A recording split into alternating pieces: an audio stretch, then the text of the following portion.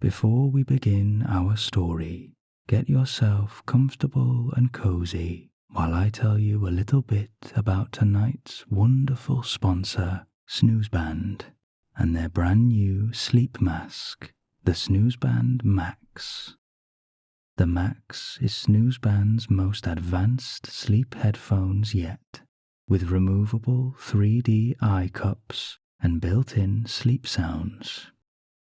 The headphones are ultra-thin with a crisp, clear quality, and the eye mask is made from super soft, breathable fabric, making it easy and comfortable to wear through the night. Snoozeband is compatible with both iOS and Android, and with a 20-hour battery life, there has never been a better time to press play on your favorite sleepy cat story and completely immerse yourself in the experience. I have been relying on Snoozeband and their wonderful products for over 2 years, and I couldn't recommend them enough. They are absolutely top of the range. Now for the good part. Snoozeband are willing to offer my listeners 15% off their purchase using the code SleepyCat15 at the checkout. This is valid for all of their products, not just the Max.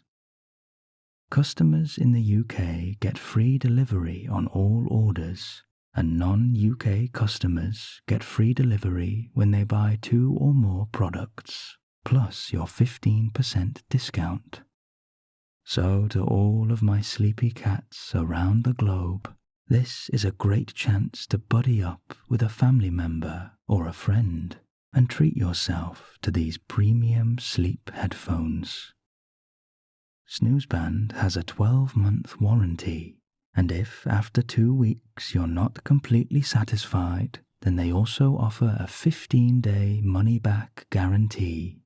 But from my experience, and judging by their reviews, I don't think you have anything to worry about. So, for an immersive sleepy cat experience and a wonderful night's sleep, go to snoozeband.co.uk and use the code SleepyCat15 for 15% off. I'll also put the link in the description and the comments. And now, without further ado, let us begin our story tonight. And thank you, Snoozeband, for sponsoring this episode.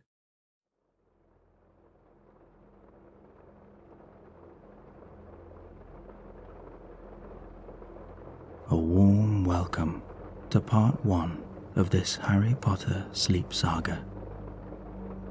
This is a magical sleep story adventure where you are the main character. In tonight's story, you begin your journey as a new wizard and take an enchanting trip to Diagon Alley, where you will enter the very heart of the wizarding world. As you take a moment to get comfortable now, remind yourself that this is your story and your adventure. Anyone that you meet along the way throughout this saga can be whoever you want them to be. They might be people from your own life, a famous figure that you admire, or a character from the books. There are no limits here, so be sure to bring your own unique imagination along for the ride. Before we begin, we will do a short breathing pattern called 4-4-5. This is designed to help you slow down and quiet your mind after a long and busy day, preparing you for a good night's sleep and allowing your imagination to unlock.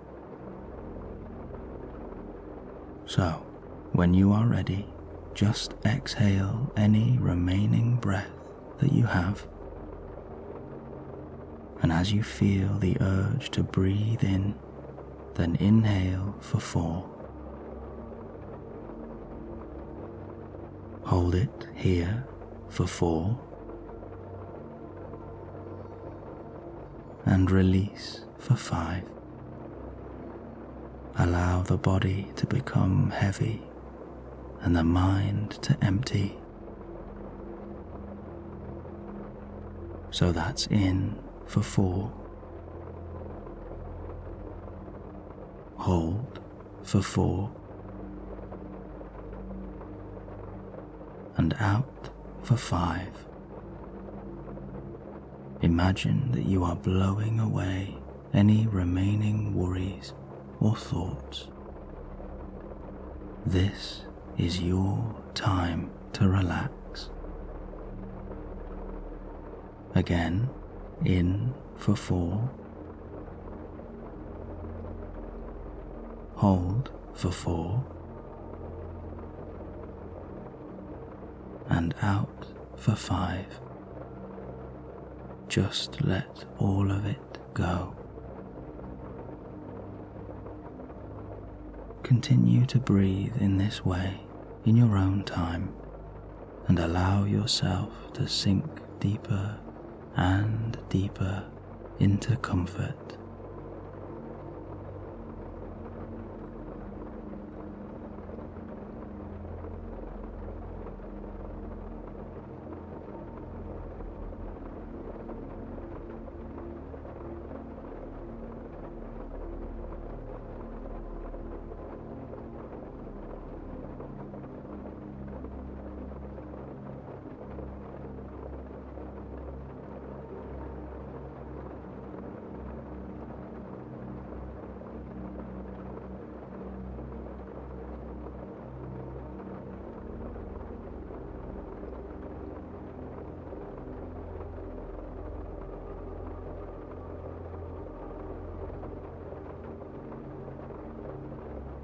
And now allow your breath to return to a natural rhythm.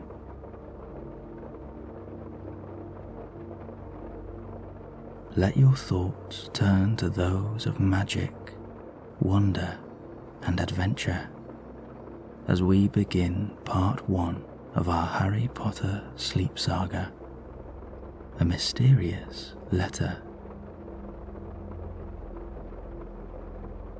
It is a bright and beautiful morning at the end of August, and you are sitting in your bedroom keeping cool in the summer heat. A small fan blows gently round the room, and a refreshing tingle washes over your face and body with its passing. Outside the open window, the sapphire sky is peppered with a wisp of cloud and backed by a golden sunrise. The sound of morning birds begins to drift into your room, and the bright green leaves of the trees outside ripple gently with the soft breeze. Directly opposite your window and across the street, you notice a small black and white cat lying out flat under the shade of a tree, fast asleep. Occasionally, you see their eyes flick up as 1 or 2 birds cross its path above them. But it's far too warm to consider chasing birds today. Once or twice, the cat looks directly at you, and you can't shake the feeling that they know something you don't. As you sit in your room, you find yourself remembering the dream you had last night, the dream you have most nights. The details are vivid. You see yourself standing outside a tall, beautiful castle with high grey towers and a courtyard of stone. Standing next to you is your best friend, one of the most important people in your life, and you both share a smile. You wear long, dark robes and carry a magic wand. Crowds of wizards are running back and forth happily, hurrying to lessons or enjoying a game with their friends. It feels safe here, secure and comforting. In this dream, you feel as though you have walked through the front door of your own home. The castle feels like an old friend that you have reunited with at last. You know that you have never seen that castle, only in your dreams. You're not even sure if it's real, but you have always felt that there is something different about you, something unique, and you'd be right to think so. You suddenly wake from the memory of your dream as you notice the outside breeze quickly change direction. The hairs on the back of your neck stand on end. You feel different. You know today holds something special for you. In that moment, you hear a low hooting sound, and as you turn to look out of your window, you can hardly believe your eyes when you see a small brown owl flying steadily towards your window, something hanging from its beak.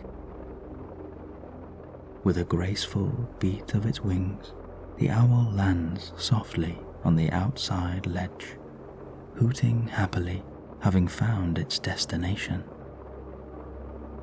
It hops inside the window onto a small table nearby, patting its feet excitedly as its tiny head cocks to one side inquisitively. An excitement builds in your stomach. You have a feeling that all of your dreams are about to come true. The little owl hops toward you 3 times, urging you to take the piece of paper from its beak. As you take it from the owl, you see that it is not a piece of paper, but a letter written in emerald calligraphy on a cream parchment, a letter addressed to you. Your eyes widen with amazement as you turn the letter in your hands and find an unbroken wax seal on the back. The seal bears a crest divided into 4, and in each quarter is a different animal: a lion, a serpent, an eagle, and a badger. Unable to resist, you break the seal and remove the letter from the envelope, unfolding the parchment. Across the top, in capital letters, reads "The Hogwarts School of Witchcraft and Wizardry," and next to it is the same emblem as the wax seal, this time hand-drawn in black ink and pulsing with a steady light. Your heart beats in anticipation, and you read on excitedly as the message in the letter reveals something that deep down you have always known. There is a power in you, a magical power, and you are no ordinary soul. You are a wizard. It should be a surprise, and yet it feels as though every day of your life has been leading to this moment. It all makes sense.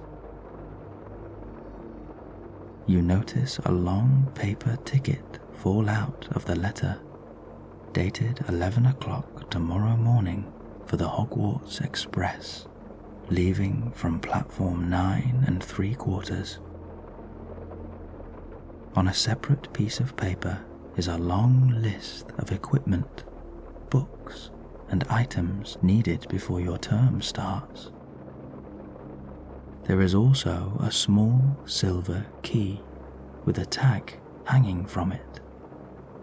The writing on the tag conveys the fact that your muggle money is no more. It has been transferred, and your new wizarding money awaits you now in your vault at the Great Goblin Bank, and it can be opened with this key.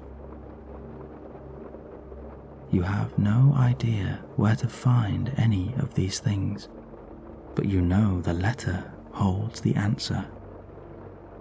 Your eyes are drawn once again to the pulsing emblem at the top, and then you watch in amazement as a new message is being handwritten onto your letter in real time.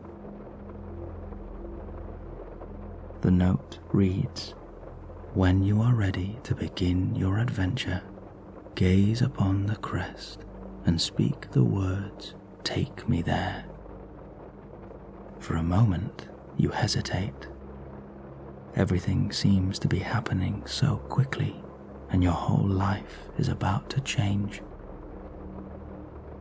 With a deep breath, you remind yourself that while change can be scary, it's far better than standing still. A world of magic, of wonder and possibility awaits you. A smile grows on your face as you stare at the glowing emblem and repeat the words, "Take me there." A magical sensation ripples through your body, and a warm, comforting darkness surrounds you.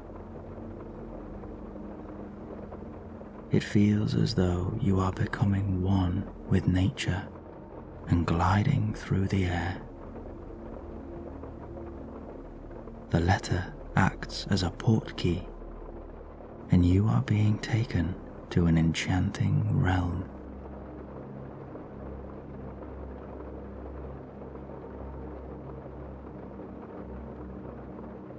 You land perfectly on 2 feet on a thin, cobbled street. For a moment, you are slightly disoriented, but as you take stock of your surroundings, you realize you are in the heart of London, but a very different London to the one you know. It feels like an old town set in another place and time, away from the hustle and bustle of city centre life. The small, crooked streets are hidden away. No one could find this place by themselves. The streets are narrow and dark. The sun is beaming across the sky, but right now its light only grazes the top of the thatched roofs high above you. Then, in a surreal moment, you see a small black and white cat appearing from a tiny alleyway further down the path. The cat approaches calmly and sits opposite you, looking up with a kind curiosity as its tail swishes left and right in no particular rhythm. Was it a trick of the light, or did this very familiar cat give you a slow wink? They stand up on all fours and begin to walk through your legs, swooping in a figure 8, giving off a gentle purr. Then it begins to walk ahead of you, flicking its tail in a gesture, and you know when it turns around to look at you that this graceful animal is inviting you to follow.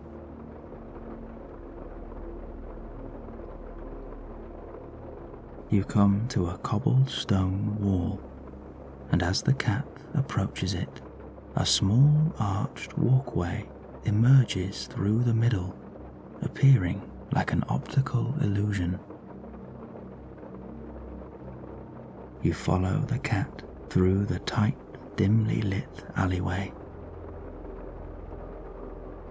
The occasional lantern hangs on the curved ceiling, providing patches of golden light guiding your way. You carry on, changing direction ever so slightly, to the right, the left, left again, and right, before you come to a straight and narrow passage. At the end is a rickety old wooden door, and at the bottom sits your new friend, waiting patiently as you slowly approach the door. You place a hand against the wooden frame, and a warm, tingling sensation runs through your arm. You flick the latch and push open the door.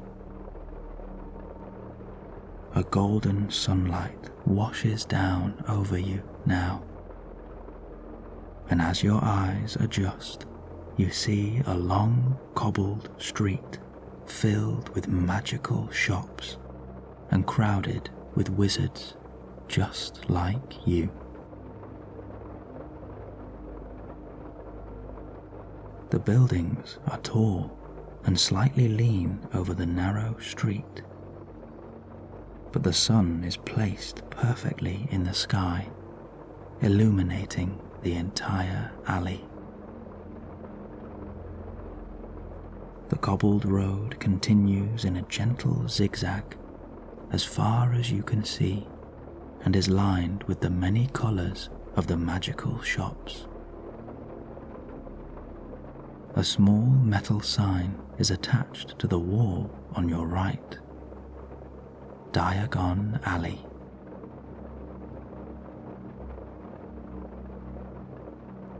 You continue to follow your new companion as they lead you through the crowds. Occasionally, they look back to check on you and make sure you haven't lost your way. But how could you be lost here? It feels just like home. You are right where you belong. It is a breathtaking sight, one that you will never forget.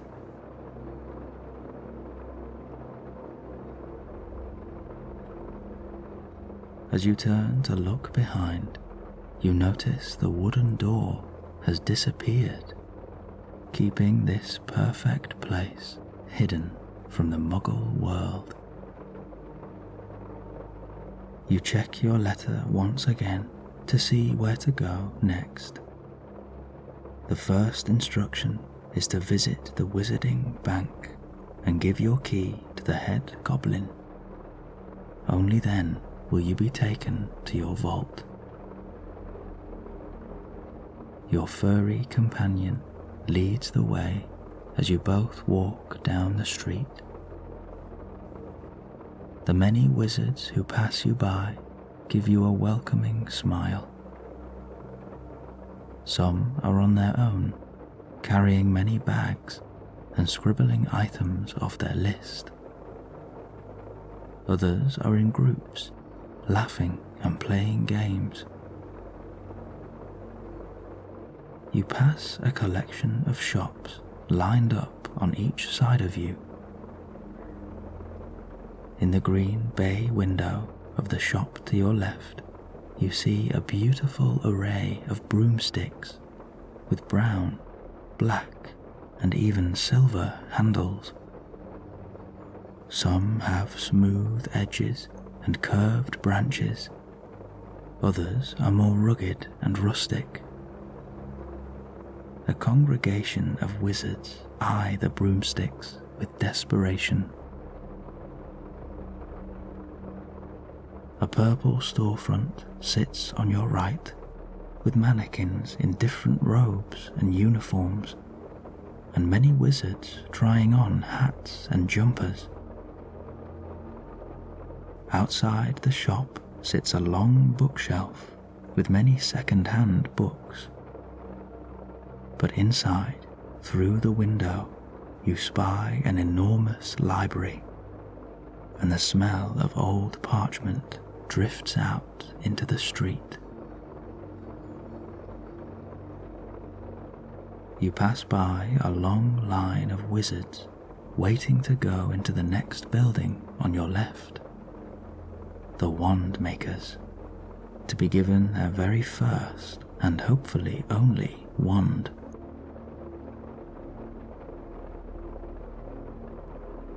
The next shop has a beautiful array of animals outside. Some are in cages, owls mainly, but there are also cats roaming free, rabbits, bats, and many more wonderful creatures.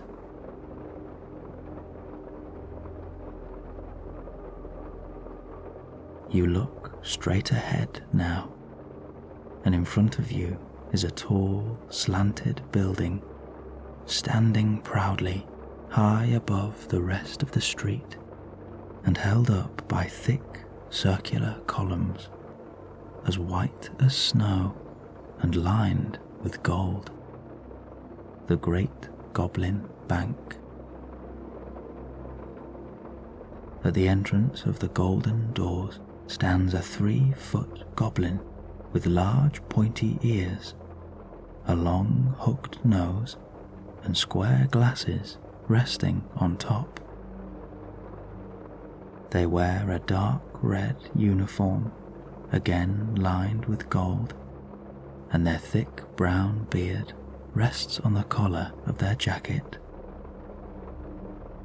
In their long fingers they hold a silver quill and a tightly rolled piece of parchment. The black and white cat leaps up onto a marble ledge and curls up for an afternoon nap. They will wait for you here while you take a trip inside the bank. As you climb the marble steps and approach the door, the goblin raises their hand and signals for you to wait there.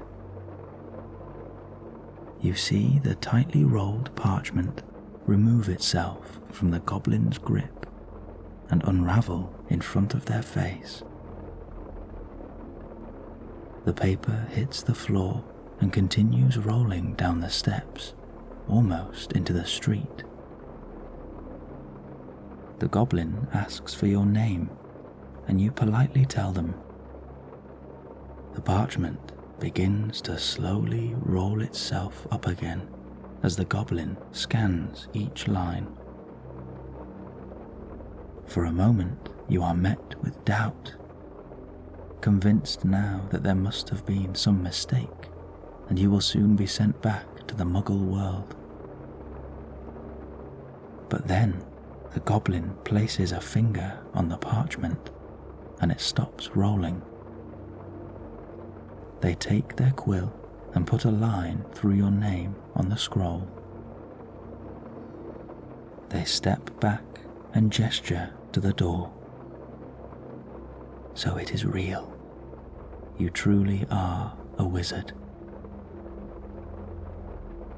You look back down along the street, still full of life, and back to the sleepy cat, whose help you are grateful for today. You turn back to the large golden door before pushing it open and walking inside.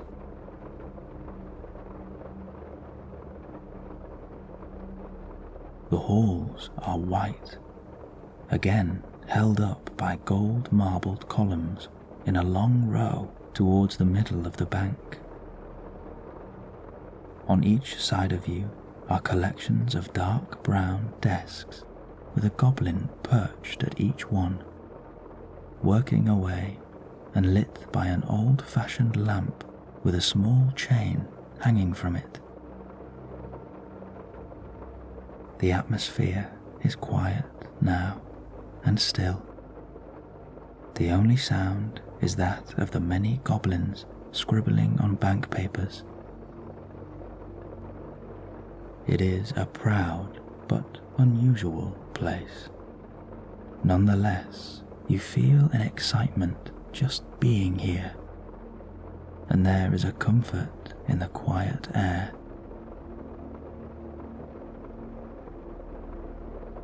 You begin to walk down the long hallway of the bank and toward a large golden white plinth, on which rests a mahogany desk, and there sits the head of the Goblin Bank, proud and commanding. As you approach the stand, the head goblin holds out a hand and requests your key for examination. You take the key from your pocket, but before you can hand it over, it is lifted out of your grip by magic and floats across the desk into the goblin's long fingers. They turn the key thrice in hand and examine it under a tiny golden machine with 8 different magnifiers. At last they lift their head, telling you that all is well, and if you'd like to follow their colleague, they will take you to your vault. From behind the plinth emerges an even smaller goblin, but their face is far friendlier than any goblin you have seen so far. They greet you with a bow and a smile, and you return the gesture. They wave your key in the air and almost skip with delight down a small corridor to your left. You cannot help but laugh at this cheeky fellow, and you follow the young goblin down the corridor. They lead you to a dark room lit by small oil lanterns, where in front of you sits a strange contraption. It looks like a mine cart, but the wheels stick out to the side of the main body and attach to the track. The track goes on through a tunnel as far as you can see. The body of the cart has 4 seats and several levers, and you have no idea what any of them do. The young, happy-faced goblin gives you an excited smile and tells you to climb into the cart. You are cautious at first, but he reassures you that there are hundreds of magical enchantments protecting this cart, and that you are perfectly safe. This is the safest place in the wizarding world, except, of course, the magical castle where you are destined to go. As you step in the cart and buckle yourself into a seat, he tells you that the green lever in front of you dictates the speed of the cart, and you can personally control it by simply pulling or pushing on the lever. You are completely safe and completely in control. Any hesitation is met with a new excitement as you hear the goblin push forward on his lever, and the cart pulls away.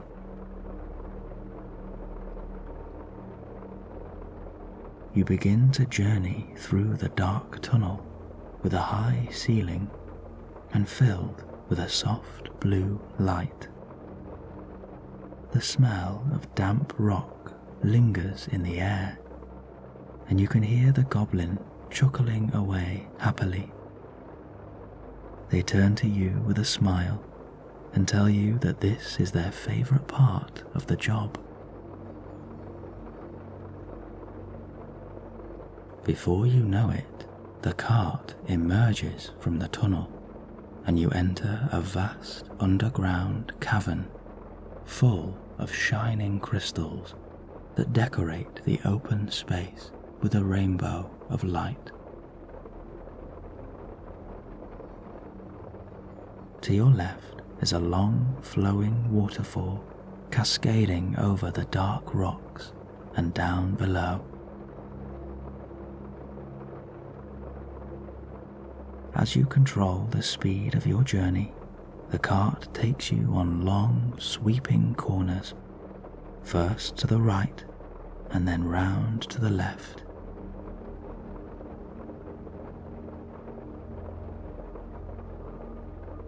You take in the wonderful, multicolored crystals all around you as you enjoy the soothing journey. A gentle wind strokes your cheeks and trickles over your arms.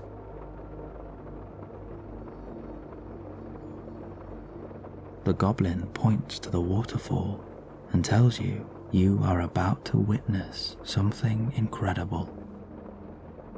In that moment, the cart changes direction onto a new track and curves round towards the waterfall.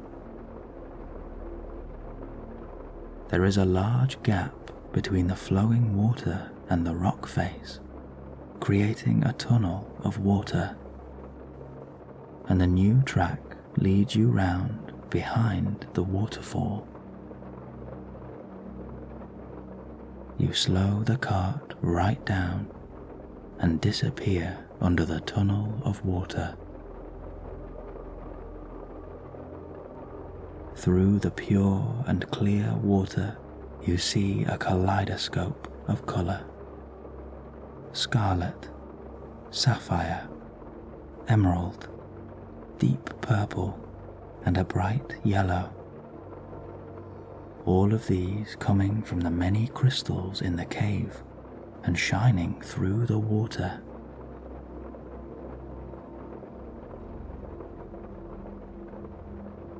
Then a rainbow of dust from all the crystals begins to float around you, filling you with a beautiful magic. It is a mesmerizing thing to witness.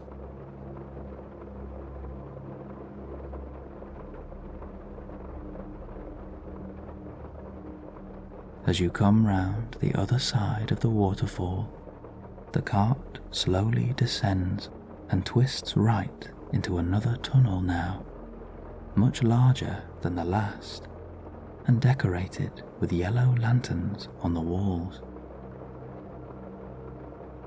At regular intervals, you notice there are large alcoves embedded in the walls, and each one has its own platform, behind which stands a tall, high-security door, riddled with locks. Then, at the end of the tunnel, you see a platform straight ahead, and you know that this is the one. As the cart comes to a stop, the goblin releases your buckles and you step out onto the dusty platform. In front of you now stands a tall black door with a beautiful humming sound coming from within. The 4-digit number on the door is your date of birth, month, then year. This vault has had your name on it from the day you were born. You have dreamt of this day your entire life, and now you are here. The goblin turns to you with a hop. He tells you that when he puts in the key, you need to place your hand on the door, as that is the only combination that will open it. He shuffles the key into the lock, and you rest your hand in the exact middle. You feel the door shudder. This ripples through your arm as the door gives way and opens from the middle. The left side swings out toward you, and the right panel opens inwards to the vault. Your vault is illuminated by a soft light in your favorite color and a single hanging oil lantern. Inside are all of your most valued possessions, safe and protected here. In one corner rests a large pile of coins, gold, silver, and bronze, all yours. On top of the pile is a small handwritten note which you take between your fingers. A short letter from the headmaster. They wish you luck in your adventure today, collecting your books and equipment and your wand, and they look forward to meeting you when you arrive at the castle. You fold up the letter, take a few handfuls of coins, and place them in your pocket. You turn around with a new excitement as you leave your vault.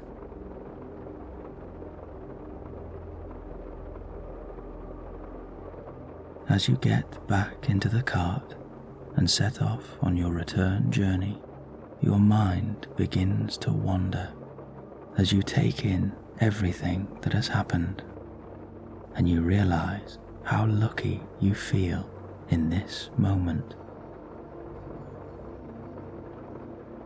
You are grateful for this day, grateful to the owl for bringing you your letter, to the cat for guiding your way, and grateful for the fact that this wonderful, magical world is yours now.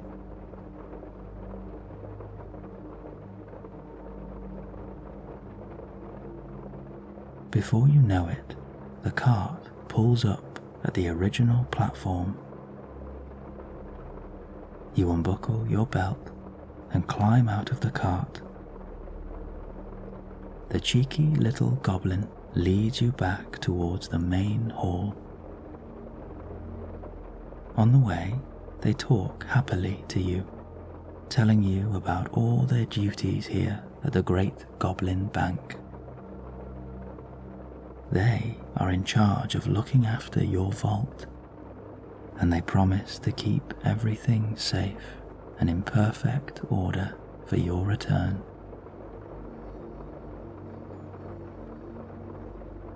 As you reach the main door, the goblin hugs your leg tightly, and they wish you well on your journey and hope you come back soon. You kneel down and thank them for all their help and their wonderful company. You push open the door and wander back into the magical street. As you return into the afternoon sun and into the bustling alley, you see a wizard standing next to your black and white cat, stroking its head and looking at you with a mischievous glint in their eye. After a quick double take, you soon realize it is your best friend, one of the most important people in your life. You run to them and share a warm hug. Your best friend tells you they too received a letter this morning and had to find their way to this magical place. They had only just received their wand when this lovely cat greeted them in the street and brought them here to wait for you. An uncontrollable smile fills your face, and you peer behind you to check in on your furry companion. Indeed, The black and white cat now sits proudly upright on the wall next to you, purring softly. They give you an affectionate blink, a sign of trust between animal and human. You cannot believe this little cat has brought your best friend directly to you. The cat has done their duty today. They have brought you here safely, and they will stay here now to help other stranded new wizards find their way. You give them a farewell scratch behind the ear, and they brush their cheek against your hand. You truly hope that your paths will cross again soon. You join your best friend, and together you continue to make your way back through this enchanted street. You turn and share one final look with the cat, who is still watching over you. The day is in full swing now. Shopkeepers stand outside their doors, welcoming new customers, and their young assistants hurry around, pushing trolleys full of books, potion bottles, robes, and suitcases. You see many wizards carrying their new animals. One holds a small toad. Another cradles a puppy.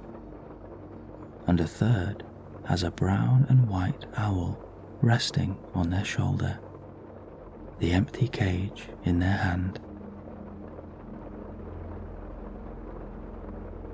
You come at last to a purple-fronted building with silver writing across the top. This is the place for new wizards to be fitted into their uniforms and robes, and where you will find all the books you could possibly need. You open the purple wooden door and enter the store, followed by your friend.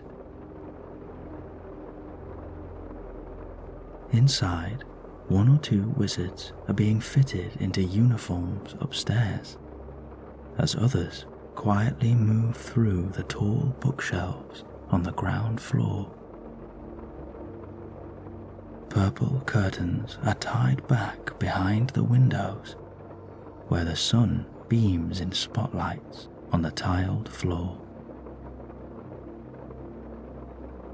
From above you, at the top of the stairs, a squat elderly witch calls down to you, telling you that if you'd like to be fitted into new robes, then head up the stairs and she will be with you in a moment. Your best friend leads the way, and you both climb the thin, rickety staircase. The wooden handrail is loose and moves in your grip. As you reach the top, the lady's assistant takes your friend to be fitted into their new robes. As you watch them disappear round a corner, the old lady approaches you with a warm and welcoming smile, beckoning you to follow her. With a bubbling excitement, you follow her lead, and she takes you round to the left, where a small fitting room awaits, covered by a thick purple curtain. Wand in hand, the lady draws back the curtain, and you head inside. There is a circular wooden platform which the lady tells you to stand on and hold out your arms. In that moment, a small, compact tape measure floats into the booth. The tape measure begins to glide around you, first stretching out across your arms, then wrapping gently around your waist, up to your chest, and across your shoulders. It stretches down your leg and around your feet. The tape measure is proud and sophisticated in its work, and you can tell by the effortless way it dances around you that it has done this 1,000 times.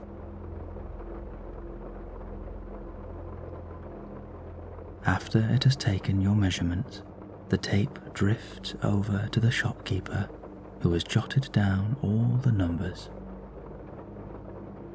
She gives you a nod and waddles away into the store cupboard, followed by her trusty tape. In mere seconds, she returns with a brand new uniform and wizard robe, handmade to perfection. She passes them to you, and with a flick of her wand, the curtain closes, giving you some privacy. As you try on each new layer, you cannot believe how perfectly crafted this uniform is. Every piece fits snug to your body and provides a warm, glowing comfort. Fully robed now, you check the mirror behind you and see yourself as you are always meant to be.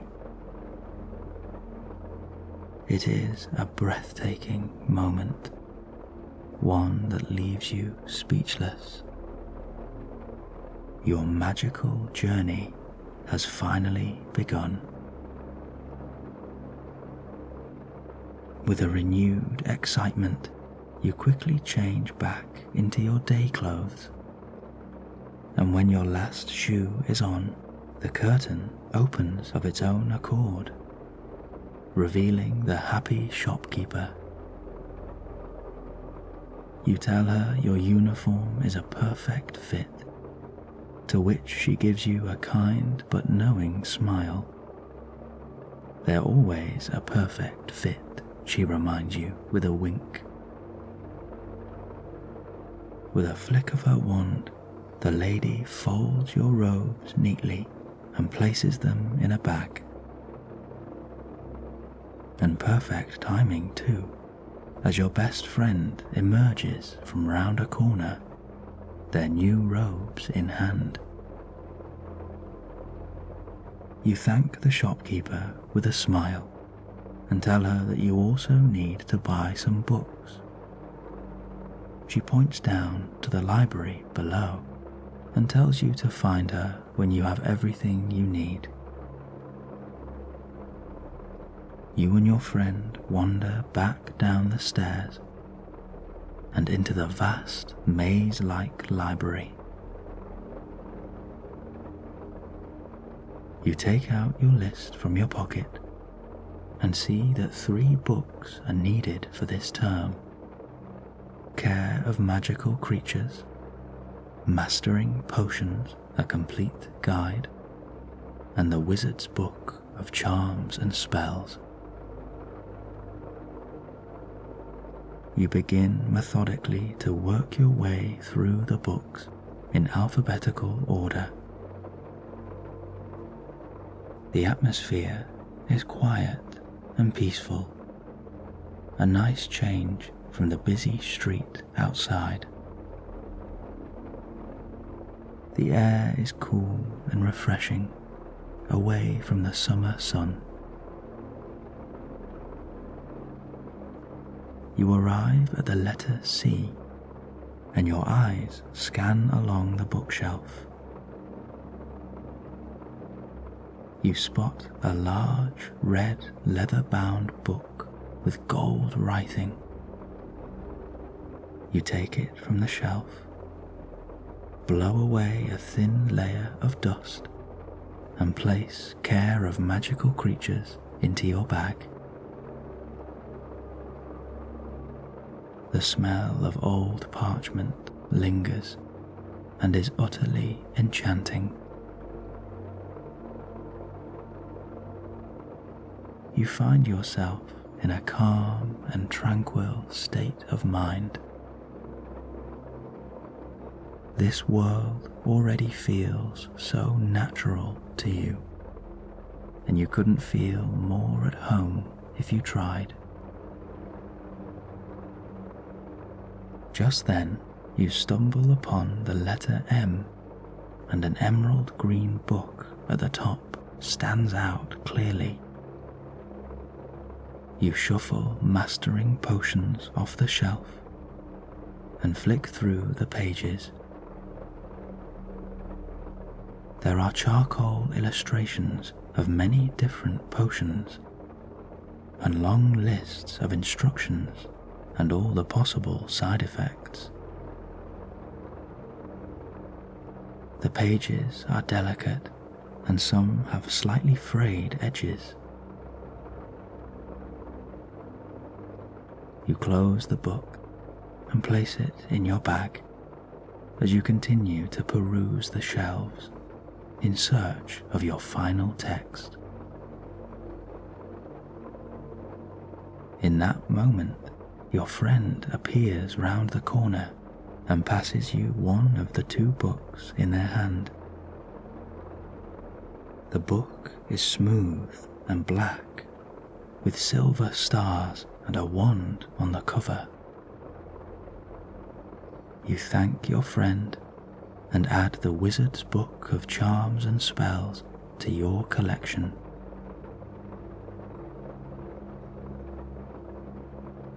As you emerge from the bookshelves, you see the kind old lady at the front desk.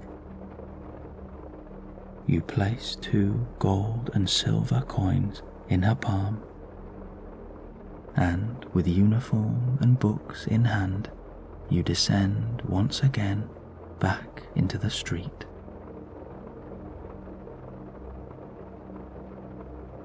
You stroll casually now, your best friend by your side, talking away. You share your stories about how you both arrived here. You tell them about the owl, the black and white cat, and your magical letter that transported you here as a portkey. Your friend tells you that their letter was waiting for them this morning, poking through the letterbox, but there was no owl or cat on their journey. Instead, their letter came with a small pouch of powder, which they were told to throw down into their fireplace and speak the name of this enchanting street. Your journey takes you now past a grey and dingy-looking shop. In the window are potion bottles full of different coloured liquids, pouring back and forth between one another. Cauldrons filled with who knows what stir themselves in a rhythm and bubble away. A gentle steam fills the window, and although the shop is dark, it is enticing. You quietly veer away from the street, up a small ramp and through the tall grey door.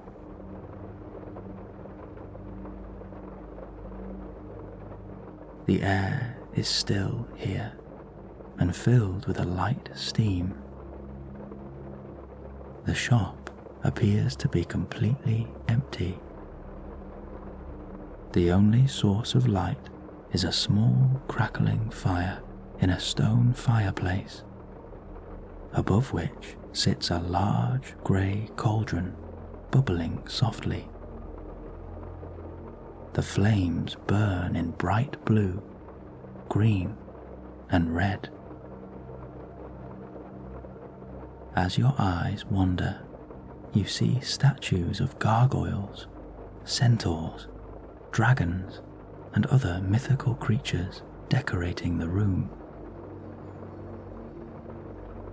Then, a small trap door in the middle of the room flips open, and a shadowy figure in a black cloak emerges, carrying a handful of strange ingredients and with a thin layer of dust on their shoulders and their brow. The shopkeeper has a slight hunched back and a shuffling walk. They welcome you to their magical apothecary and tell you to browse freely, but they add with a husky laugh not to drink any of the potions on display. This potions master does seem to have a mysterious air about him, but he is not frightening, merely eccentric. He seems to enjoy his image as the dark cloaked figure, and perhaps takes the part a little too seriously, but he is kind nonetheless and friendly to you. With a polite smile, you turn away and begin to examine the potion equipment and the endless empty cauldrons as you wander along the creaky floorboards. Back at the main desk, the potions master now stirs a pestle and mortar, grinding a small green rock into a fine powder. A silver and emerald dust drifts up into the air, mingled with starlight. Further along the thick wooden shelf, there is a collection of cauldrons, measuring spoons, bottles, and other equipment, all grouped together. It is exactly what you need. In that moment, before you can touch them, the bottles and cauldrons lift slowly into the air. They arch over the top of you, and you both turn to follow their movement. With a mischievous half smile, the shopkeeper lightly waves his wand and guides your new equipment into a neat pile before wrapping them up in a large box. With the tying of a black ribbon on the top, it is ready. As you pay the potions master, he advises you to both take a trolley for the remainder of your trip. And in that moment, 2 metal trolleys roll out onto the shop floor by themselves. They wiggle their front wheels as a greeting to you, excited to finally be put to use. You thank the potions master, and you both take a trolley and fill it with your robes, books, and your new box on top, before opening the door and rolling your trolleys back into the alley. As you make your way down the cobbled street, you check your list and see that you still have to collect your animal and your wand. Your friend walks beside you, pushing their trolley, and you both continue to take in this magical world. Things are less crowded outside now, still busy, but there is a more relaxed feeling in the air.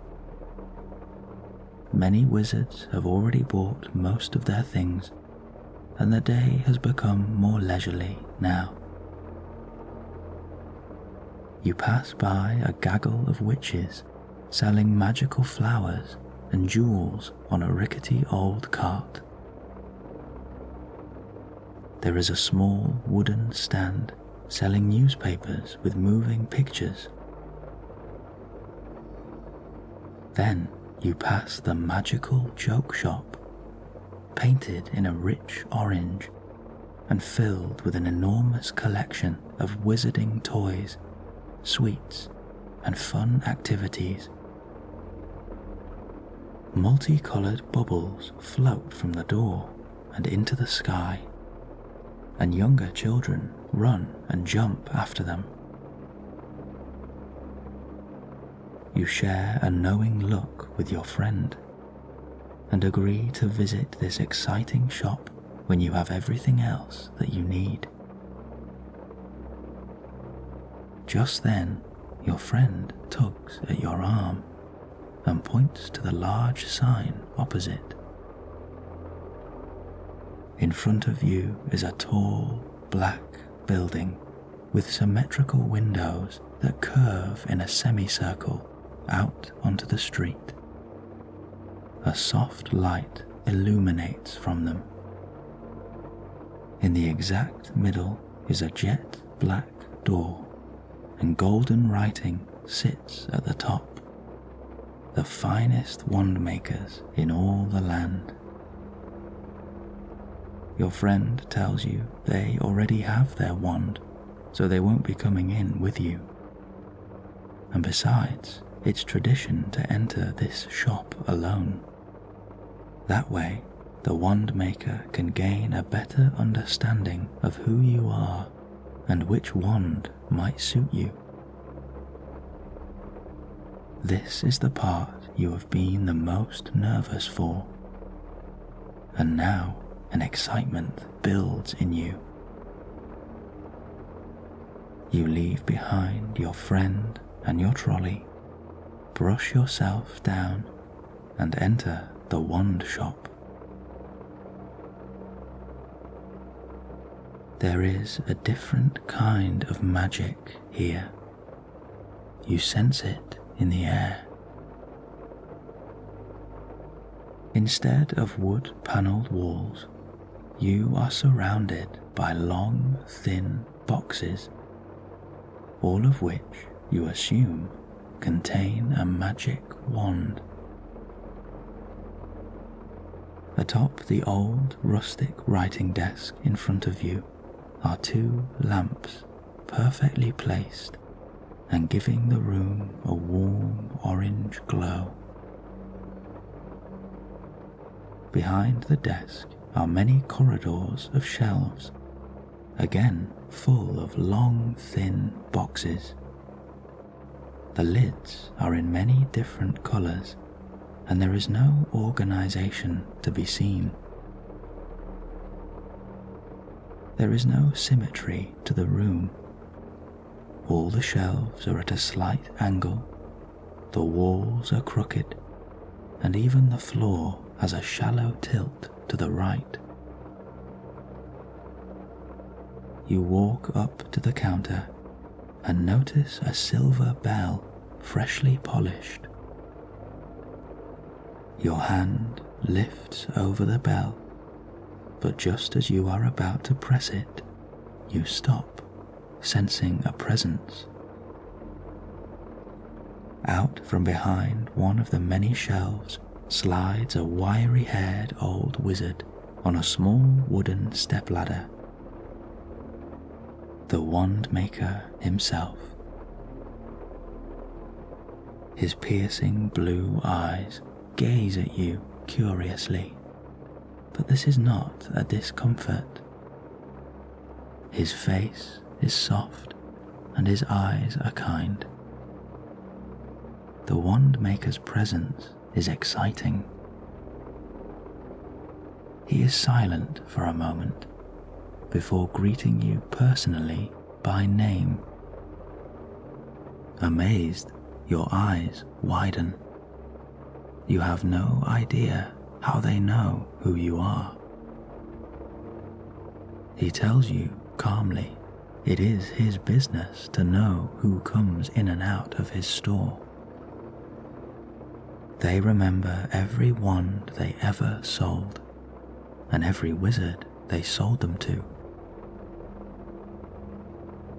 He asks you to place your hands on his desk face up, and he examines the grooves and curves of your palms and fingers. The wand maker looks at you now, an intriguing glint in his eye. He turns instantly, steps up onto his ladder, and slides off into the endless corridor of boxes. He shuffles a box from the shelf and slides back to his desk. With a delicate hand, he takes off the lid. He folds back a white cloth in the box and lifts out the wand, hand-carved oak and slightly crooked throughout, with 3 rings on the handle. He passes it to you over the desk, and you take it in anticipation. He tells you to give it a wave. Nothing happens, merely a small poof of a blue spark. The wand maker's face drops in disappointment. He takes back the wand and traces his beard with his hand, his eyes wrinkled in thought. He rubs his finger over his thumb as he ponders his next move. His head slowly lifts as an idea seems to form in his mind. He glances to you with a new smile upon his face. Suddenly, he stands bolt upright and comes out from behind the desk, collecting a long wooden ladder on the way. He strides past you and heads to a tall wand shelf behind. He climbs the ladder slowly, methodically, until he reaches the top shelf. With a last look back to you, he gives himself a nod. He seems to know now exactly what he is looking for. He shuffles out another box, blowing away the dust from the lid. He descends the ladder and with a sigh of relief hands you the box. There is a mysterious and powerful aura about it. The box is decorated in your favorite 2 colors, with a beautiful swirling pattern on the lid. Your eyes flick up to the wand maker, and he urges you to open it. You shuffle off the lid and peel back the thick white cloth, and there you see it, a beautiful hand-crafted wand, like nothing you have ever seen before. He tells you this wand was made a long, long time ago, crafted by his great-grandfather, but it has, until now, never been opened. You remove the wand and hold it gently in your hand. The moment you touch it, the wand gives off a golden glow, illuminating the entire shop and surrounding you in a warm light. A strange but wonderful sensation runs through your hand, up into your arm, and across your entire body. The hairs on the back of your neck stand on end, and you feel a new magic surging through you. You feel as though you could fly, as though you could do anything in this moment. This wand has chosen you.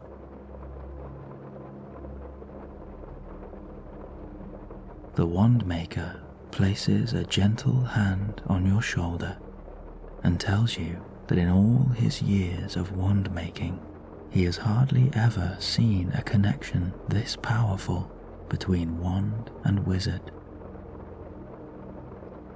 He knows, just by looking at you, that you are destined for great things.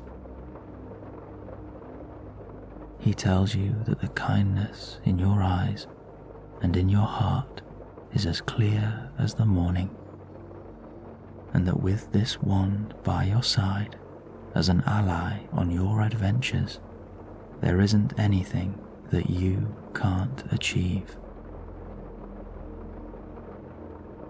This is a truly beautiful moment, one that will stay with you forever.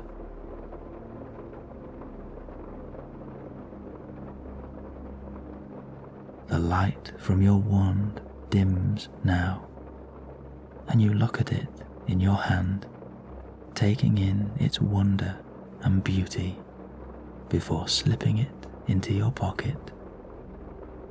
The final piece of the puzzle has been found. You pay the kind old wand maker with a beaming smile before leaving this enchanted shop and heading back out into the street. It is quiet now, and the street is nearly empty, but there is still the odd wizard meandering down the cobbles and nipping in and out of the many shops. A golden red light descends into the alley now. A beautiful late summer sunset illuminates the shop windows on this crooked cobbled street. Straight ahead of you waits your best friend, a mischievous smile on their face. While you were inside, they have been to the pet shop and have brought you a magical gift. They reveal a cage from behind their back, and inside is your favorite animal, looking up at you with hopeful eyes. Your friend opens the cage, and you take your new animal in your arms, holding them gently. They curl up in your warm embrace and make themselves comfortable in your arms. They are beautiful and precious. You look to your friend with a grateful smile and thank them for this perfect gift. You place your new companion back into their cage, and you set off on your way. As you stroll together now, you ask where to next, and with a cheeky smile, your friend points down the lane to the orange-fronted store that appears to be glowing in the street. At last, the joke shop. You peer in through the square-panelled window, and you cannot believe the array of magical toys, sweets, and activities going on inside. Your patience disappears as you both push open the door and pile your trolleys into a small cloakroom to your left. Then you walk out onto the shop floor. All around you are tall shelves of different colours, filled with a seemingly infinite collection of magical sweets, cookies, and toys. Frogs made of chocolate occupy an entire shelf to themselves. There are small boxes of jelly beans in all the colours of the rainbow, and red and black wands made from licorice. you spy a makeshift cauldron with a suspicious green goo inside, bubbling away and stirring by itself. You have no idea what it is, a prank most likely, but you dare not touch it to find out. The shop is filled with many wizards, but the atmosphere is perfect. A gentle hustle and bustle fills the air, and everywhere you look are happy, smiling faces, enjoying every moment in this magical place. The floor is soft under your feet and springy to walk on, and it makes you feel light and airy. With every step you take, the floor releases tiny multicolored bubbles that rise up to the ceiling before popping on the roof. And as your eyes lift up, the open plan room reveals that there is an upstairs platform with many more magical gifts. There is a fountain of falling sweets in the middle of the store, where you see young wizards holding out extendable paper cups and filling them all the way to the top. To your left is an old-fashioned carnival-style sweet machine, decorated in yellow and red stripes, with a silver switch in the middle. 4 panels of glass show that inside are small pieces of chocolate spinning on a turnstile inside the machine. In the top of the machine is a tiny dragon with bright blue scales on its body. As the balls of chocolate turn, the dragon lets out a few blasts of fire, warming them through. You watch a small young wizard run over to the machine, and turning the silver switch, a warm chocolate sweet drops out into their hand. They pass the chocolate between their hands to cool it down before popping it neatly in their mouth. Just behind you, you overhear a trio of talking wizards. They mention a secret room upstairs, in which there is a magical levitation chamber. You tap your best friend on the shoulder and gesture upstairs, telling them what you have heard. Their eyes widen with excitement, and you both work your way through the crowd and toward a thin spiral staircase. As you walk onto the first step, the staircase begins to move in a slow circle, and you are carried upstairs. As you slowly rise up, you look out over the huge joke shop, taking in all the wonderful goings-on and the enchanting atmosphere inside. When you reach the top, the staircase stops at the perfect moment, and you move off onto the top walkway. Your friend follows just behind, and you take them by the arm and lead them along the walkway with an excitement in your stomach. In front of you now stands the curtained-off secret room.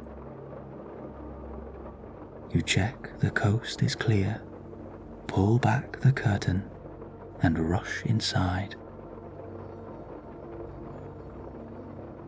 The dark room is lit by more floating bubbles, similar to the ones below, only these do not pop. Instead, they give off a soft, bluey purple light and float effortlessly around the room.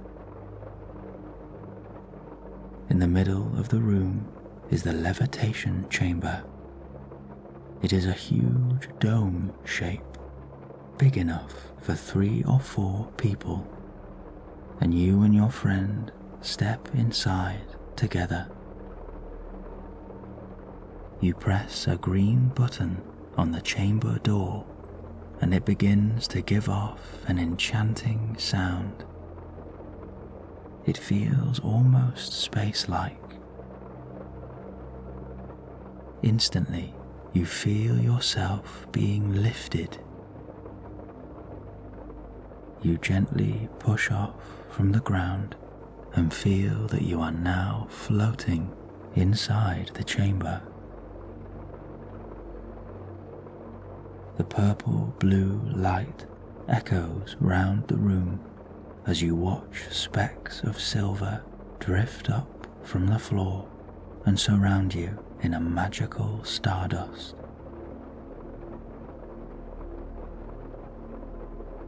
You both drift around the chamber, laughing together and pulling funny poses in mid-air. You feel eternally grateful for your best friend.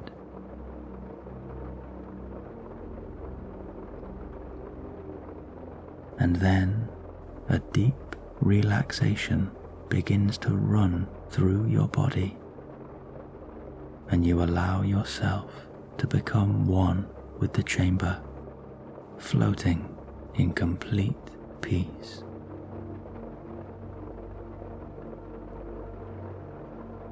You feel any tension releasing from your muscles.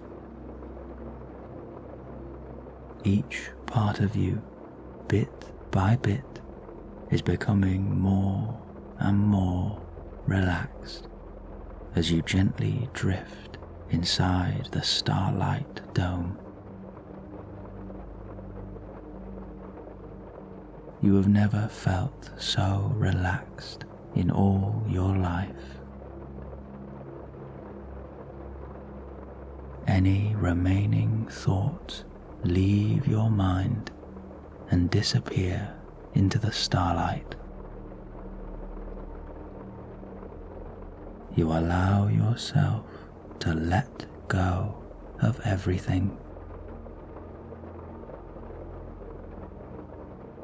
Your arms hang loose by your side, free from all tension.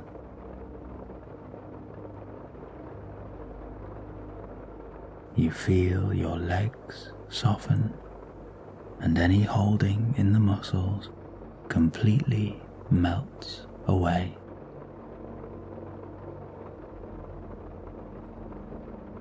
Your back and shoulders become loose and soft, and you feel your chest and stomach slowly expand with each calming breath.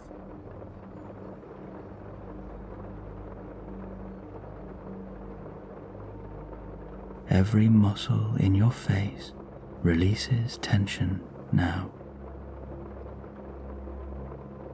Your brows soften. Your cheeks and jaw become loose, and your mouth drifts open, relaxed. You are completely free.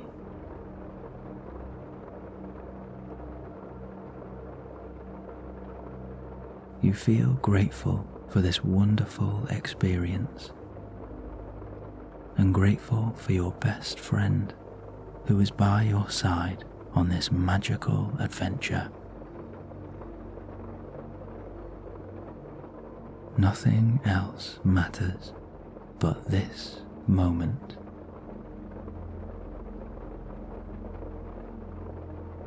This is a wonderful place, full of hope, of possibility, and of endless magic.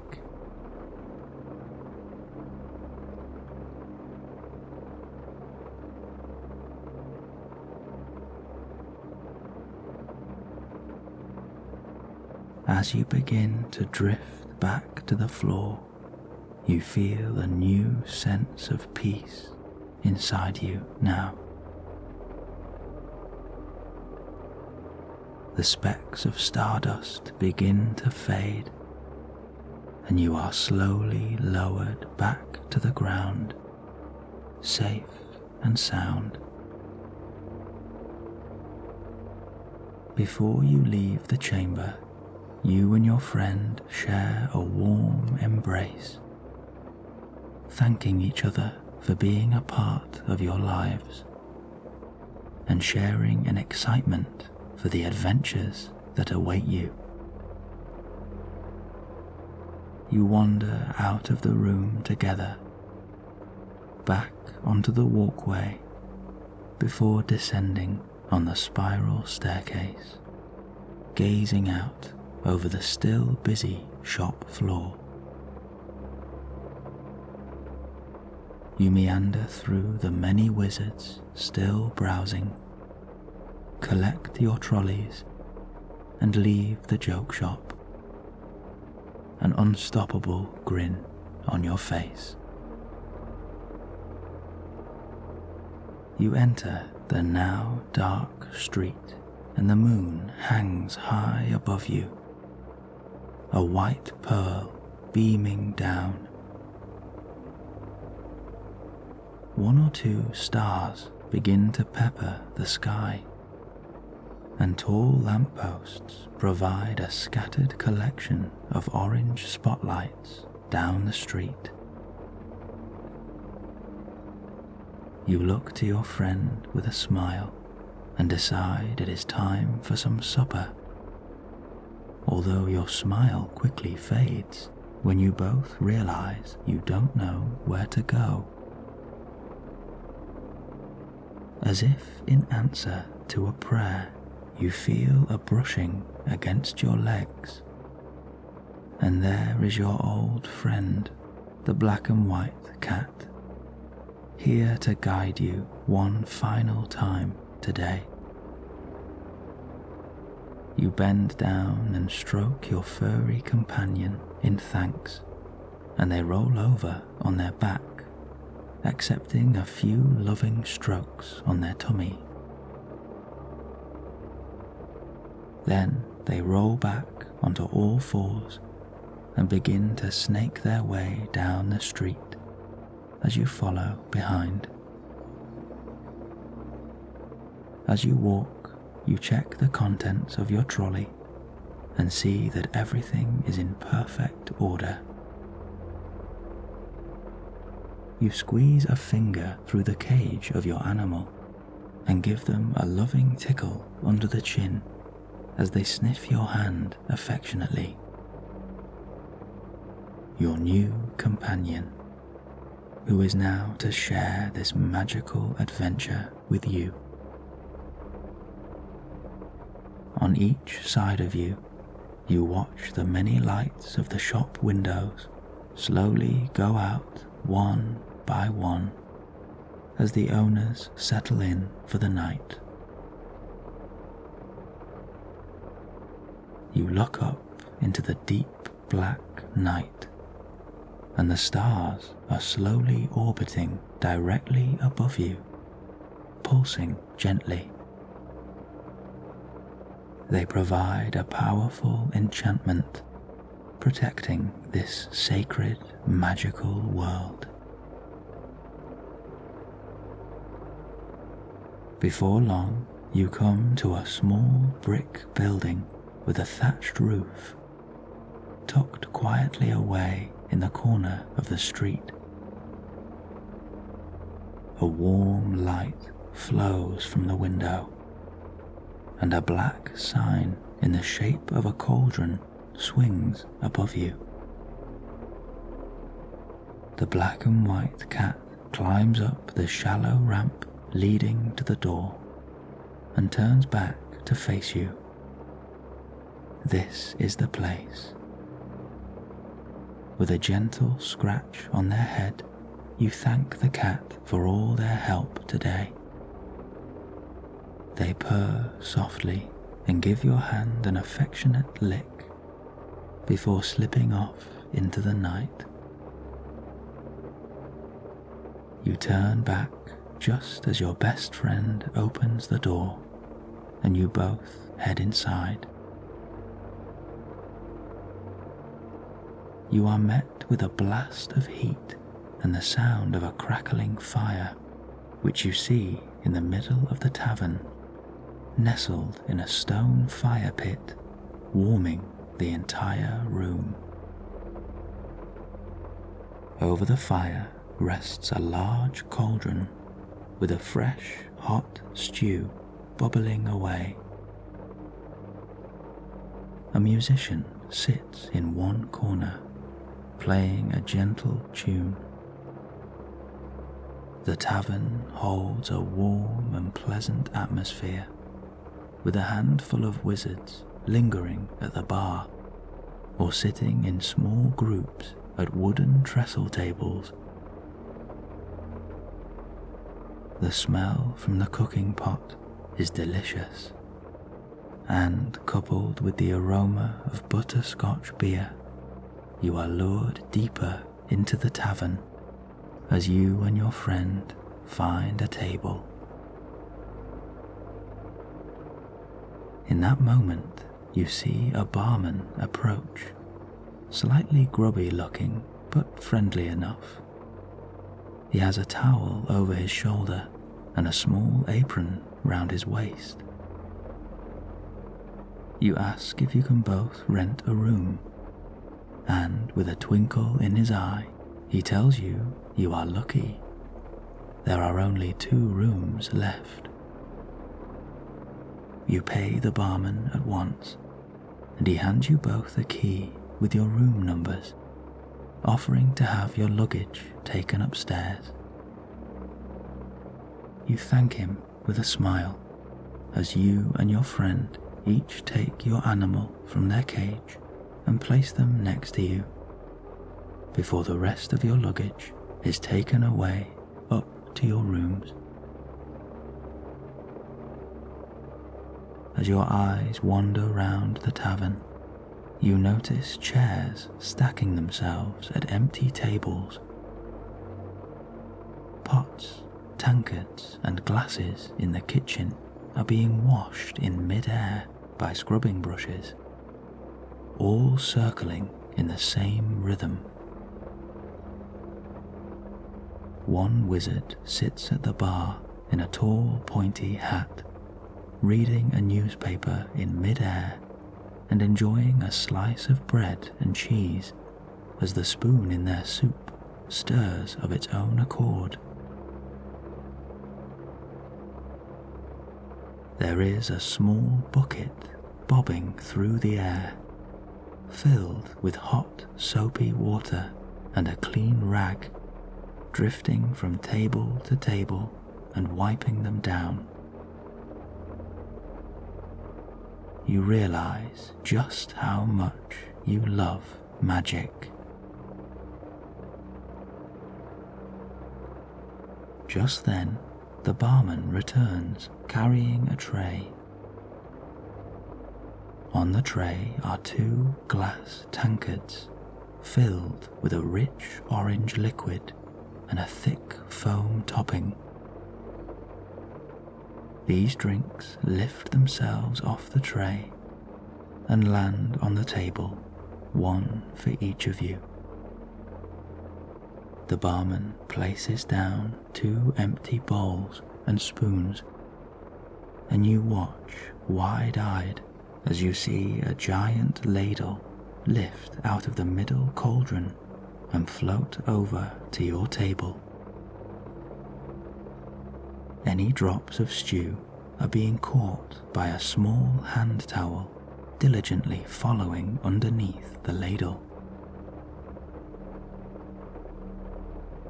In 2 slow motions, The ladle fills your friend's bowl and then your own. The rich, creamy liquid gives off a tantalizing smell, and a warm steam rises from it. 2 pieces of freshly baked bread slice themselves from a warm loaf brought by the barman. All of this is on the house, the barman tells you. A welcome gift for 2 exciting new wizards. You thank him kindly, and he leaves you to enjoy your stay. A small candle in the middle of your table flickers gently and dances in the wind when the door swings open and more wizards enter the tavern. You take in the quirky yet magical surroundings as you enjoy the first mouthful of this delicious food.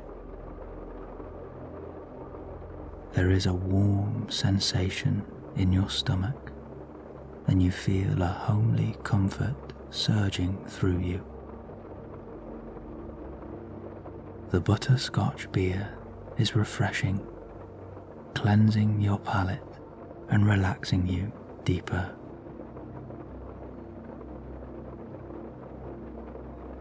As you continue to eat, you stroke your animal next to you, who is now awake and nibbling small pieces of bread that you break off for them. You talk happily with your friend about your day, reminiscing on all the wonderful places you have been. Then you begin to share your dreams and aspirations for when you get to the castle and for your life as a wizard.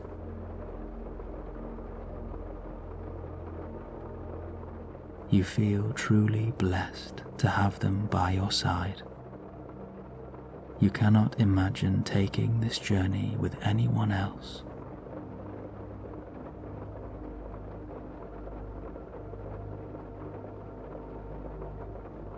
The sound of the fire and the calming atmosphere lulls you into a deep relaxation, and you feel your eyes begin to drift closed. You reach into your pocket and check your train ticket. 11 o'clock tomorrow morning at King's Cross Station. You and your friend decide now that it is time to get some sleep. You have another busy day ahead of you. Tomorrow, you will take the journey aboard the Hogwarts Express to begin your adventure as a wizard, ready to study at the most magical castle in the world. With your animal cage in hand, you thank the barman and wander up the creaky wooden stairs, followed by your best friend.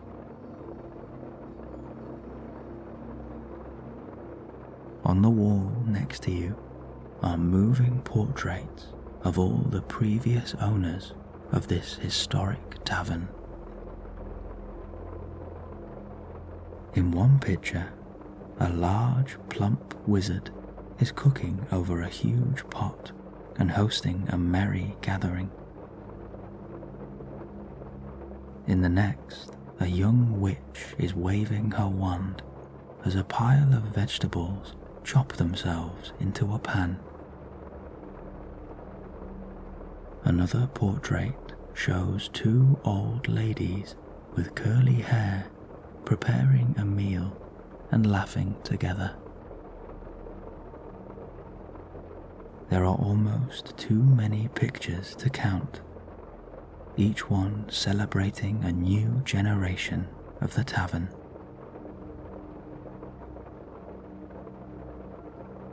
Finally, when you reach the top of the stairs, you see a moving photograph of the current owner and barman, washing tankards by hand and smiling to the camera. At the top of the landing, you bid your friend a good night and wander down the slanted corridor.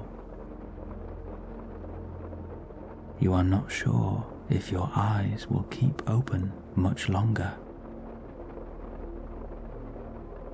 And then, at last, you reach a small wooden framed door with your room number on it. You slide in the key, unlock the door, and push it open.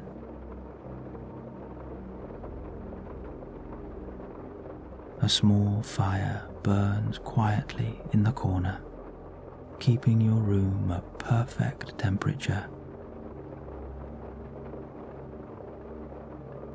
Thick wooden beams cross above you, crooked but strong, and a white window sits at the far side of the room.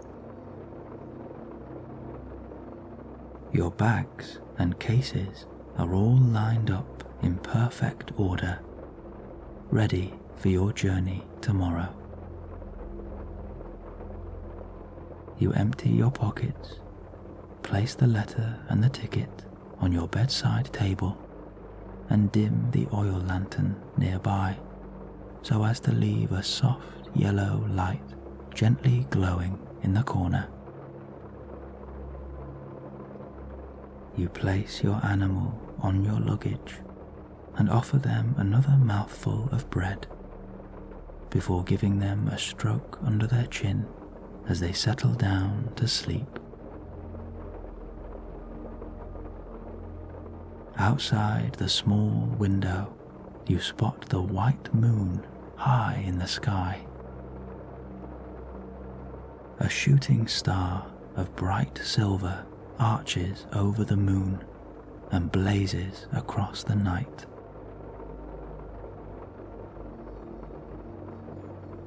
You walk heavily to your large, soft bed with a huge white mattress and flop down onto it. It is like falling into a thick, fluffy cloud. The duvet wraps perfectly around you, and you sink ever so slightly down into the mattress. The pillow fits to your head, and your whole body is supported and comfortable.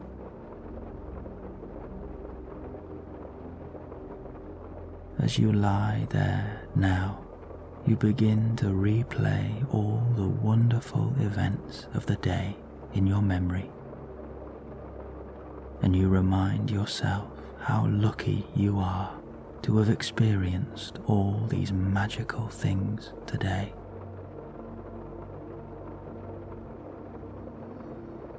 After what feels like a lifetime of waiting, you finally received your letter, and tomorrow you embark on the greatest adventure of your life, your journey to Hogwarts. Your mind drifts deeper and deeper into relaxation and comfort, and your body is completely free. There is a new calmness and a new confidence within you now. You can do whatever you set your mind to. As the fire burns gently, keeping you warm and comfortable, you give yourself permission to let go now. You can rest easy, and when you wake in the morning, adventure awaits You are safe. You are warm. You are protected. The wizarding world will guide your dreams tonight, and you are well looked after here. You drift deeper and deeper now, and off to sleep.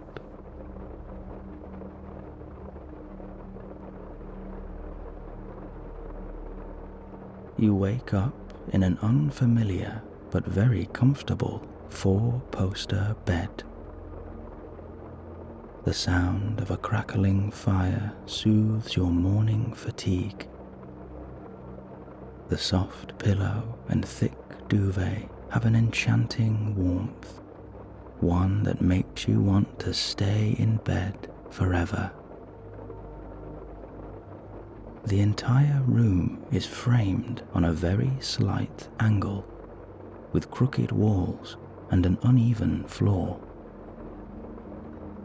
On your left, a thin blue curtain is parted ever so slightly, and on the wood-panelled wall opposite there is a long slit of light with beads of dust dancing in the golden glow. The white plaster ceiling above you is full of hairline cracks, and as you rest here, tracing the jagged lines above you, you begin to remember the magical day you had only yesterday, and you start to piece together the puzzle. You recall how a mysterious letter was delivered by an owl, and as you opened it, the letter transported you to a dark passageway in the heart of London, where you were guided by a beautiful black and white cat. Finally, you emerged through an enchanted door into a magical alley full of witches and wizards just like you. You delved into the tunnels of the Great Goblin Bank and found your new wizarding money inside a hidden vault deep underground. Waiting for you outside the bank was your best friend, who had also received a letter and who will join you on this magical adventure. Together, you collected your robes and uniforms, purchased your books and potions equipment, and finally received the most precious gift of all, your magic wand. You recall being lost in the alley last night, but your trusty companion, the black and white cat, brought you here to this magical tavern for a warm wizard's supper and a soft bed for a perfect night's sleep. And now, today, you will board the enchanted train and journey to a beautiful, wondrous castle hidden from the non-magical world, ready to begin your training. With a flutter in your heart, thinking of the day ahead, you climb out of bed and walk over to your many cases stacked neatly against the far wall. On top of your cases sits a wonderful enchanted animal, fast asleep in their cage, a gift given to you by your best friend. You take a moment to open the cage and give them a good morning tickle under their chin. They sleepily sniff your hand and curl up once again, desperate for just a few minutes more. You open a brown paper shopping bag and take out your uniform and your robe. An unstoppable excitement is bubbling in your stomach now, and before you know it, you are pulling on your new uniform as quickly as you can. You take a moment to look at yourself in the crooked, dusty mirror hanging on the wall. You are fully robed, looking wonderfully smart and ready for your adventure into magic. Perched on a table to your right is a small rectangular box. Your eyes are drawn to it and to the enchanting pulse it gives off. You take the box in your hand, slip off the lid, and fold back the thin piece of silk. With a deep breath, you gently remove your wand and hold it tight in your hand. Suddenly, it all makes sense. This wand is the final piece of the puzzle, the one thing that makes all of this real. Only those who hold magic within them are destined to carry one of these, and this wand is yours. It chose you. Just then, there is a knock at your bedroom door. You have a funny feeling who it might be, and you open it with an eager smile. Standing in front of you, also fully robed, is your best friend. They greet you with an excited chuckle and an impatient shuffle in their feet. One hand carries their animal in their cage, and the other holds their wand. They lift up the wand in front of their face, showing it off to you with a wide smile, before slipping it back into their pocket. As you turn and collect your animal, you whisper to them that it is time for breakfast. Instantly, their eyes pop open and look around excitedly. You cannot help but laugh at their innocence and empathize with their morning hunger. You close the door behind you, and your friend leads the way down the crooked wooden stairs, slowly revealing the now familiar tavern from last night.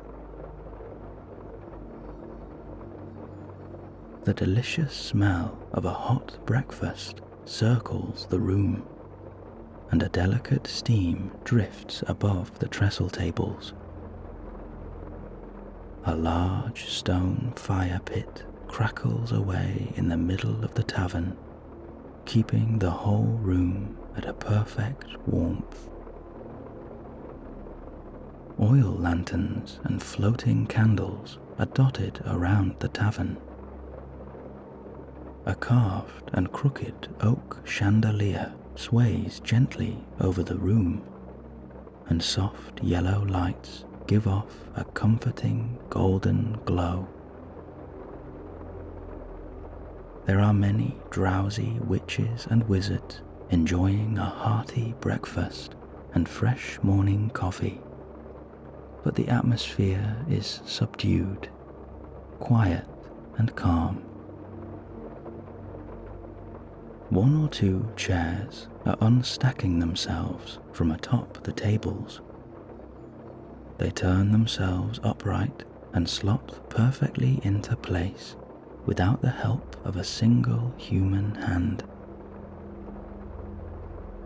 Perched in the corner is a pink-haired witch with a newspaper floating in front of her.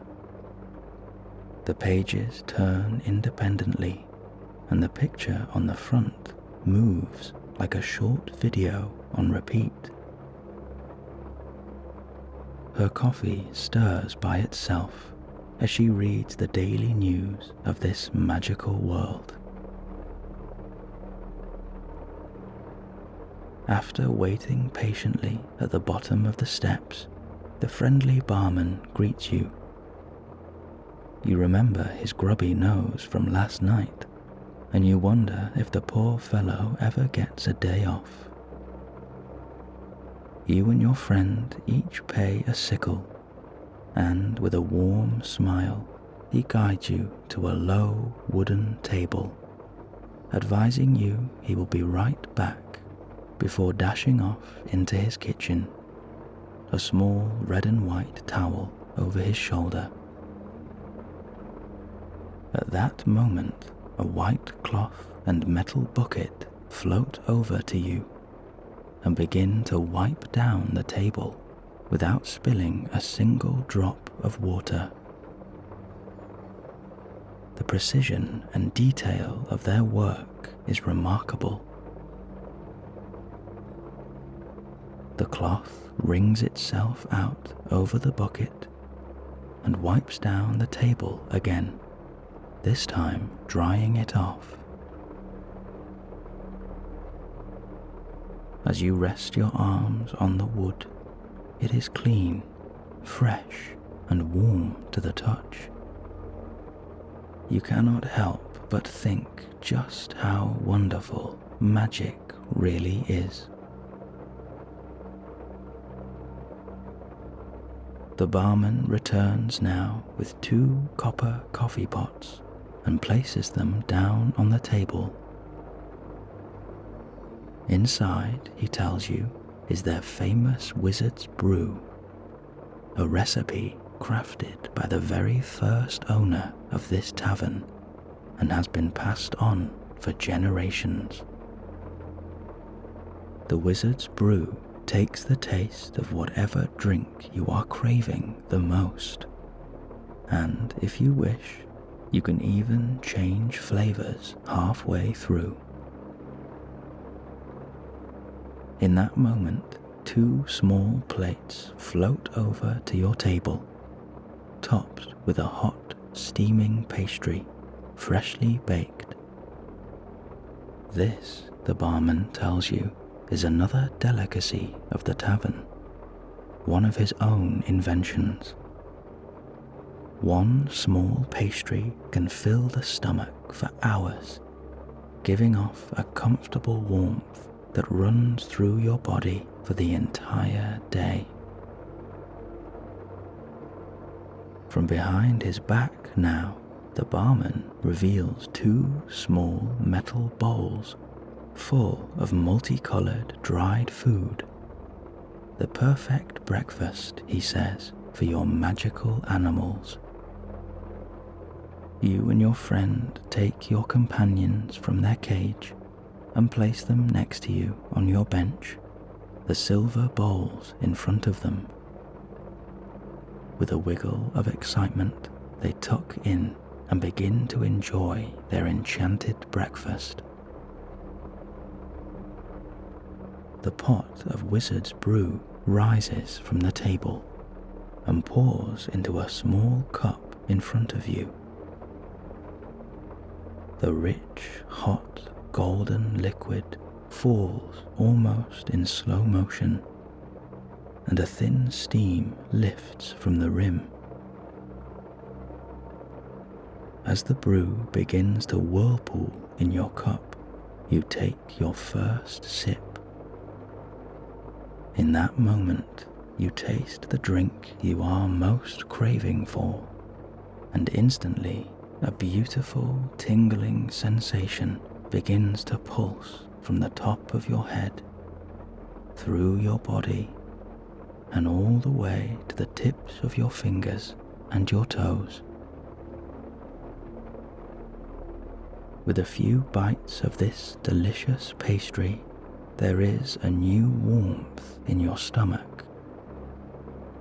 It is like a mini fire with the embers glowing steadily, providing a wonderful heat that will fuel you for the whole day.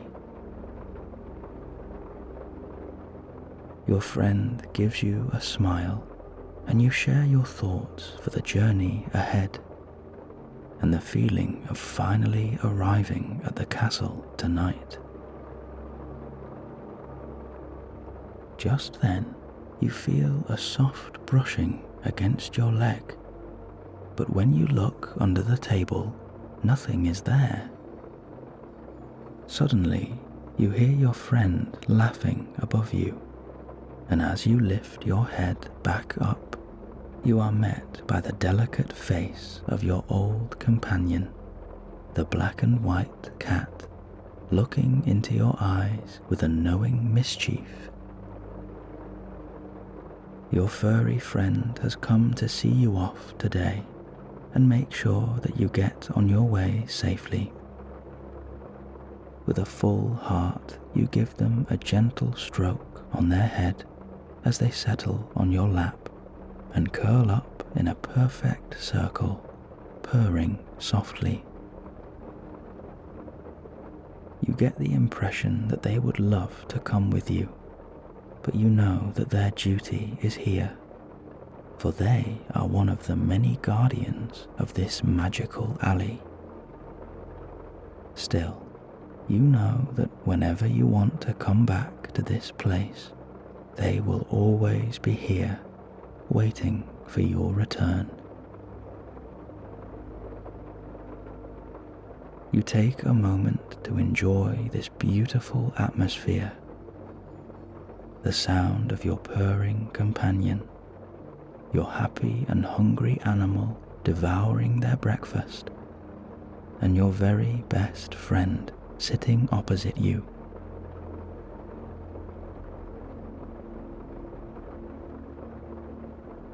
As you finish your pastry and the last drop of your wizard's brew, the barman approaches and, in a whisper, asks you to follow him, for he has something to show the both of you.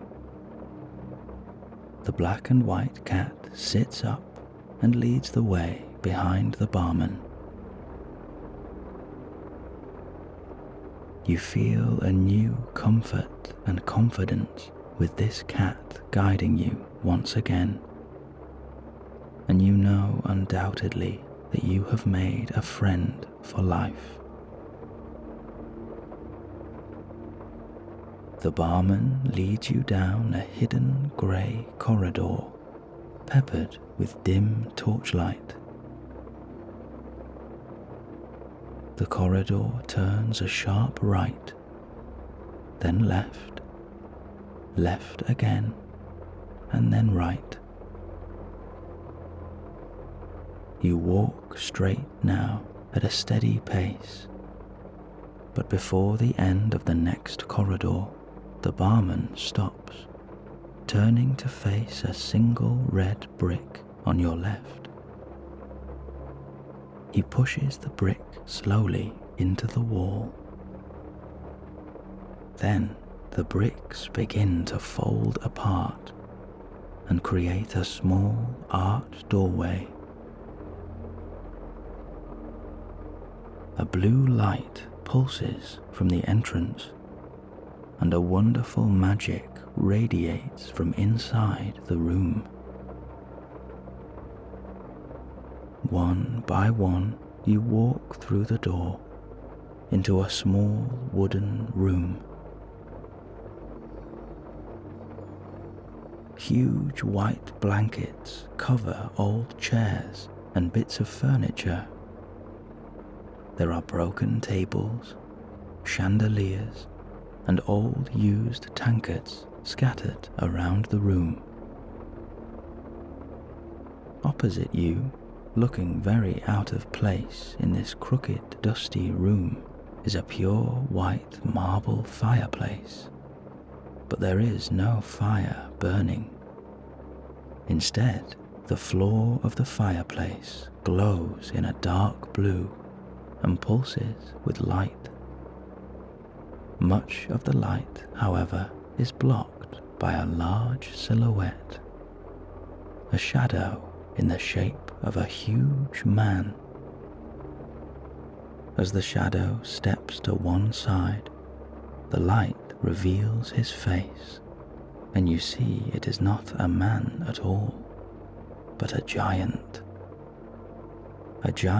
easily 10 feet tall, with the bushiest, blackest beard you ever saw, and shaggy black hair down to his shoulders. He wears a thick brown coat and heavy boots with brass buckles. For a giant, he has the friendliest face you have ever seen. An inexplicable warmth radiates from him, one that makes you feel calm and safe. He lets out a low chuckle and gently picks up the black and white cat, who curls up in his arms, giving off a rich, satisfied purr. With the cat in one arm, this gentle giant holds out his other hand, introducing himself. He is the gamekeeper, he tells you, and professor of magical creatures. He has been sent by the headmaster to provide you with safe passage to King's Cross. His enormous palm and fingers wrap around both your hand and your friend's, and as he shakes, you feel yourself almost being lifted from the ground. Your smile fades to confusion for a moment, and you ask the giant why you had to be brought all this way to an old hidden room just to meet him. With a twinkle in his eye, he tells you that this is no ordinary room. In here there is a secret portal, a gateway that will take you directly to King's Cross Station, and he points a large finger at the white marble fireplace. At that moment, the barman takes out a small green pouch tied up with string. Flue powder, he tells you, a magical means of transportation. Your best friend turns to you excitedly, reminding you that only yesterday they used flue powder to travel here. They assure you that it is perfectly safe and, in fact, very fun. All you have to do, the giant explains, is take a pinch of powder in your hand, step into the fireplace, and speak the name of your destination as you throw down the powder. Then, as if to bid you farewell, the black and white cat leaps from the giant's arms and runs over to you, circling your legs and brushing against you. Suddenly, they roll onto their back, demanding a belly rub. You kneel down and gently stroke their tummy as they continue to purr. You will be back soon, you tell them, and you can't wait to see them again. They brush their head against your hand and offer one or two affectionate licks. And as you stand up, your furry companion leaps up onto a stool next to you, patiently waiting to see you off. Your friend stops for a moment, reminding the barman that all your luggage is still in your room. With a knowing smile, he whips off one of the white blankets to reveal both of your trolleys, perfectly packed with all of your bags, ready to go. You walk over to your luggage and place your animal cage on the very top.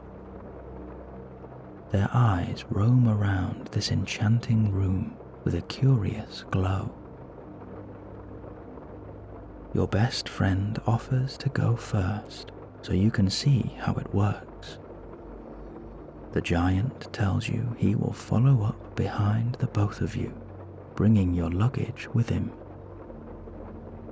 The barman opens the pouch, and you watch your best friend pull out a small fist of powder.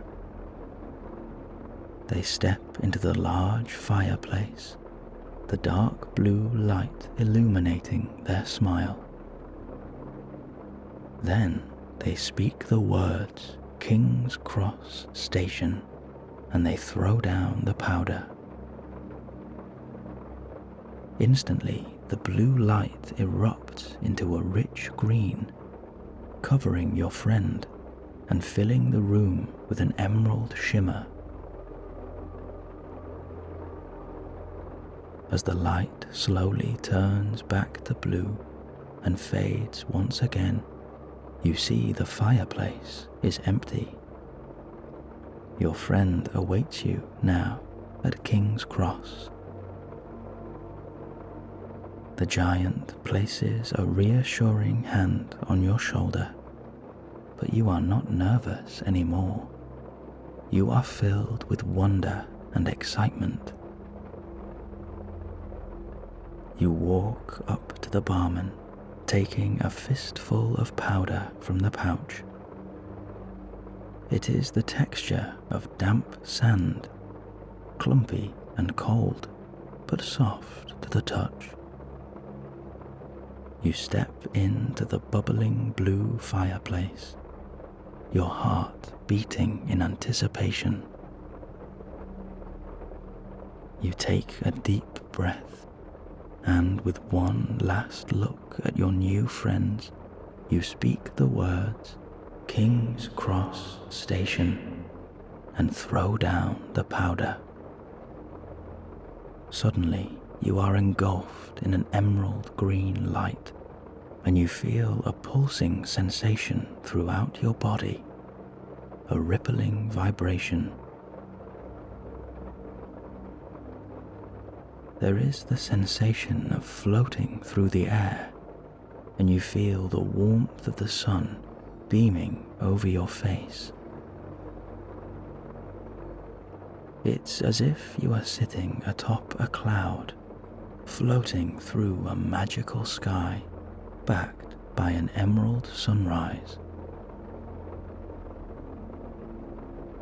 You can feel yourself passing through different places now, and occasional images flash by. You see the big red London buses, the black taxis, and Millennium Bridge. You pass over Leicester Square, Big Ben, and the London Eye. And just then, a soft white light begins to lift over your eyes.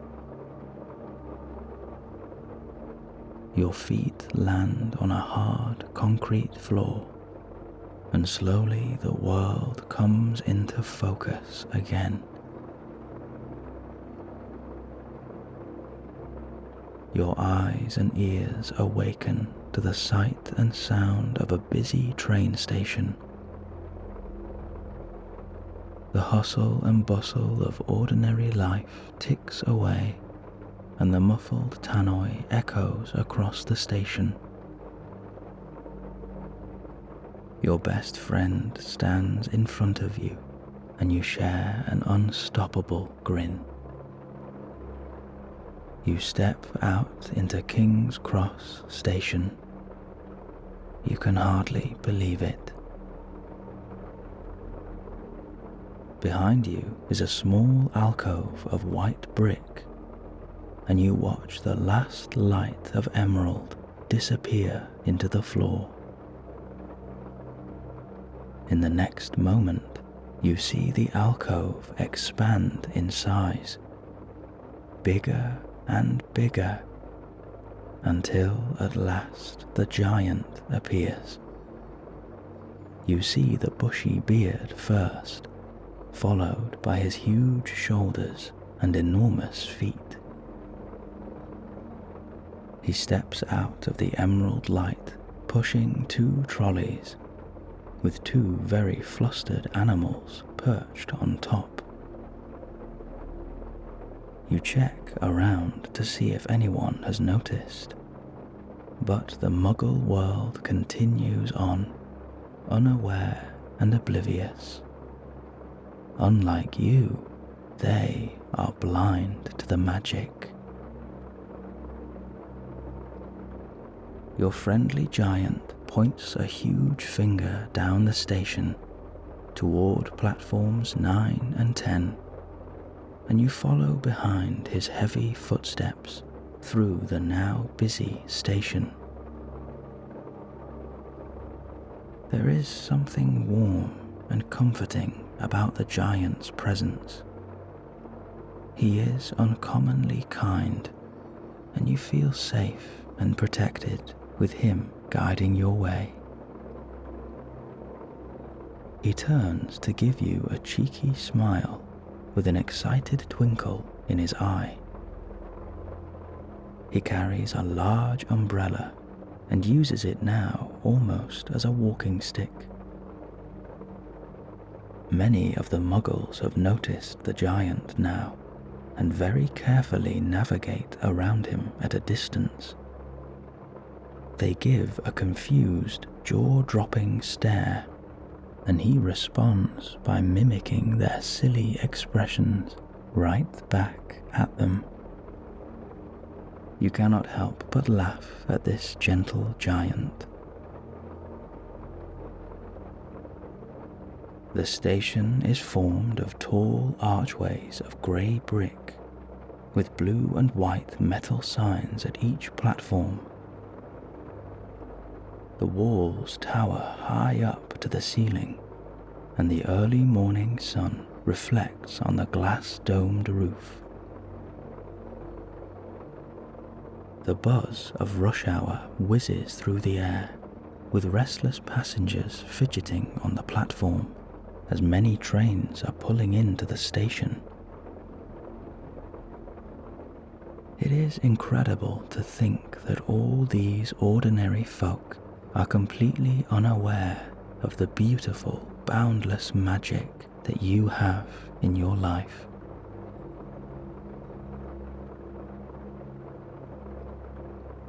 You arrive at a thick brick archway planted firmly between platforms 9 and 10. The gentle giant stops and turns to you. "This is it," he says, "another magical gateway. Only this one takes you directly to the enchanted platform of 9 3/4, where you will find the magical express waiting for you." He pulls out a silver pocket watch and flicks it open. "You have plenty of time yet before the train leaves," he reassures you. "Plenty of time." Then, suddenly, he gasps, asking if you have your tickets. In perfect timing, you and your friend both remove the paper tickets from your pocket, holding them up with a proud smile. The gentle giant chuckles to himself with a sigh of relief, admitting sheepishly that he can be a bit of a worrier. "To pass through this gateway," he adds, "all you have to do is run at the pillar between 9 and 10. To your disappointment, the giant tells you he won't be coming with you on the train. He has business to attend to at the school. But rest assured, he will be seeing you later this evening." He rummages in the bag over his shoulder and produces 2 hardback books and hands one to each of you. "The History of Magic. These should give you a bit of a head start," he adds with a mischievous wink. You cannot resist the urge to throw yourself at the giant into a huge, warm embrace. He lifts both of you into the air with a chuckle and places you gently back down again. "Be off now," he adds with a loving tear in his eye and a quiet sniff. He hates goodbyes, he tells you, but you promise to see him soon, and he nods affectionately. You place your new book inside your top case and stand facing the pillar. You are ready. You hold your trolley with confidence, and with a bubbling excitement, you run straight towards the brick archway. Suddenly, a darkness washes over you, and the sounds of King's Cross begin to fade. You feel a tingling sensation running through your body, from the top of your head to the very tips of your toes.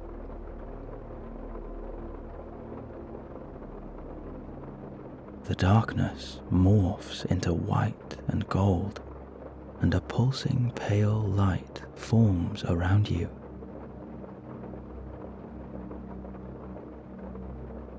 It begins to fade slowly as your eyes adjust once more, revealing a magical train station packed full of witches and wizards and hidden from the Muggle world.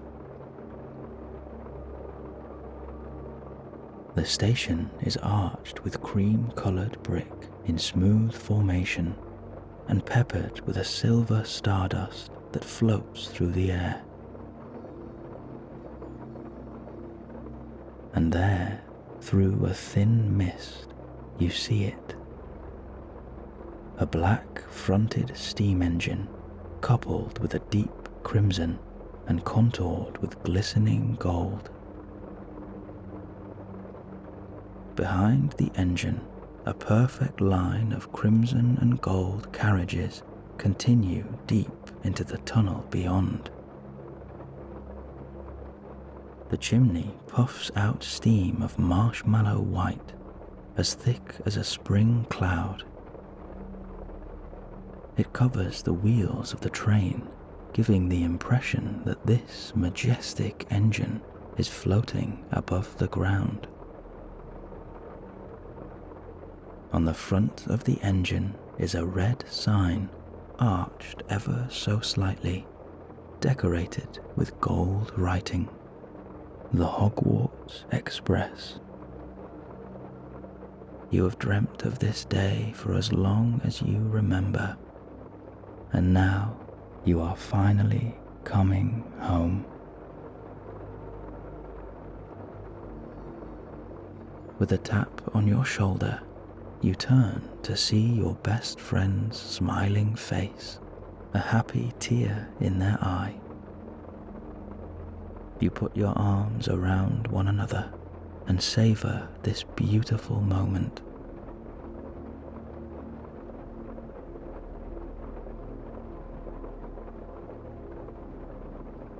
With your best friend in tow, you push your trolleys through the lively crowd.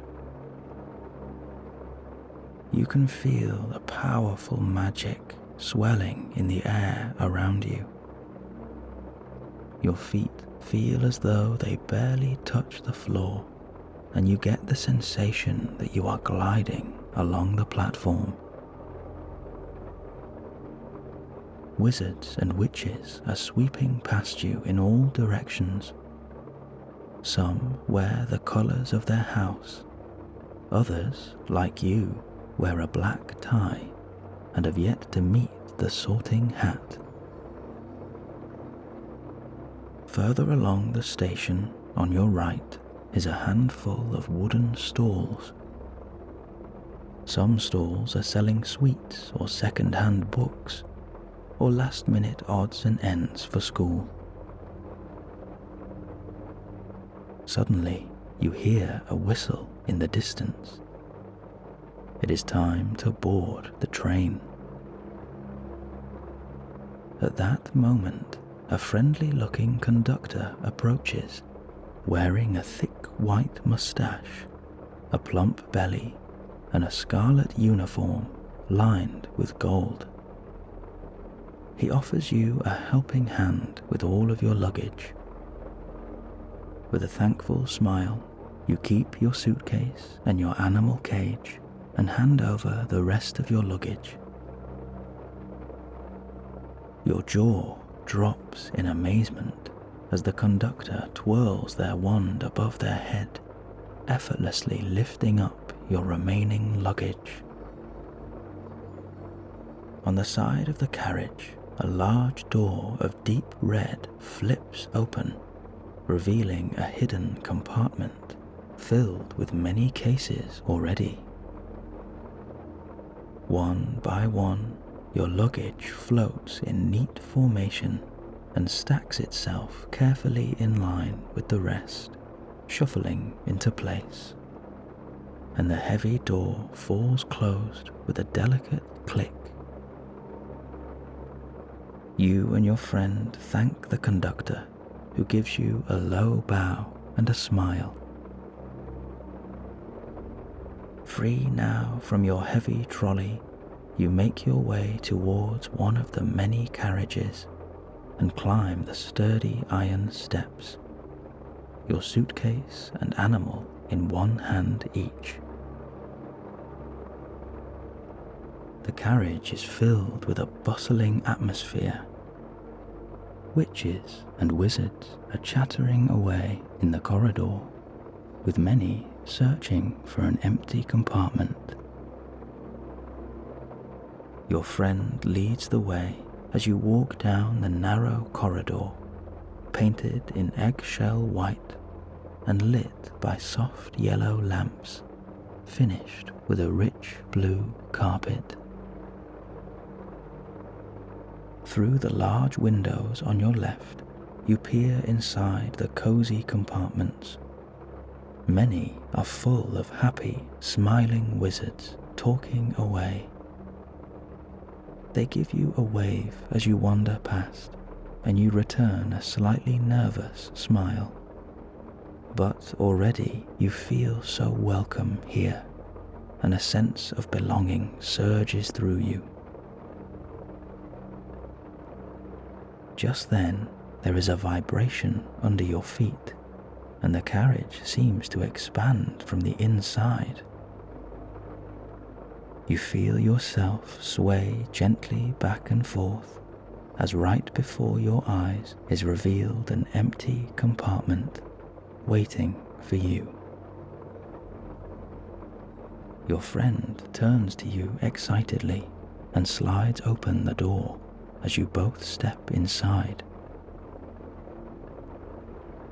You are met with a soothing, fresh air, and it is the perfect temperature. The carpet beneath your feet is soft and thick. There are two long seats facing each other, topped with blue and white cushions on the base and the back. Opposite is a huge flat window looking out onto the other side of the platform, where you see a short walkway through the tunnel. There is an old Victorian lamp hanging from the wall above the window, and a golden light echoes from it. You place your suitcase and your animal next to you as you take a seat opposite your best friend. As you unlock the cage, instantly your animal moves onto your lap, curling up in complete comfort. You feel so lucky to have this new companion with you on your adventure. Through the door of your compartment and out of the far window, you can see onto the main platform. The white-mustached conductor is waving down to the main engine now, and the platform is completely empty. And then the train wakes up as the engine puffs into life. You feel a rumble under your feet and through your body as the heavy wheels start to turn, and you feel yourself moving now, slow and steady at first, But soon your pace quickens as the crimson steam train powers on into the tunnel ahead. Your magical journey has begun.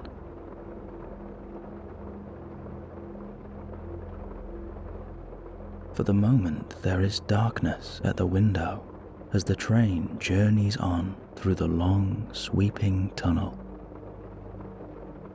The repetitive sound of the wheels chugging away lulls you deeper into a calm and relaxed state. The carriage is illuminated by the lamp above you, and specks of gold dust dance through the air. The atmosphere in the carriage is quiet and peaceful. There is a comfort in the unfaltering rhythm of the train. It is strong and safe.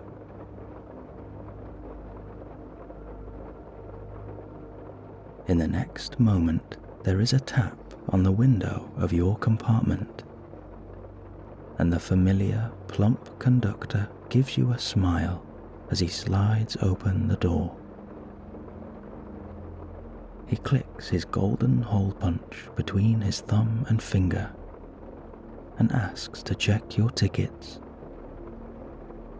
You reach into your pocket, pull out the thick paper ticket, and hand it over. With a twist of his mustache, the conductor lets out a satisfied chuckle that wobbles his protruding belly, and he punches a hole in both of your tickets. He bows his head and backs out of the compartment, throwing your tickets up into the air. Your ticket takes the shape of a small bird and flutters down into your lap.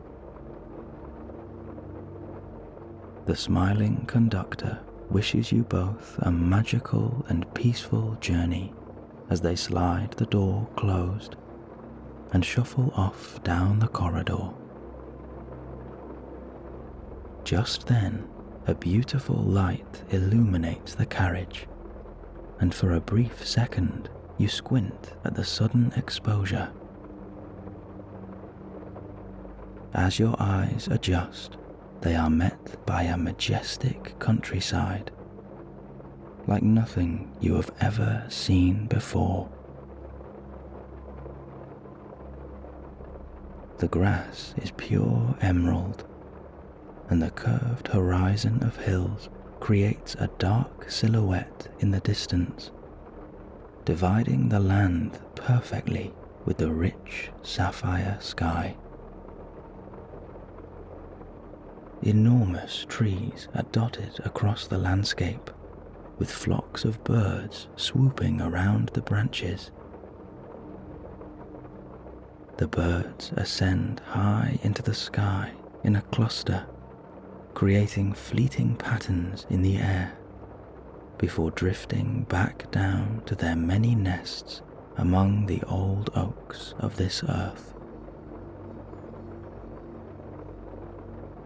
This land is so enchanting, so full of magic that you can almost see the wind itself, swirling in white lines and carrying the odd leaf on a looping journey through the trees. In the small hedgerows nearby, you see families of rabbits huddling together or sprinting across the landscape.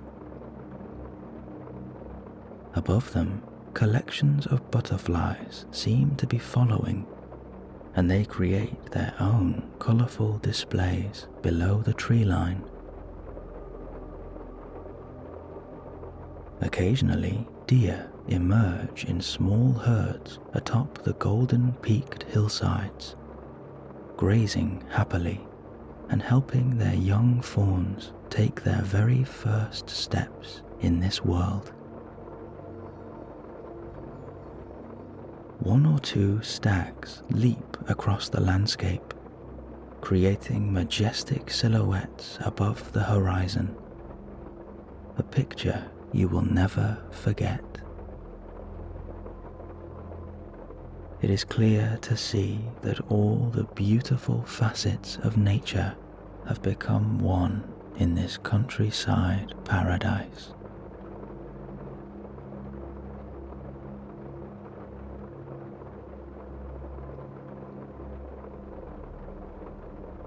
Suddenly, there is another knock on the inside window, and the door slides open. A squat elderly witch peeps her head over the top of her enormous trolley that is packed full of magical treats. She asks politely if you would like anything from the trolley. Your jaw drops in amazement at the sight in front of you. Some of the sweets you recognize: the famous chocolate frogs, jelly beans in every flavor imaginable, licorice wands, and sugar quills. You spot gummy snakes in purple and green that wiggle from one corner of the trolley.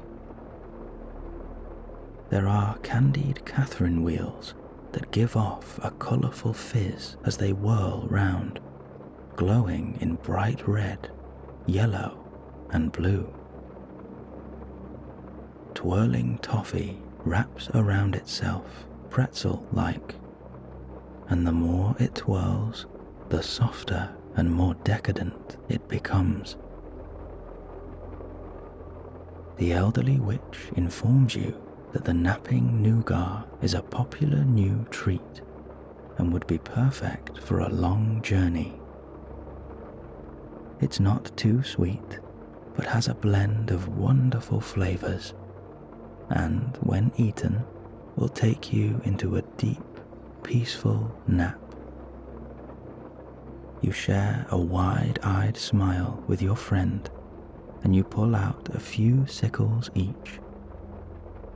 You buy yourselves a napping nougat and anything else that catches your eye on this magical trolley. With your very generous pile of treats, the old lady gives you a gentle smile and slides the door shut. You put the napping nougat to one side for now and begin to tuck in to the rest of your snacks. Some of them remind you of your favorite sweets from the Muggle world, but others are so unique, so enchanted, that there is quite simply nothing else like it. As you work your way through your mini feast, you begin to confide in your best friend about what you think the castle might look like. What kind of food will be served at the famous feasts, and how you both feel about finally starting your journey as a wizard. You wonder if there might be any hidden passageways or mysterious secrets locked away in this ancient, bewitching castle.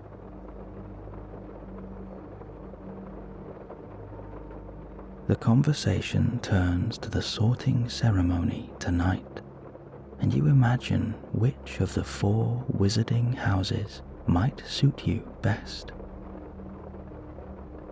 There is the House of the Red and Gold Lion, recognized for their bravery and passion. The House of the Yellow and Black Badger, admired for their patience, hard work, and loyalty. The House of the Blue and Bronze Eagle, who pride themselves on academia, wit, and forward thinking. And finally, the House of the Silver and Emerald Serpent, where ambition, diligence, and creativity are of the utmost importance. You allow yourself a moment to really imagine what it might be like and how it would feel to be sorted into your favorite wizarding house.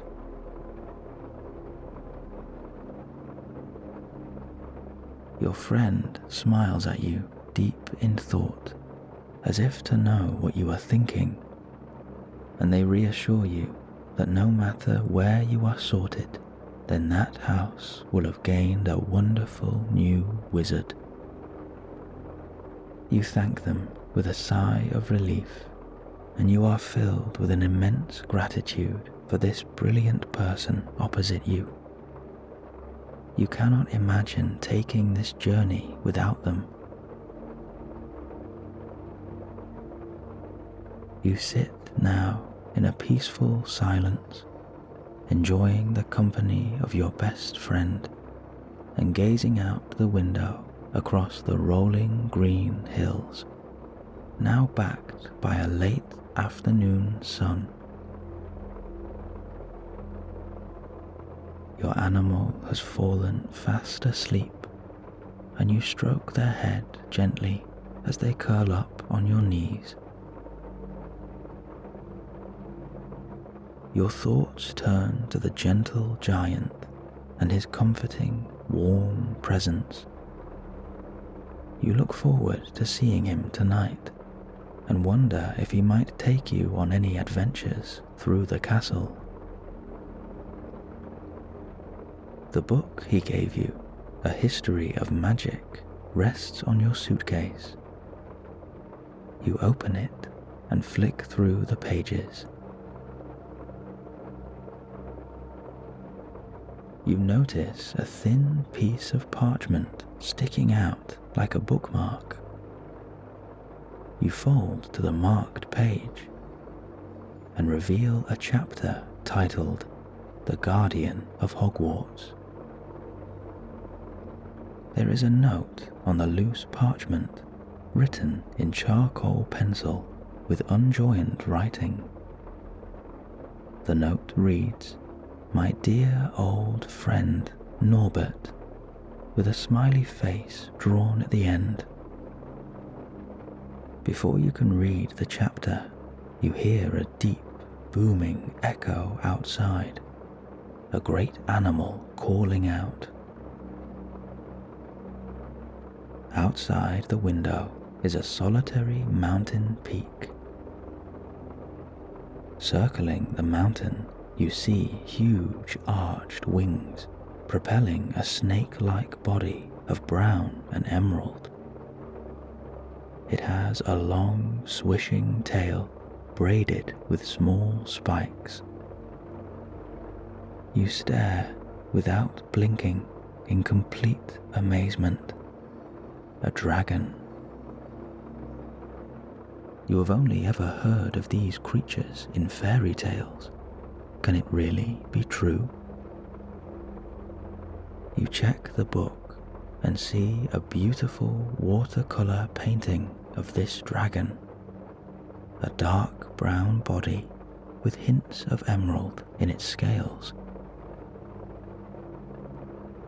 As you read on, the book reveals that this dragon hatched on the school grounds and was cared for in early life by the giant gamekeeper of the castle. This dragon, Norbert, was taken to Romania to live with his own kind. But years later, at the request of the headmaster, Norbert and his new family returned to the school, and he became the guardian of this magical land, watching down from the peak of the mountain, protecting the school, the train, and all who dwell within. As the dragon spots the train, you hear another call echo over the mountain, and 3 more dragons appear, almost out of thin air. The group descends down the side of the mountain and towards the rolling train.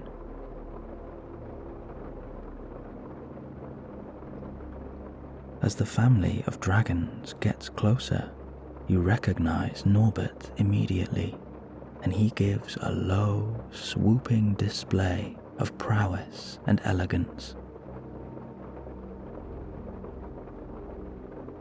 A second dragon of similar size, but the color of pure sapphire, joins in with the display, and the two dragons swirl together in the sky, creating a breathtaking spectacle.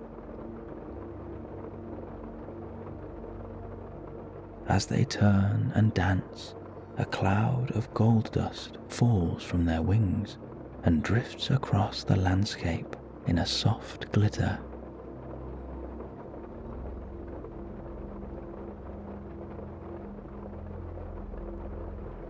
Then, from further behind, appear two baby dragons, both a wonderful blend of emerald and sapphire, and barely a year old.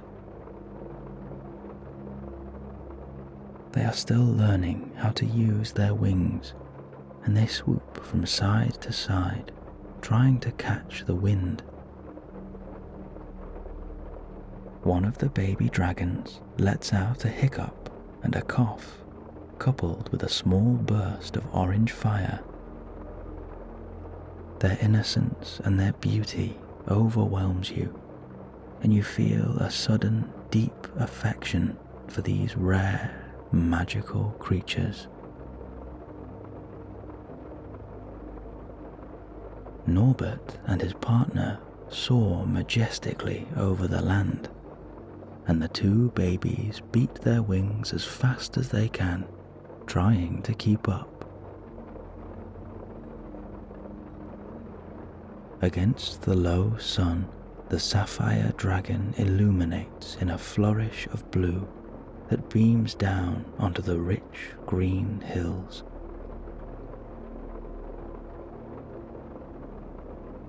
These dragons are here to protect you and will watch over you in your life as a wizard.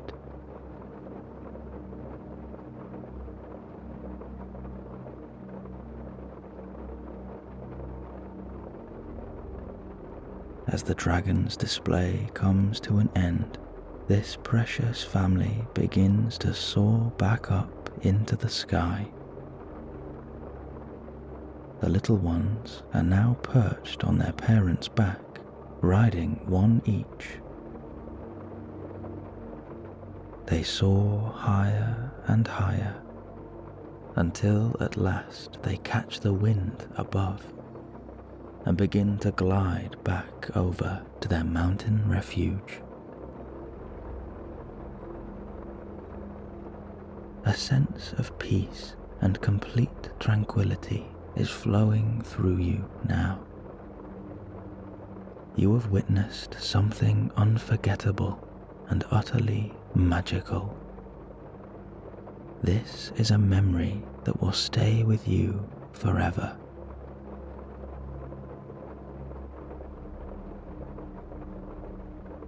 The train passes through a small tunnel of trees now, and a sudden shadow overtakes the carriage. You decide to unwrap your napping nougat, break it in half, and offer a piece to your friend. The first bite is an instant sensation. Your lips become warm, and a soft vibration begins to run over them, traveling into your mouth and over your tongue. A deep relaxation and warmth trickles through your body now, and the temptation to close your eyes is almost irresistible.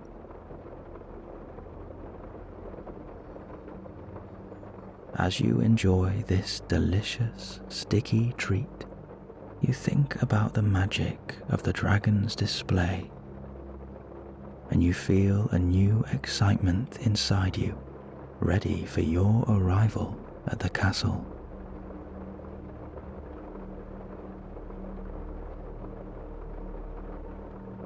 you emerge in a flash from the tunnel of trees, and now before your eyes is a luminous green valley with the setting sun perfectly in the middle.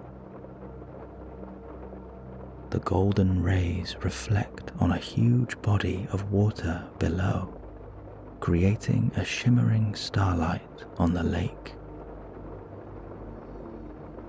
The train plows forward onto a long, curved viaduct, looking out across this hidden valley.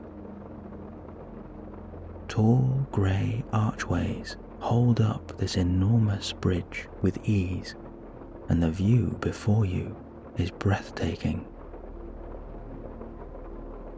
Eagles dance in the red sunset and soar gracefully down the valley. The rippling water creates a glitter below, and the top of the sun peers over the horizon in a rich crimson and gold.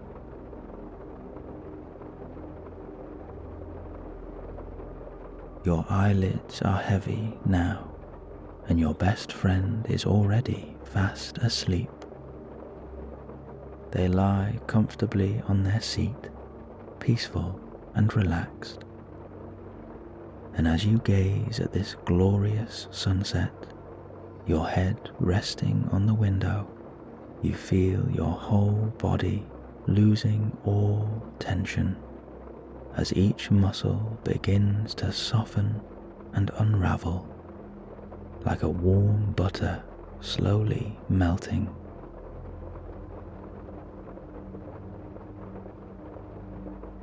Your mind is clear of thoughts, and the only thing that matters is this glorious sunset, the golden red valley, and the far green country. All of this slowly fades now, and you are sinking deeper and deeper into a wonderful nap.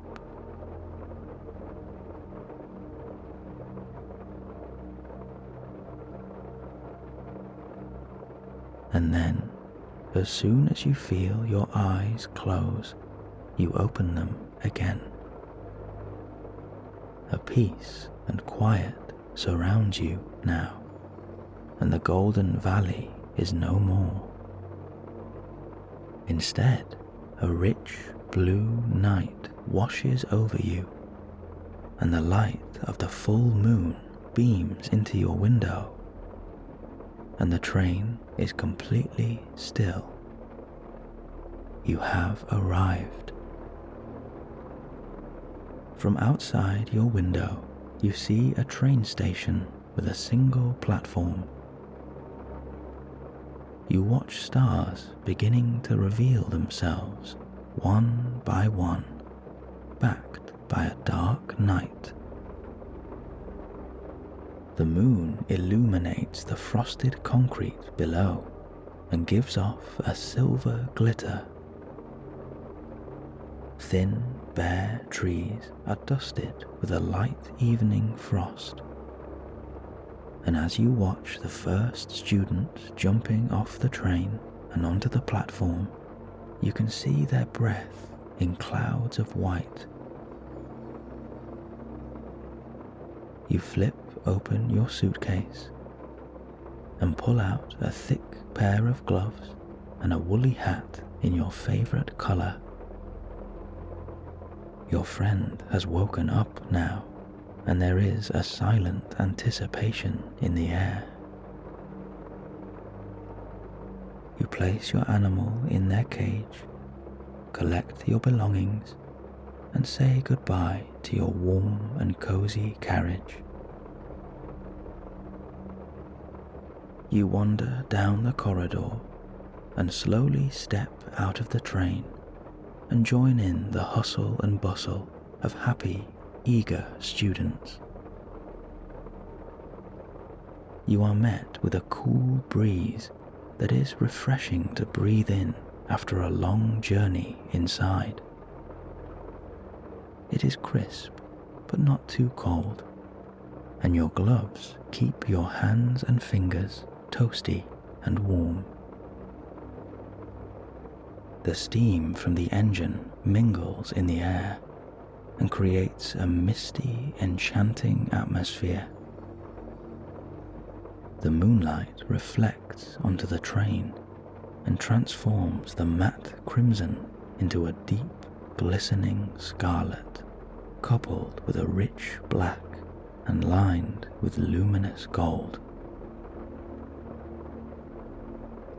Around the station is a small collection of grey houses pieced together with bricks of different sizes and topped with dark brown tiles. Each one has a red door coupled with 2 square windows on each side. Thick plant life climbs the walls and spreads across the grey brick, with 1 or 2 white flowers poking through the green. A black and red iron bridge connects each side of the platform. As you shuffle on the concrete, unsure of where to go next, you turn to see the white-moustached conductor beaming down at you with a gleam in his eye. He offers to take your briefcase and your animal and put them with the rest of your belongings. These will all be taken care of, he tells you, and will be waiting for you in your dormitory. You thank the conductor once again and bid farewell to your animal for now. You and your friend wander through the thin layer of mist swirling a foot above the ground, and you join up with a large group of witches and wizards congregating at the end of the station. Above you is the silhouette of many owls flying off into the night, backed by the white orb of the moon. Then you hear a friendly voice calling out instructions. You recognize it immediately. Through the crowd, the gentle giant catches your eye, giving you a secret smile and a mischievous wink. He calls out to all first years to follow him through the woodland grove. As the congregation shuffles along, you and your friend race around the outside of the group and catch up with your new friend. The giant greets you with a hand on your shoulder and, without breaking his stride, begins to guide you down the woodland path, full of loose twigs and fallen leaves. He asks you all about your first adventure on the express, and if you manage to see his dear friend Norbert on the way. You tell him all about the wonderful dragon display and reveal your excitement for the sorting ceremony. He gives a low chuckle, remembering when he too first arrived at this magical castle. Nothing like it, he tells you, nothing like it. High above you, more and more stars twinkle with delight, and the moonlight dabbles through the trees, guiding your way in tiny spotlights on the forest floor.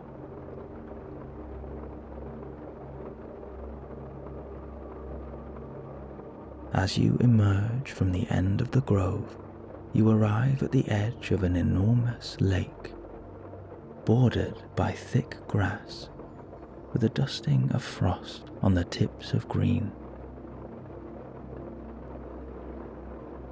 At the edge of the lake, there is a collection of long wooden piers. lined up along the piers are small rowing boats with a golden lantern hanging at the head of each one.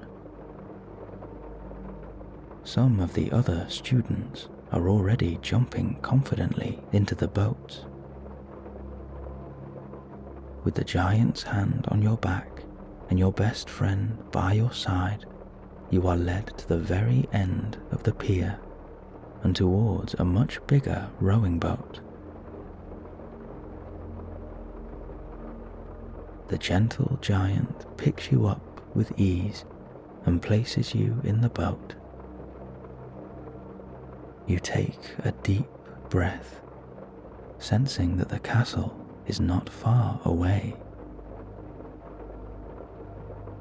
The boat sways vigorously as the giant steps aboard, making himself comfortable towards the rear.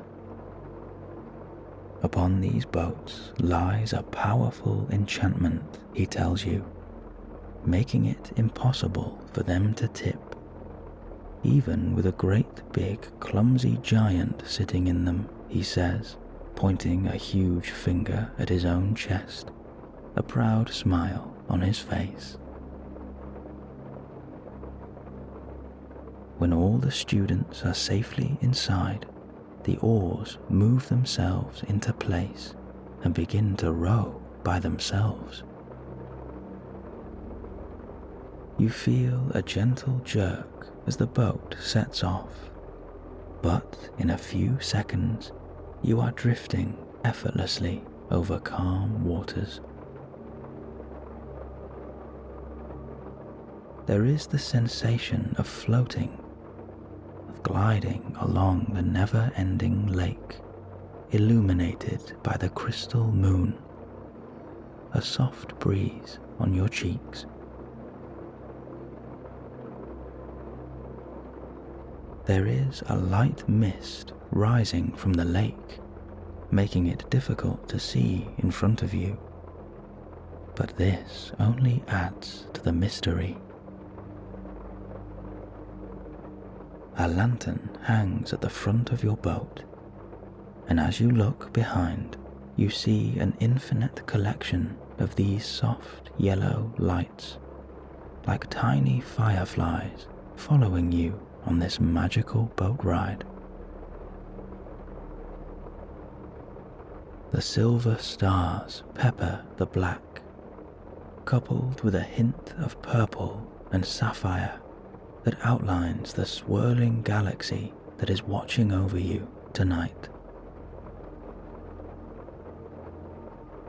You allow yourself to enjoy this moment of serenity, of total tranquility. The sound of the paddles lapping in the water and the stillness of the night creates an atmosphere of complete peace.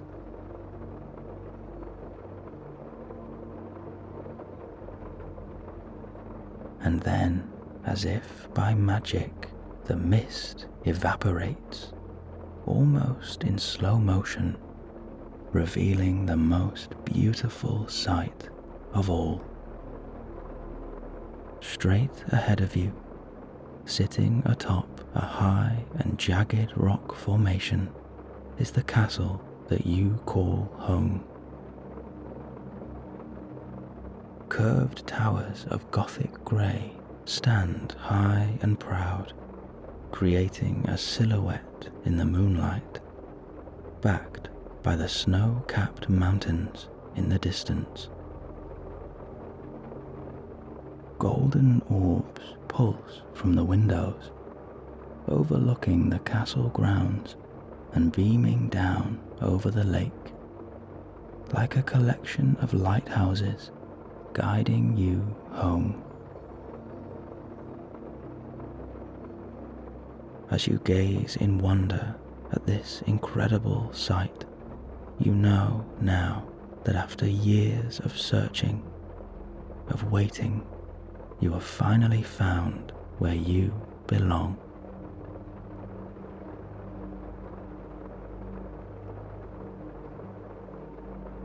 Your best friend puts their arm around you, pulling you into a tight embrace. They whisper to you that there is nowhere else they would rather be, and nobody else they would rather be with. You could not be more grateful to have this special person with you tonight as you both begin your journey into magic.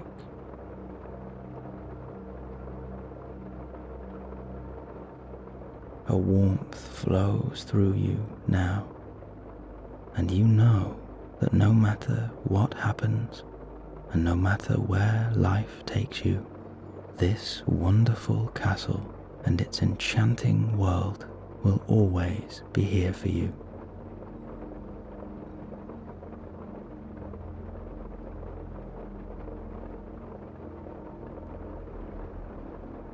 The tall towers draw closer now as the boats gently row to a new shore, stopping in a perfect line.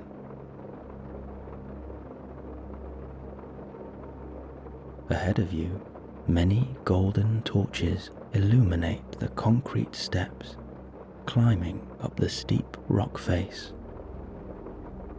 Your eyes follow the zigzagging steps, up and up, until they reach the pointed silhouette of the enchanting castle.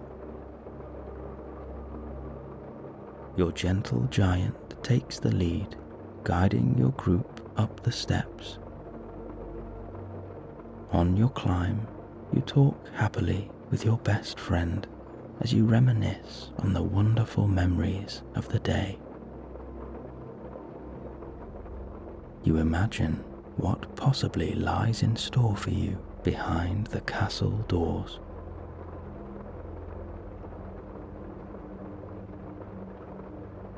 In what feels like seconds, you reach the very top of the stairs.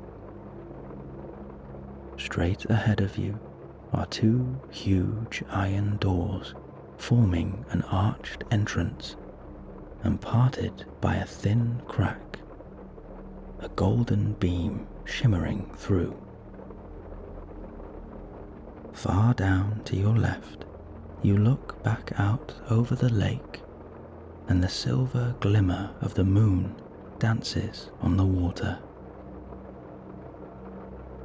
The air up here is clean and fresh and absolutely magical.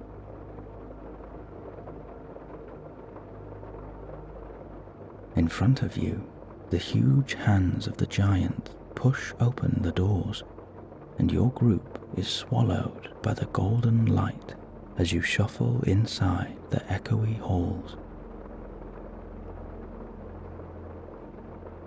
Once more, you are guided up a set of concrete steps, and as you reach the top, there, sitting in front of a thick wooden door, is a small grey cat with black stripes along its back. The cat has piercing, all-seeing eyes. It has clearly lived here for a very long time. The cat jumps forward, and your eyes widen in amazement as mid-air it transforms in the blink of an eye. Standing before you now is a tall, thin, elderly witch, a professor here and the deputy headmistress. She dons an emerald robe topped with a black pointy hat. Her stern but gentle eyes reveal an unrivaled wisdom. The headmistress flicks her head around the group, taking in every single fresh-faced student in front of her. Suddenly, her cat-like eyes meet yours, and you feel a nervous but excited energy in your stomach. For a fraction of a second, you could have sworn that she smiled at you. Standing in her presence, you feel completely protected. There is an undeniable love running through her. She would do anything to keep each and every one of you safe. In the next moment, she tells you to move through the great hall and assemble in front of the large brown hat. The sorting ceremony is about to begin. With a delicate flick of her wand, the large wooden door swings open effortlessly. As you walk through the door, you are met with a new life, and a buzz of excitement erupts from the many witches and wizards around you. The hall is made of grey stone, with gargoyles holding small braziers of fire on their backs, crackling away. There are 4 long trestle tables side by side. Above each table is a different set of banners. From left to right, you have the silver serpent backed by an emerald green. Next is the banner of the bronze eagle, coupled with dark blue. Then comes the gold lion on a red banner over the 3rd table. And finally, to your right, the black badger mingled with a dark yellow. The headmistress leads you down the hall. The walls rise above you into a high arched ceiling, but the top of the ceiling cannot be seen, for in its place is a beautiful recreation of the night sky. There sits the pearl moon, and the black night is peppered with silver stars that twinkle in the darkness.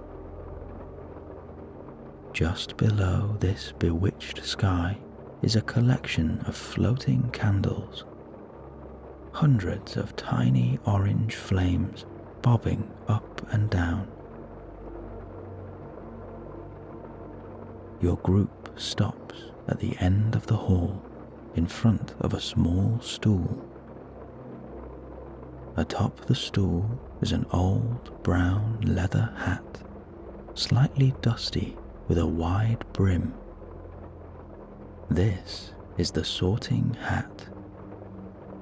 It has played a vital role in the destinies of every witch and wizard that has walked through these doors. And tonight it will decide your fate. Behind the stool is another table full of all the professors who teach at the school. In the middle is a beautiful hand-carved golden throne, and there sits the headmaster. His long white hair and flowing beard are almost the same length. He is an old man now, but his magnetic aura captivates you, and his presence in the room is undeniable. There is a childlike curiosity still living within him, and his piercing blue eyes sweep around the room behind half-moon spectacles, coupled with a warm, satisfied smile. Your gentle giant joins the professor's table now, and the deputy headmistress stands beside the sorting hat. The headmaster stands up and taps his spoon against his small sherry glass. The great hall falls into silence. He welcomes you, one and all, at last to this magical castle. Here is a place of enchantment and wonder, a place of adventure, of trials and exciting challenges. Here you will put your skills and your character to the test, embarking on your own unique journey to become a great student of magic. His eyes flick to meet yours.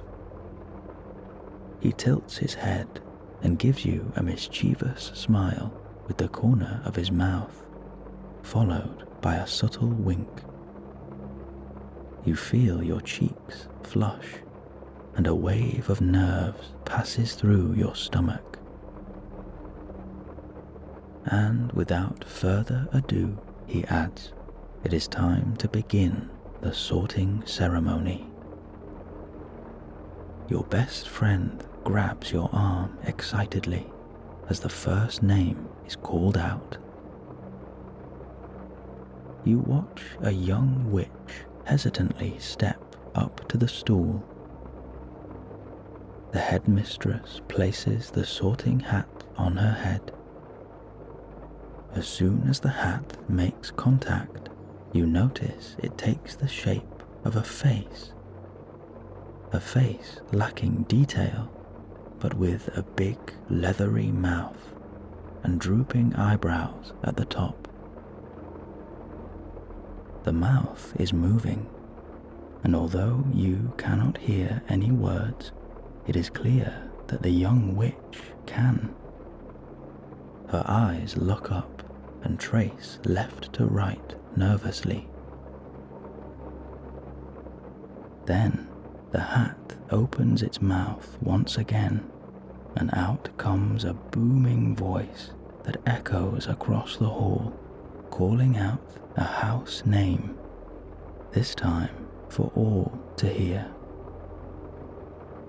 The young witch shuffles down sheepishly and joins the students underneath the blue and bronze banner. Suddenly, the headmistress calls your name. In that moment, the world around you seems to come to a complete standstill. You look at your friend hesitantly and slowly make your way up to the stool. The headmistress gives you a comforting smile, and you feel your nerves melting away in her presence. You sit and gaze out across the hall. Everything in front of you is a blur now. You are focused only on the sorting hat as it is lowered down onto your head. As it touches your crown, the great hall seems to fade entirely, and even the crackling of the fire has disappeared. And then you hear it speak. Well, well, well. Here is a promising prospect, if ever I saw one. I wonder where to put you. Then your thoughts turn to the 4 wizarding houses. You focus intensely on your favorite house. Yes, I thought that would be your choice. It makes sense. But are you sure? You find yourself repeating the same words over and over. Yes, I am sure. Yes, I am sure. And then the great hall comes back into focus. Your best friend stares at you in anticipation, and the hat bellows out your chosen wizarding house, and a huge wave of relief washes over you. An eruption of applause and cheers come from your new house table. You are met with handshakes, pats on the back, and many happy faces welcoming you to your new house, and an unstoppable smile beams across your face. You look down and your black tie transforms into the two colors of your house. In a happy daze, you watch a series of students being sorted left and right into their new houses.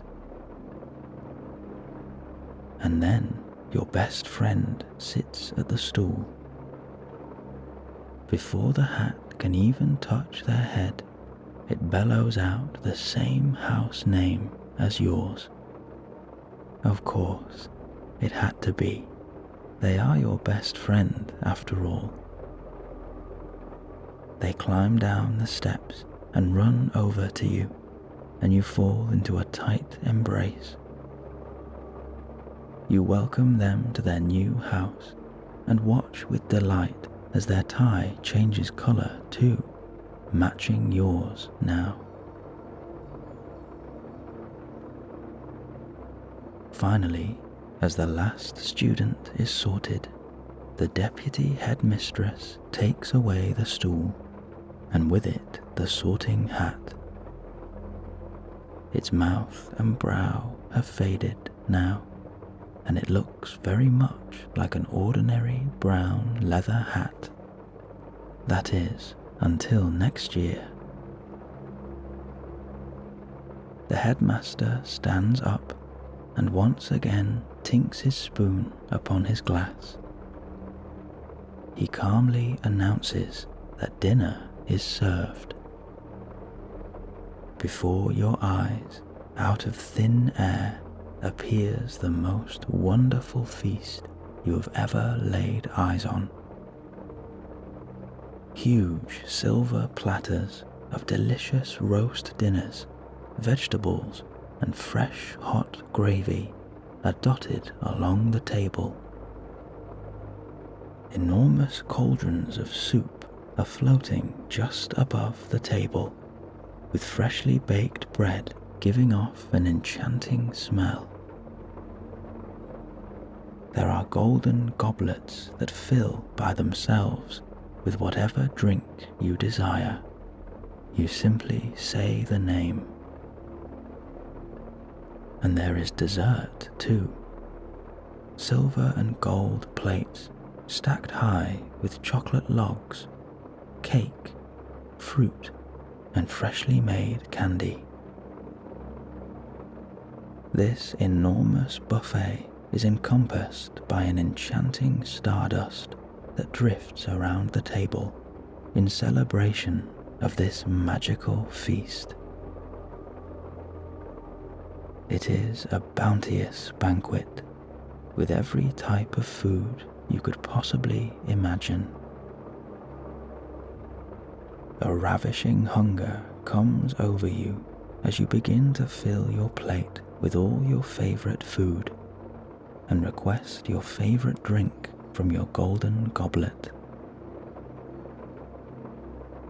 You sit close to your best friend, still marveling at the wonderful magic going on all around you.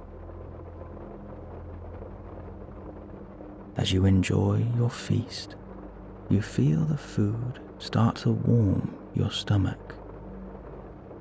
You savor every beautiful bite and every tantalizing taste that dances across your tongue. The drink in your goblet is refreshing and cleanses your palate. In this moment, nothing else matters. You are here in the place of your dreams, sat with your best friend, enjoying delicious food and a wonderful atmosphere. Just then, you see the friendly ghosts of the castle drifting into the great hall. Some come through the floor, and others appear through the large windows or out of the walls. They are not scary, though, not in the least. These ghosts are the true guardians of this castle, and they are welcomed by everyone. There is a grand countess pacing the stone steps to your right. A knight on horseback gallops around the teacher's table. A ghostly court jester juggles white apples on the far side of the hall, as many more wonderful characters mingle around. Some of them acknowledge you and the other new students with a smile or a tip of the hat, while others are simply there to enjoy the atmosphere. One of the ghosts, a rather plump gentleman wearing a thick white Renaissance wig, floats above your table, gurgling on a goblet of wine. On his last gulp, he lets out a very loud burp, and your table erupts in laughter. The ghost swoops out of the hall, chuckling away mischievously. The infectious laughter echoes round the table, and soon the entire great hall is sat giggling away at the belching ghost. You gaze around this truly magnificent hall, with its perfect stonework and enchanting atmosphere. Above you, the candles burn in small orange spotlights, and beyond that is the swirling galaxy of stars, paired with the pulsing orb of the moon. As conversation mingles round the table, you let your mind drift to the day that you have had, and you think back to your journey so far and all the wonderful memories you already have that will stay with you forever. You suddenly remember the lovely black and white sleepy cat who guided your way here.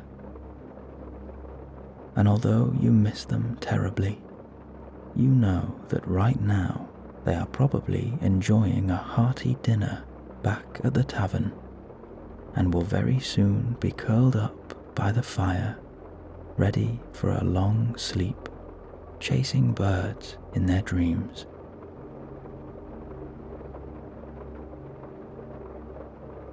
You think about the joy of meeting the gentle giant today, who, as you turn to look at him, gives you a happy wave and a beaming smile.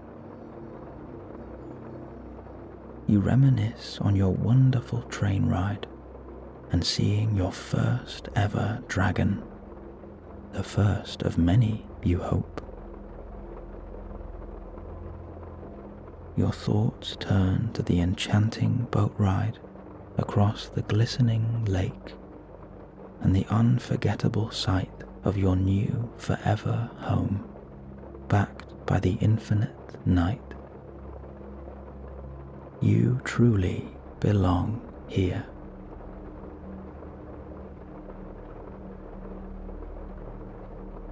As the feast comes to an end, the plates of food and goblets begin to fade out of sight until you are left once again with the thick wooden tabletop.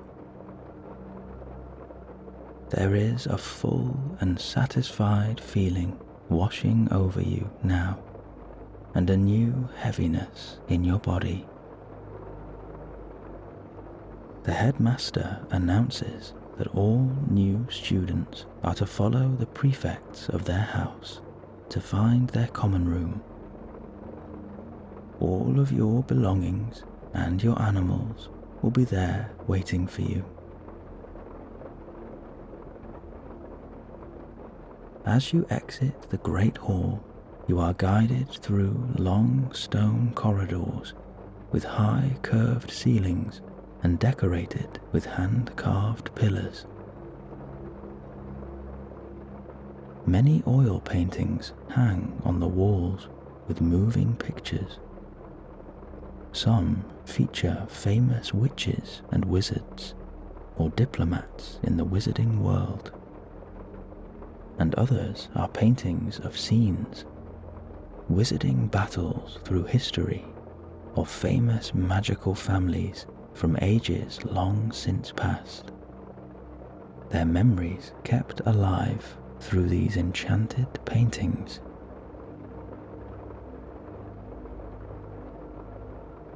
Before you know it, you are shuffling into a small wooden door and through a tiny corridor, your eyes half closed. As you round a corner to your left, the room opens up into an enormous Victorian living space. There is a huge log fireplace surrounded with white stone, set in one corner, giving off a roaring glow and a perfect heat. The furniture is decorated in the colours of your wizarding house. An oil painting rests in the middle wall, a huge portrait depicting the founder of your house. The wooden floor is peppered with rugs, again in the colours of your house. Blankets and cushions of all sizes are thrown over the armchairs and the sofas. There is a collection of small wooden writing desks where one or two older wizards are already scribbling away on summer assignments. Circling one half of the room is an enormous bookshelf, packed full of old leather-bound books and dusty hardbacks with loose pages. Some of the dates on the spines of the books reveal that they are over 900 years old. Above you is a beautiful chandelier with a collection of dimmed lights spinning gently on the ceiling.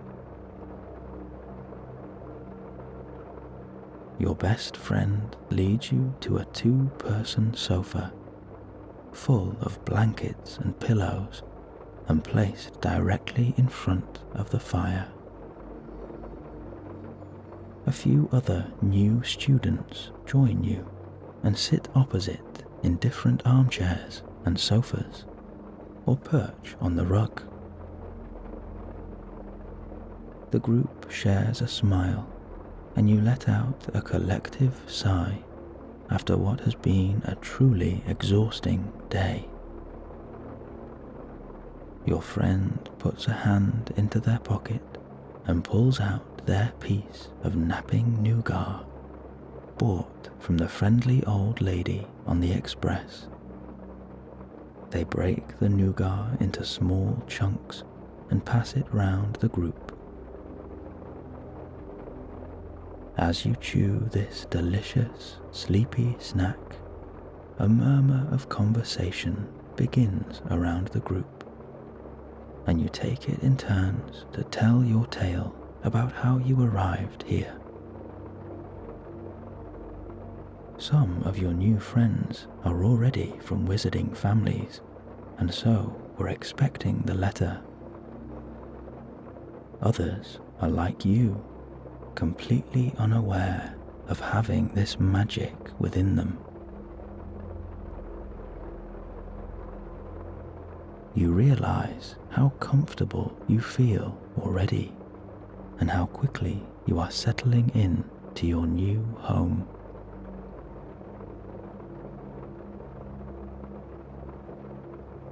The fire roars gently, and you find yourself slowly drifting out of the conversation and into a deep, relaxation, your eyes becoming heavier and heavier.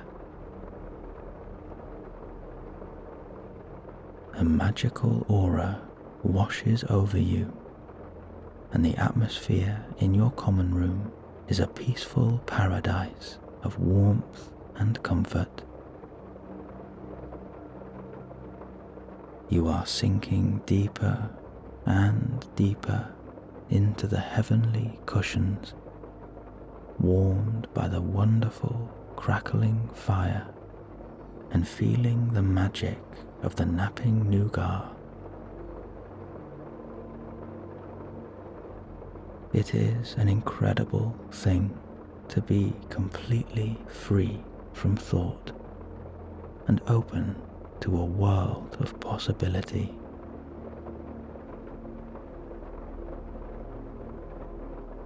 You begin to feel that drifting sensation now on the borders of sleep, and just before it can take hold, you decide to bid goodnight to your new companions, and, followed by your best friend, you wander down the stone corridor toward your bedroom.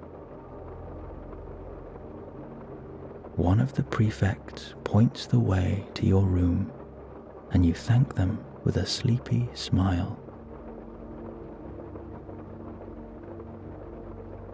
Your feet flop heavily on the concrete as your half-closed eyes guide you now, step by step, closer to bed. In front of you now appears a small wooden door.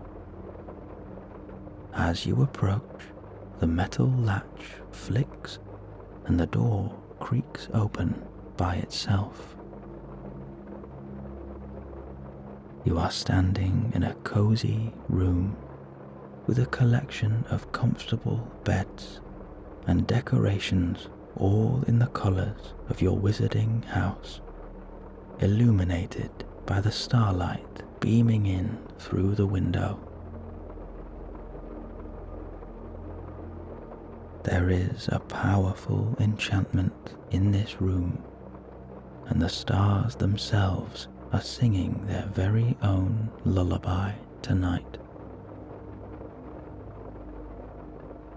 Your luggage is stacked perfectly at the foot of your bed, and at the very top, your animal is fast asleep in their cage. You poke a finger through their cage and give them a loving stroke on the top of their head. Eyes closed, they give your hand an affectionate sniff before dropping their head back down into sleep. Your best friend has already flopped down onto their bed and murmurs a muffled goodnight as they drift off in an instant. Before you know it, you are under the covers of your own bed, sinking deeper and deeper into this cloud-like mattress. The soft pillow supports your head perfectly, allowing you to completely let go.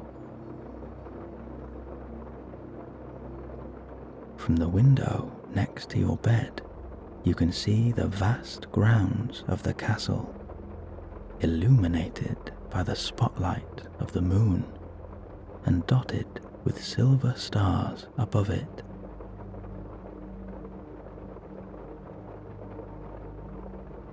You feel blessed to call this castle your home.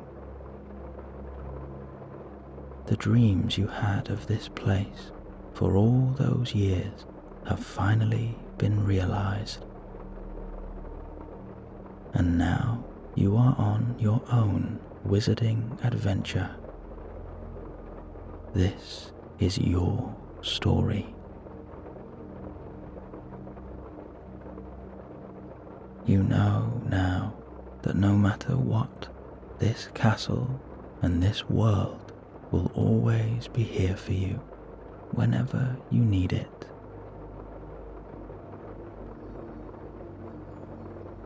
It has been a perfect day, and you feel a gentle excitement run through you at the thought of tomorrow.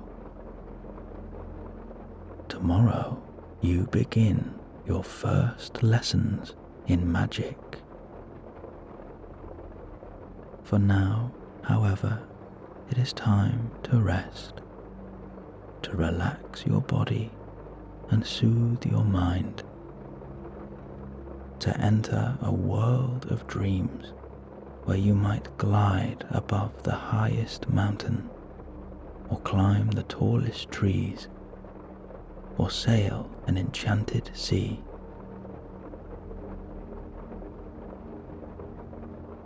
The stars will watch over you tonight, and they will guide your dreams.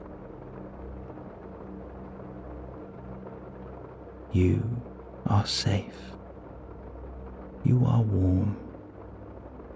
You are protected. Your eyelids are heavy now and firmly closed. Your body and your mind is sinking deeper and deeper, and any remaining thoughts are falling away from you, leaving nothing but a beautiful black canvas decorated with stars and the twilight moon. You give yourself final permission to let go now, and allow yourself to drift into an enchanted and peaceful sleep. This magic is yours.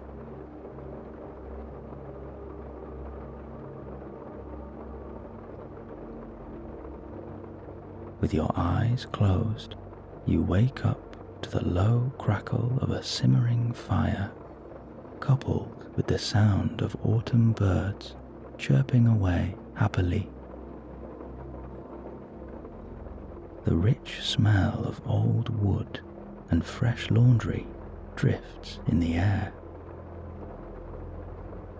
The thick, heavy duvet rests over your body, comforting and warm. As you blink open your eyes, you see a gaping window by your bed, welcoming in a soft morning breeze. Your sleepy gaze wanders around the room, and you take in your new surroundings, unfamiliar but comfortable and homely. In the middle of your bedroom sits an iron furnace, and inside is a log fire bubbling away, radiating a wonderful heat that wraps around your body, coating you with warmth. The curtains, cushions, and your bed sheets are decorated in the colors of your wizarding house, and all of a sudden you realize where you are. You find yourself reminiscing on the magical memories from yesterday. You remember waking up in the magical tavern, and during breakfast you were reunited with the beautiful black and white sleepy cat who had come to see you off on your adventure. You met your new friend, the wonderful giant, and travelled to King's Cross using enchanted flue powder. Then, after running through a magical gateway onto platform 9 3/4, you boarded the express train and made your way across an alluring landscape of rolling hills, pockets of thick trees, and many beautiful animals living together in perfect harmony.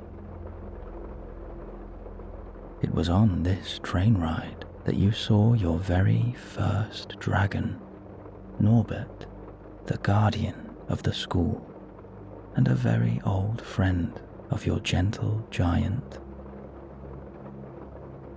When the train finally stopped, you were guided by the giant through a woodland grove, arriving at a collection of small wooden boats. Once everyone was firmly seated, the boats began to row by themselves, carrying you across the mystical lake, guarded by starlight, towards your new forever home, the castle. Once inside, you were taken into the great hall at last, and sorted by the hat into your favorite wizarding house, your best friend quickly following behind. You have dreamt of this moment for as long as you can remember, and today you begin your first lessons as a student of magic, ready for your own adventure. Speaking of your best friend, they are still fast asleep, and right now are nothing more than a bundle under their covers. You make a mental note to remind them just how loud they were snoring this morning. Dotted around the room, atop sturdy wooden shelves, are little plant pots filled with many colourful flowers and enchanted herbs with purple and red leaves. Some of the flowers are moving by themselves, rippling with the morning breeze. As you step out of bed and open up your drawers, you are surprised to see all of your belongings packed neatly inside. Everything is color-coded, clothes are folded, books are arranged in alphabetical order on your shelf, and your cases are tucked perfectly away on top of your wardrobe. But if you didn't do this, then who did? Perhaps it is simply one more wonderful feature of this magical castle. Just then, you hear a rustle from your bedside table, and you turn to see your pet animal finally waking up, giving a wide yawn as their sleepy eyes struggle to stay open. You wander over to their cage, unlock the door, and hold your companion gently in your arms. You reach into your rucksack by your bed and pull out a box of their favorite treats, feeding them from your hand as you shuffle over to the window. In the quiet calm of the morning, you perch on the inside ledge, cradling your animal and gazing out across the eternal landscape in front of you. Surrounding the castle is a flurry of green grass, bordered by a thick, dark forest with leaves of blue, orange, and purple. A single willow tree, as wide as a house and at least 50 feet tall, stands proudly in the middle of the grounds. To your left is an oval stadium encompassed by tall wooden towers, each with banners of the 4 wizarding houses waving gently in the wind. Past the stadium and beyond the castle grounds sits a quiet, cozy village, made up of little grey-stoned cottages with thatched roofs. A collection of stumpy chimneys give off a silver haze that mingles over the village. Your animal breathes slow and steady as they relax deeper into your arms, enjoying this quiet time with you.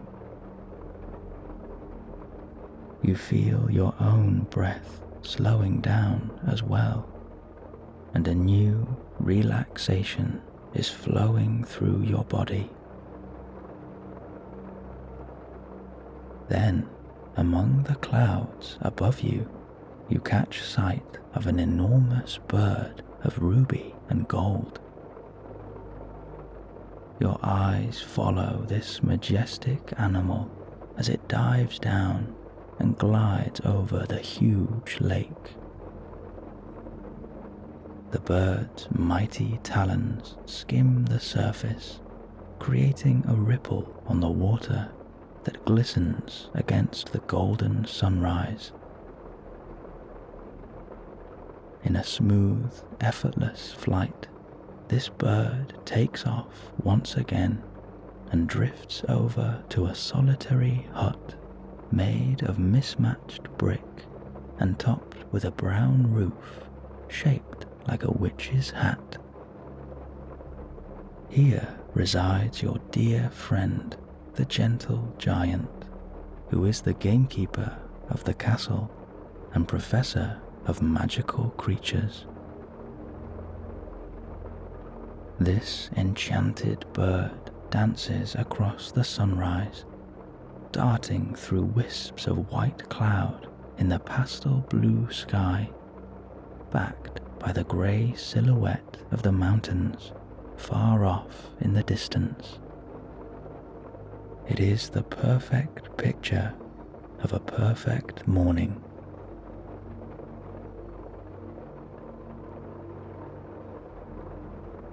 Filled now with a deep sense of peace and a new excitement for the day ahead, you wander back over to your wardrobe and start to change into your wizarding robes. Your wonderful companion sits upon your bed now, and you leave their cage open, allowing them to roam free today and hopefully make some new friends of their own. Your animal won't be joining you in your lessons today, but they will always be here to be your friend and guardian whenever you need them. You are companions for life. And now, fully robed and ready for the day, you reach into your pocket and remove your wand.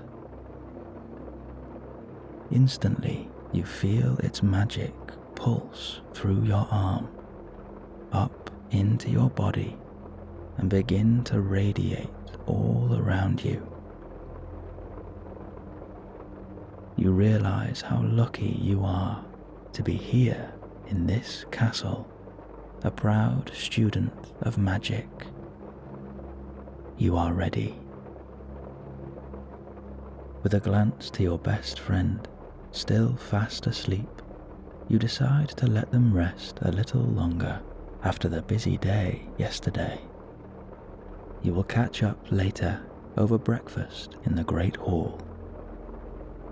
Placing your wand back into your pocket, you take up your bag and head down the stone corridor towards your common room. It seems today you are the first one awake, as the common room is completely empty. The embers of last night's fire are giving off an orange glow that illuminates the space. The tall wooden clock to your right ticks on in a steady rhythm, and the enchanted atmosphere is ever present in this cozy, beautiful room. As your eyes flick to the sofa on your left, you notice a small magical creature fluffing the cushions and patting them down, humming a happy tune. For the moment, they are oblivious to your presence, but as you step towards them, the floorboards creak. Their head quickly turns, and you are met by the big, wondrous eyes of a little elf, gazing up at you with a nervous curiosity. They stand with their hands together, fidgeting with their fingers, before giving you a low bow. With a gentle smile, you return the bow, and the elf gives a surprised stare. You greet them with your name and ask this little creature theirs. Daphne, she tells you, Daphne the house elf. She has a small, thin body and rather skinny arms and legs. Her kind face is made up of big, brown, hopeful eyes, a pointed nose, and large floppy ears that give her an innocent and endearing expression. Daphne explains, with a slight stutter, that, hoping you wouldn't mind, she took the liberty of unpacking your things, cleaning your clothes, and organizing your wardrobe. She thought you might be nervous for your first day and wanted to give you one less thing to worry about. Gazing at this little elf, you feel an instant connection with the lovely Daphne, and you thank her for all her help, holding out your hand. She hesitates for a moment, but then, giving a warm smile, takes your hand and asks politely if you would like to be her friend. With an irresistible chuckle, you accept her very generous offer, and she gives an excited hop around the room, beaming with delight. You take this moment to ask her why she was so surprised that you returned her bow. Daphne stops and shuffles over to you. You kneel down to meet her as she whispers that although the house elf is now a free creature, there was a time when they were not, and they were looked down on by wizards and witches and treated rather poorly. Many of the elves were brought here long ago to work, cook, and clean the castle.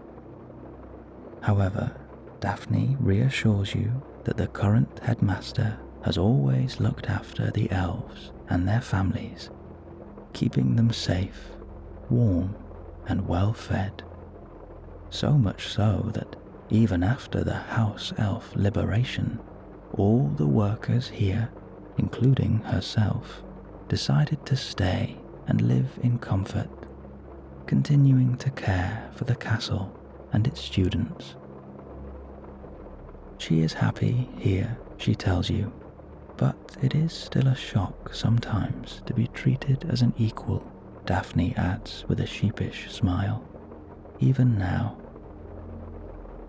Well, so long as she is your friend, she will be met with nothing but love and kindness, you tell her.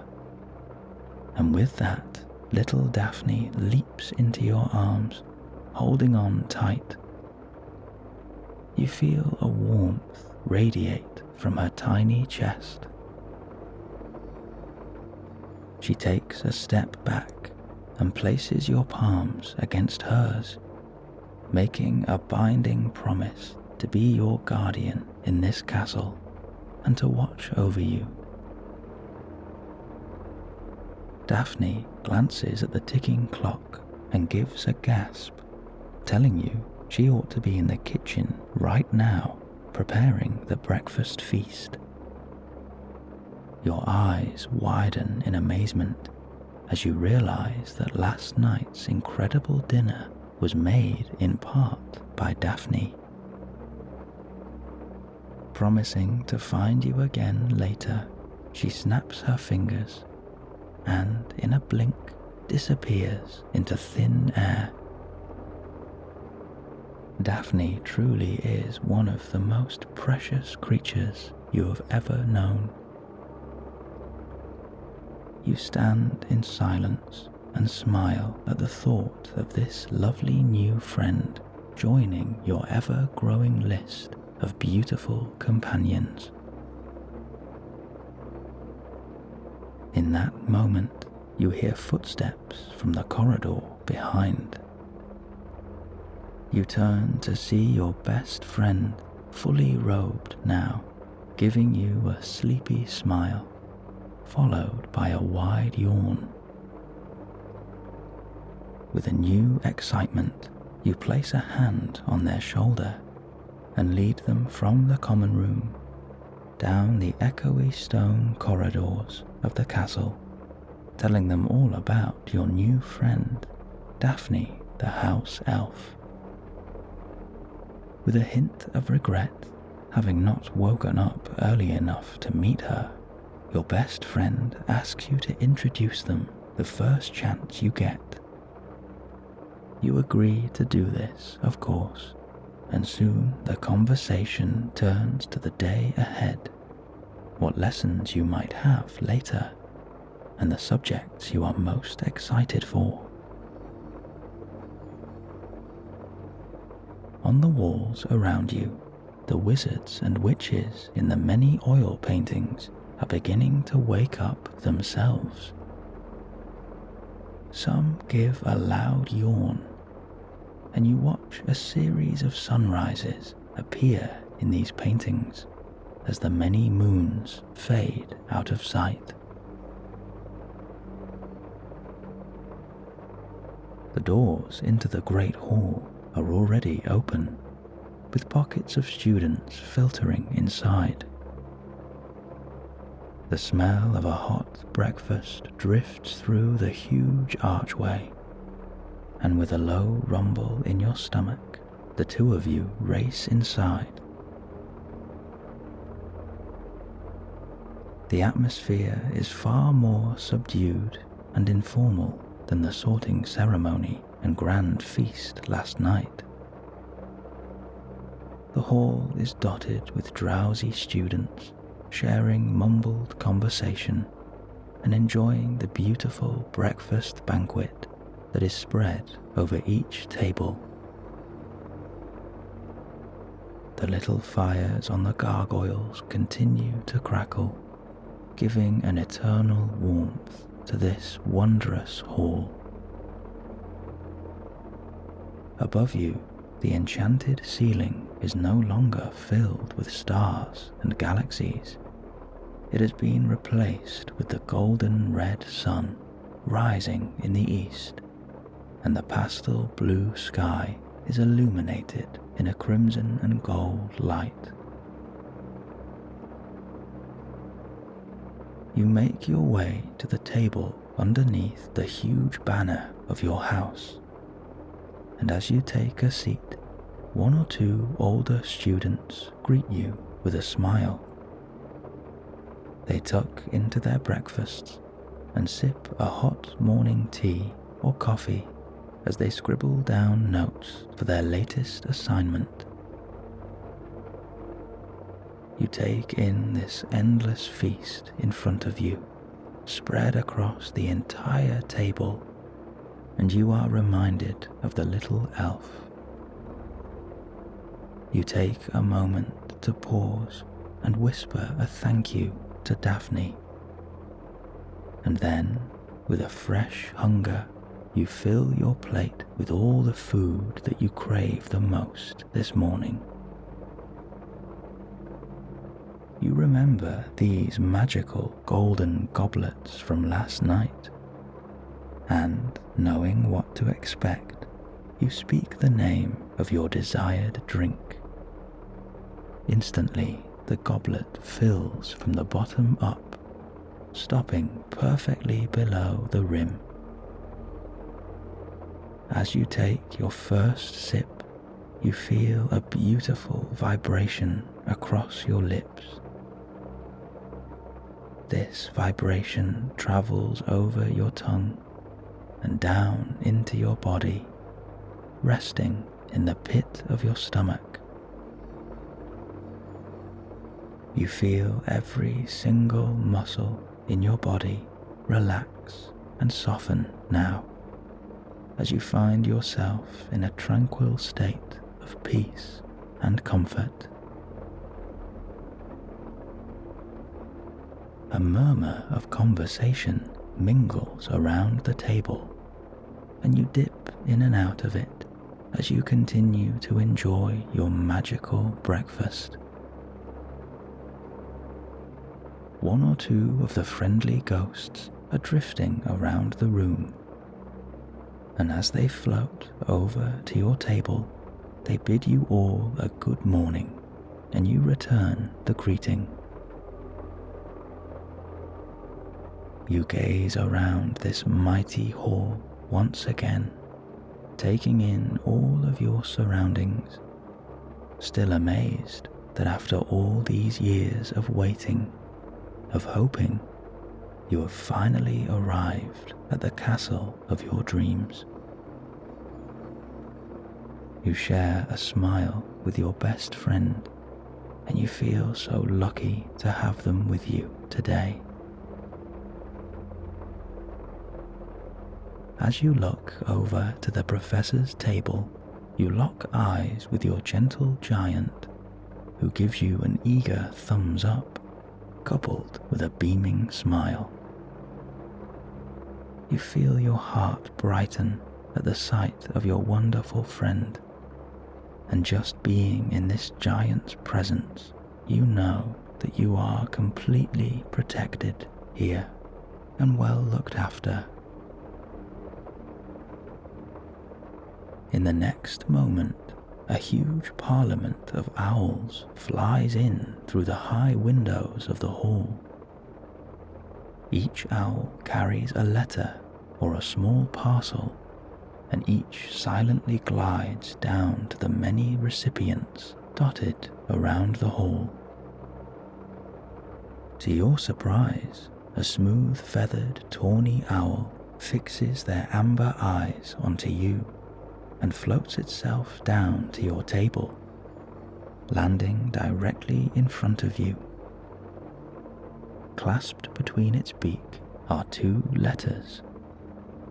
Your gentle owl pats its feet in excitement, urging you to take your letters, and as you do, it turns itself around in a little circle, hooting happily. The first piece of parchment is rolled up tight, tied with red string. As you unravel it, you see your house emblem embossed at the very top. Here is a timetable for all of your lessons coming up this week. Your best friend leans in with their parchment in hand, and you compare timetables.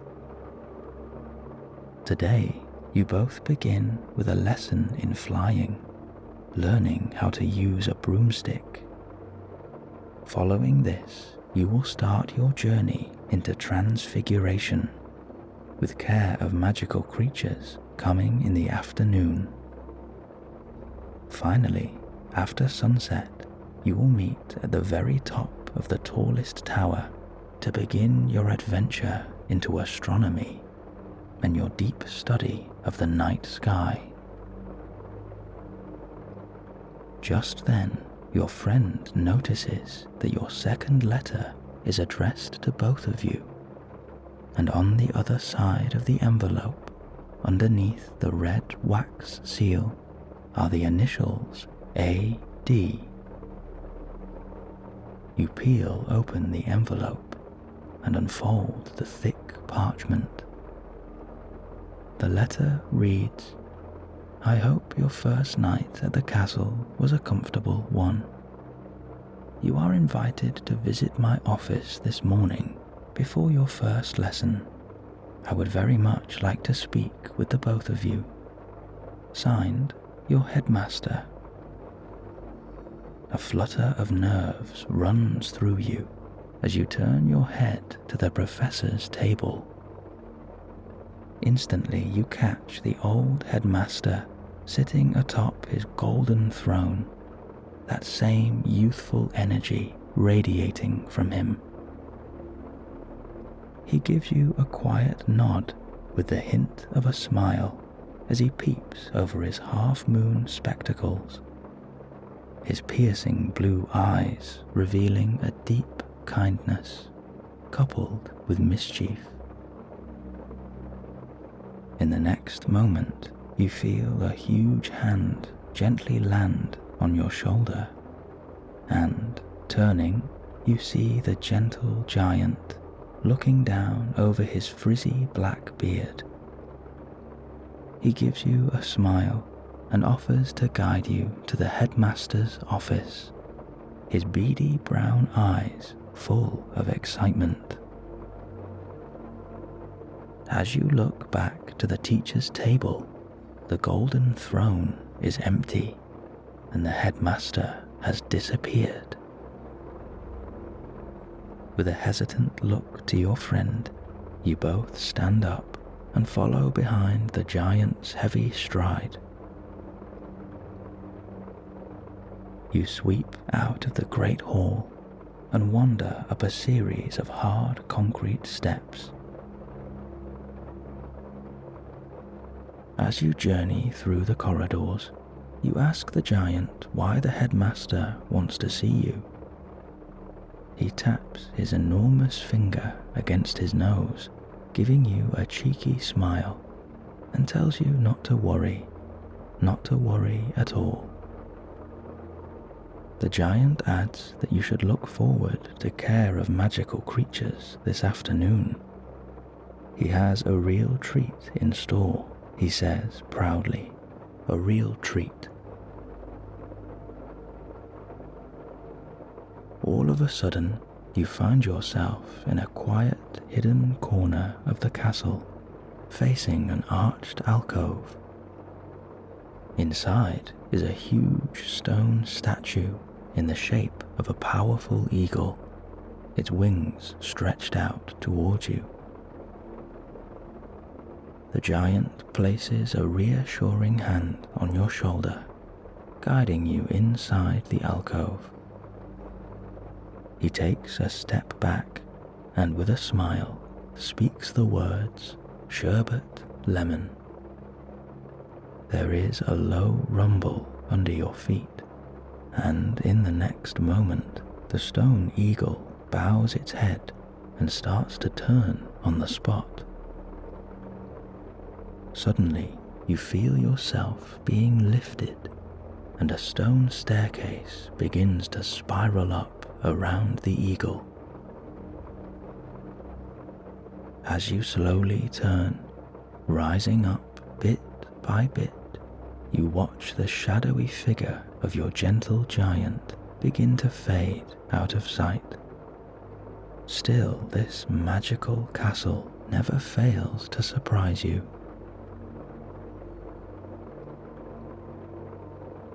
Then the winding staircase stops, and you are met by a tall wooden door with golden handles in the middle. A nervous excitement bounces between you and your friend, and with a shared smile, you open the door together. There is a deep, powerful magic in this room. You feel it all around you. The atmosphere is quiet and subdued. A brazier of blue fire gives off a low crackle, illuminating one corner of the room in a rich sapphire, and a fine gold dust dances through the air and twinkles with delight. The wall on your left is made entirely of thick bookshelves, towering from floor to ceiling and packed full of dusty hardbacks. They appear to be in some kind of order, although it is impossible to decipher. Peppering the wall on your right is a collection of oil paintings depicting all the previous headmasters and mistresses of the school. There are too many paintings to count, but the eldest, perched at the very top, is dated back over 1,000 years. Some of the teachers are taking a morning nap, and others are quietly watching over you, guarding this enchanted room. Hanging above you is a small chandelier of candles, perfectly still and unflickering, blanketing the office in a soft yellow light. 2 white pillars stand proudly on each side of a wooden desk in front of you. Atop the desk is a purple and gold lantern that pulses in a steady rhythm. Behind the pillars are 2 sets of white stairs leading up to a raised platform. In the middle of this platform is the silhouette of an enormous globe, rotating in mid-air perfectly on its axis. As your eyes flick down, you spot the very same bird of ruby and gold from this morning, perched to one side of the desk and looking right at you. As you move closer, you realize that this is no ordinary bird, but a phoenix. Your best friend squeezes your arm, admitting in a low whisper that they had no idea phoenixes were even real. And yet here one sits right before your eyes, as clear as day. You reach out to the phoenix, and this majestic animal gently sniffs your hand. They brush their head against your palm and ruffle their feathers in excitement. In the next moment, the phoenix steps gently onto your forearm, looking at you in complete trust as they tilt their head left to right. There is a soft beauty to this innocent creature, and the watery eyes of the phoenix radiate a powerful love and reveal the knowledge of many lives lived. They gaze at you like an old friend, and already you feel a deep connection to this wonderful animal. From above you, a calm voice calls out, "The tears of a phoenix can heal even the deepest of wounds." As your head flicks up to the platform, you see the flowing white beard of the headmaster hanging over you as he leans on the railing, a twinkle in his eye.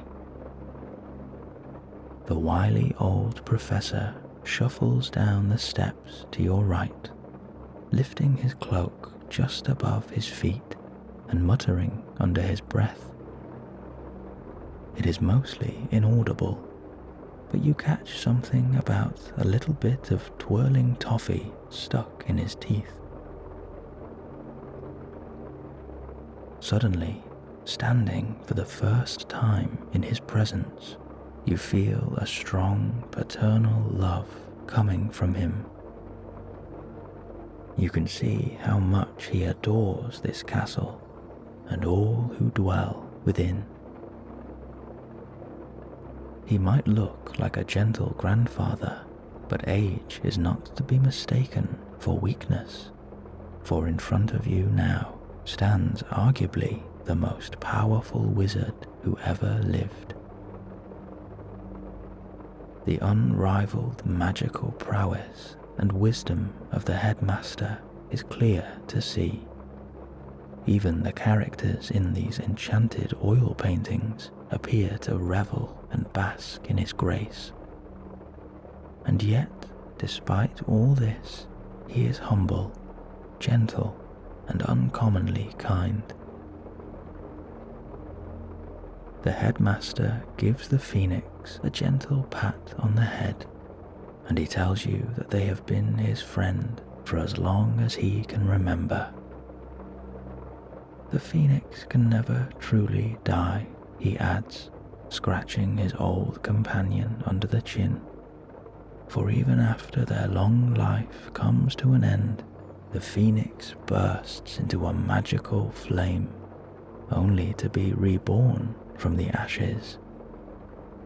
A new body of youth and vitality, but a mind and spirit as old as the earth. This is a true bird of the heavens. They are a guardian of this world, and now clearly a guardian of you, the professor adds with a wink. Good friends are hard to come by, he says, so be sure to keep them close. And with that, the old professor lifts the elegant phoenix from your arm and places it back upon its perch. Now to business. I understand that neither of you were able to find a suitable broomstick before your journey here, so I took the liberty of picking them out myself. I hope you don't mind, but I do have a good eye for these things. And with that, the headmaster flicks his wand effortlessly, and two long parcels lift from behind the desk. They drift towards you and land right into your arms. The wrapping paper falls away, revealing a rich mahogany broomstick with smooth bristles in a bulb shape, one for each of you. The elegance and beauty of this broomstick is unlike anything you have ever seen. The wood is finished with a soft varnish and is weightless in your hands. On each side are two silver footrests, and inscribed at the very top are your initials, coupled with your house crest. The kind old professor lets out a low chuckle as you both give a wide-eyed stare. He reminds you, with a raise of his eyebrows, that these are not toys and must be treated with respect. Together with your friend, you thank this wonderful professor over and over again, until with a soft smile he raises his hand. Consider it a welcome gift, and use it well, he adds with a mischievous wink. Now, best be off, or you might be late for your flying lesson, and I wouldn't want to see you in detention on your first day. And with that, you bid him a good morning, wave goodbye to your phoenix guardian, and run back to the alcove, racing down the spiral steps, chuckling away with your best friend. As you reach the bottom, you run through the maze-like corridors, retracing your steps from your journey with the giant. Before you know it, you arrive at a small archway that opens out onto the castle grounds. You can hear the murmur of students gathering outside. You take a moment to compose yourself and casually walk down the steps, out onto the vast green field, trying not to appear out of breath. Your group is gathered around a tall, thin witch with spiked grey hair and deep-set amber eyes She clears her throat, looking right at you, and the class falls into silence. For a moment, you have no idea what to expect. But then her stern face softens to a knowing smile as she looks at your brand new broomsticks shining in the morning sun. With a sudden bouncing energy, she calls out that it is time to begin.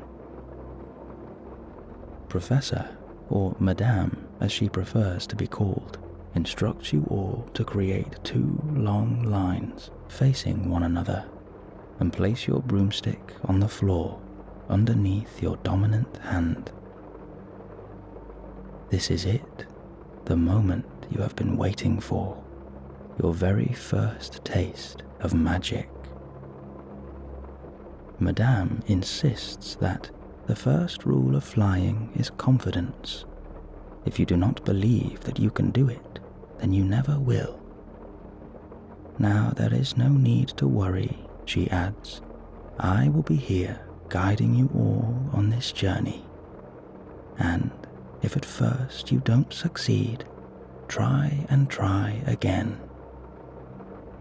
To begin, she continues, raise your hand above your broomstick and give a firm command with the word up. You call out the command, but your broomstick only twitches on the ground. Just then, you hesitate and peer down the long line of students. As the muffled commands continue to call out, you see every single broomstick still on the floor. Some haven't even flinched, while others swing left to right or hover an inch or 2 above the ground, refusing to go any further. Right now, it would be so easy to give up or to let doubt overwhelm you. After all, you have only known about magic for a few days.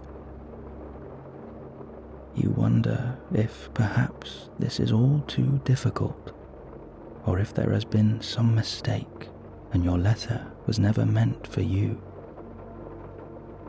But then you stop that thought, and instead you remind yourself of all the times that you have pushed on through adversity and overcome many challenges.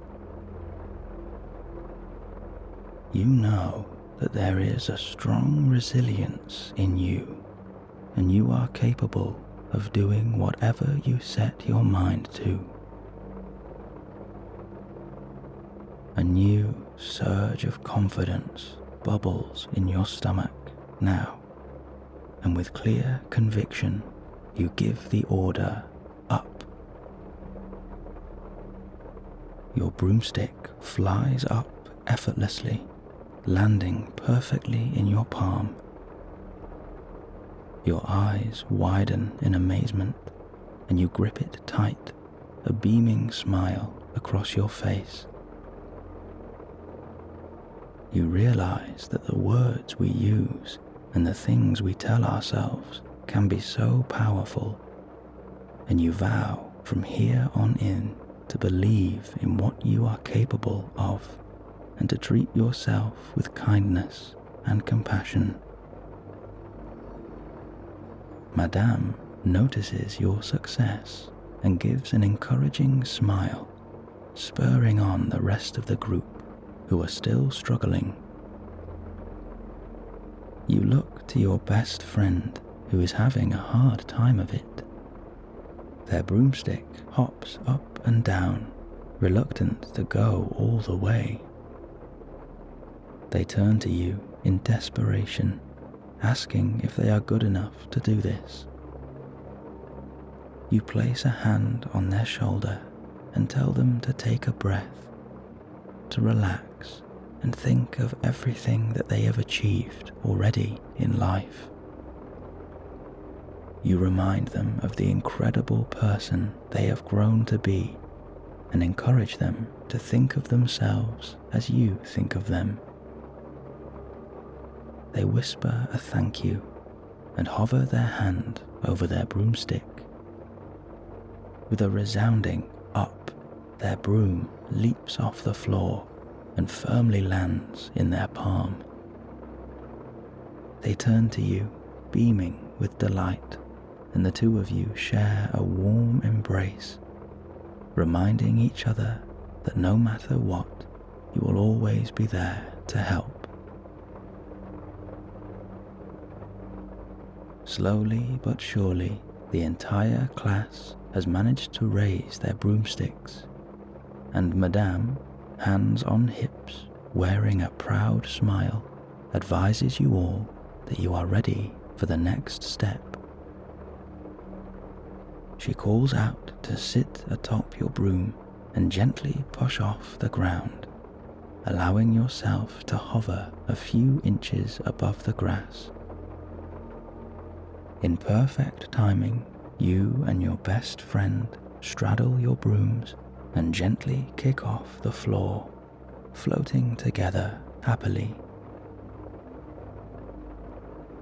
There is a new freedom flowing through you, and you feel a deep sense of control over your body and your mind. You focus on the broom, feeling how it moves under you. If it tilts to the left, you learn to counter that with a shift to the right, and vice versa. You push the handle forward to lower yourself and pull back gently to gain flight.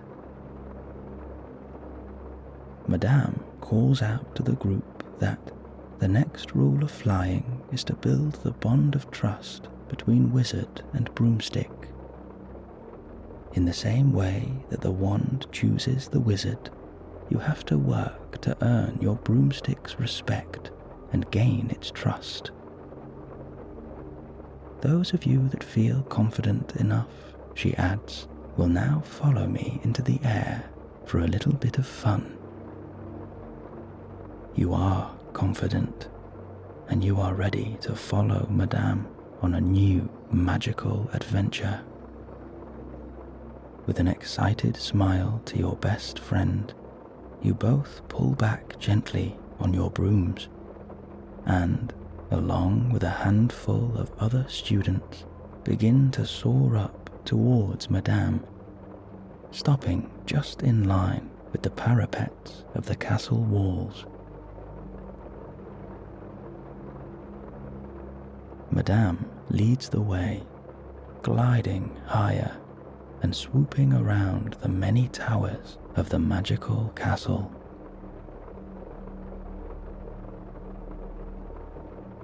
You feel as though you are entering a deep state of tranquility. All other thoughts, concerns, or worries are melting away from you and fading out of sight. In this moment, nothing else matters.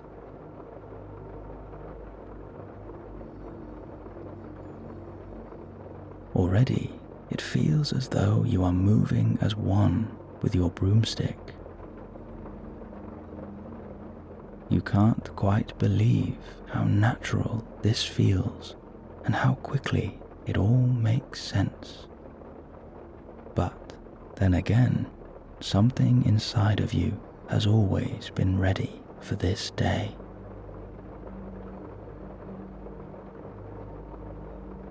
Madame flies with such elegance and grace.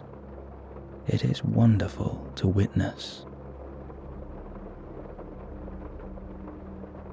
She guides you now above the tallest tower of the castle, and you circle it with ease.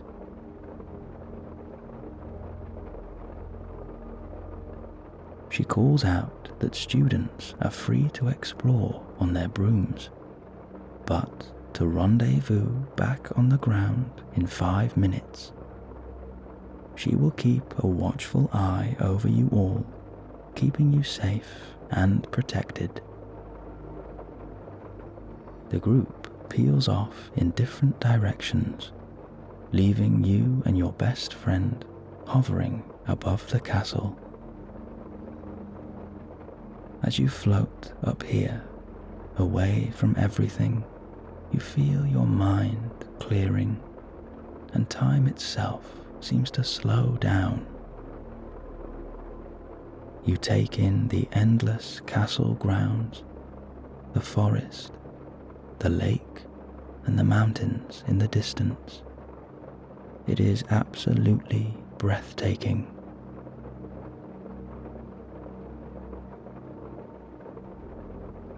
And then, as if out of thin air, your phoenix guardian swoops up from below you.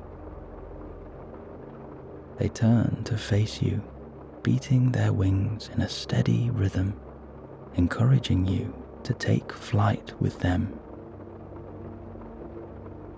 Without another hesitation, you follow behind the phoenix on a sweeping journey down the side of the castle.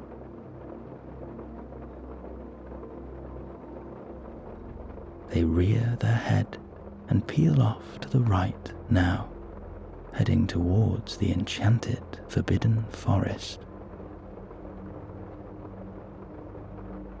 You glide over the top of the purple and orange leaves that ripple in the morning breeze as you follow the path of the phoenix. From here, you feel a pulsing aura emanating from the trees below. They appear to be calling out to you almost, enticing you to visit the forbidden forest.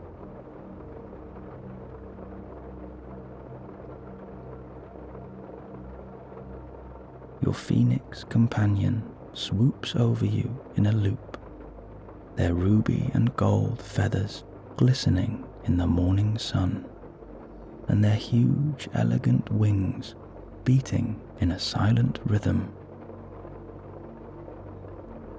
Your best friend flies by your side, and together the three of you are the spirit of freedom.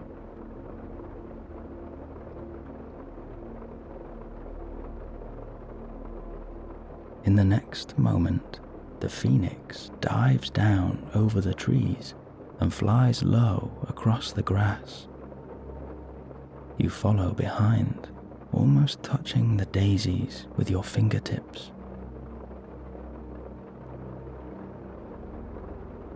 They guide you now to the left of the forest and over the enormous, glistening lake.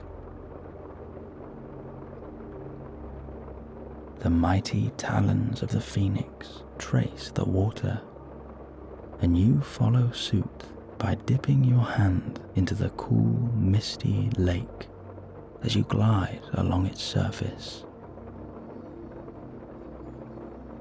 Then you sit up straight on your broomstick and stretch your arms out wide, taking on the world in front of you. Your best friend joins in, and the two of you share an uncontrollable laughter, one that is brought on by an overwhelming joy.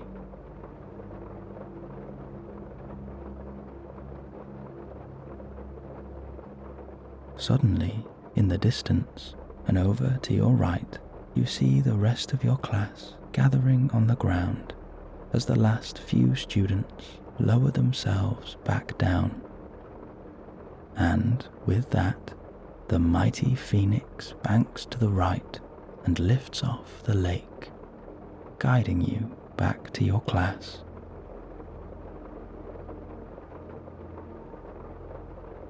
As you approach the group, the phoenix does one last loop around you, bidding you both a fond farewell before soaring up into the sky, disappearing above the clouds.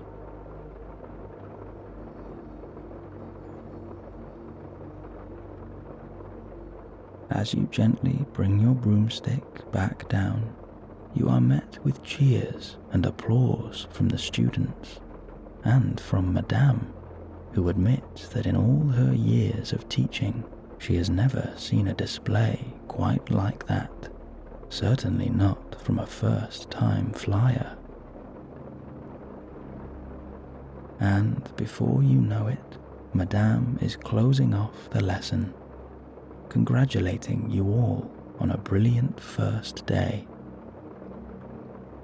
You are advised to leave your broomsticks with her, and when you return to your bedroom tonight, they will be waiting for you. You place your broom down with the rest and give a heartfelt thank you to Madame. Then you join the gaggle of students now making their way back into the castle, ready for your second lesson of the day, Transfiguration. Pockets of conversation mingle through the group, and an excited buzz is in the air, with students laughing and talking together, predicting what might be in store in your next class. You shuffle along, talking happily with your best friend, both of you recounting every little detail of the unforgettable experience you have just shared. You will always remember your first flight on a broomstick. The group rounds a corner and comes to a stop, arriving at a crooked wooden door that is open just a crack, a golden light pulsing from within. In the next moment, the door creaks open by itself, inviting you inside. One by one, you filter through the door and enter a crooked room outlined with wooden bookshelves. Two-person desks are spread evenly on the floor, and a blackboard stands at the very front. There are 3 huge windows running along the left wall, illuminating the room with a natural glow, where beads of gold dust dance in the sunlight. At the front of the classroom, sitting atop the teacher's table, is the grey and black cat that you remember from last night, guarding the great hall when you first entered the castle. It peers slowly around the students, watching very closely. Even though you've seen it once before, it is still magnificent to witness this cat leap forward and transform as quick as lightning into the now familiar deputy headmistress, who is also your professor. The same stern, cat-like eyes still pervade the room, but you can also sense a contained excitement within the headmistress. She might be just as eager as you to begin your training. You quietly take a seat with your best friend, second row back and perfectly in the middle. With all eyes on her, the professor starts by writing her name on the blackboard before outlining the lesson today. She will start by teaching you the very basics of transfiguration. You will then be able to practice a simple spell, and finally she will show you the full potential of this magic at the end of the lesson. After a brief introduction, she calls out, "Quills at the ready first, please." As the professor elaborates on the fundamental principles of transfiguration, the room begins to scribble away, taking notes. Transfiguration is the incredibly complex and difficult art of changing the appearance of an object or a person when more advanced. You could change something as simple as an ink pot into a mighty goblet, or in extreme cases, it has been known for powerful wizards to transfigure entire houses, aeroplanes, or small forests. This, however, takes years upon years of dedication. It is incredibly difficult to master. This is because of the need for absolute accuracy with every spell to avoid problematic complications. Many years ago, she adds, it was used as a substitute to detention, acting as a deterrent to those students wishing to misbehave. However, you will be relieved to know that the school has since stopped this practice, as it was deemed immoral to transfigure naughty students into frogs for an hour. You share a cheeky look with your friend, imagining what they might look like as a little frog, before suppressing a quiet laugh. The professor reiterates to the class just how difficult and potentially dangerous this subject can be when misused. With a raised eyebrow, she emphasizes that anybody caught messing around with spells will be out of her class before they can say transfiguration. Now, if that's all clear, wands at the ready, she calls out. You slowly take your wand from your pocket and twiddle it between your thumb and finger. In front of you now, the professor says, has appeared a crisp brown autumn leaf, fallen fresh this morning. Today you will be changing this leaf into a beautiful pink blossom. Observe.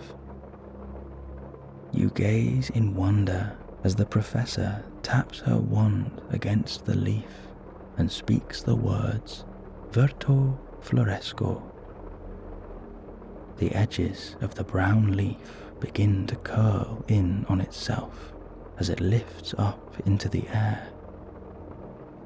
Then, in slow motion, the color fades from brown to a beautiful pastel pink, and the soft petals unfurl one by one, revealing a perfect flower of blossom.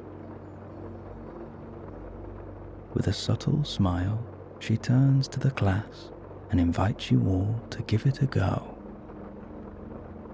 You hold your wand gently as the professor showed you, and you speak the incantation, Verto floresco. You wait a moment, but nothing happens. Then you watch in amazement as your best friend taps their wand confidently, speaking the spell. Instantly, the leaf on their table transforms, spinning by itself from brown to pink and unfolding into a beautiful blossom.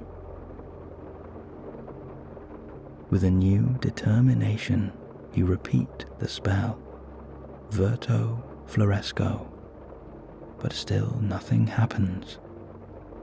Verto floresco, the leaf is not moving. Verto floresco, and then the leaf begins to change.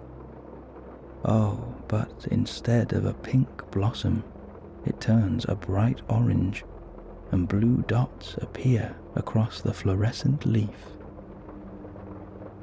You look to your best friend in a slight panic, worried that you might never get it.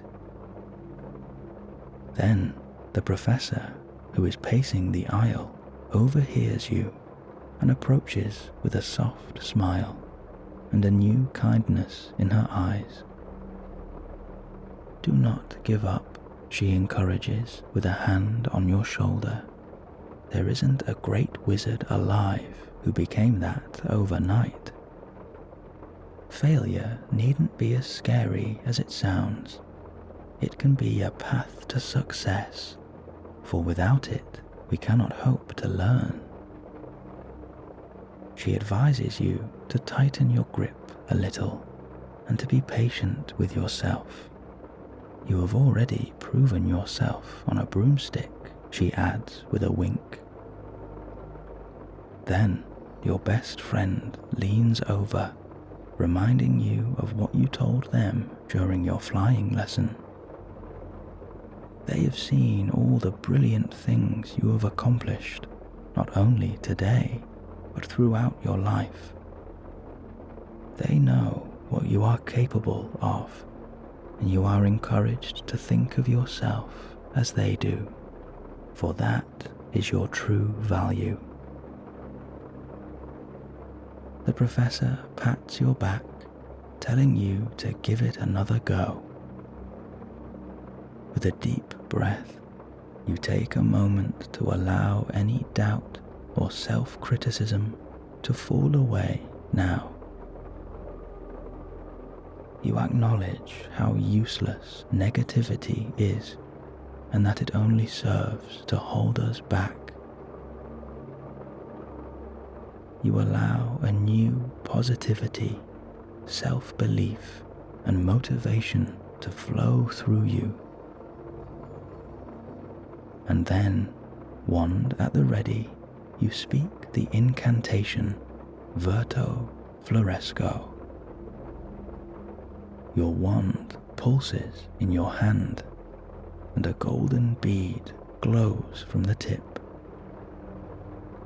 The brown autumn leaf lifts into the air, and as it begins to twirl, you watch it transform into a rich pastel pink. One by one, the small pink petals unfold, until at last you are staring at a beautiful blossom flower that is radiating the faintest smell of a spring morning. You notice that you are smiling, and the professor is beaming with pure pride, giving a little round of applause with her fingertips. Wonderfully done, she tells you, before striding back towards the front of the class. Your best friend puts their arm around you, giving you a proud smile and reminding you how grateful they are to have you with them through all of this. They are quite sure they never would have lifted their broomstick without your encouragement. You return the compliment and acknowledge that without a little help from your friend, you may have just given up on transfiguration before you even started. At the front of the room, the professor calls the attention of all students. Class is drawing to a close now, but before you go, she wants to show you the wonderful potential of this magic. And with that, she twirls her wand above her head and points it at the thick blackboard. Her forearm jerks, and her wand emits a powerful blue light, swirling around the blackboard. In the next moment, the blackboard begins to fold in on itself, disappearing into the floor. And then you watch, completely awestruck, as enormous tree roots sprout from the floor, and a thick trunk begins to spiral itself up toward the high ceiling. Then, in one magical movement, a vast collection of branches bloom from the top of the tree, and big, beautiful flowers blossom one by one in colors of blue, yellow, purple, and white. These delicate flowers are backed by emerald green leaves that give off a pulsing light and an enchanting radiance.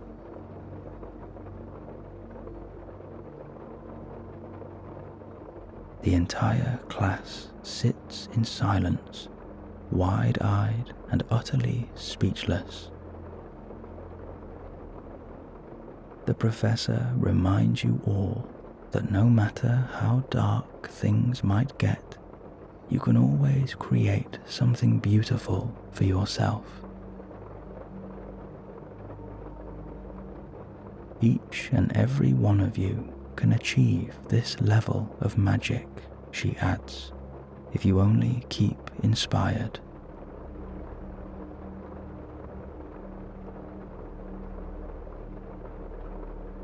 And with a tired smile now, the professor dismisses your class. You take one last look at this magical tree, pulsing with a golden green glow.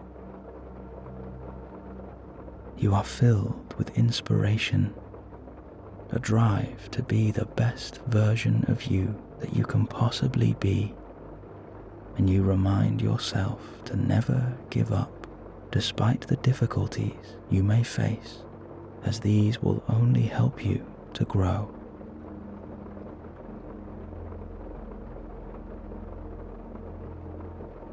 As you leave the classroom, side by side with your friend, you realize it is time to visit your gentle giant, ready for your next lesson, Care of Magical Creatures.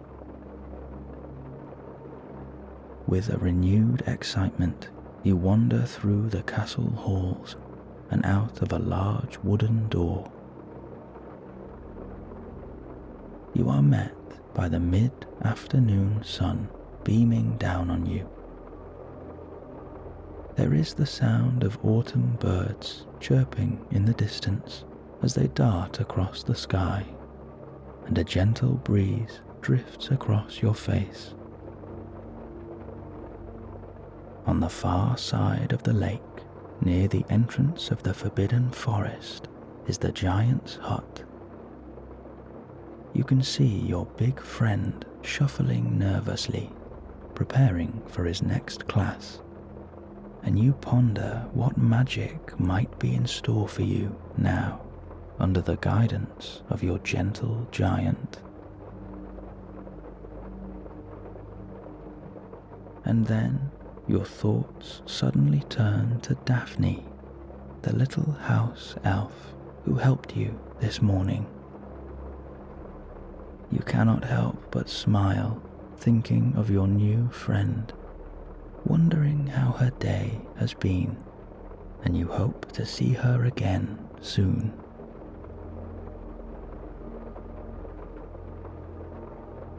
You arrive at a small clearing just outside the stone hut of the giant, where more and more students begin to gather, with a quiet anticipation in the air.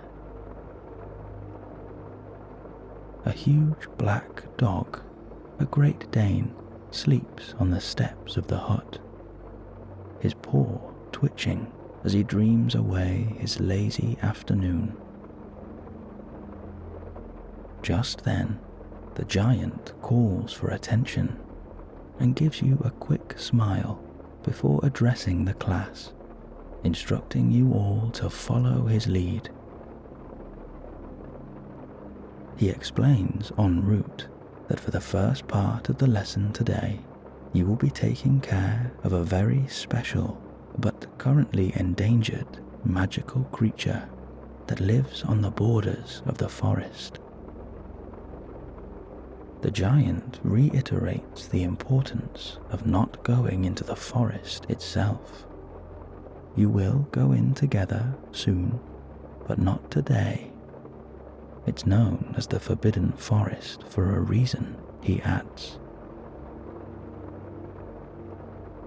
You arrive instead at a cluster of smaller trees on the very edge of the forest. Already you can feel a powerful radiance coming from the dark depths of the woodland. The forbidden forest is calling out to you.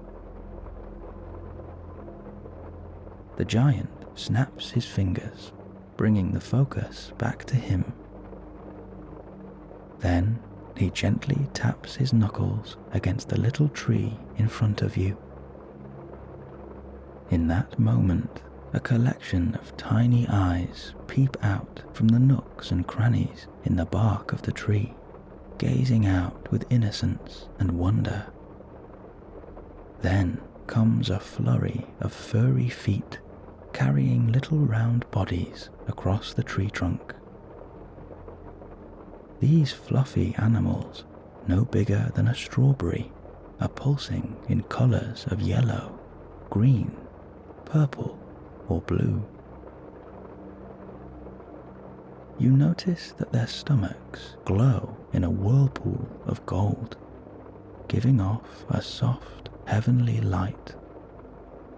The reason for this, the giant explains, is a little-known magical herb called aurum folium, a plant that gives off a unique golden glow, and when ingested, provides these little animals with a warm golden light in the pit of their stomach that looks especially beautiful at night.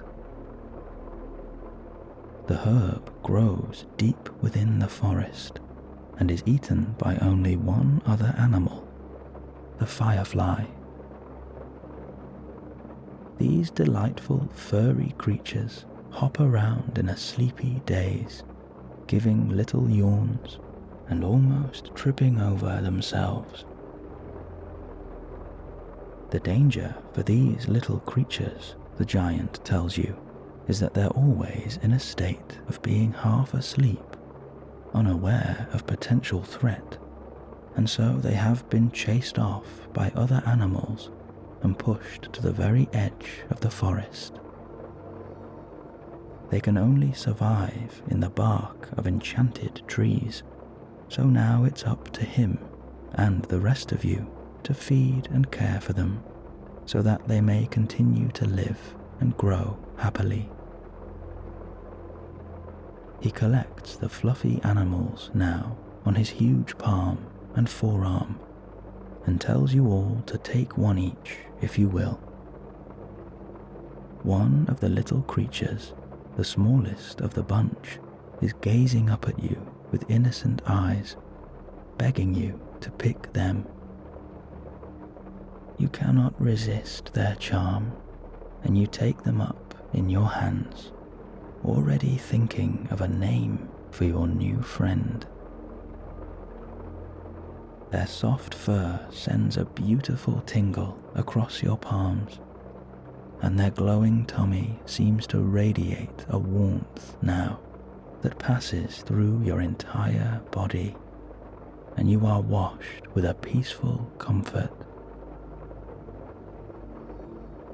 You share a smile with your best friend, who is chuckling away at their own fluffy animal that appears to be tickling their hands.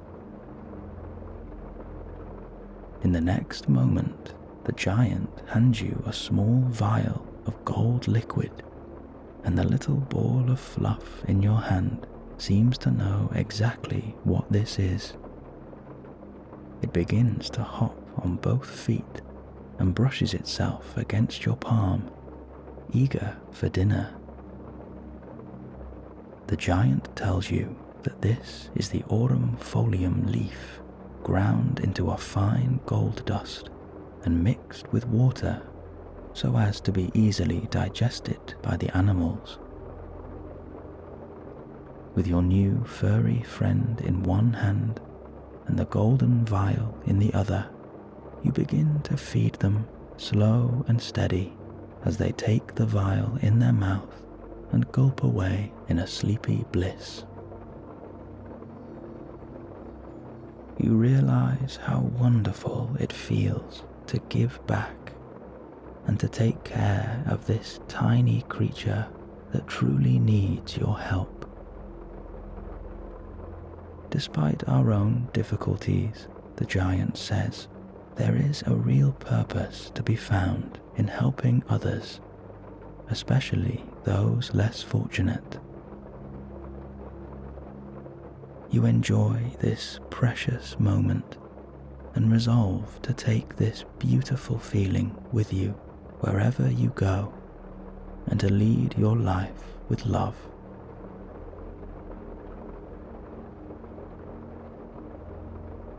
As the tiny glowing ball of fluff in your hand gulps its last drop of elixir, they flop backwards, feet in the air, and begin to snore as quiet as a dormouse. The gentle giant watches on proudly, giving a low chuckle and congratulating each and every one of you for taking to this so well. He instructs you now, when you are ready, to place these animals back into their little homes in the tree. You take your new friend, now fast asleep, and give them one last stroke on the head. You lift them back up into the tree, putting them safely inside a deep, cozy nook. You watch their tiny tummy lift and drop in total bliss as you leave them now to enjoy their rest. The giant tells you all that you can come back any time and visit these little creatures whenever you like. One last treat, he calls out, before you go. And with that, he gives a low whistle aimed deep into the forest. And what you are about to experience will stay with you forever. Right before your eyes, galloping from the wood, appears a beautiful white unicorn, glistening with stardust in its mane. It gives off its own magical aura that illuminates the tree line. The entire group gasps, and you are utterly speechless. The unicorn stops next to the giant, fluttering its tail and bowing its head. There is something so wondrous about this creature. They hold a deep, powerful magic within them and have been a guardian of this land for 1,000 years. Your gentle giant introduces her as Olwyn, queen of all unicorns in the forest, and his very dear friend. And just then, this magical unicorn looks directly at you. Your stomach flutters with butterflies as Olwyn gently scrapes her hoof on the floor and bows her head to you. You return the bow, and the rest of your class takes a step back. Your best friend squeezes your arm, urging you to go forward. You take a slow step and hold your arm out in front of you. Keep your palm up, the giant whispers. Let her come to you. You stop and take a deep breath, trying to show Olwyn that you mean her no harm. And then, in a slow, shuffling step, this majestic unicorn edges closer and closer, until at last her soft head brushes against the palm of your hand, and you gently stroke her head and scratch behind her ears. She moves her head over your shoulder, and you embrace Olwyn now, holding her tight around her chest as she rests her head upon your back. You breathe as one with this magical unicorn, and already you can feel her powers of healing at work. You feel the warmth of her heart relaxing each and every muscle in your body now, filling you with hope, comfort, and a deep, deep love.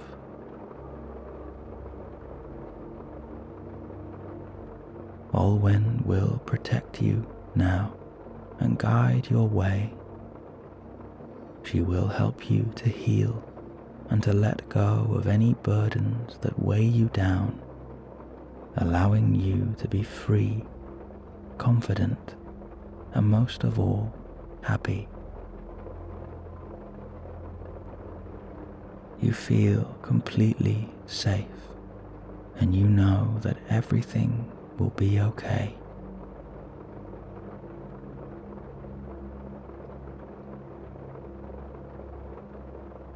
In the next moment, the giant picks you up and places you gently on Olwen's back as she flicks her head up in excitement. "Now," the giant says with a smile, "hold on tight." And with that, he gives Olwen a gentle tap, and she begins to trot down towards the lake, carrying you effortlessly on her back as you gently hold around her chest, an unstoppable smile beaming on your face. Behind you, the gaggle of students fades out of sight, and you lean over to Olwen and whisper a heartfelt thank you. You cannot believe that she picked you, but you are so glad that she did. It's as if you are gliding over a huge, soft cloud, with the cool breeze tracing your skin and the beautiful Olwen carrying you all the way around this enormous lake. You have never felt more free in your entire life.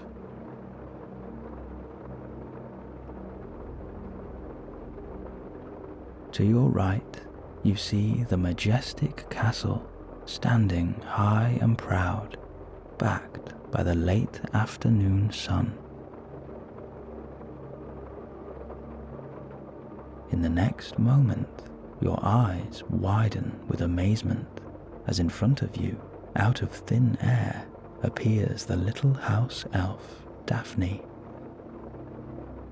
She sits atop Olwen and turns her head to you, a huge smile on her face.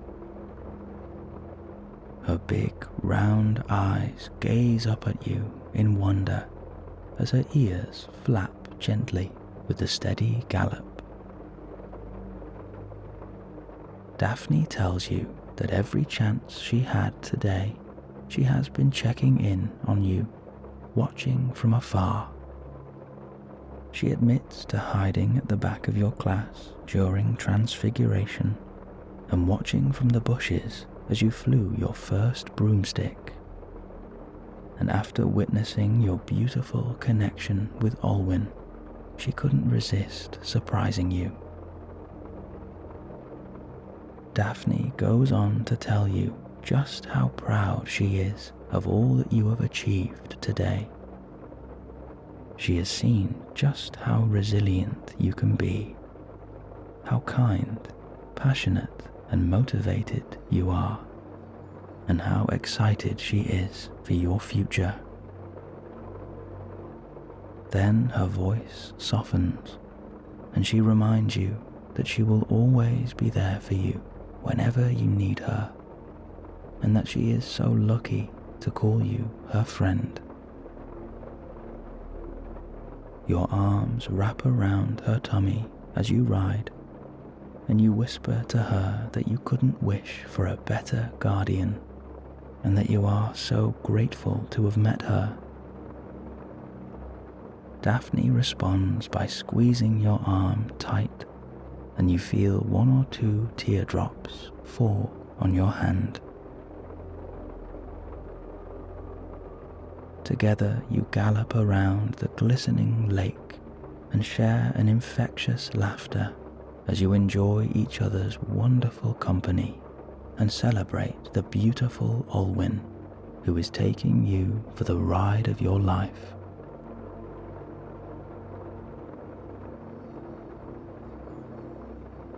You enjoy this moment of pure bliss and remind yourself how grateful you are for all those who are special to you.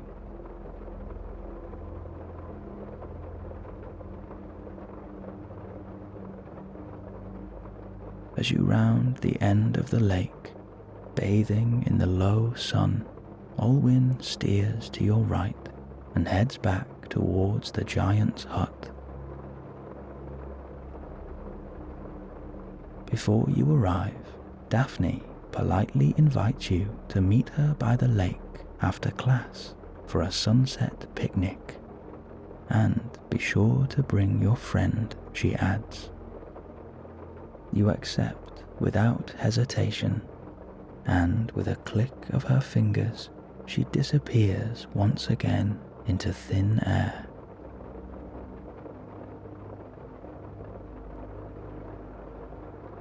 As Olwyn brings herself to a slow canter and enters the clearing, you are met with a collection of beaming smiles. Your gentle giant lifts you off the unicorn and announces that class is dismissed. As the students drift off back to the castle, you turn and give Olwyn one final stroke, whispering to her that you hope to meet again soon. She ruffles her head on your arm before galloping off back into the forbidden forest. Just then, your best friend races up to you, giving you a warm hug, telling you how incredible that was to witness. You squeeze them tight and tell them of Daphne's invitation. Your friend gives a wide smile, excited to finally meet the lovely little elf. The gentle giant clears his throat, and as you turn to look at him, he holds out his huge arms with a proud, mischievous smile. As he pulls you in to a warm embrace, he tells you that Olwyn has never taken to a student before, and that letting you ride her was actually a bit of a spontaneous decision. You thank him with all your heart for the most magical memory that you will never forget. You invite the giant to join you for your evening picnic, and with a sheepish smile, surprised to have been asked, he gladly accepts, and the three of you wander off down towards the lake that is now pulsing with a golden shimmer, backed by the majestic castle. Classes, for the most part, are done for the day, and in the distance, many students disappear inside, ready for another magical feast. Only this time, you won't be joining, as you have something even more special planned. As you draw nearer to the lake, you see the faint silhouette of the tiny elf, Daphne, who is now carrying a huge wicker basket, holding it with both hands, struggling under the weight. Your gentle giant approaches the little elf and with his first finger lifts the basket from her arms and begins to prepare your picnic. He waves a red and white blanket onto the floor and unpacks the basket bit by bit. He greets Daphne as an old friend, and she gives a happy chuckle, telling you they have been companions for many years now. In the next moment, you reveal your best friend and introduce them to this little elf. Your friend crouches on one knee and holds out a hand, but Daphne skips the handshake and dives straight in for a huge hug, exclaiming that anyone who is a friend of yours is a friend of Daphne's. The little elf has prepared a mini buffet for you, and as the giant unpacks the endless basket of food, you are met with the smell of hot pastry and freshly baked goods, coupled with sandwiches, fresh fruit, and of course pudding, with ice-cold drinks to wash it all down. Your lovely group gets comfortable on the big red blanket, enjoying the sudden peace that surrounds you and the gentle lapping of the lake as you bask in the setting sun, glowing in a golden red. You pick and choose little bits of the buffet, and once your plate is full, you begin to enjoy each delicacy prepared by Daphne, and you thank her for this wonderful feast. As you eat, you suddenly get the urge to cool off a little. You remove your shoes and your socks and dip your tired feet into the cool waters of the lake. All of your friends follow suit, and you sit in a line on the bank of the water. Instantly, you feel a beautiful, cool sensation swirling around your toes and up into your ankles. This refreshing feeling trickles up into your legs and begins to cool down your entire body, allowing you to breathe slow and deep, entering a state of pure relaxation. This delicious feast, coupled with the soft heat of the setting sun and the cool waters of the lake, is a perfect combination, finished off by the wonderful company around you, as you all sit in a peaceful silence now, the kind only possible between true friends.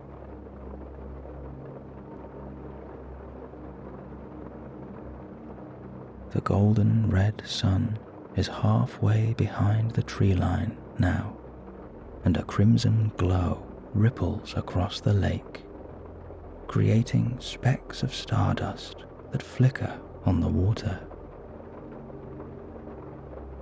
You remember how only yesterday you journeyed across the other side of this lake, approaching the mighty castle underneath a blanket of starlight.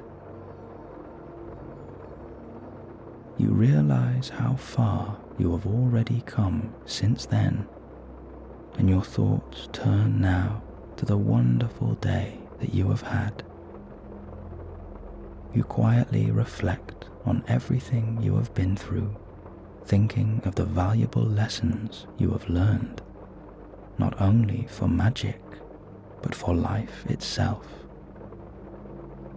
Flying has taught you the value of courage and confidence. It has encouraged you to believe in yourself without hesitation. It has opened your eyes to the wonderful experience of flight and exposed the beauty of magic that surrounds you every day. You reminisce on your adventure with your Phoenix Guardian, a wonderful new companion who is now, no doubt, perched on the shoulder of the kind old headmaster enjoying a magical feast. Transfiguration posed many challenges, but through all this you persevered and triumphed. You vow to yourself to not be afraid of making mistakes, to be more patient with yourself, and to embrace the unexpected as part of this wonderful journey. And so long as we never give up and listen to our hearts, there will always be doors open to us. Care of magical creatures has given you a chance to reconnect with the beauty and wonder of nature. You were able to give back and to care for a creature that needed your help. You realize that it is a different type of magic to help those in need. And through this lesson, you intend to do that much more. You were also able to meet one of the most beautiful animals you have ever seen, the wonderful unicorn, Olwyn, another guardian of this enchanted world, and another guardian of you.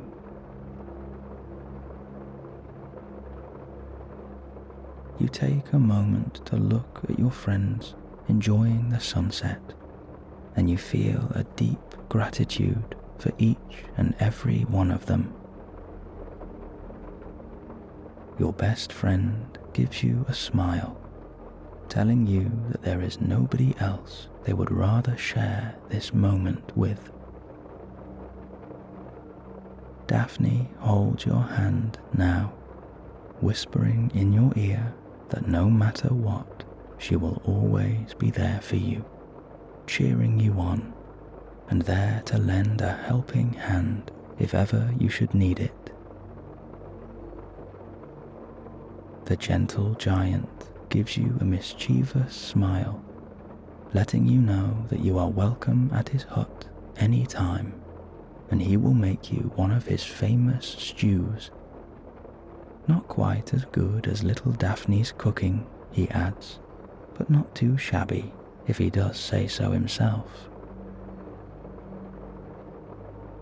And finally, ever present in your thoughts is the black and white sleepy cat, without whom you may never have found the magical alley in the first place, and who was there to see you off on your adventure. You tell the giant that you wish that naughty cat was here now, and he gives a nod, agreeing with you.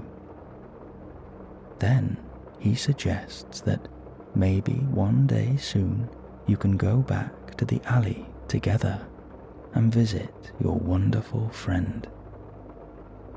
You would like that very much, you tell him, very much indeed. And just then, in a crimson flash, the last light of the setting sun disappears beyond the horizon, and the first of the silver stars begin to pepper the rich purple and blue sky. Your best friend quickly reminds you that it is time for your final lesson of the day. Despite feeling completely relaxed and very sleepy already, you cannot deny the lingering excitement still running through you as you anticipate the magic of astronomy. As the little elf casts a spell to dry off your feet and packs away the picnic basket, your gentle giant stands himself up and bids you all a warm good night. He will see you again very soon, he adds, and he strides away back to his warm and cozy hut, ready to turn in for the night. Daphne suddenly asks if she can show you something that she has never shown anyone. As you shuffle on your shoes, you tell her that her secret is safe with you. And then she takes your hand and tells you to trust her.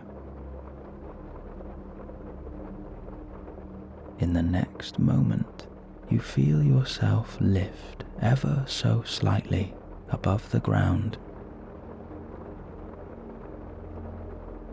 Daphne begins to climb her feet as if walking up an invisible staircase, and you float up alongside her, higher and higher above the castle grounds.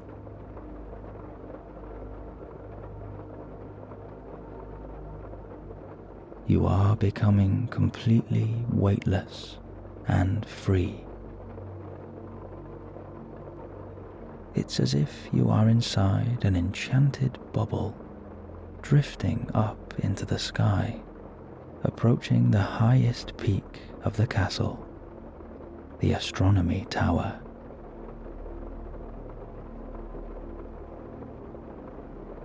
There is a special kind of magic at work here, a magic that only these wonderful elves possess. It is a privilege to witness. The view over the Twilight Castle and the lake reflecting the light of the moon is truly magical.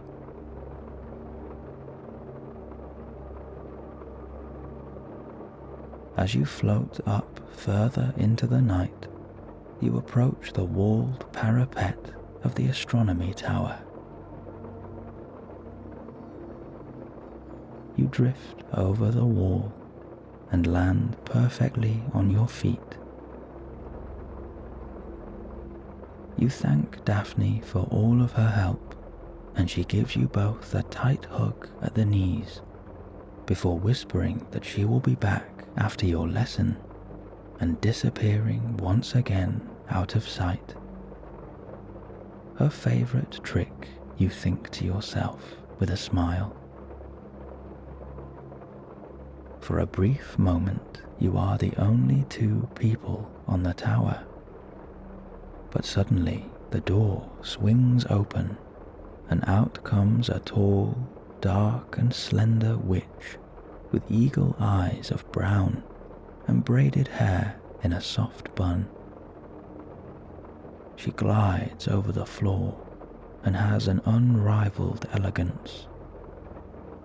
Her sapphire robe drapes over her wrists and sweeps across the concrete effortlessly. Behind the professor comes the rest of your class, wide-eyed and eager to begin. "Took a shortcut, did we?" the professor asks with a knowing smile.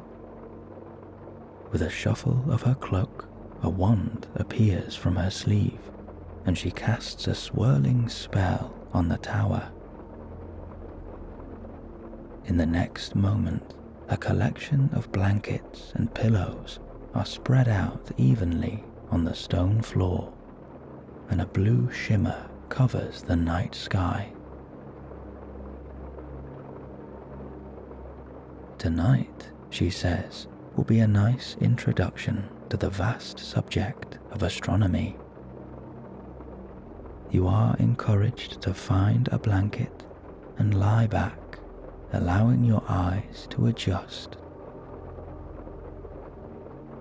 As you find a blanket next to your best friend, the professor explains that tonight you will gaze at the constellations and see where they take you, as they guide you on your own unique journey.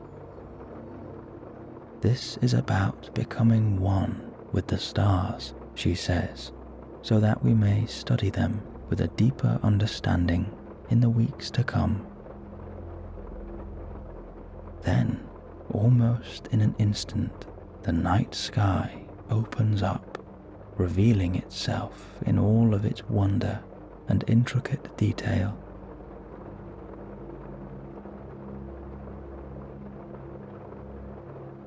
shooting stars are passing through the blue and silver glitter.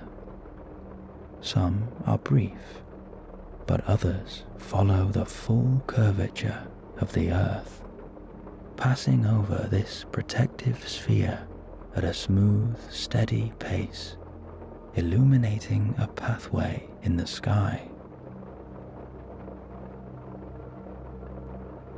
Allow your body and your mind to soften, the professor repeats, and for your imagination to come alive.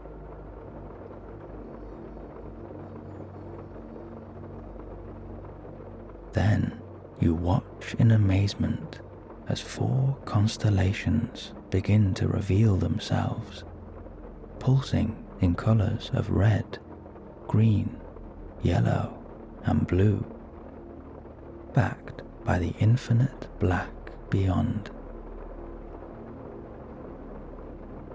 The first constellation to come into focus is a red lion, peppered with golden starlight.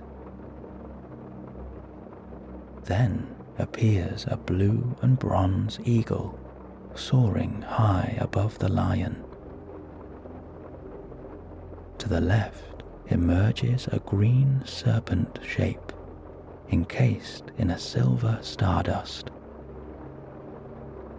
And finally you see a beautiful yellow badger, peppered with black and white. These are the constellations of the 4 wizarding houses that govern the school. They were made using powerful magic, where the 4 founders combined their talents to leave a permanent reminder for generations to come. You can almost see where the spell hit the sky all those years ago and branched out to create these 4 huge crests, now pulsing bright above you.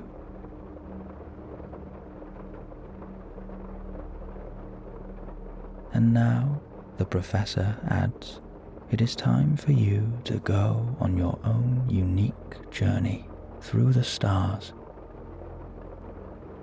Allow them to take you wherever they want to, and trust in this enchanted universe. Then, as if in your own private theatre of starlight, the colourful constellations begin to fade, and a very personal display begins just for you. Through the crystal zigzags and the looping patterns of the silver stars, you begin to follow your own life's journey in a vast web across the sky. As the patterns become more rich and embedded, there are snapshot images and pictures in the stars, showing your deep history as you relive all the wonderful memories in your life.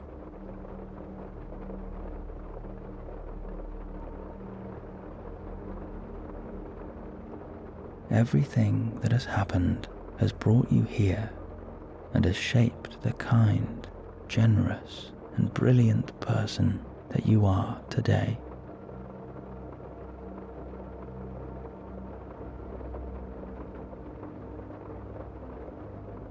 Many of the silver lines cross over each other, symbolizing a new friendship or a special bond. And where the lines meet, you see flashes of those that are most dear to you, smiling down at you from the enchanted twilight sky.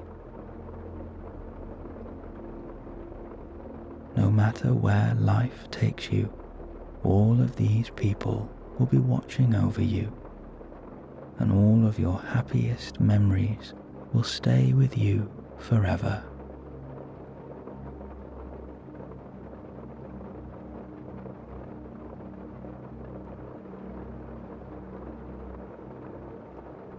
Then you suddenly see all of your hopes and dreams spread out in front of you, and you feel grateful for all the wonderful opportunities that still lie ahead of you.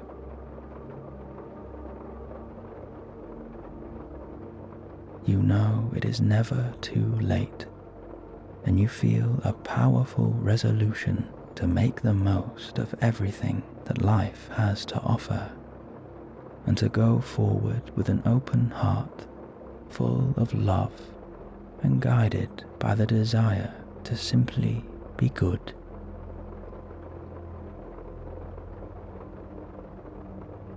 You feel so thankful for all the beautiful things that you do have, and for all the people that you have been so lucky to meet and to share life with.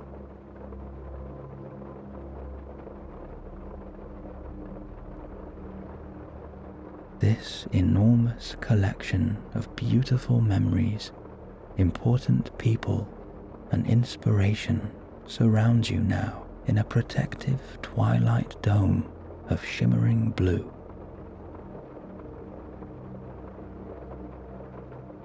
You realize that there is no time for worry or negativity in your life. There is no utility or comfort to be found in this.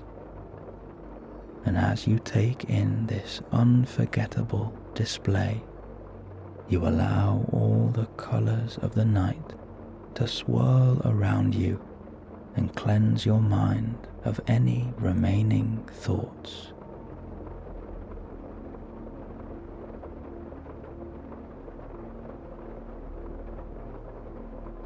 This angelic starlight will heal your heart, rejuvenate your body, and clear your mind, allowing you to let go of all those things that no longer serve you, and to go forward now with positivity and hope.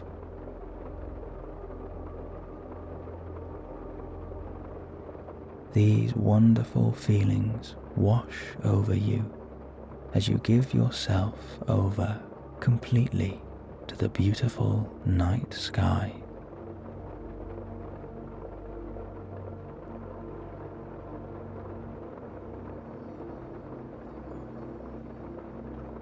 As this starlight display comes to an end, you are left with the soft glitter of the night, guarded by the pearl moon that beams down in a spotlight, perfectly covering the tower. As your sleepy eyes look around, you realize that your lesson has finished. Only you and your best friend remain, and the professor watching over you with care. As you come back into a lucid state, the professor whispers that you have a visitor, and she bids you a wonderful good night before sweeping through the door and out of sight. And then you hear the soothing voice of Daphne asking you to be still now and trust her once again. In the next moment, Daphne clicks her fingers and you feel yourself floating, as if being carried on a soft, comfortable bed. The little elf guides you now down the long spiral steps of the tower, keeping you perfectly afloat and relaxed. Daphne explains that a powerful elven enchantment lies upon you, and for the time being you are invisible, as if under a magical cloak. This way she can sneak you back into your room without any distraction and let you drift off in peace. As you float through a stone archway, you are greeted by the sound of a low, crackling fire, a familiar ticking clock, and the scribbling of students finishing assignments for the morning. Daphne gently guides you through the muffled hubbub of the common room as you float effortlessly on your back.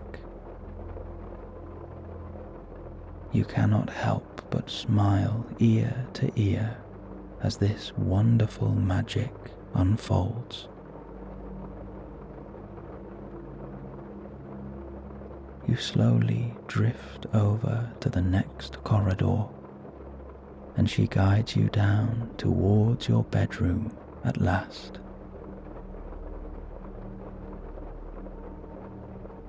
Before you know it, you are being gently lowered onto your bed. Outside the window, you can hear the soothing sound of falling rain that has bubbled up from the clouds all of a sudden. Daphne places a warm hand on your forehead and murmurs a low spell. This will allow you to completely let go and enter a deep sleep, dreaming of the most beautiful things.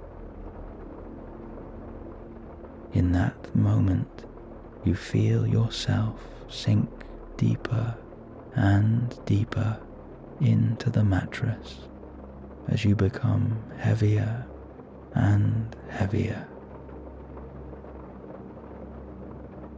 A beautiful vibration begins to ripple through your body.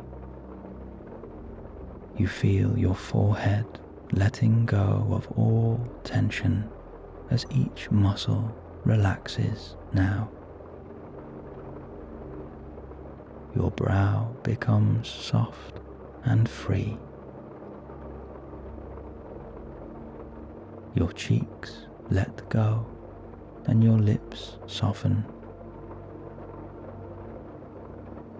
Your jaw relaxes and the muscles in your face become warm and soft. You feel your shoulders and your neck releasing all tension as each muscle relaxes completely, like a soft butter melting. This wonderful sensation runs down your arms, relaxing your upper arm, releasing your elbows, softening your forearms, and allowing your hands to be heavy.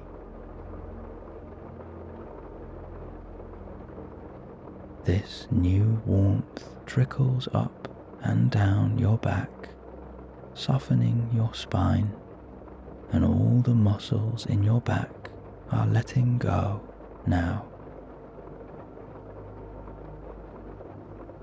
Your buttocks muscles become heavy and free from all tension. The muscles in your thighs are warm and soft. Your knees are loose, and the tension in your calves is melting away. The tops of your feet tingle with delight. The soles of your feet and your toes become soft now and filled with warmth. You lie here now in a state of total tranquility, blanketed with peace. Daphne bids you a gentle good night, reassuring you that she is not far away. You are filled with a deep relaxation. The gentle sound of the rain only adds to your comfort. And now, with nothing left to think at all, you allow yourself to completely let go and give yourself over to the wonderful night as you dream of beautiful things.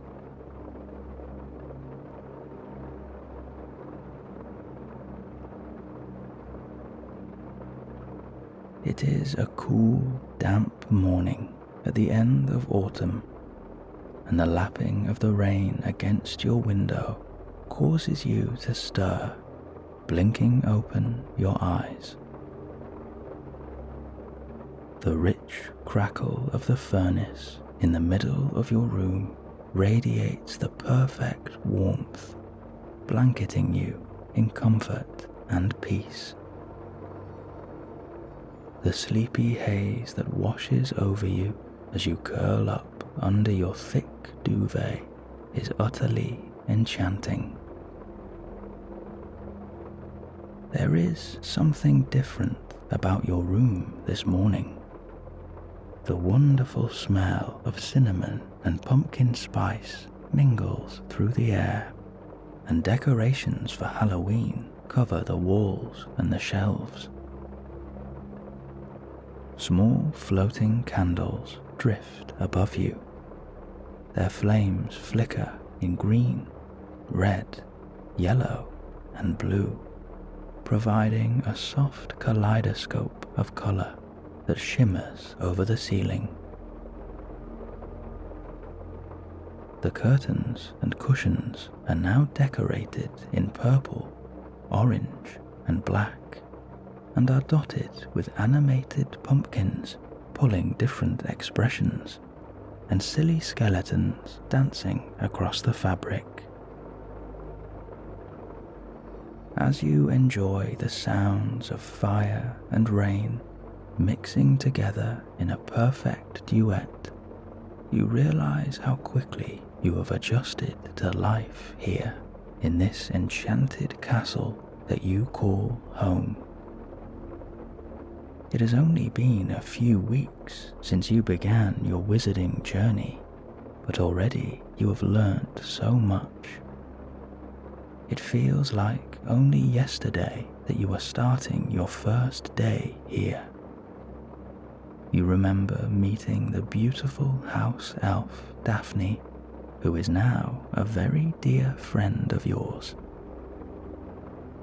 After a breakfast feast, the kind old headmaster gifted you your wonderful broomstick, which is now propped up by your bedside table. You reminisce on your first flight on this enchanted broom as you took a magical journey over the castle and were guided by your phoenix guardian over the treetops and across the lake, all with your best friend by your side. Your first lesson in transfiguration was unforgettable. Watching the professor transform a simple blackboard into a mighty tree, dotted with pulsing green leaves and colorful flowers, and full of enchantment, wonder, and inspiration. The first lesson with your gentle giant saw you taking care of a beautiful fluffy animal no bigger than a strawberry. You remember how quickly you fell in love with your tiny new friend, and since that lesson you have been back many times to check in on them, and each day you visit you are greeted with their usual excited hop and their sleepy, innocent eyes. It was in this lesson that you met Olwyn, queen of the unicorns of the forest. Olwyn soothed your heart, melting away all your worries and filling you with love and hope before taking you on an unforgettable ride around the lake. Then came astronomy, where you witnessed a beautiful starlight display, showcasing all of your wonderful memories and the brilliant people you have been able to share life with. You are still in awe that somehow you were chosen for this journey, and now, after an adventure to remember, you are finally here, right where you belong. And now, as you quietly reflect, your heart is full of gratitude to be able to be here in the castle of your dreams and to surround yourself with magic each and every day. You are filled with love for all the wonderful friends that you have met along the way. But there is one companion that you miss dearly, the black and white sleepy cat. Without this precious animal, you never would have found the magical alley in the first place and started your journey into magic. With a quiet resolve, you tell yourself that one day soon you will go back to that enchanted alley and pay a visit to your oldest guardian. Just then, you notice your best friend stirring. They sit up in bed at the opposite side of the room.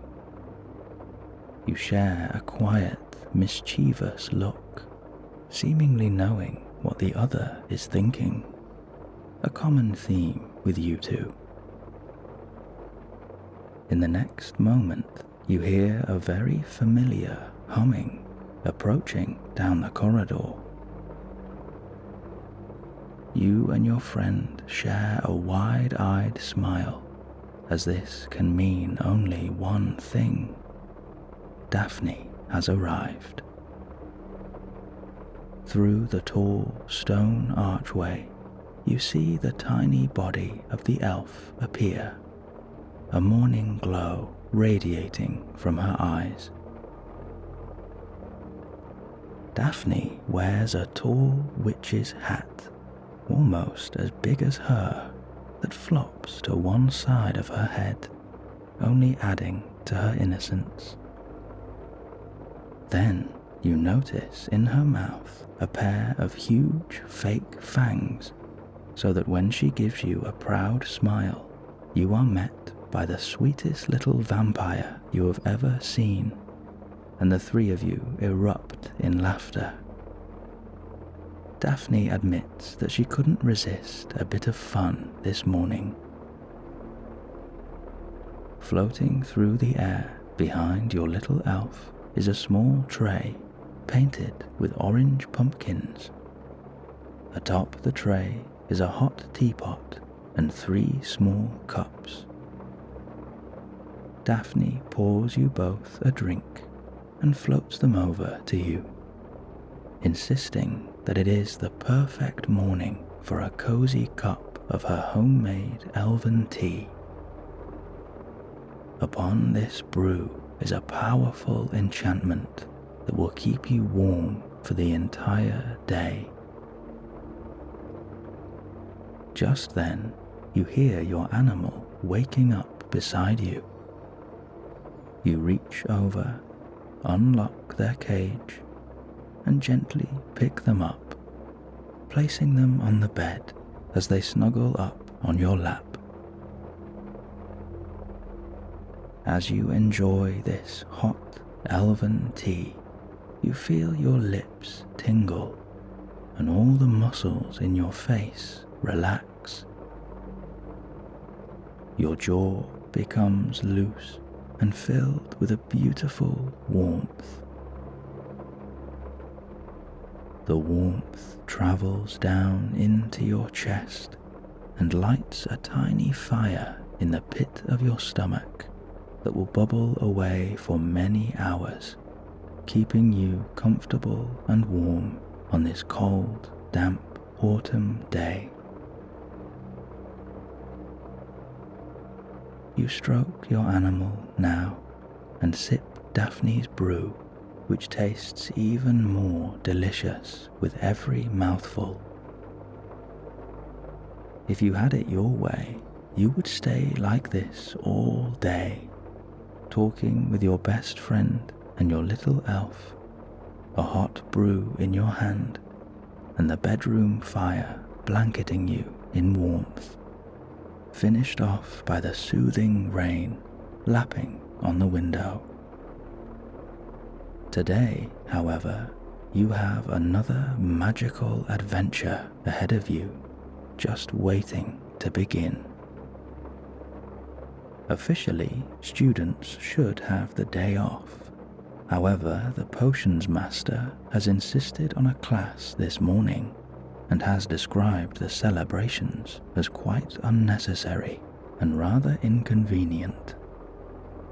But after this lesson, the time is all yours, and you ponder where this beautiful day might take you. From the corner of your eye, you see Daphne produce 2 envelopes of cream parchment, sealed with a red wax crest and addressed to each of you. You open the letter and unfold the parchment. All students are hereby invited to attend the ghostly breakfast banquet in the Great Hall for a magical morning of food, frivolity, and festive fun. It will be a celebration to remember. I hope to see you there. Signed, your headmaster. As you finish the last drop of your enchanted elven tea, Daphne floats the cups back over to her tray, and, telling you she will find you again later, she shuffles away down the corridor, humming her favorite tune.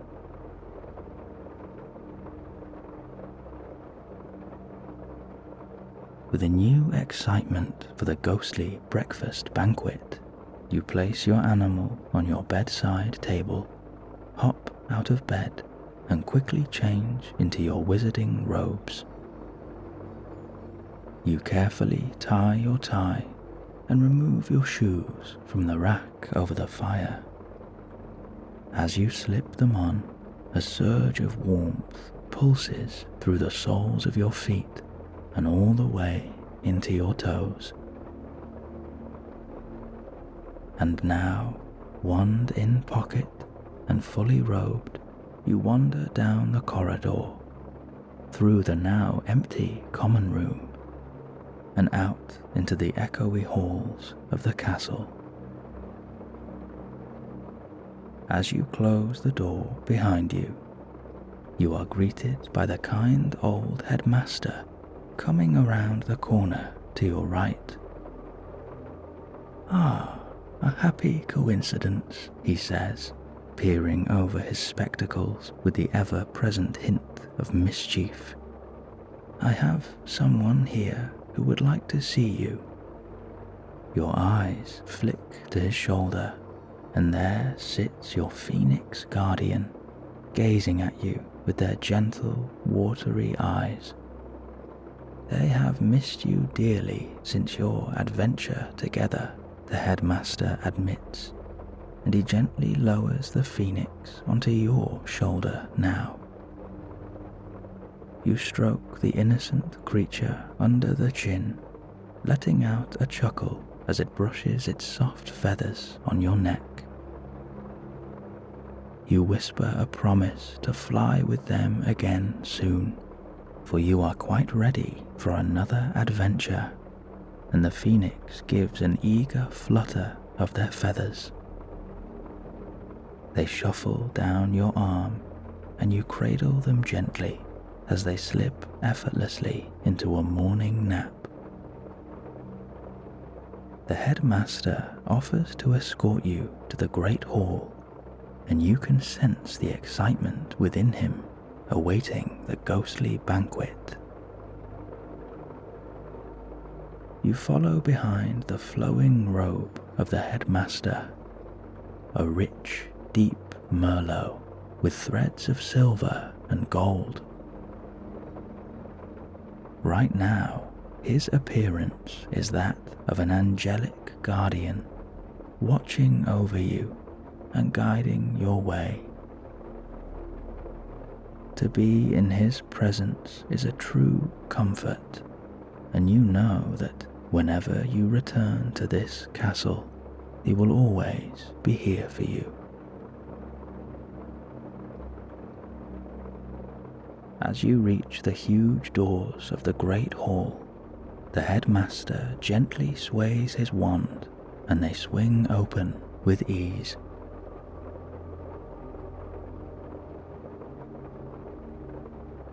The great hall is almost unrecognizable as a whole new fleet of decorations pepper the walls and the tables. As you gaze around the room, you see pumpkin lanterns bobbing up and down in the air, each carved with their own unique expression.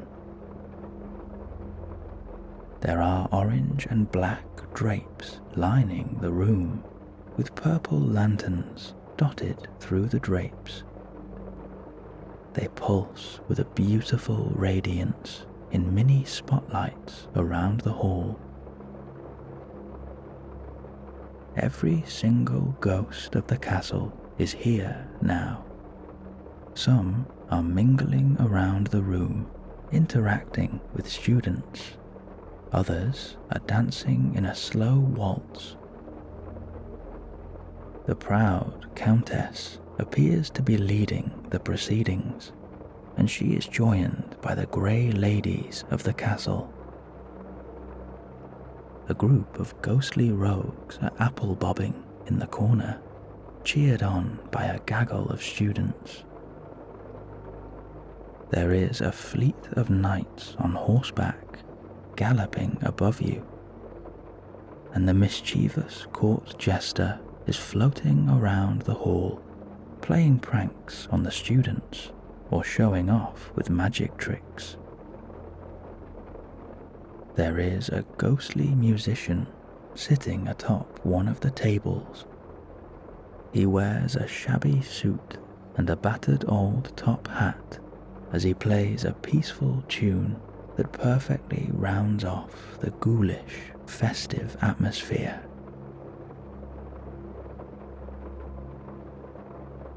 If you didn't know any better, you would think it was the middle of the night, for above you, the enchanted ceiling reveals a world of starlight. The white orb of the moon beams down, with wisps of thin grey cloud drifting across its face, coupled with the silhouette of many bats flitting across the sky. The huge windows around the hall have been enchanted now, too, and a silver moonlight beams in, shimmering through the ghosts and giving them an ethereal, starlight quality. The many fires atop the stone gargoyles are burning in emerald and sapphire, and there is the smell of hot pastries, pumpkin soup, and baked apples with cinnamon drifting through the air. These wonderful smells ripple around you in a thin orange and white haze, filling you with comfort and a new-found hunger. Truly, this wondrous castle never fails to surprise you. Even the sleepy phoenix in your arms has stirred now, and their head flicks around, taking in the vast enchanted hall that has been transformed into a Halloween haven. Just then, the headmaster takes the phoenix from your arms and releases them into the air. The entire hall turns in unison to watch this mighty animal swoop around the room, beating its powerful wings and almost putting out the many fires dotted around the hall. The phoenix spirals up towards the ceiling and into the night sky. For a brief moment, it takes the place of the moon, and the hall erupts in a shimmer of ruby and gold as this mighty creature opens its wings and ruffles its feathers in a slow ripple. A golden red starlight dances across your eyes and glistens on the walls. The headmaster gives a proud smile, and a happy tear fills his eye. He leans over to you, and with a wink he whispers for you to watch closely now. Suddenly, the phoenix dives down, flying straight for the headmaster. In the next moment, the headmaster brings his hands together above his head. In a sudden flash, both he and the phoenix erupt in a magical flame, disappearing out of sight. Then, not a moment too late, a new flame appears, illuminating the far end of the hall. As the light fades, you see the headmaster sitting comfortably atop his golden throne, calm and unfazed, his phoenix companion perched on his shoulder. The great hall erupts in a thunderous applause, awestruck by the incredible magic you have just witnessed. The headmaster looks at you with his bright blue eyes glowing with a youthful radiance. He raises his eyebrow, giving you a mischievous smile.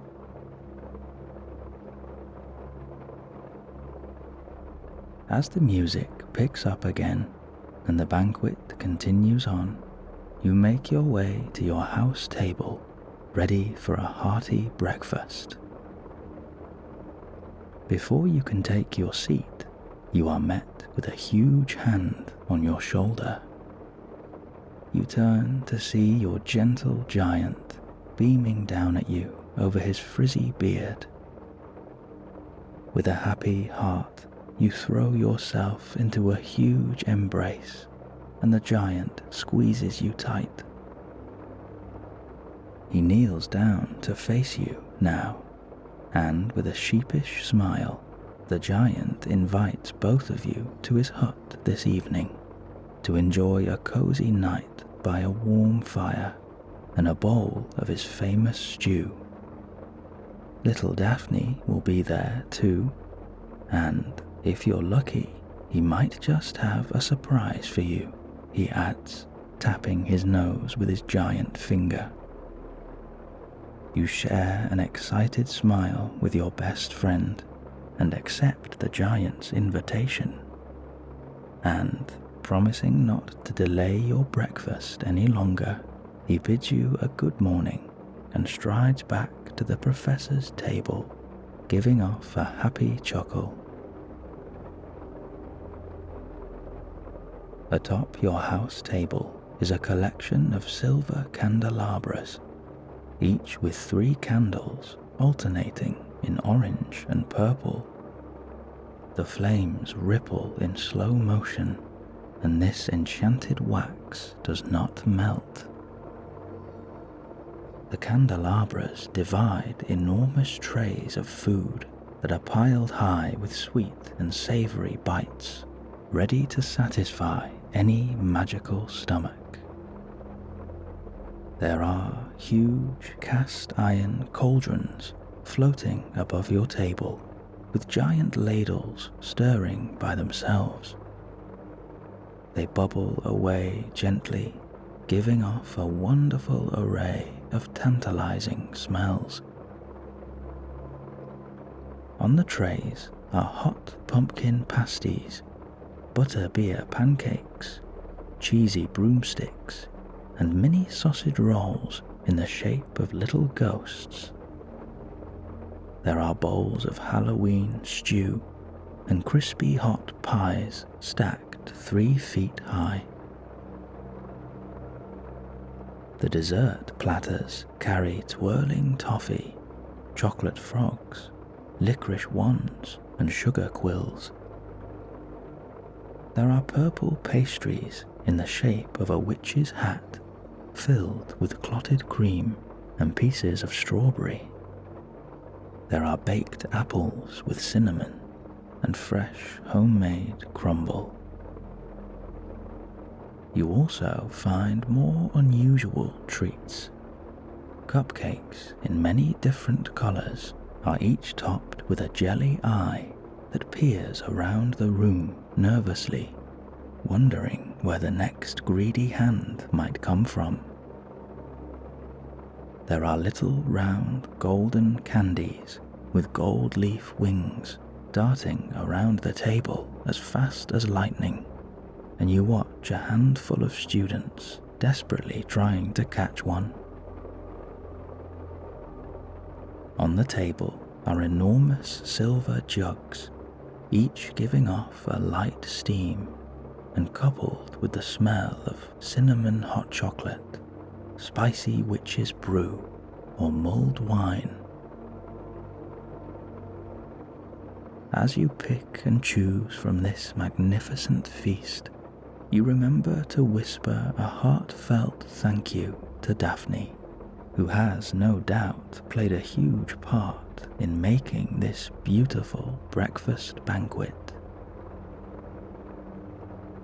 Your chosen drink floats over in its jug and pours itself into your goblet without spilling a single drop.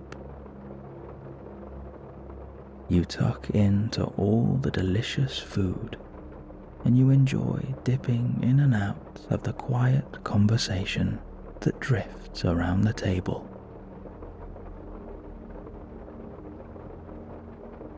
You allow these enchanted surroundings to wash over you, feeling immersed in the Halloween festivities and the wonderful magic that it brings. You listen to the peaceful music echoing through the hall, and you watch the happy ghosts talking and laughing or playing games together. Your friend leans over and asks if you would like to wander down to the wizarding village after potions and visit the cozy tavern there. You smile, admitting that you would like nothing better than to talk the day away with your best friend over a nice cold butterbeer.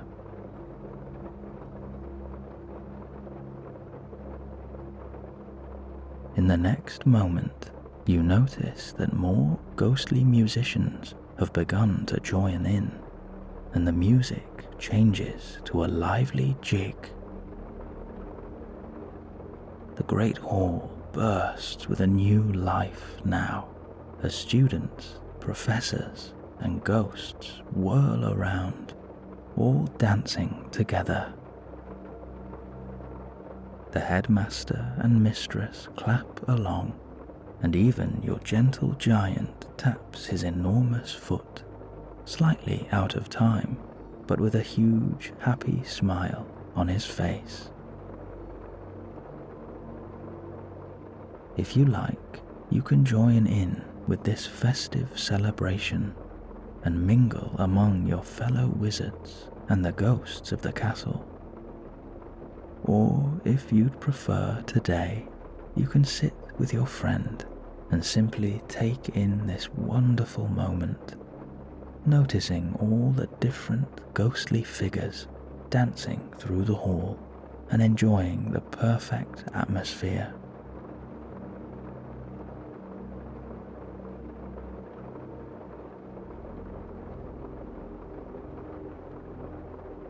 The song finishes with a rapturous applause that echoes through the hall, signaling the end of this ghostly banquet, a truly majestic and magical feast.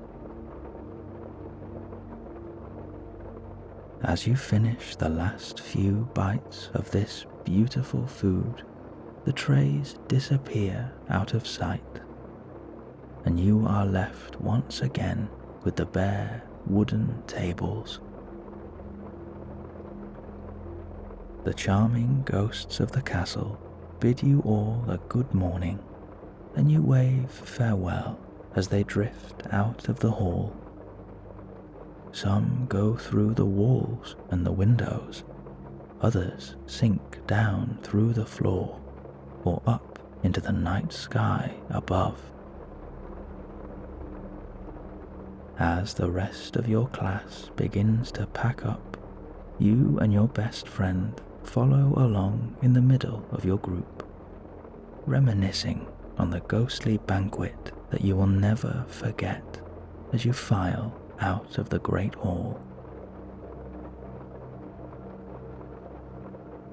There is a hushed conversation running through the group, and you ponder on the magic that awaits you now in your first and only lesson of the day, potions.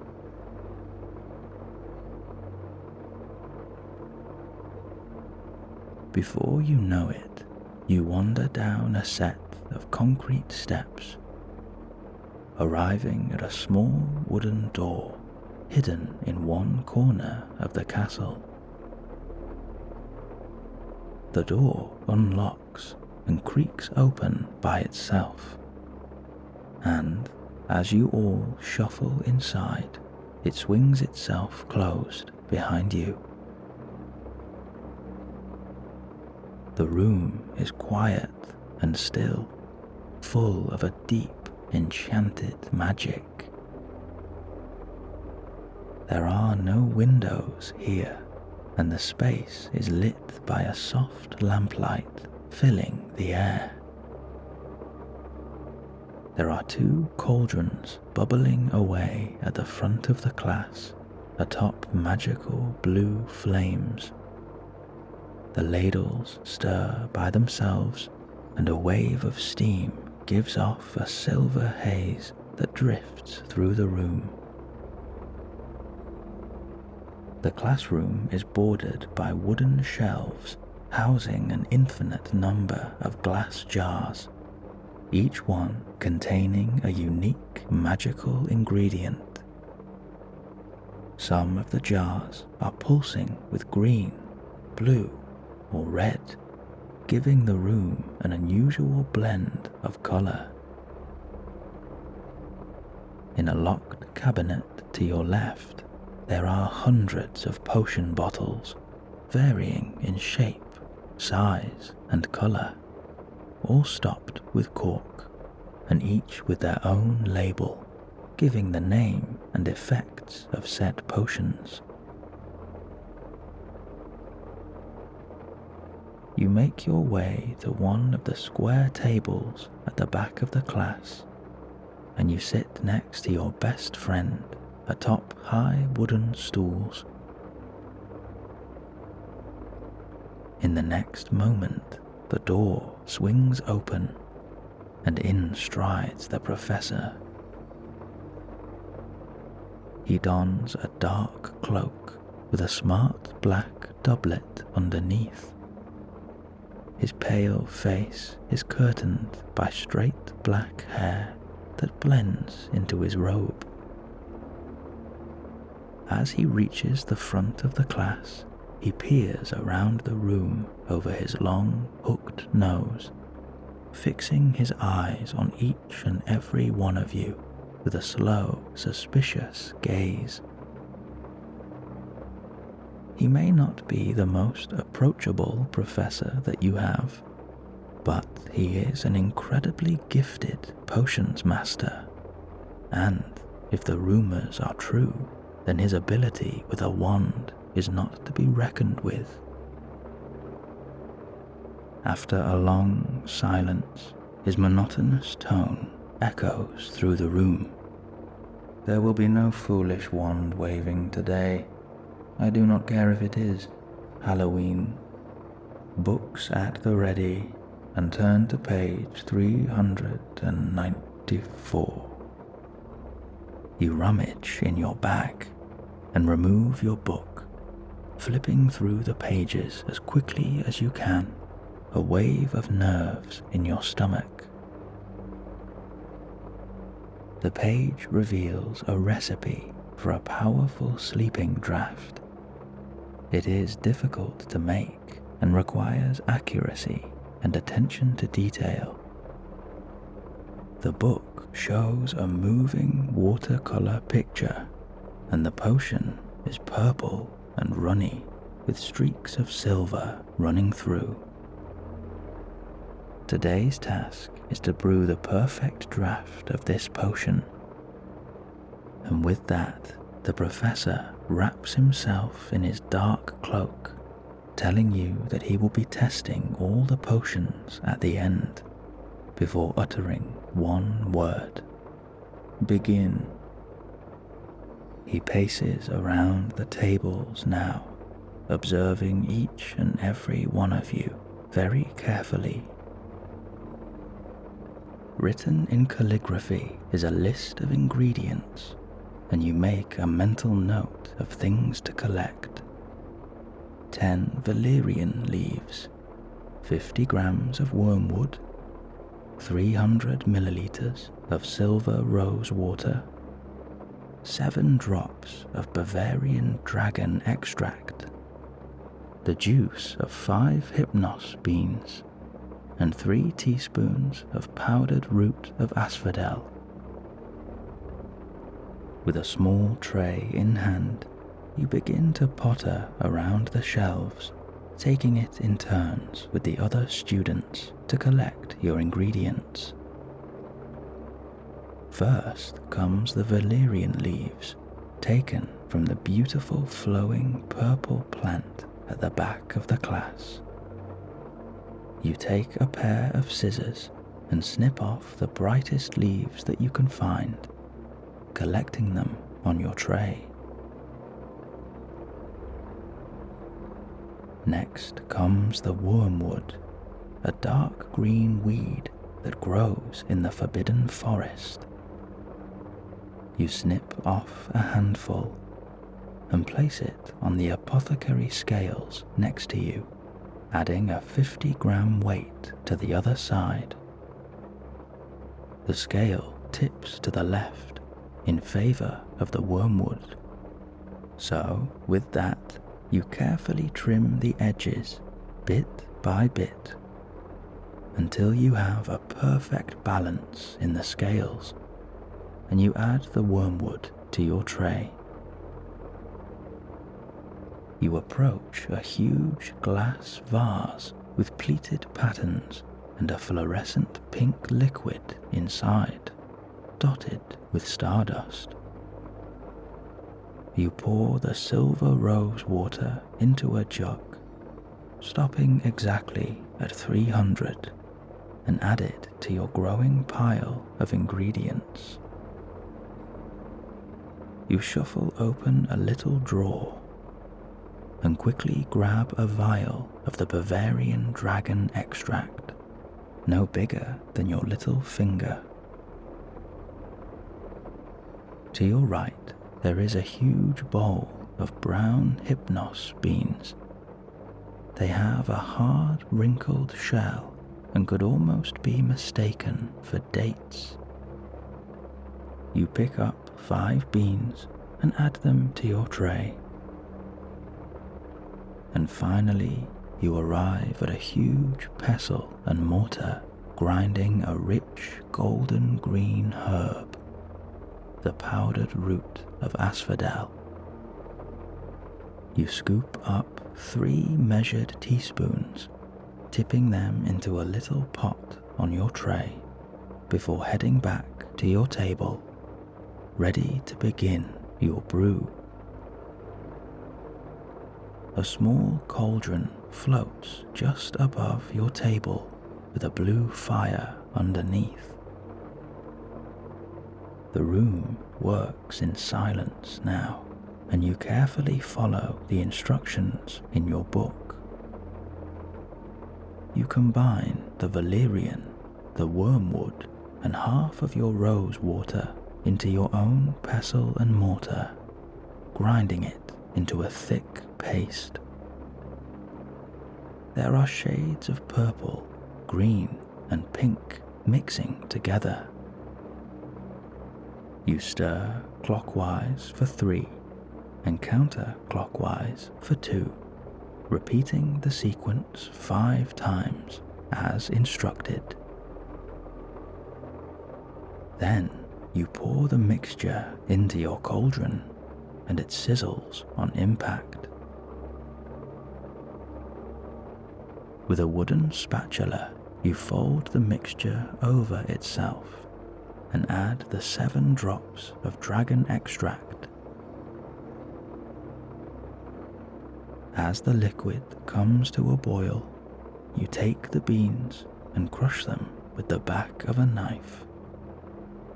You hold them one by one over the bubbling potion and squeeze out all of the juice.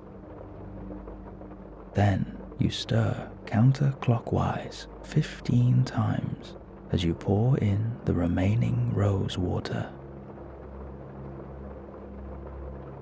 You are to let it stand for 1 minute before adding the asphodel. Despite following the instructions, it is far too thick, not at all similar to the picture in the book. The other potions around the room look the same as yours, and every student seems as flustered. You scan the page now, making sure you have not missed anything. Suddenly, you feel something brushing on your feet, and as you look under the table, you are met with the kind face of your little house elf, Daphne. She whispers now that before you add the asphodel root, you need to squeeze in 2 more beans and 1 more cup of rose water, and then at the end you should add a pinch of lavender to finish it off. Are you sure? You ask her. That's not what the book says. But Daphne only gives a soft smile, telling you to trust her, and disappears out of sight. The professor appears behind you now, as if hearing your whispers. He peers into your cauldron and raises his eyebrow with a grimace before striding back off to the front of the class. Quickly and quietly now, as the professor's back is turned, you collect 2 more beans, a cupful of water, and a pinch of lavender that already smells so wonderful on your fingertips. You squeeze in the beans and pour in the water, and the brew begins to loosen now, becoming runny as you stir. With bated breath, you sprinkle in the powdered root of asphodel, and sudden streaks of starlight begin to mingle in the liquid. And finally, you place the lavender nervously into your potion, crossing your fingers under the table. The liquid becomes much darker now, a beautiful rich purple that only highlights the silver even more. And suddenly, the wonderful smell radiating from your potion is making your eyelids feel heavy, and a tired smile fills your face as your best friend watches on in amazement. You quietly share the secrets from Daphne. Then they check behind that the coast is clear before quickly gathering the extra ingredients. You watch with a proud smile as your friend brews the perfect potion as well, much to the surprise of the other students. Noticing the attention around you, the professor sweeps over, staring curiously at your potion. The smell hits him, and for a moment he gives a subtle smile before quickly hardening his expression and looking between the two of you with a suspicious gaze. After an agonizing pause, he produces 2 small vials from his cloak, filling them with your potion. And through gritted teeth, he hands the vials to you with one word: "Congratulations." And with that, the cloaked professor strides back to the front of the room, dismissing the class. As quickly as you can, you take your wand and cast a spell to clean your equipment. You sway your arm gently, and your cauldron floats back into the cupboard, stacking neatly inside. You collect your bag from under your table and shuffle on your thick, warm coat and your woolly hat. You slip the vial into your pocket, and with your best friend following behind, you shuffle out of the room, a mischievous smile creeping on your face.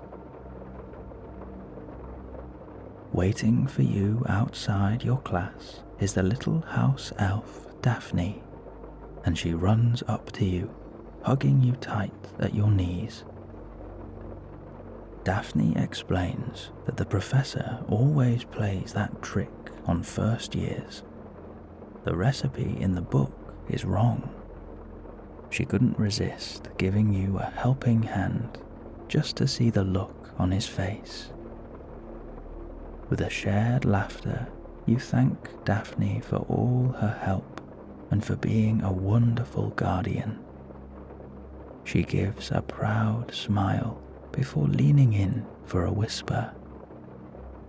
Daphne tells you that she can show you a secret passage into the village that is much more fun than the usual long walk.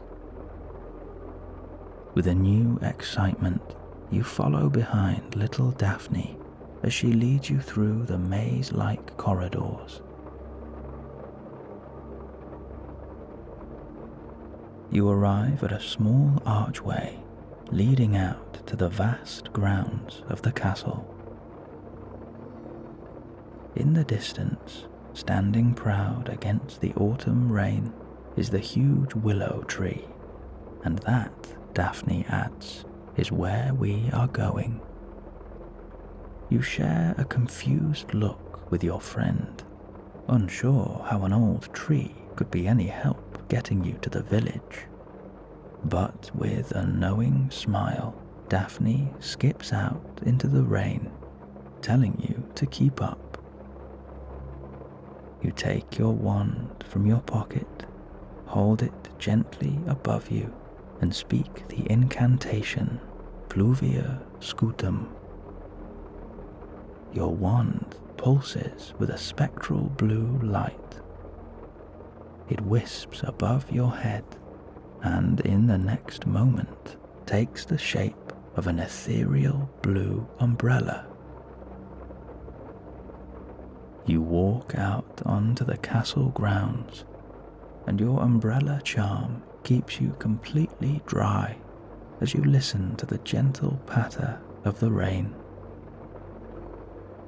You follow behind Daphne and cover her with your umbrella as you wander down towards this mighty willow tree.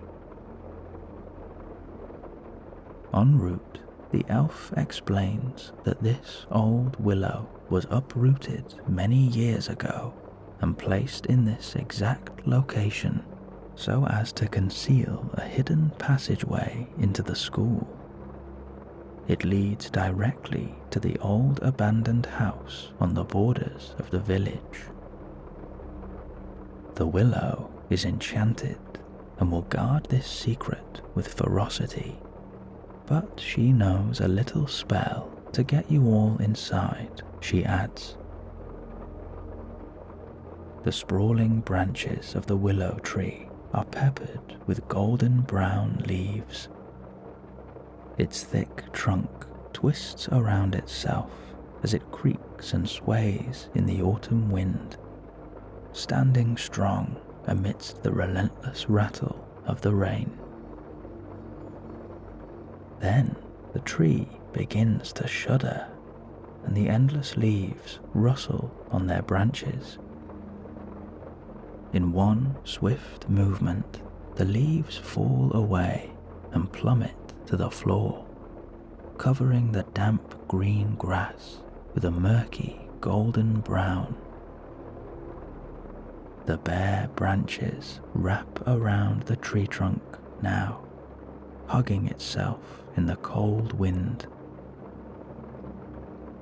In the next moment, Daphne holds up her hand and speaks the spell Immobilis. The mighty willow tree expands now, and its branches open up like the petals of an enormous flower. At the base of the tree, its thick, twisted roots begin to untangle, revealing a small tunnel, a faint torchlight glowing within. Daphne reassures you that you are completely safe here. This passage was built to help those in need, and here you will be guarded not only by the school, but by the earth itself.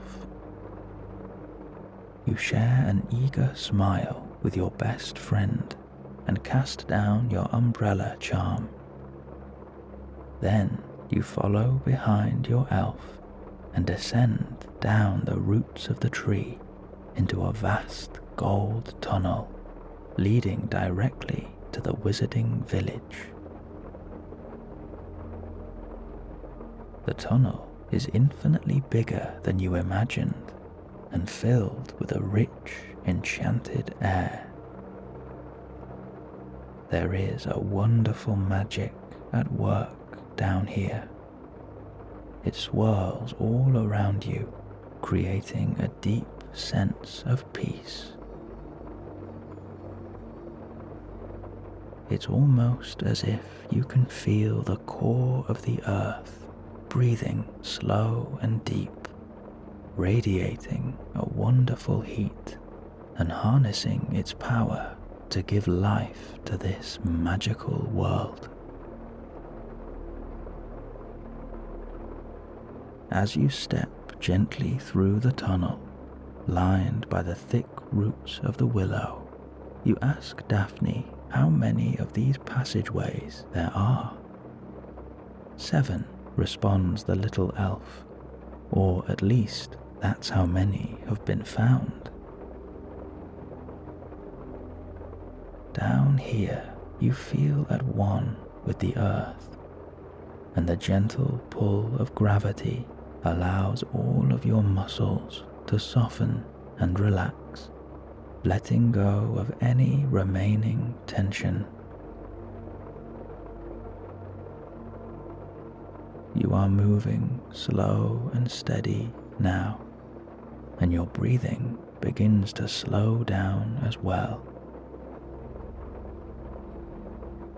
You are entering a state of utter tranquility, blanketed in the soft warmth of the earth and filled with a beautiful peace that quiets your mind and runs through your entire body.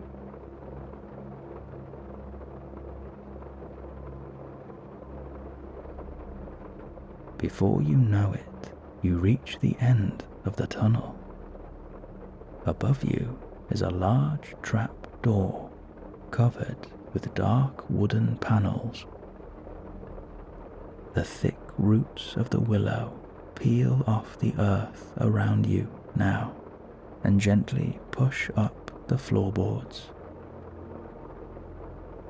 One by one, you climb out of the passage, up into the old abandoned shack on the borders of the village.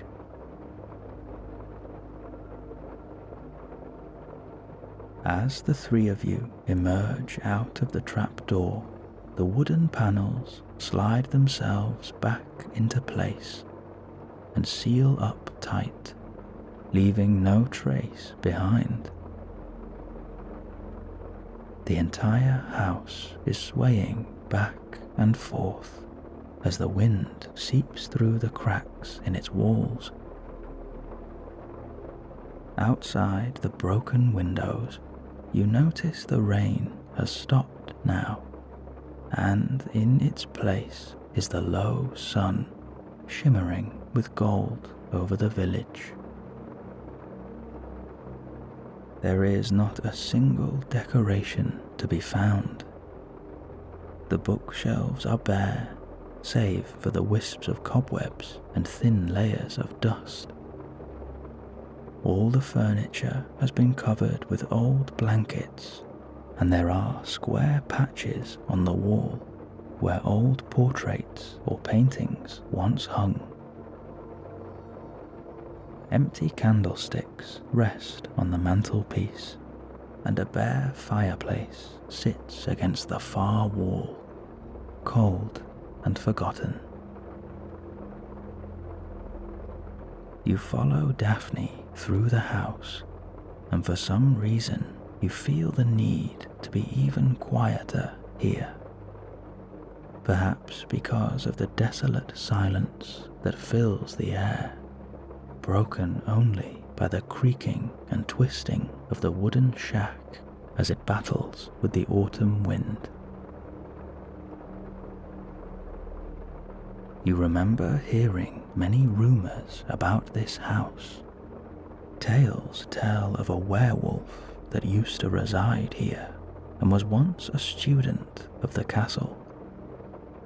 At the end of every month, by the light of the full moon, the student would travel here with 3 of his closest friends to begin his transformation. The student was a quiet, kind, and intelligent boy, but the werewolf was wild, unpredictable, and dangerous, and so his friends spent many months learning a powerful magic to turn themselves into animals as well. And through this magic, they could accompany their friend in his werewolf form, keeping him safe from himself while protecting the outside world. These 4 companions were known as the Marauders. No one knows their true identities, and perhaps they never will.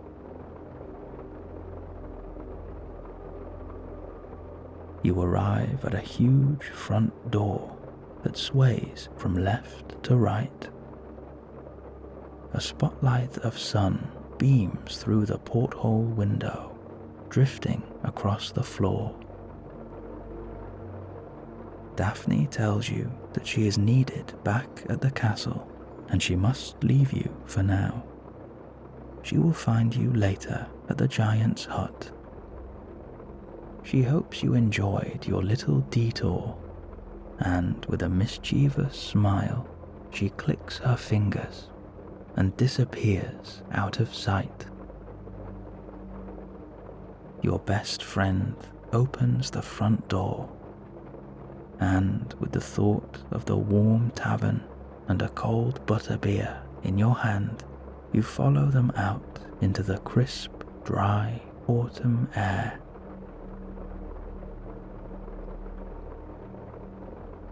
The cobbled road in front of you leading over a little bridge and into the village, is covered with a layer of leaves, guiding your way down a golden brown path. As you wander over the bridge and towards the village, you notice the many chimneys puffing away in a steady rhythm, and the soft silver haze mingles over the rooftops, guarding this land with an enchanted mist. It is a perfect picture to behold. Before you know it, you begin to weave your way through the narrow streets of the village, filled with a wonderful parade of magical shops and cozy cottages. All around you are pockets of students, professors, and local villagers, talking away happily or simply enjoying this wonderful place. Each building has their own unique character and colour, and all have 2 bay windows that protrude from the brick on each side of their front door. You pass an old enchanted shoemaker with a red door and golden windows. Inside, lit by a dim lamplight, is a grey-haired wizard in a ruby waistcoat, tending to an old pair of boots. The shelves are peppered with odds and ends, bits of leather, shoelaces, and other trinkets. Next is the green door of the apothecary, with thick plant life sprawling up the cobblestone. The windows are lined with fairy lights and filled with exotic plants of many colours. There is a sweet shop with a bright orange door, packed with an endless array of Halloween treats. Its windows are littered with mini pumpkin lanterns bobbing up and down, and bubbling pots of sticky candy stirring by themselves. Inside are other students or families with young children, positively overwhelmed by the many magical treats around them. To your left is a dark door with a silver handle, and black windows illuminate a soft golden light. On display are floating tweed suits, wizarding robes, or fancy hats. Here resides the village tailor. If there is any damage to your robes or any sudden growth spurts, then this is the place to come for a slight readjustment. You pass by a charming little tea room, decorated in striped colours of pastel blue and baby pink, with hanging flower baskets on each side of the door. There is a colourful display of magical desserts filling the window, and the smell of hot chocolate and fresh pastry drifts out into the street. And finally, as you come to the end of the street, the village opens up, revealing the thatched roof of the tavern, with a proud, puffing chimney and 3 broomsticks hanging over the main door. This is the reason you came here today, to sit in peace and quiet with your best friend and enjoy the one thing you have both been craving, a butterbeer. Without another hesitation, you push open the heavy door of the tavern, and you are met with a blast of heat that soothes your body with a gentle warmth. Inside, the tavern is almost empty. One or two wizards are perched at the bar, enjoying an afternoon drink, or sat in a far corner, sharing a quiet conversation. A young, green-eyed witch is cleaning tankards behind the bar, no doubt preparing for the evening rush.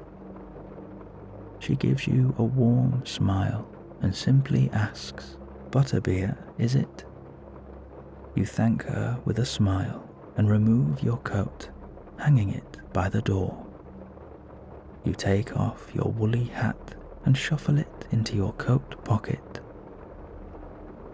Your best friend leads the way towards the middle of the tavern, and you find 2 armchairs in front of a little log fire. You flop down into this soft, sinking armchair and pull a thick blanket over your legs. You take a slow, deep breath, enjoying this wonderful moment of quiet and comfort. There is no work to be done, no worries to concern you, and nothing to think about now. This atmosphere is absolutely perfect.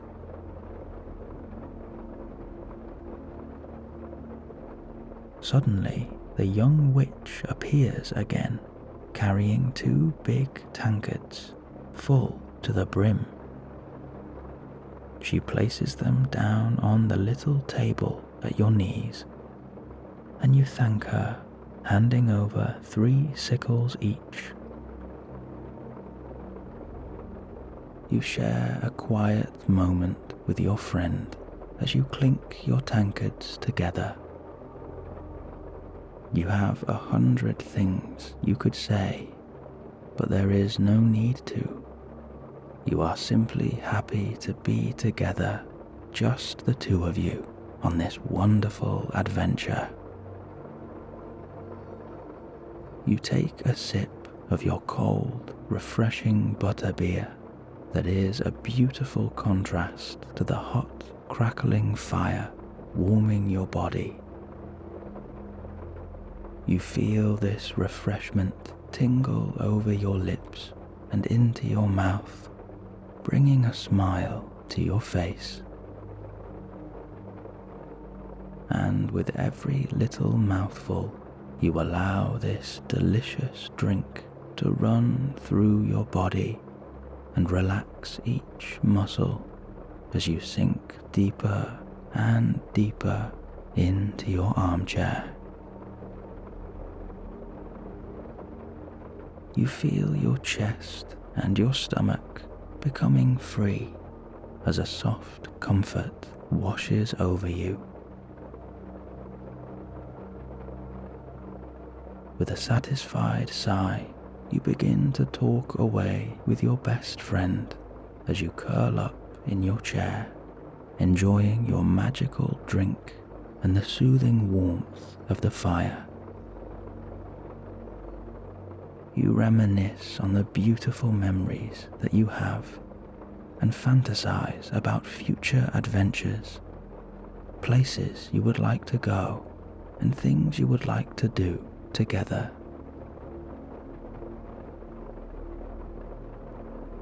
You share your secrets now and tell each other your hopes and dreams. It has been a busy term for you, and it is rare to have this time with your friend. You treasure this moment, just the 2 of you, as thick as thieves, and a world of magic ahead of you.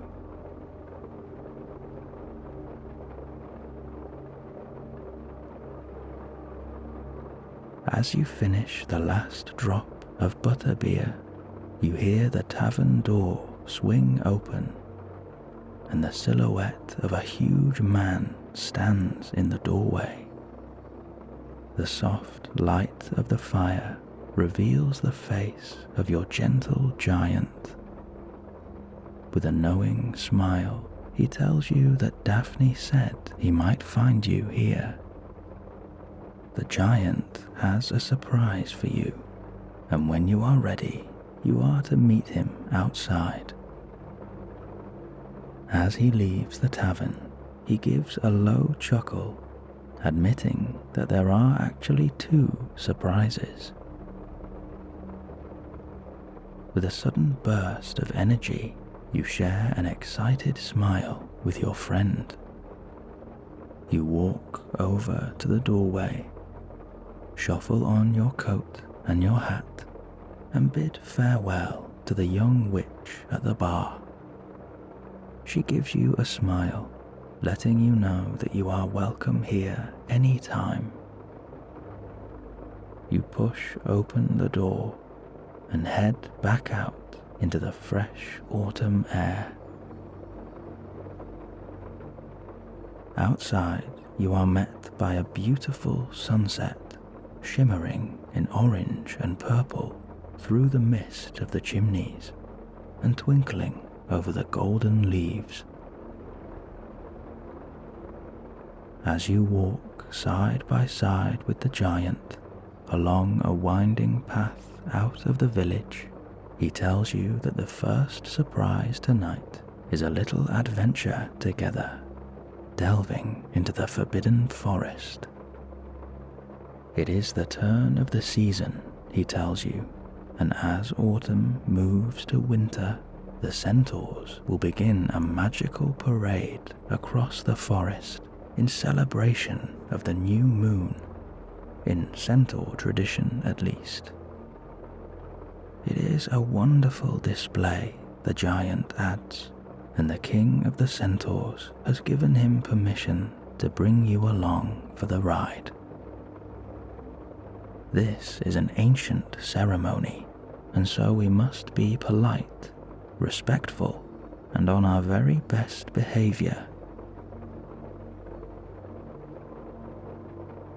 You round a cluster of trees and emerge right outside the giant's hut that is surrounded by a magnificent collection of pumpkins. They range from the size of an apple to many of them coming above your waist. The pumpkins pulse in a rich orange, giving off a wonderful magic.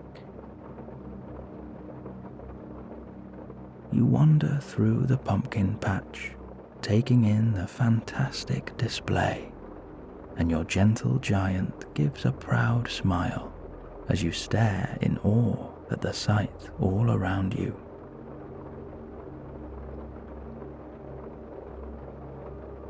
As you reach the end of the patch and arrive at the hut, the giant tells you to wait there a moment as he wanders up to his door. He turns now, giving a mischievous smile, saying, "I almost forgot about your second surprise," and with that, the giant swings open his front door. In the next moment, you are greeted by the black and white sleepy cat running out of the hut and down the stone steps. They run up to you, tail in the air, and you kneel down to meet them. They greet you with happy meows and brush their soft head against your hand as they roll onto their back, demanding a belly rub. You tickle their tummy and tell them just how much you have missed them. The sleepy cat jumps up into your arms and curls up in complete comfort, and an overwhelming joy washes over you. You cannot believe it. Your oldest friend and guardian. The giant tells you he went back to the alley this morning after breakfast to collect this naughty little cat. They seemed to be expecting him, he adds, and have been desperate to see you since they arrived. You thank your gentle giant with a happy smile, and the warmth from this little cat's heart runs through your body, and you know that you are completely protected. No matter where life takes you, your little sleepy cat will always be here to guide your way or to soothe your heart whenever you need it. You are companions for life.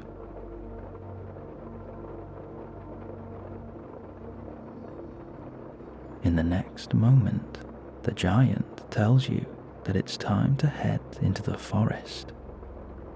The sun has almost set, and the changing of the moons is about to begin. And with that, you put your lovely cat back down, and they trot alongside you now, occasionally wrapping their tail around your leg. You arrive at the borders of the forest, and in front of you is a familiar hollow tree. As you get closer, you can see, perched on one of the branches, are two of the fluffy animals from your very first lesson in care of magical creatures. The smallest of the two is your furry friend, and they are already hopping around excitedly at the sight of you. The gentle giant picks up the two little animals and hands them to you and your best friend. You place your fluffy companion on your shoulder now, ready to bring them along on this magical adventure. You whisper to them that they will be safe with you, and they tuck in closer on your shoulder, their soft fur tickling on your neck. And just then, as you are about to take your first step inside the forest, you are met by the little elf Daphne, who appears out of thin air. She has been racing around the castle, finishing her work as quickly as she can, so that she can join you for the changing of the moons. It seems she found you just in time. You take this moment to appreciate all of your wonderful companions. The gentle giant in front of you, your furry animal on your shoulder, the black and white sleepy cat at your feet, your lovely elf Daphne, and of course your best friend by your side. And now your group slowly steps inside the first line of trees, pushing through the thick leaves and entering the forbidden forest. You can feel yourself delving into a new world entirely. A sudden change is washing over you, a deep tranquility and utter peace unlike anything you have ever felt before.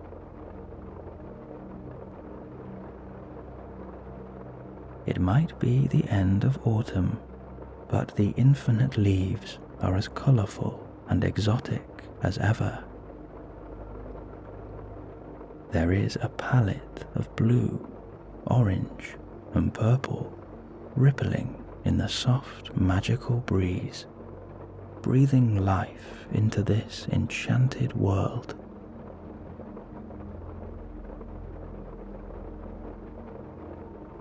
A powerful but gentle magic runs through the trees and into your body. With each step you take, you are becoming light and free.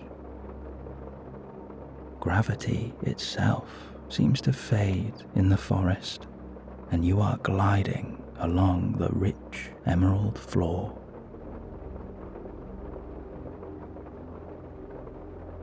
You place a hand on one of the thick tree trunks, and you feel an ancient magic pulsing from within.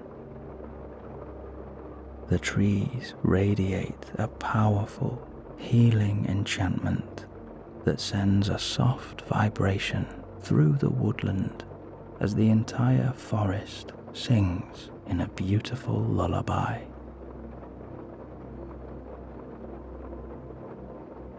You feel your mind clearing, and any remaining thoughts are dissolving now off into the misty starlight around you, disappearing into the depths of the forest.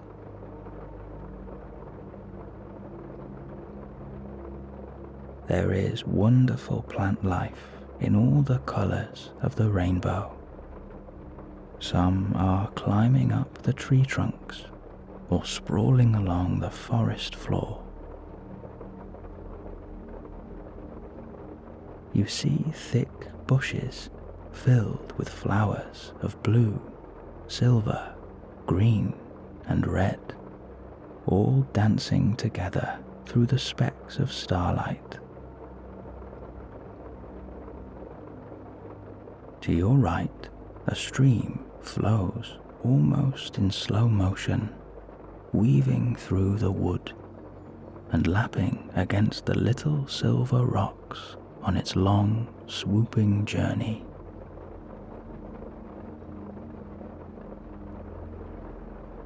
At the base of the trees and along the bank of the stream are different colored mushrooms, enormous and proud, glowing with a golden shimmer. This entire kingdom is alive with magic.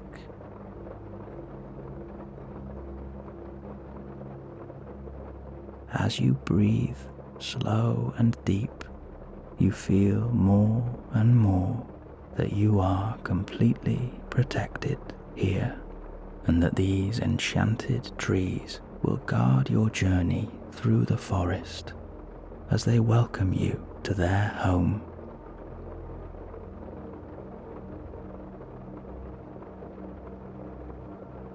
And just then, as if this moment could not be any more magical, you are greeted by your beautiful unicorn, Olwyn, running through the wood.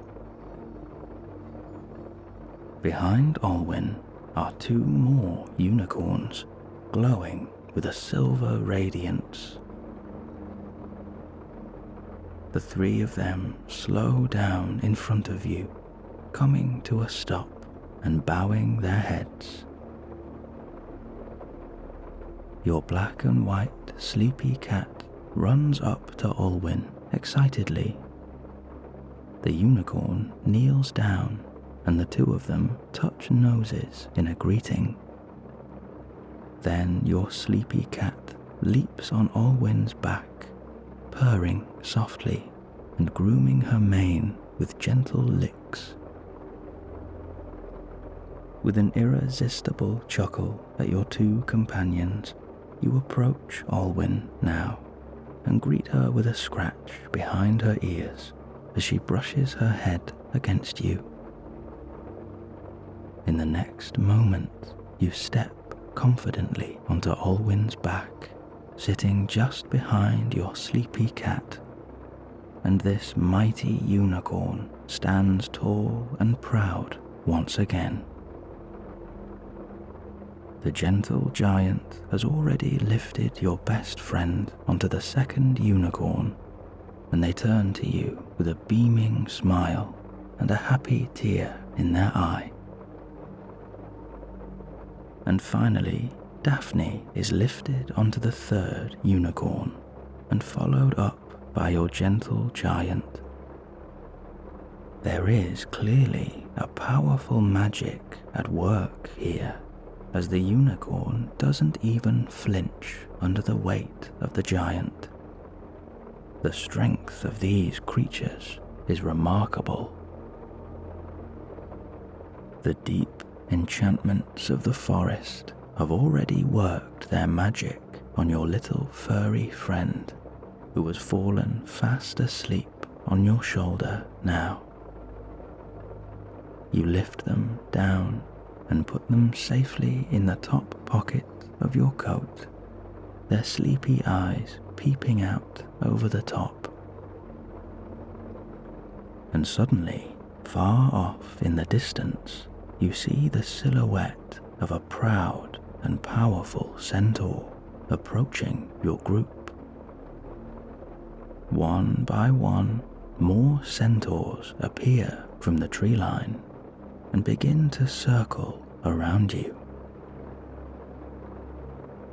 The king of the centaurs wears a crown of golden leaves, and his group carry bows and arrows on their backs. The king greets your giant with a warm smile before turning to you all, inviting you to join the centaurs on an enchanted ride through the forest as they celebrate the changing of the moons. It would be an honor to share this with you, he adds. In that moment, Olwyn rears her head and your group begins to gallop off through the forest, following behind the king with a herd of mythical centaurs all around you.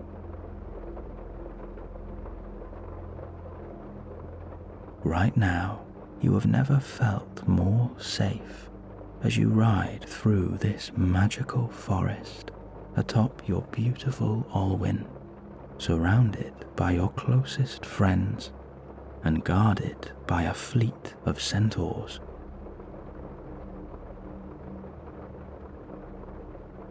Just then, you watch in amazement as the forest begins to open up above you, revealing a huge supermoon pulsing with a golden glow and beaming down a soft light on the forest floor.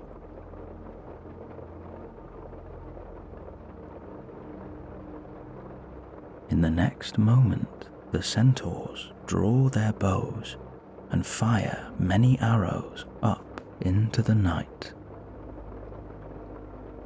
These arrows erupt in a beautiful display of fireworks underneath the golden moon.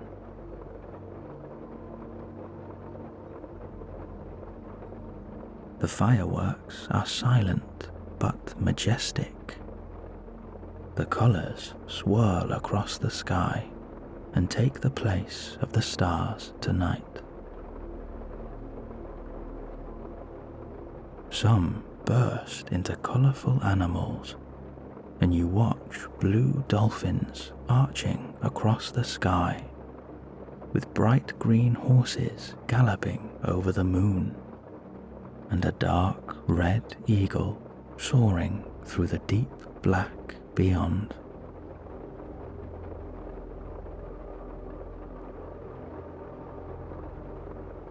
It feels as though you are riding above the forest now, galloping over the treetops and surrounded by a beautiful kaleidoscope of exploding color, backed by the golden light of the moon.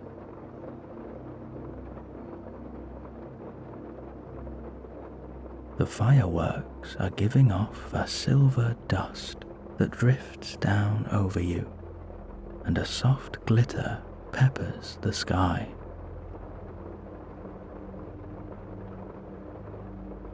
You share a smile with your companions, and an infectious laughter mingles through the group, a laughter of unspeakable joy.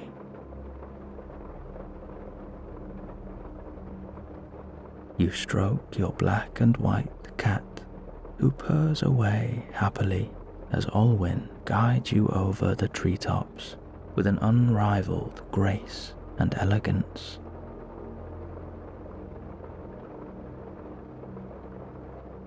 The centaurs are riding all around you, celebrating the changing of the moon as they fire up into the sky, adding to the beautiful display and guarding you on this magical journey.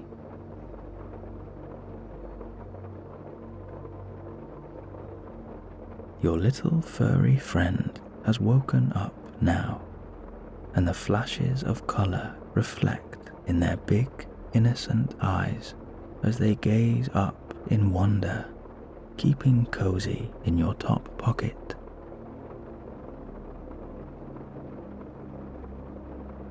In the next moment, you see specks of gold dust drifting up from the forest floor and fluttering all around you.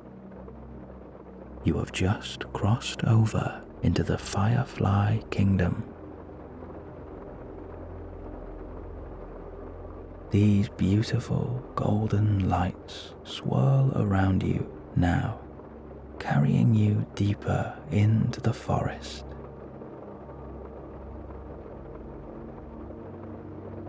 Your entire body is weightless, and a beautiful sensation is running through you, relaxing your muscles, softening your mind, and healing your heart.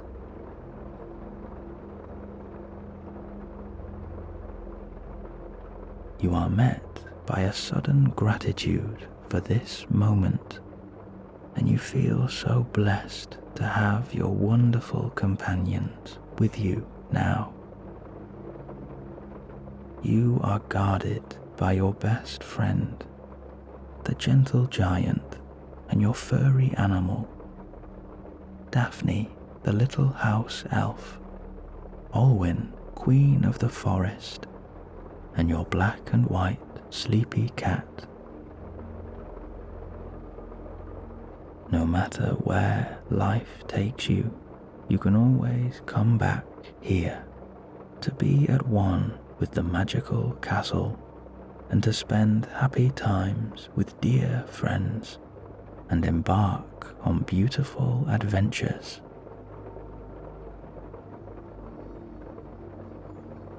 And with that, you give yourself permission to just let everything go. The night sky creates a protective dome over you, peppered with flashes of colour and a golden radiance that watches over you.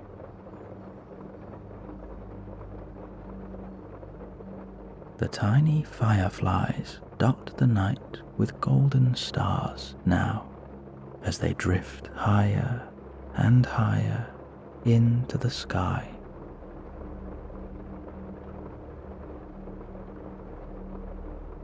And then the moon begins to shrink, and with each magical pulse, it changes colour. You watch in amazement as the moon turns from gold to blue, purple and green, red, yellow and pink, before at last it glows with a new silver shimmer.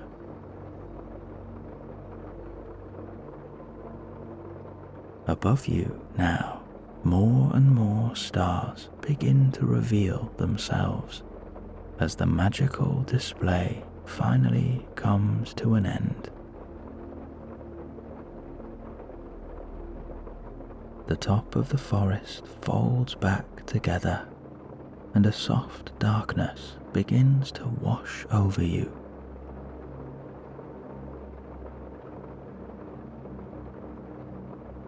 In the next moment, you find yourself back on the borders of the forest, sitting atop Olwyn, surrounded by a beautiful peace and quiet. The windows of the giant's hut are glowing behind you, and the new moon beams down in a silver spotlight. the king of the centaurs stands on the edge of the forest and offers you all a low bow. He thanks you for joining his family tonight, adding that you are welcome here any time. Across this land, you have been declared friends of the centaurs. And with that, he gallops off back into the forest. His golden crown is the last thing to fade out of sight. It's as if you have awoken from the most beautiful dream, one that took you far away from here to another world.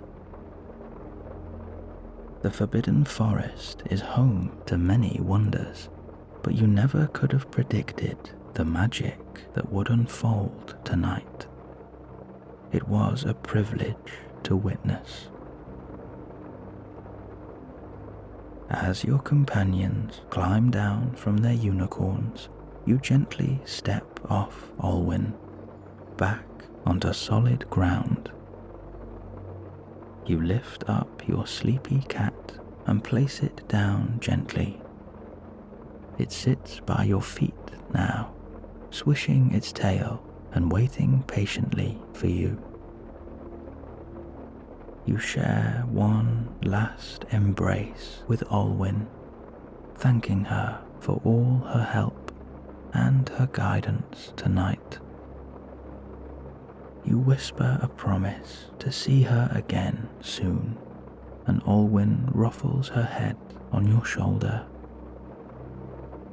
You pat her back and kiss her gently on the head before she gallops off once again and disappears back to her home deep within the forest. In the next moment, you turn to see your best friend's smiling face and their little animal fast asleep in their hand.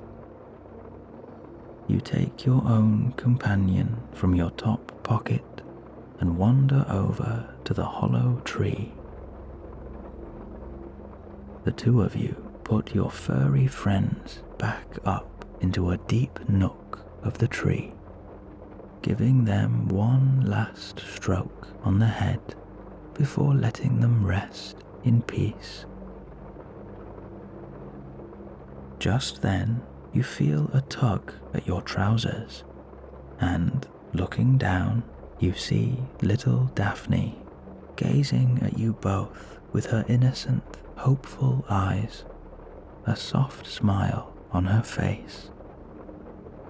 You kneel down, and the three of you share a warm embrace, enjoying this wonderful moment with friends and the peaceful silence that surrounds you. Suddenly, you feel yourself being lifted as the gentle giant picks up all three of you, and the group falls into laughter. Your giant leads you all back through the pumpkin patch and to the front door of his hut. You take one last look at the majestic castle, standing high and proud above you and watching over this enchanted land, backed by the full moon and a collection of silver stars. All of a sudden, the sky quickly becomes darker, and black clouds begin to cover the moon. Then you feel one or two raindrops land on your face. Right on cue, the front door swings open, and as you enter the stone hut of the giant, you are met by a wonderful blend of smells and a huge cauldron bubbling away. Your gentle giant stirs the pot, admitting he has been preparing his famous stew all day, and now it is just about ready.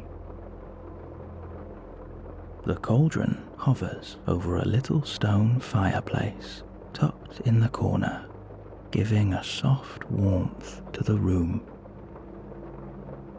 This beautiful atmosphere is rounded off by the gentle ticking of a grandfather clock, a gift from the kind old headmaster, the giant tells you.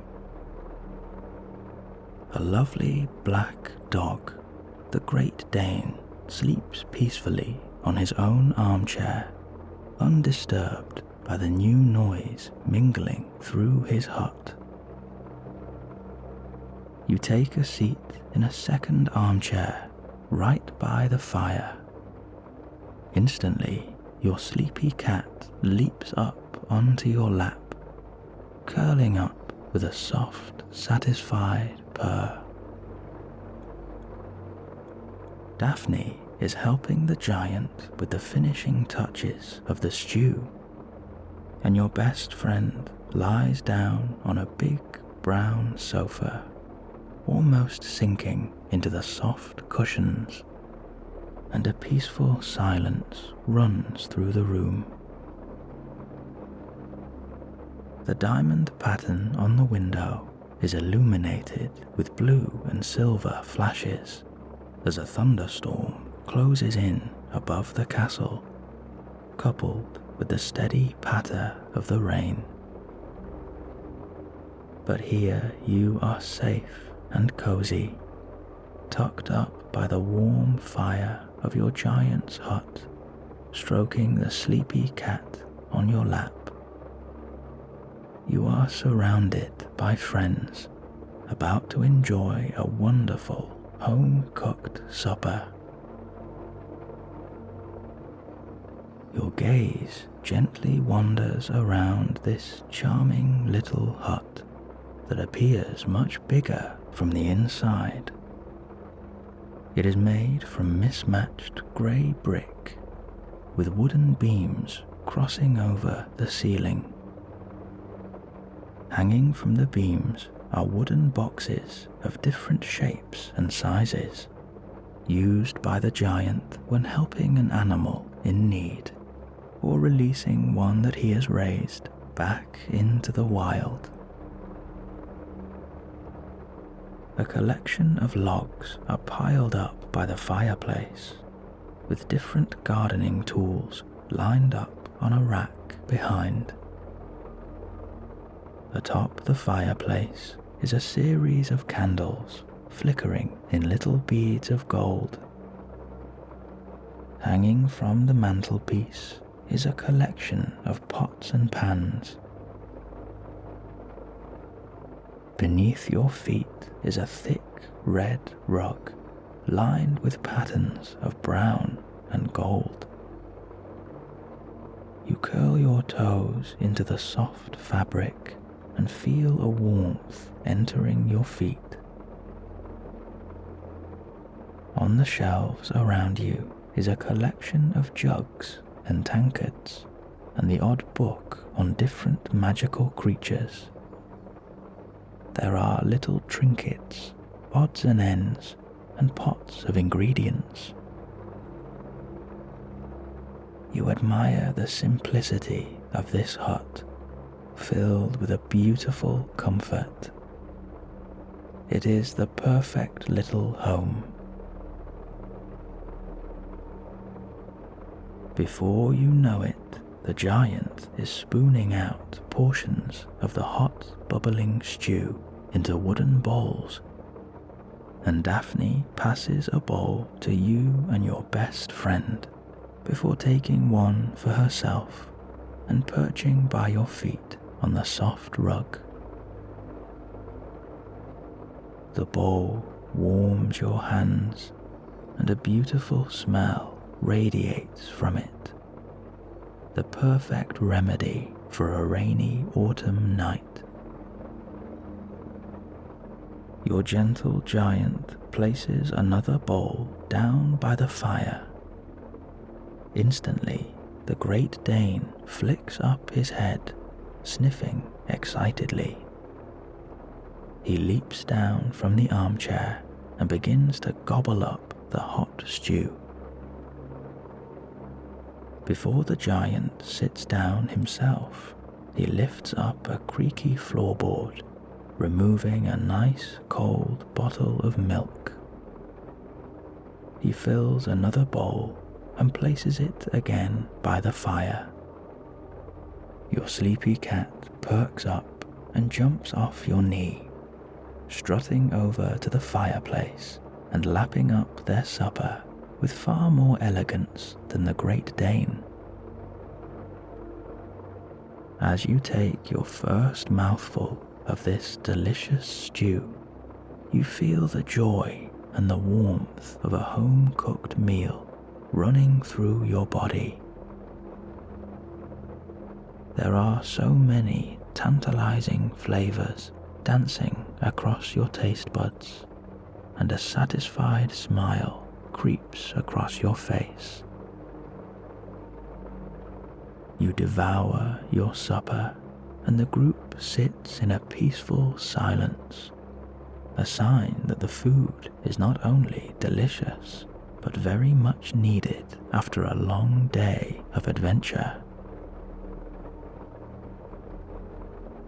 As you rest here, listening to the thunder and the rain, surrounded by the wonderful company and enjoying this hot supper, you feel yourself sinking deeper and deeper into comfort.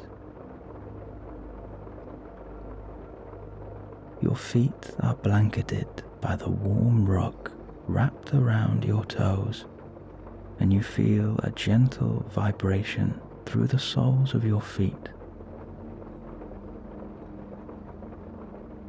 This magical sensation drifts up into your calves, relaxing all the muscles and loosening your knees.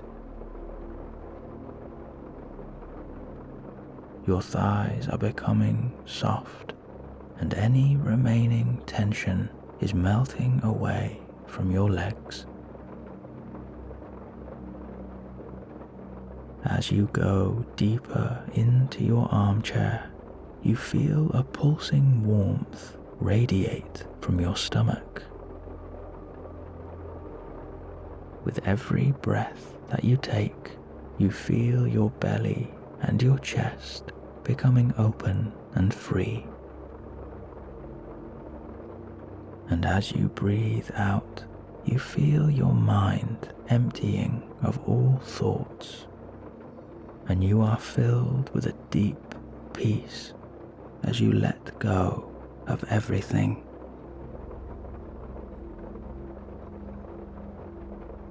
This beautiful vibration begins to trickle down your arms, softening all the muscles and loosening your elbows.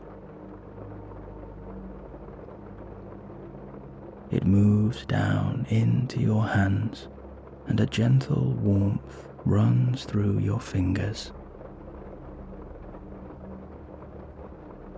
You allow your shoulders to soften, and the muscles begin to unravel, letting go of any holding on. The muscles in your neck are releasing now as they melt away all tension. You feel your entire face softening. Your jaw is loose, your lips part, and your tongue releases. Your cheeks become soft, and a new warmth begins to run over your eyes and across your brow, all the way up into your forehead. Your entire body has become one with this armchair, and you are washed with comfort.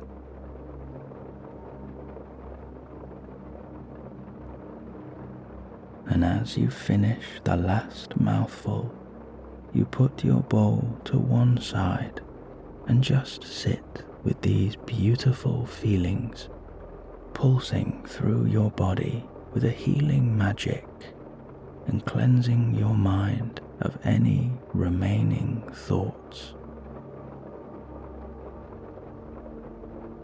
You are in a state of pure tranquility. You are safe here in your giant's hut, surrounded by your magical friends and guarded by the majestic castle.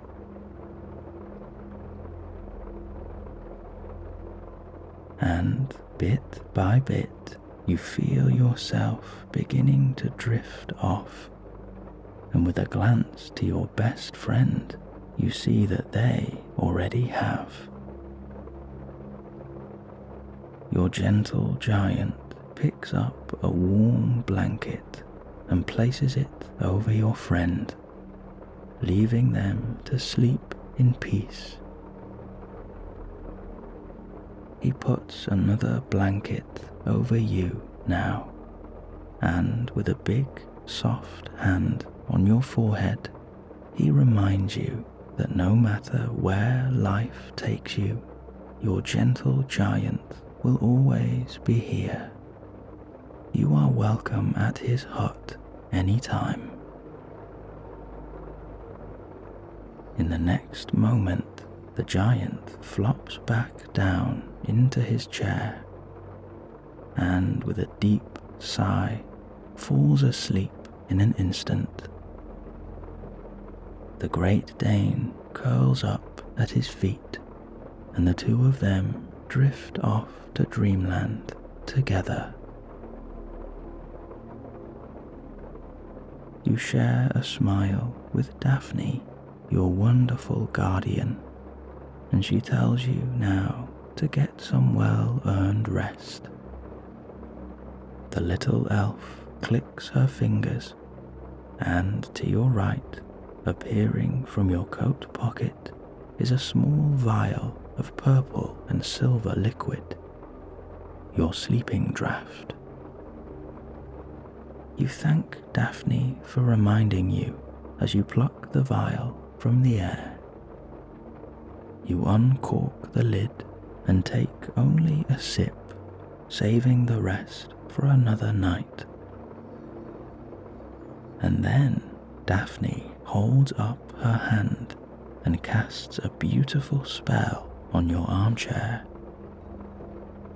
You feel it reclining very slowly, turning into a soft, comfortable bed. Your little elf reminds you that you are safe here. Daphne will watch over you as you drift off to sleep. You hold her hand and whisper a thank you as you feel your entire body letting go. The sleeping draught is already working its magic, and a new heaviness washes over your eyelids.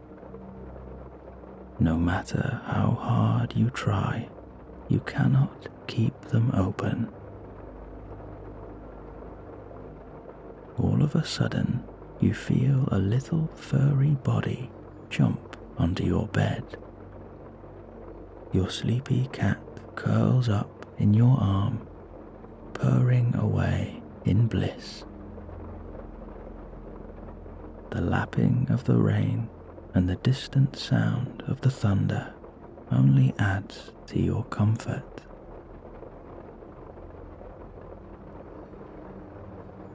As you lie here now, your thoughts drift back to the moment that your wonderful saga began, with a mysterious letter arriving at your window and transporting you to a new magical world. As you sink deeper and deeper, you relive all the wonderful memories that you have of this beautiful adventure, with vivid pictures popping up on the way. You remember being guided through the magical alley by your sleepy cat and delving into the tunnels of the Great Goblin Bank, collecting your wizarding money from a vault deep underground. You smile at the memory of bumping into your best friend in the middle of the alley and sharing a magical day together, collecting your books, your robes, your animal, and your wand. You enjoyed the secret levitation chamber inside the sweet shop before a cozy supper in the tavern.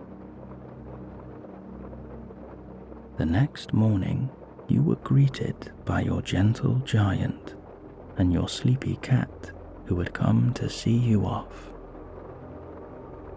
You witnessed the wonderful magic of Floo powder before traveling through a hidden gateway, arriving at platform 9 3/4. You boarded the enchanted steam train and took a magical journey across a rolling countryside, seeing your very first dragon on the way. There is the image of boats drifting over the lake and the incredible sight of the castle, backed by infinite starlight and guarded by the pearl moon. You remember sitting atop a stool in the great hall and being sorted into your house. You enjoyed a magical feast before settling at last in your common room. On your first day of lessons, you met the beautiful Daphne, your little elf guardian.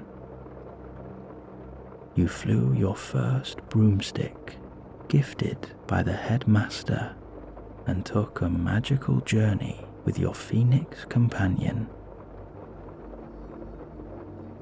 You witnessed breathtaking magic in transfiguration and made a new furry friend in care of magical creatures.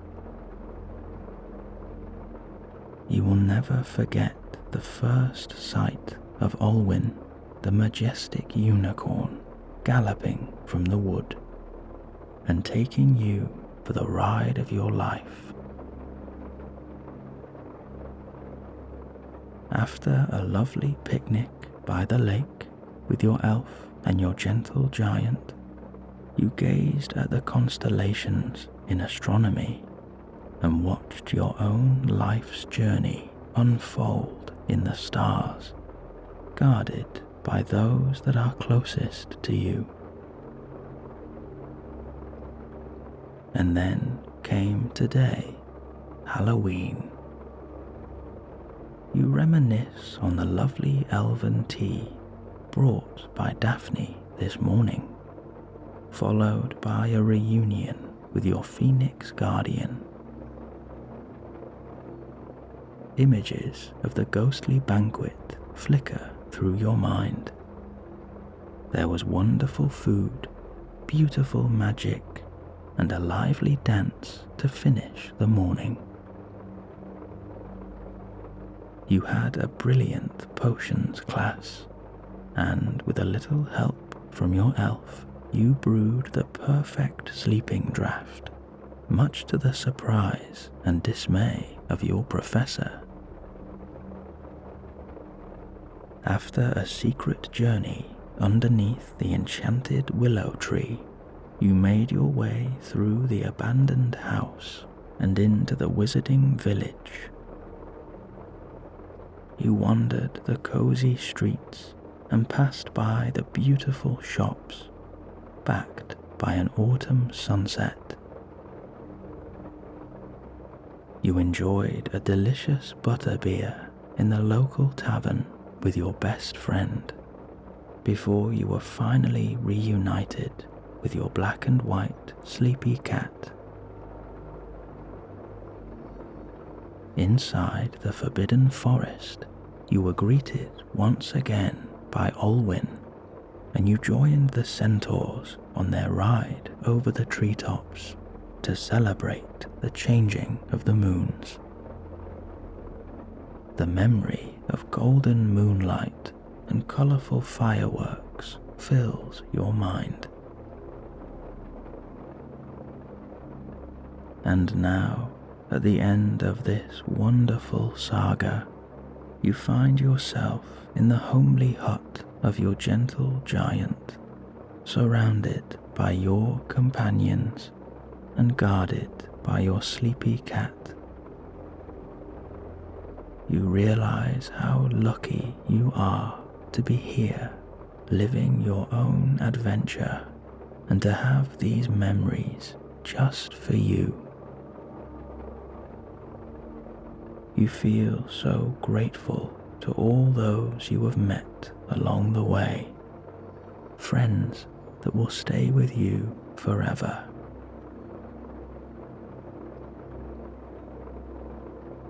This wizarding saga will always be here for you, and you are free to come back whenever you need to. And who knows where this journey will take you next.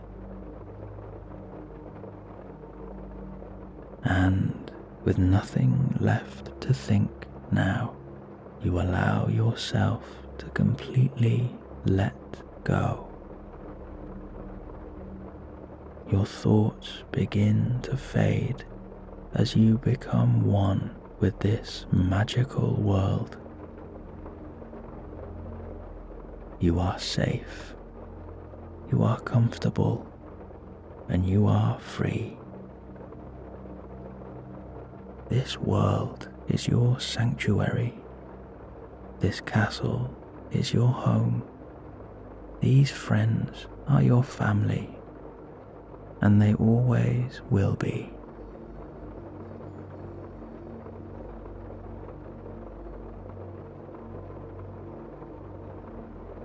Your story begins deep in the heart of the forbidden forest on a crisp winter's morning as you sit atop your faithful unicorn, Olwyn, Queen of the Forest. Her mane glistens with starlight, and her pure white hair is soft to the touch. In the few months since your first adventure to this magical school, you have shared many wonderful moments with Olwyn. The two of you have developed quite the bond, and now, every week, without fail, you make time to come and visit her here in this enchanted forest. Accompanying you on Olwyn is your lovely companion, Daphne, the house elf. She sits in front of you, humming a happy tune and swaying from left to right. Daphne is your most faithful friend and has helped you so much on your journey through magic. She has filled your days with happiness, warmth, and elven enchantment, and for that you are eternally grateful. To your right, another unicorn rides alongside you, a fraction smaller than Olwyn, and perched on top sits your best friend, who has been by your side since the very beginning of this enchanting adventure. The two of you share a quiet, knowing smile, the kind shared between very old friends, as you both bask in the peace and silence of the winter forest. All around you, the bare branches of the trees are topped with a thin layer of snow, and the forest floor is a vast sea of brown leaves coated in a glistening winter frost. The morning sunrise seeps through the forest, filling the land with thick golden rays that shimmer on the snow and illuminate the trunks of the ancient trees.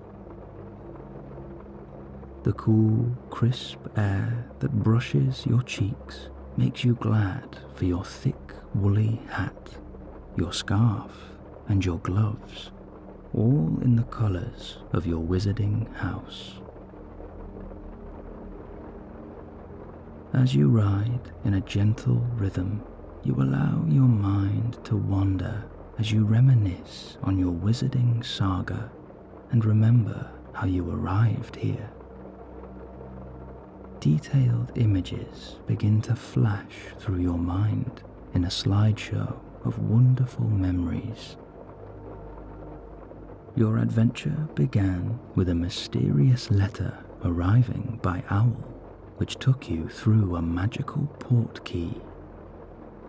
And then, in a dark snicket of London, you were greeted by a black and white sleepy cat, your guardian on this adventure, who led you directly to the magical alley.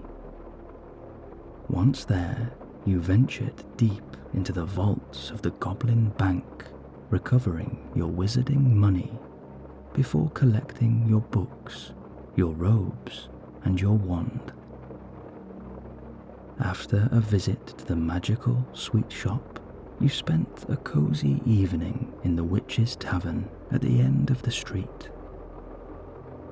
The next day, you were greeted by your friendly giant, who led you through the Flu network to King's Cross. From there, you took the hidden entrance to platform 9 3/4 before boarding the enchanted steam train. On arriving at the school, you took the famous boats across the lake, and this is when you first laid eyes on the castle that you now call home. You can still remember the Gothic towers standing proud against a backdrop of starlight, illuminated by the silver glow of the moon. Inside the castle came the sorting ceremony, where you and your best friend were both placed into the same wizarding house. And after a feast to remember, you finally got to stay in your house common room. On the first day of lessons, you made friends with the lovely house elf Daphne, who has been by your side ever since. Before lessons began, you were summoned to the headmaster's office, and there he gave you the gift of your very first broomstick. Then came your first flying lesson. You remember soaring above the castle, over the forbidden forest, and across the vast grounds of the school, guarded by the headmaster's phoenix. You went on to study the art of transfiguration before experiencing a wonderful lesson in care of magical creatures, and it was in that lesson when your friendship with Olwyn began. Your most recent adventure was on Halloween, where you were woken up by the smiling, singing Daphne, bringing you some of her enchanted elven tea. There was a ghostly breakfast banquet filled with festive magic, music, dancing, and delicious food. Afterwards, you endured your first potions class with the ominous potions master, scraping through the lesson by the skin of your teeth and with a little help from your trusty Daphne. After class, you ventured inside the enchanted willow tree, through a hidden tunnel underground, before arriving at the Shrieking Shack. Your journey carried you into the heart of the wizarding village, where you enjoyed a nice warm butterbeer with your best friend. There you were greeted once again by your gentle giant, who took you through an enormous pumpkin patch and back to his cozy hut. And here you were surprised by a wonderful reunion with your black and white sleepy cat. Together, you and all of your companions ventured into the forbidden forest. In this magical woodland, you were greeted by the centaurs and treated to a breathtaking display of magic. You soared above the forest and floated among the stars before finally descending back down to your giant's hut, where a warm supper was waiting for you. And now, here you are in the heart of December, edging just that bit closer to Christmas. Today is a day of festive magic and wonder, and tonight you have the Wizard's Winter Ball. You can feel the fresh excitement running through you as you ponder on what your day might have in store.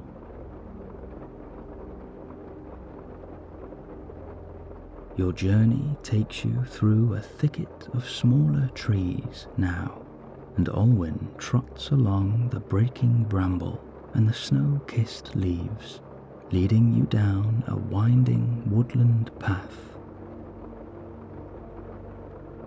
In the distance, you can hear the sound of a brass band humming gently on the winter breeze. And as you emerge from this hidden magical pathway, you are met by a beautiful sight. In front of you now are collections of cozy cottages with thatched roofs covered in thick snow.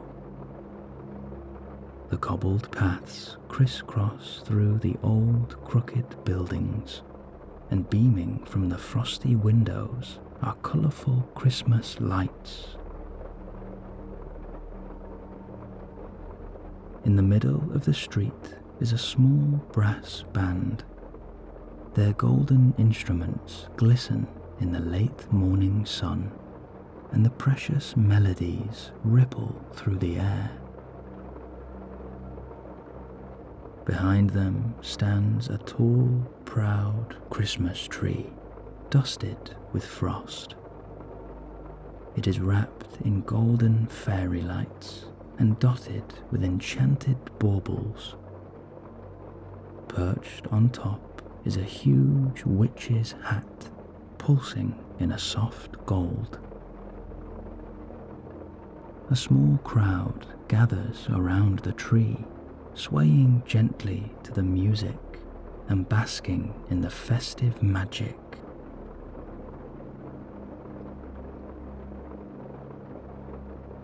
And then, in perfect timing, a gentle snowfall begins to weave down from the sky, coating this charming winter village in a soft white glitter and kissing your cheeks with specks of cold. You take in this perfect picture and share a smile with your best friend. You hold Daphne tight, who admits that watching the first snowfall at the beginning of winter is one of her favourite things in the world. It is a beautiful moment, capturing all the magic of Christmas and capturing all of the peace and comfort of the wizarding world that is your home.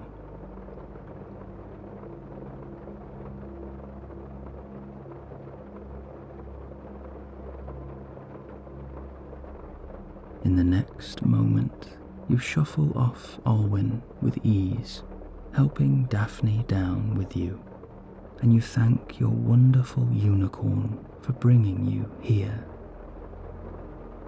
She ruffles her mane and rests her head on your shoulder. Her affectionate sniffs tickle your neck and your ear as you chuckle away happily. You stroke her soft head and tell her that you will see her soon. Olwyn and her companion offer the three of you a low bow before turning back together and galloping away into the depths of the forest. You take in this world around you and breathe a happy sigh as you realize that you are finally back where you belong.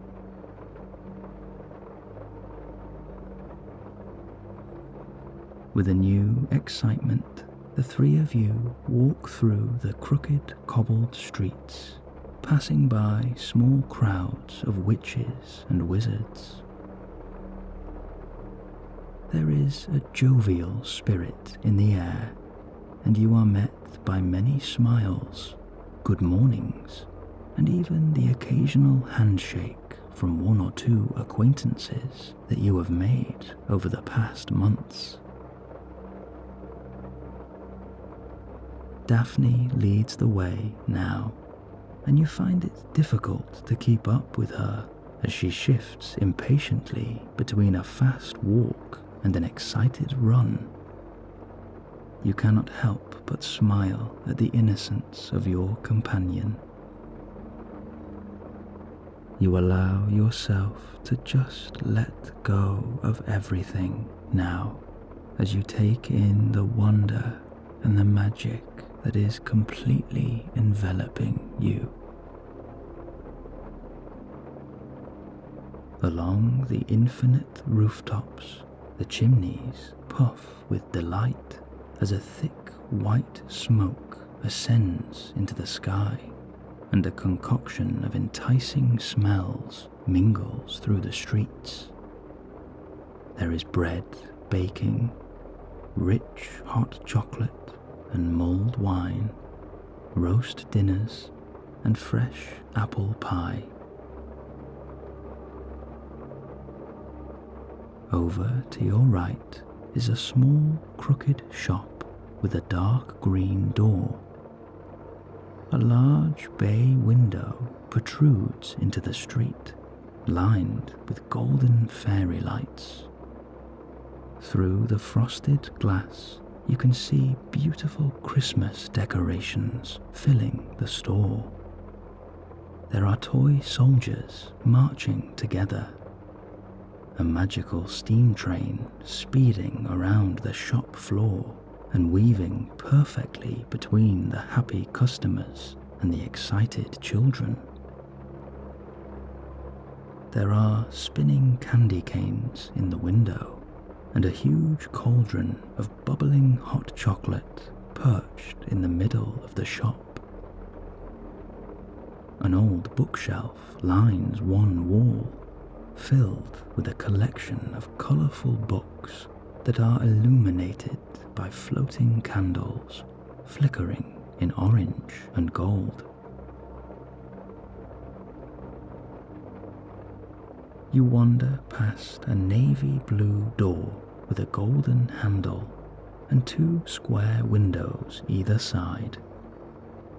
In the windows are displays of enchanted winter clothes, self-tying snow boots, school robes lined with fur, mittens that pulse with a magical warmth, and thick winter scarves that when not being worn can be rolled up to the size of a penny and kept safely in your pocket. You also see old-fashioned wooden sledges, hand-carved and lined with different colours. There are collections of ice skates hanging at the back of the shop, and along the right-hand wall are beautiful winter rugs filled with deep enchantments. In the left window sits a huge snow globe, 3 feet high, with a magical moving scene inside. There are reindeers pulling a large sleigh over the white rooftops of the village, which is full of happy folk drifting in and out of the shops and along the snowy streets. The radiant northern lights illuminate the ceiling of the globe, causing the falling snow to pulse in a kaleidoscope of colour. You cannot help but smile at all of the magic that surrounds you. Even after all this time, the wizarding world still manages to surprise you.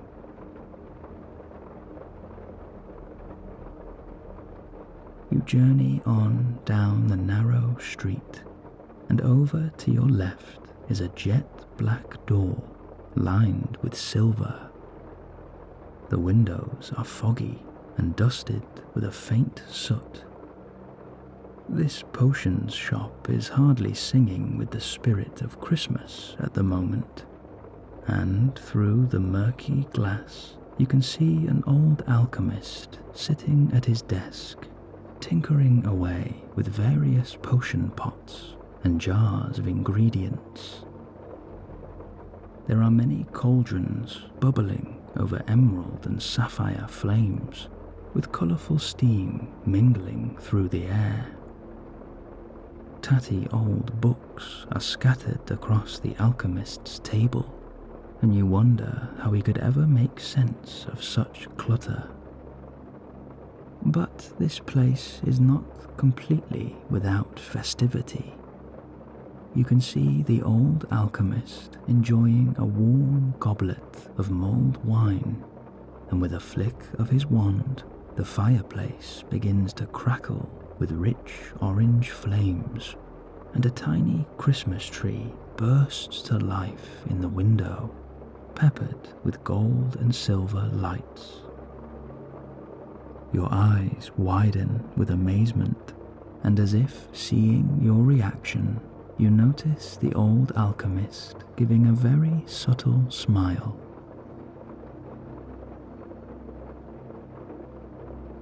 The next window that you pass is lined with a thick emerald garland, dotted with frosted pine cones and twinkling lights.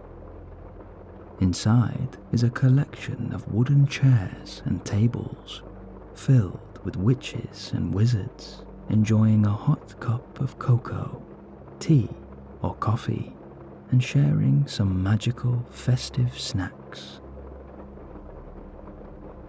As the door swings open and a young witch leaves the cafe, you can hear the faint sound of Christmas jazz playing from inside.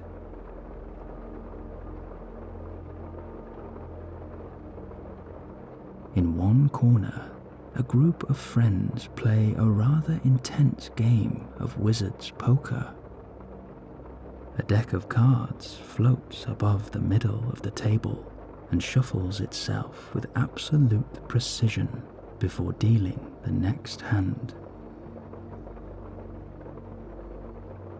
There are 1 or 2 patrons perched at the high tables on the left, sipping their self-stirring coffee or nibbling on a floating mince pie and reading their favourite book as it hovers next to them.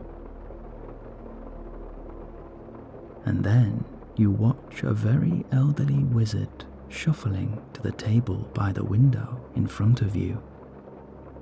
He carries 2 deluxe hot chocolates, one of them for his young grandson, who waits patiently with an eager smile. From his pocket, the grandpa reveals 2 Christmas cookies with faces drawn on them with red and white icing.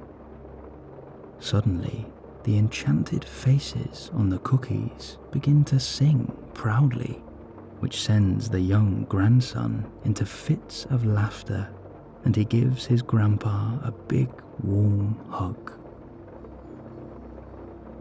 Together they enjoy their festive singing snack, chuckling away and sipping on their warm hot chocolate. It is a wonderful thing to witness, a snapshot of pure innocence and love. Moments like these are what Christmas is all about.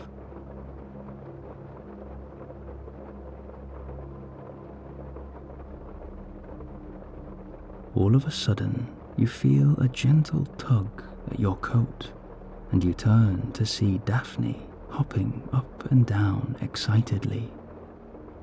She invites you to join her at the Wizard's Tavern for a warm butterbeer, where she has a nice surprise waiting for you.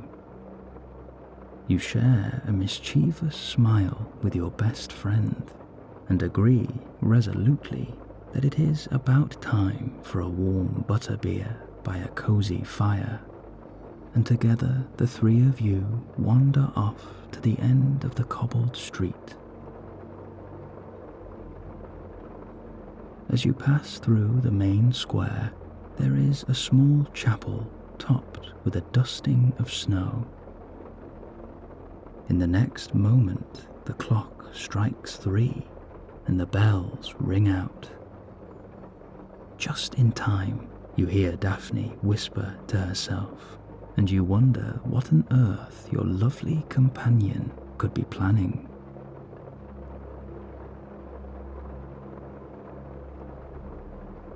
Before you know it, you have left the busy street behind you and are standing on the doorstep of the Wizard's Tavern. The metal sign swings in the breeze above you and is characterized by 3 broomsticks crossing over each other. Without another hesitation, you swing open the door and you welcome the wave of warmth that greets you.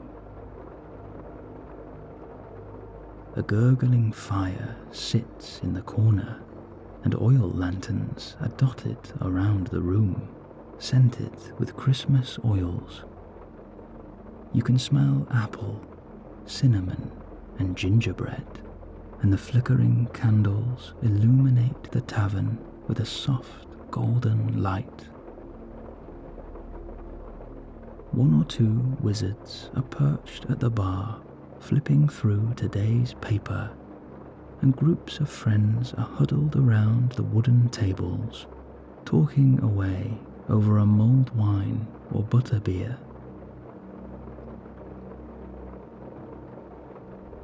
Daphne leads you round a corner to a small private nook, and you beam with delight at the sight of your friendly giant smiling through his grizzly black beard.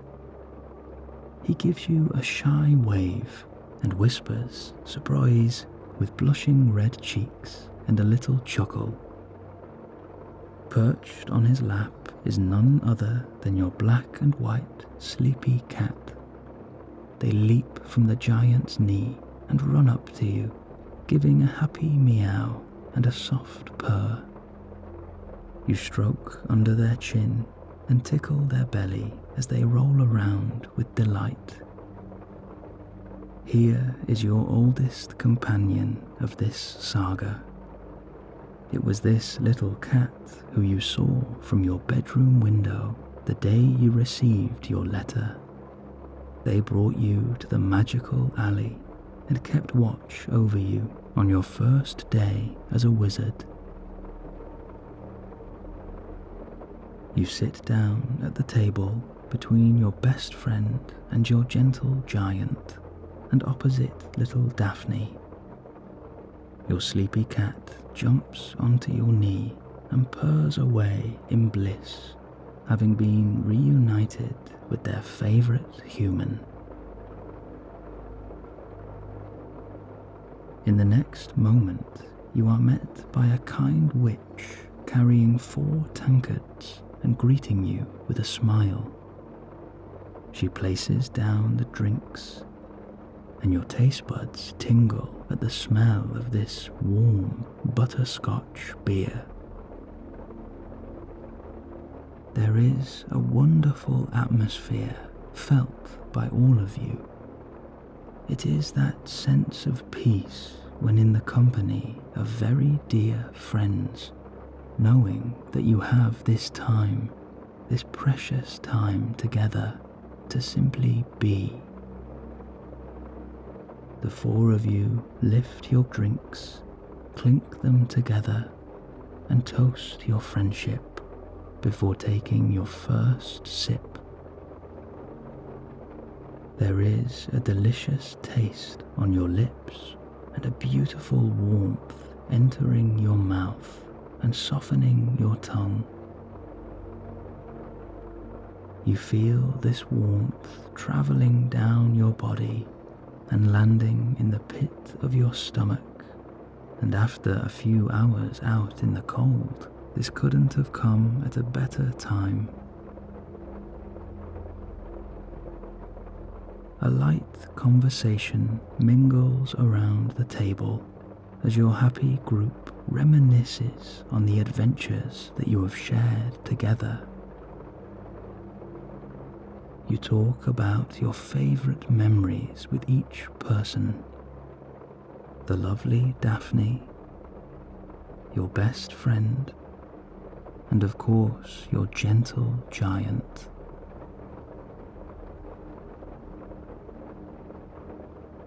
You enjoy the sounds of the crackling fire and sip away at the warming butterbeer as you allow yourself to bask in this moment. You are incredibly grateful for your three companions. They have made your time here absolutely magical and filled your days with joy and laughter, and at times mischief.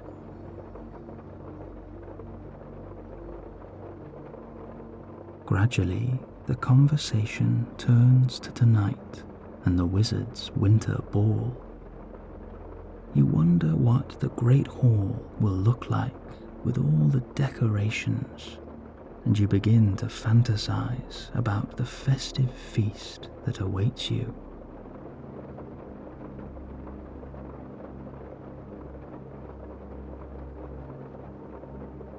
As you finish the last mouthful of your delicious drink, the giant tells you that the Black Lake has frozen over and that the teachers are going to turn it into an ice rink.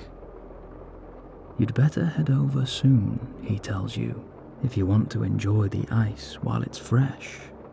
But to get there quickly, he adds, you're going to need some help. And with a subtle wink, your giant pulls back the curtain to his right. Your eyes widen as the curtain reveals two brand new sledges, just like the ones in the shop window. They are hand-carved and polished to perfection, and topped with a big red bow. An early Christmas treat for you both, your giant says. With a happy heart, you both leap into his huge, gentle arms, thanking him over and over, until he waves a hand, insisting that it was nothing at all. And besides, this particular present is from him and little Daphne, he says. Together, the three of you turn to look at the elf. You find her swaying in her seat with an unusually hazy smile, and in her hand is not one tankard, but three, all empty. You ask her how she managed to drink all of that butterbeer, but she can only muster a loud hiccup in reply, and the four of you erupt in uncontrollable laughter as little Daphne gives a proud grin. And now, with a warm belly and a new excitement for the rest of your day, you pay the kind witch at the bar and wander out of the tavern, back into the cool, crisp air of the enchanting winter, your sleepy cat fast asleep in your arms. Your giant holds Daphne's hand and helps her to walk in a nice straight line as you continue to chuckle at your lovely friend.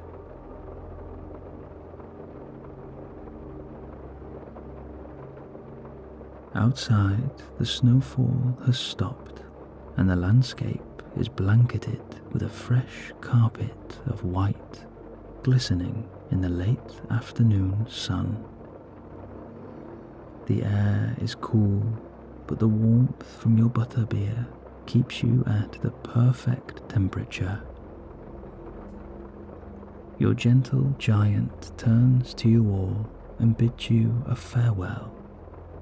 He has some final arrangements to finish before the ball tonight, but with a smile he reminds you to come back to his hut after ice skating, for you have left your evening outfits there, and he has also arranged a little surprise for you, but all will be revealed in time.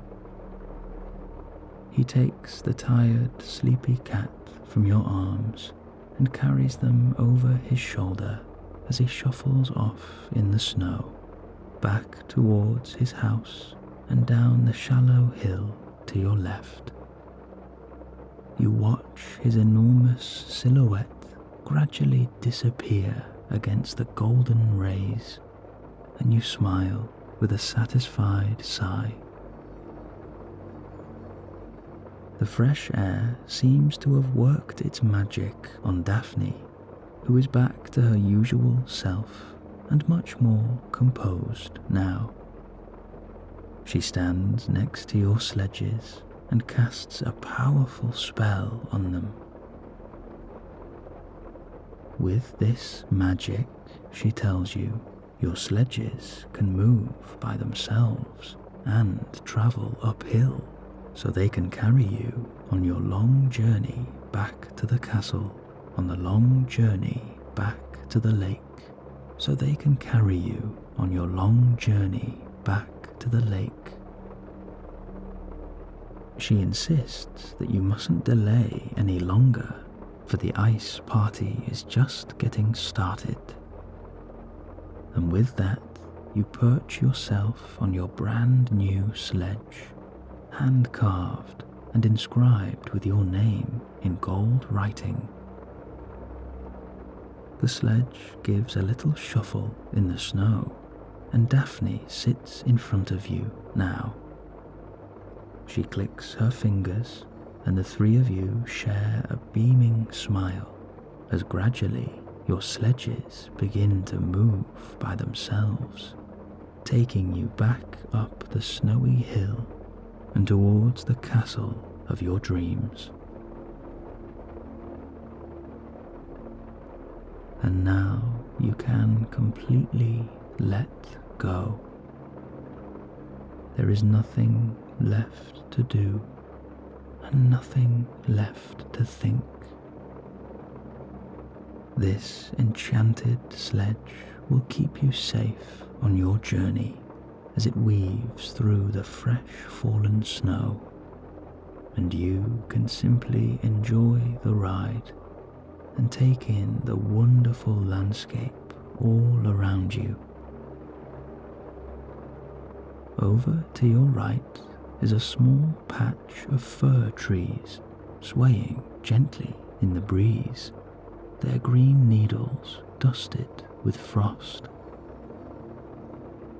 They appear to be moving ever so slightly along the hillside, as if joining you on your adventure.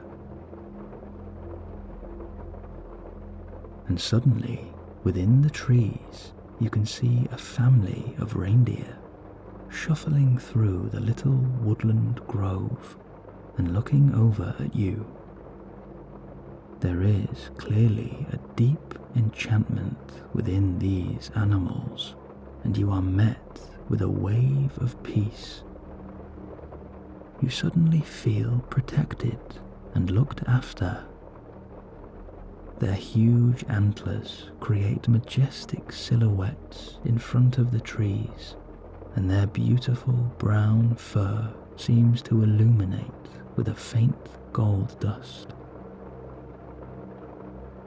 For a moment, you think you might be imagining this perfect picture of nature, but as you turn to your companions, you can see your best friend smiling in awe, a happy tear in their eye.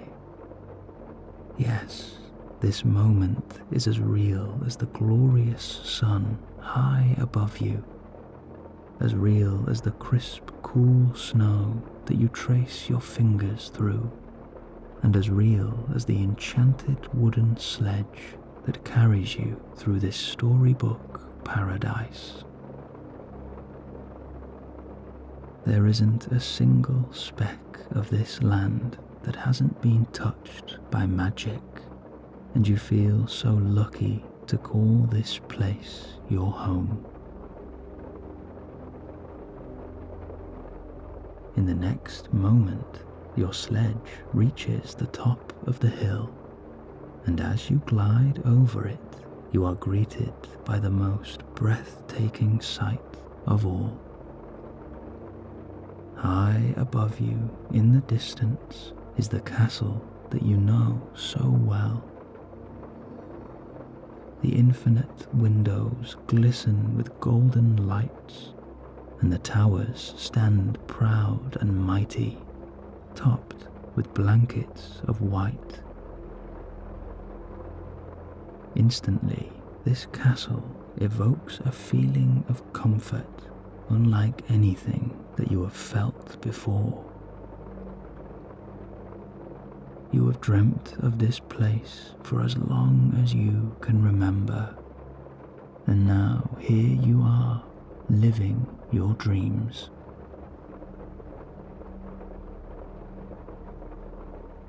You know that no matter where life takes you, you can always come back to this castle of wonder, to bask in the beauty of magic, and to be at one with the wonderful wizarding world. And now, edging closer to you is the huge black lake, completely frozen over and transformed from dark black to a rich sapphire. Students and teachers alike are already enjoying the festivities. Groups of witches and wizards are playing in the snow, skating on the lake, and having snowball fights on the hill. You turn back and steal one final glance at the family of reindeer, still watching over you, and still mingled among the frosted fir trees. Bit by bit, this perfect picture begins to fade, and you approach the hustle and bustle of the ice skating party as all of the faces become clearer. Many of the students you recognize and know very well now. Some of them turn to you with a smile and a wave, happy to see you and excited for you to join in the fun.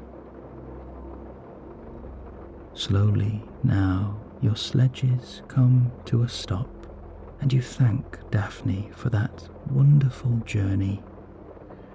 She gives a proud smile and reminds you that she will always be there for you and has many more tricks up her sleeve yet. She throws herself into your arms and you share a warm embrace. With a new excitement, you and your friend take out your wands and cast a powerful but complicated charm on your feet. With a low whisper and a deep concentration, you speak the words Creatio Glacium, Creatio Glacium, Creatio Glacium. Suddenly, your feet hum with a warm, tingling sensation, and you watch a pair of ice skates begin to take the place of your shoes. A thick leather in your favorite color wraps around the back of your heel, up your ankle, and around your toes. As the laces begin to tie by themselves, you see a shimmering silver blade form on the soles of your boots. Not only are these skates your own magical creation, but they are also filled with a deep enchantment, an enchantment that will allow you to skate in complete freedom, never slipping or falling, and giving you abilities on the ice that you may never have had before. Without another hesitation, you climb to your feet and shuffle on to the rink. Slow and steady, you begin to gracefully glide along the frost-kissed sapphire, and already a beautiful freedom is washing over you. The lovely Daphne has already set off on her own skates and is whizzing round the ice like a little lightning bolt, having very wholesome interactions with many of the students. She is helping those who are struggling to keep their balance and performing tricks with some of the more experienced skaters. Every now and then she catches your eye and gives you a proud, beaming smile.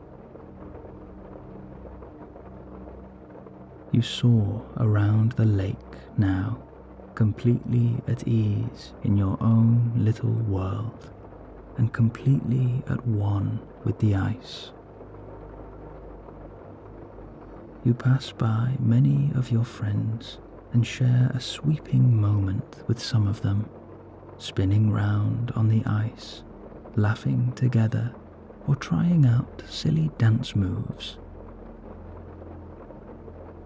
Many of the teachers are surrounding the lake, keeping watch over the proceedings, with one or two even joining in. All of a sudden, the teachers begin to cast their combined magic, and they turn this huge frozen lake into a winter wonderland. Huge ice sculptures are lifting from the lake, decorated with pulsing lights and Christmas garlands. There are dolphins of pure ice ascending in a crystal blue above you and reflecting the golden sun in a ripple of colour.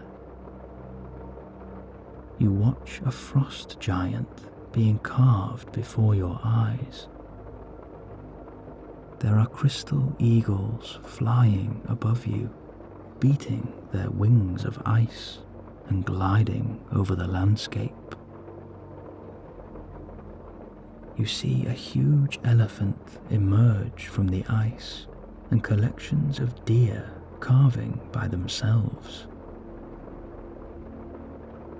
There is a long arched bridge lifting from the surface, made from bricks of blue ice, and students try to slide up and over it as quick as they can. You slowly glide around the endless sculptures and take in this new world that has been created just for you. If you were not here in this moment, you would never believe the magic that is unfolding before your eyes. It's as if you have stumbled into an enchanted winter garden filled with colourful decorations, intricate ice sculptures, and an enormous Christmas tree in the exact middle, rippling in emerald, silver, and gold. Just then, you catch a glimpse of the firm-faced potions master watching on from afar without even the hint of a smile. But there is something about him, and you notice that he is muttering a low spell to himself, with his eyes darting around the ice. As you follow his gaze, you see that tiny cracks are beginning to form on the ice rink. But as the professor casts his spell, the cracks repair themselves and seal up stronger than ever. With a smile, you realize that he is keeping this entire party safe and looking after each and every one of you. A new warmth fills your heart, and you feel as though you have been let in on a hidden secret about your potions professor.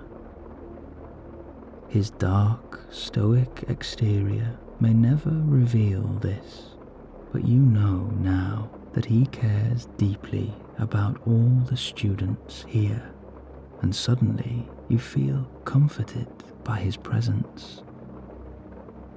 You decide that to respect his privacy, you will keep this little secret to yourself.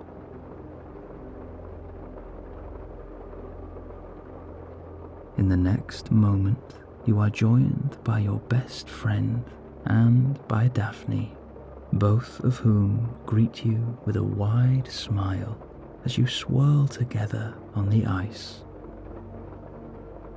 And then you and your best friend lift Daphne up and place her on one shoulder each. The two of you begin to glide around the winter garden and slide over the ice bridge and slide over the ice bridge as fast as you can, with your lovely companion perched on your shoulders, chuckling away happily. All of a sudden, the sky turns from shimmering gold to a rich purple and orange. You look over to the horizon and you watch the sun and the moon meeting at the edge of the world. Together, they create a beautiful beacon that blends through the sky in all the colors of the rainbow.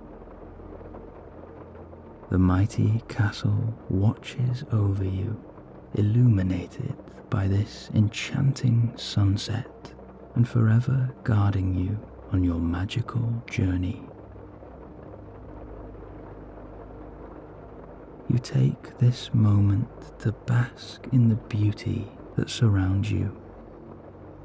The swirling colors, the ice sculptures, and the perfect castle of your dreams. You gaze around the happy students, the proud teachers, and the breathtaking landscape. You are so grateful for your wizarding life here in this wonderful world that you call home.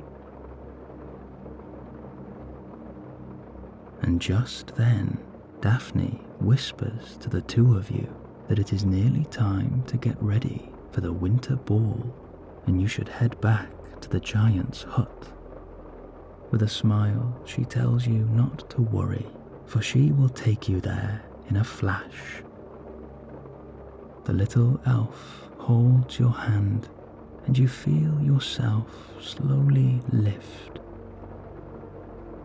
The world around you begins to swirl into a blur of colour as all clarity is lost and a feeling of weightlessness washes over you.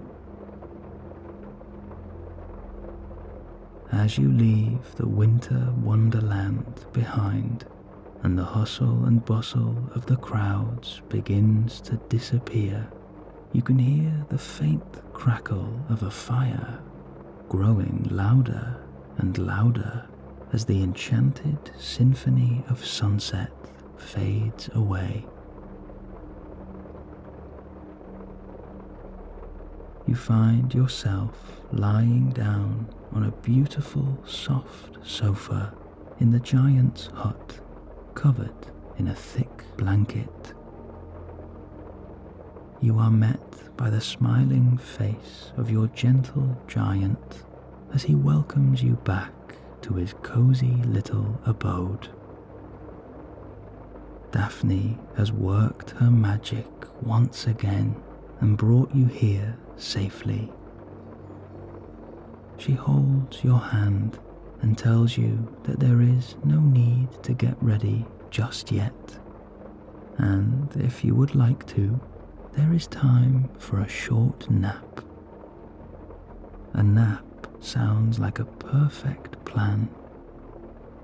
Already you can feel your eyelids becoming heavier and heavier as the new warmth envelops you like a soft blanket of comfort. You glance over to your best friend, who is already fast asleep, no doubt dreaming of the winter's ball. In the next moment, your black and white sleepy cat jumps up to join you, giving off their soft, hypnotic purr that lulls you even further into comfort as you feel yourself going deeper, deeper and deeper towards the magic of sleep.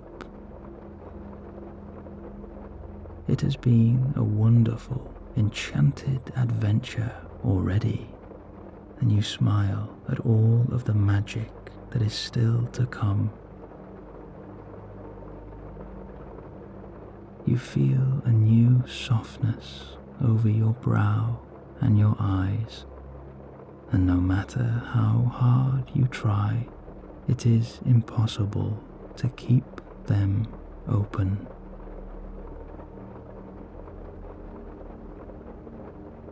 Your cheeks are warm, and your tongue and jaw are soft.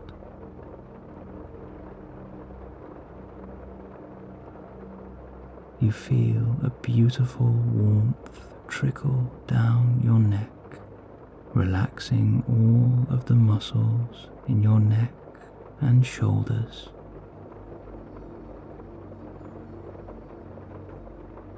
Your arms hang heavy by your side, and your hands tingle with a soft vibration.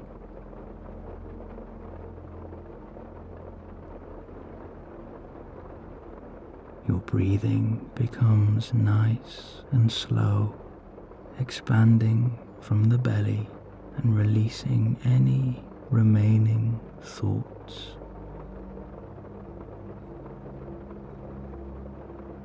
Your legs are filled with a new warmth that is melting away tension in your thighs and calves.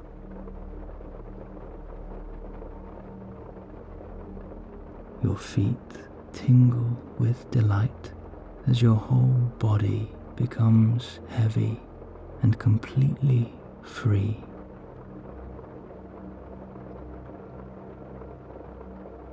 Here you are, guarded by Daphne and your gentle giant, and enveloped in the magic of this perfect castle. You are completely safe here, and you allow yourself to just let go.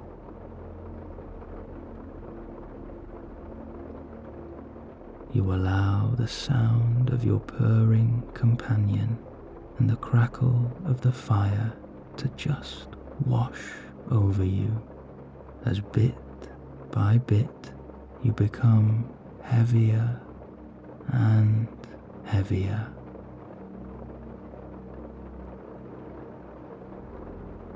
You can rest now. A wonderful world of dreams is at your command, and when you wake up, it will be time to get ready for the Wizard's Winter Ball, where a whole new adventure will be waiting for you.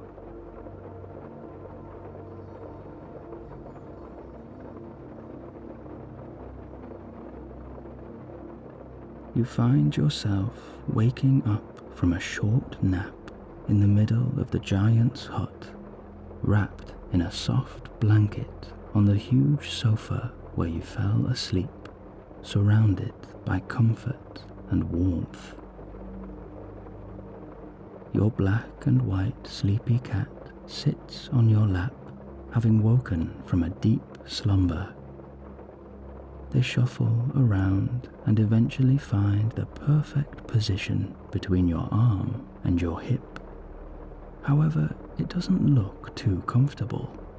Their legs are pointing to the roof and their head is skewed on an awkward angle. But somehow your little friend is purring louder than ever and appears utterly content. You gaze sleepily around this charming little abode and take in your surroundings.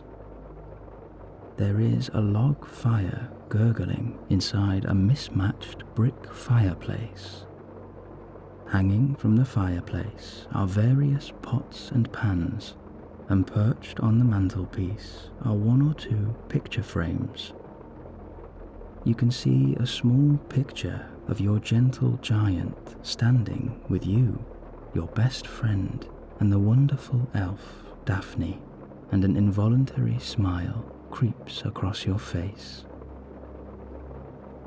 Thick wooden beams trace the ceiling above you and arch up into the pointed roof, which is slightly off-center.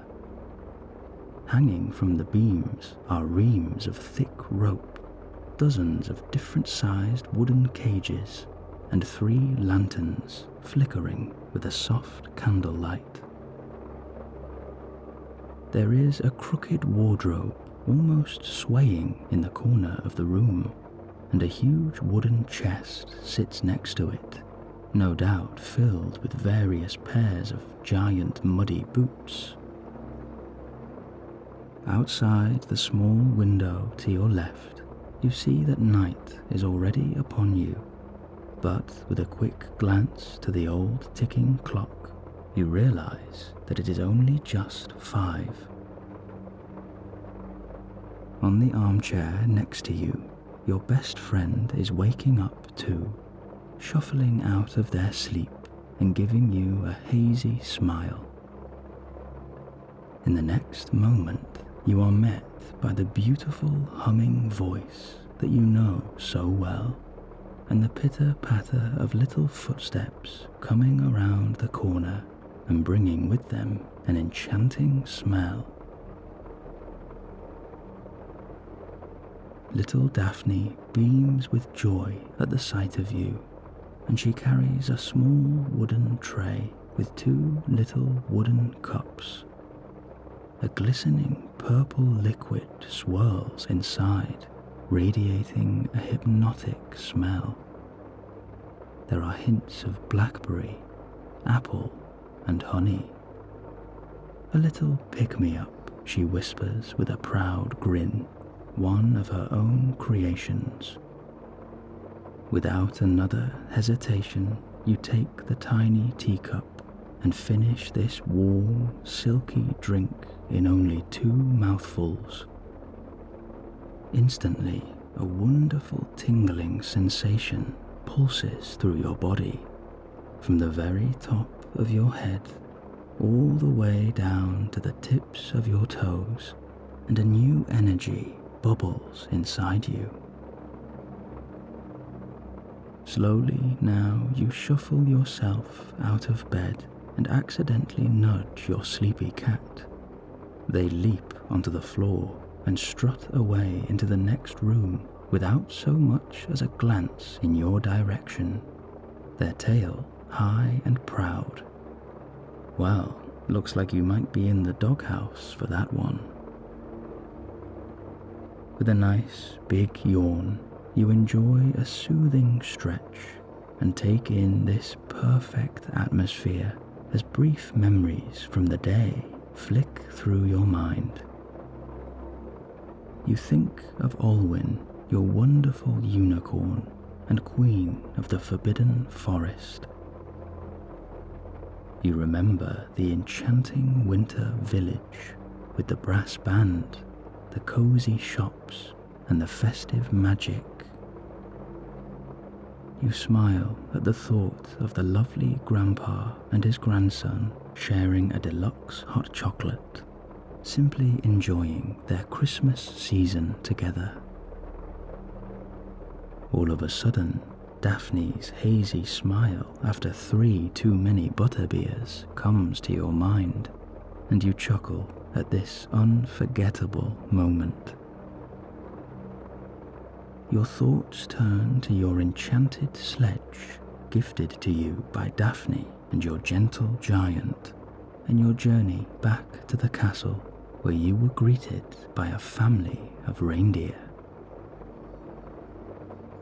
Pictures of the Great Lake and the winter wonderland appear in your mind with the spectacular ice sculptures. You feel a new warmth in your heart as you remember your stern-faced potions master secretly keeping everybody safe during the party, using a hidden spell to repair any cracks on the ice. And now, here you are, well rested after a peaceful nap in your giant's hut, and waiting to embark on your next adventure. Speaking of your gentle giant, where has he got to? As if hearing your thoughts, Daphne reassures you that he will be back very soon.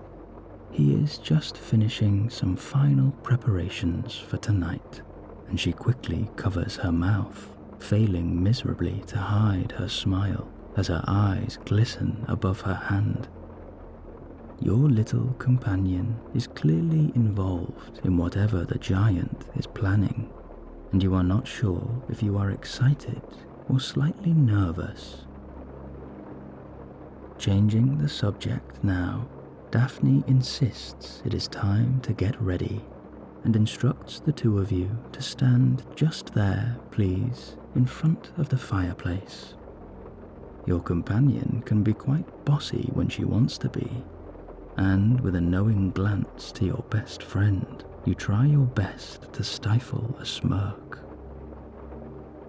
With the click of Daphne's fingers, you feel yourself lift precisely 2 inches off the ground, and you are met by a sudden feeling of weightlessness. In front of you now, the swaying wardrobe opens by itself, and floating out from the dark depths of the cupboard are 2 pristine outfits, and at the sight of yours, a new excitement bubbles in your stomach. Daphne asks you to trust her now, and you allow yourself to completely let go as you begin to rotate very slowly in the air. You can feel a wonderful warmth wrapping around you, and you watch your new outfit beginning to merge with your winter clothes.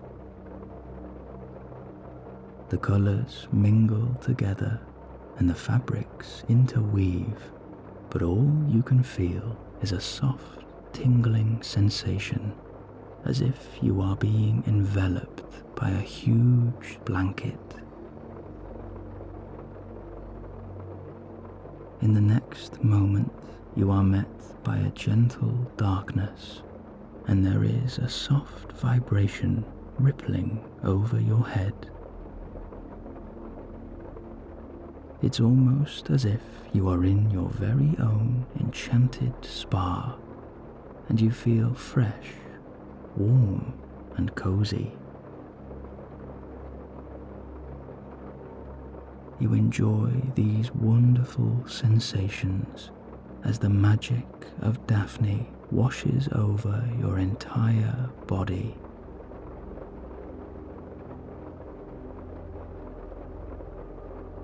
And gently now, your feet plant back down onto the floor. A new light illuminates your closed eyelids, and very slowly you blink them open. Little Daphne holds up a mirror, giving a proud ta-da, and you are utterly speechless at the sight before you. Your entire wardrobe has changed. Your warm winter clothes are hanging by the fire, and you are kitted out to the nines in your spectacular winter's ball attire. You feel clean and energized and ready to feast, dance, and laugh the night away. Your best friend also looks fantastic in their outfit, and you share a beaming smile, the two of you bursting with anticipation for the new adventure that awaits you tonight. You bring Daphne into a warm hug and thank her for her never-ending magic. You will forever be grateful for your lovely little friend and your constant companion. Daphne never fails to make each moment just that bit more enchanting, and you feel comforted by the fact that no matter where life takes you, this kind elf will always be around to help you, to keep you company, and to watch over you whenever you need it. In the next moment, the door swings open, almost flying off the hinges, and your giant bundles back inside his hut. A winter frost mingles on his breath, and he rubs his huge hands together as his rosy red cheeks glow against the firelight. He walks past you, slightly preoccupied, before doing a comical double take, and suddenly he cheers with joy at just how brilliant you both look. He applauds the ever-magnificent Daphne for all of her hard work, and the elf gives a shy bow. You can't be sure, but it looks as if your gentle giant has combed his hair. Your best friend notices too, and you share a secret look, mouthing the question to each other. "As a matter of fact, I have," comes the bellowing voice as the huge, shadowy figure looks between the pair of you, clearly sensing the four eyes staring at his slightly less frizzy hair. He gives a low grumble under his breath and flushes bright red. Not meaning to offend, you insist that actually he looks very dapper. Your lovely giant softens at this remark, asking if you really think so. Your best friend doubles down, reassuring your giant that it suits him very much. And with a loud chuckle, he brings you into a tight squeeze, letting you know that you both mean the world to him. You both mean the world.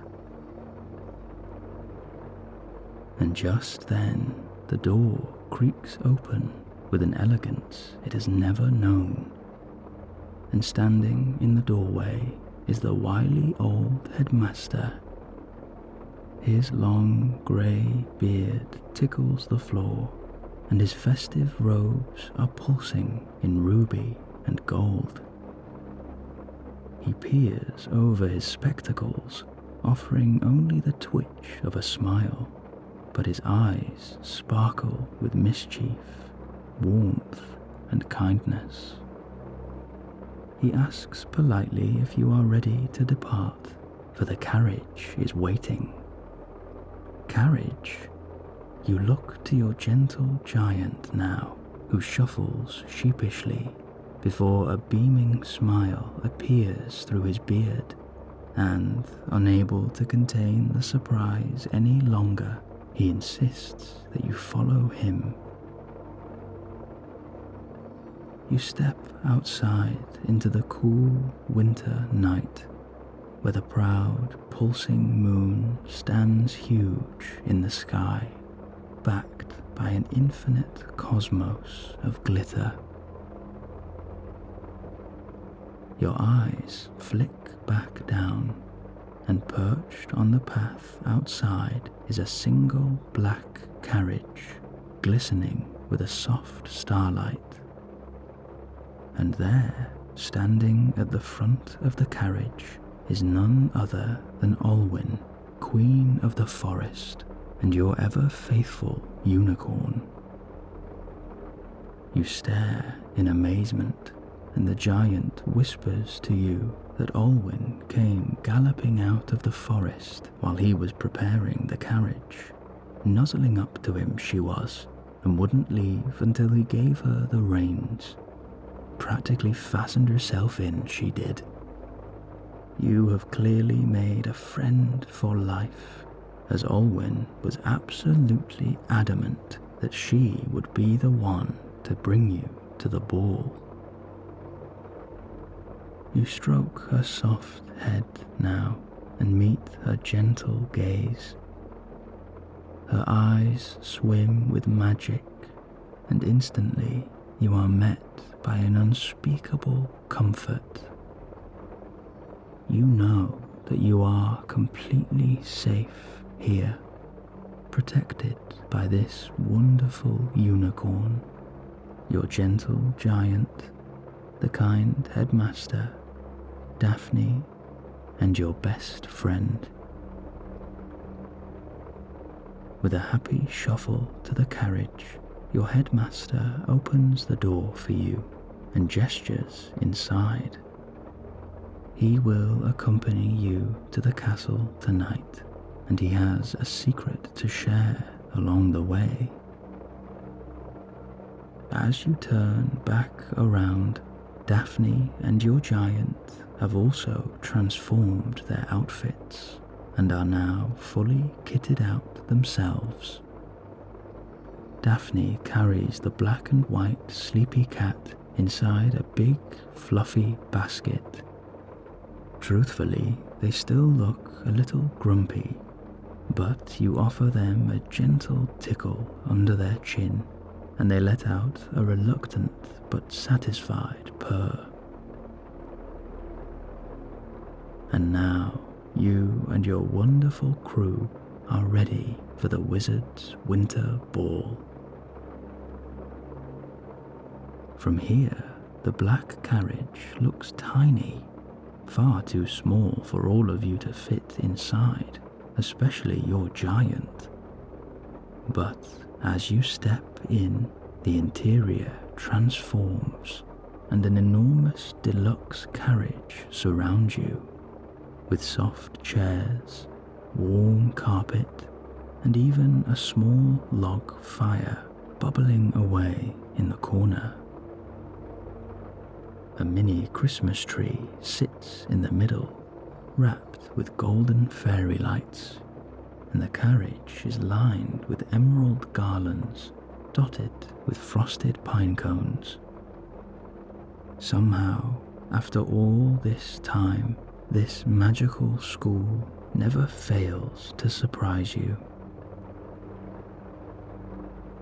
In the next moment, the carriage gently jerks, and Olwen begins to guide you now down the rickety pathway, up a shallow, winding hill, and back towards the castle of your dreams.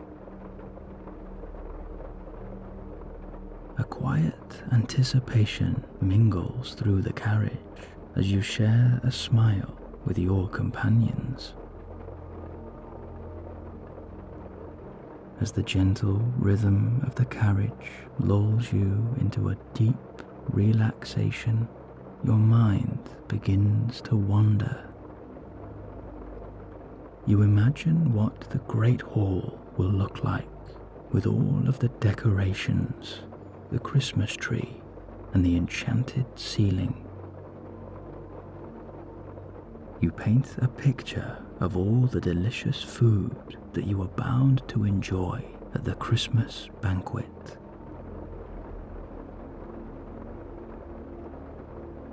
In the next moment, the headmaster shuffles between you and your best friend and whispers with a reserved excitement that it is tradition for the headmaster to give each of the students a small Christmas gift.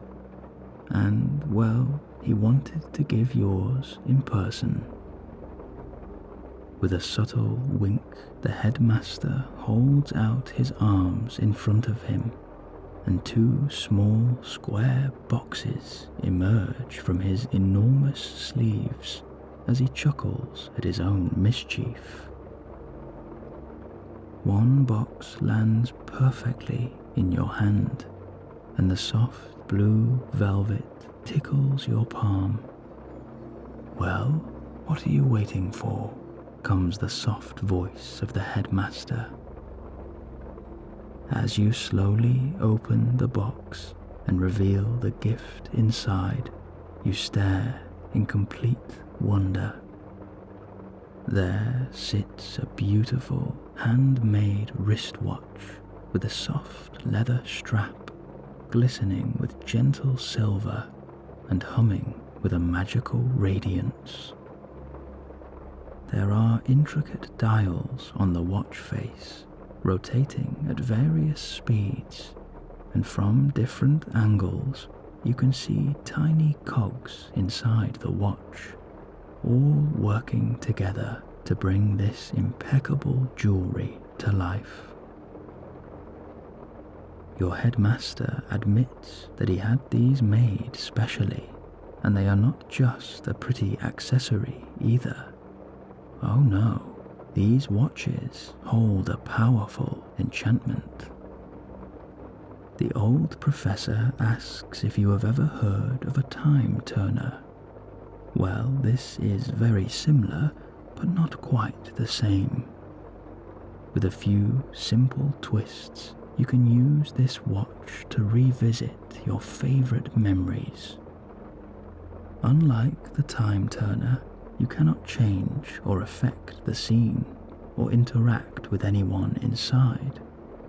You are simply an observer, reliving those precious moments that you never want to forget. 2 clicks right and 6 clicks left should do the trick, he adds with a glint in his eye. As you strap the enchanted watch to your wrist, you are completely speechless, but you show your gratitude by falling into a tight, warm embrace, and you savor this wonderful gift. The kindness and generosity of your lovely headmaster is almost overwhelming. He is your very own guardian, watching over you and keeping you safe, and filling your days here with magic, mischief, and love. Little Daphne watches on, a happy tear in her eye, and you bring her into the group hug now. She is quickly followed by your gentle giant, who you know never passes up the opportunity for a big cuddle. you feel blessed to call all of these people your friends.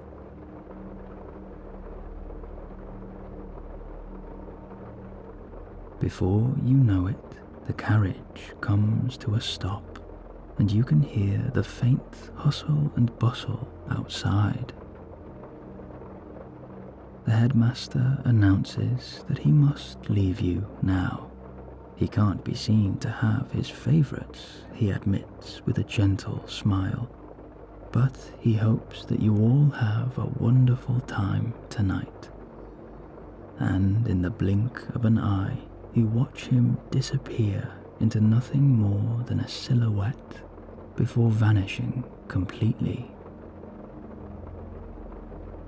You, your best friend, and Daphne stare in awe, but your giant simply chuckles away with glee, telling you that the wily old headmaster always has a trick up his sleeve.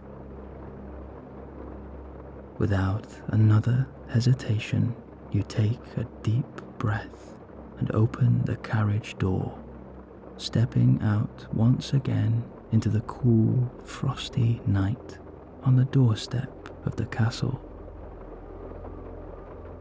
Outside, many witches and wizards are arriving in groups or pairs, talking away happily and laughing together.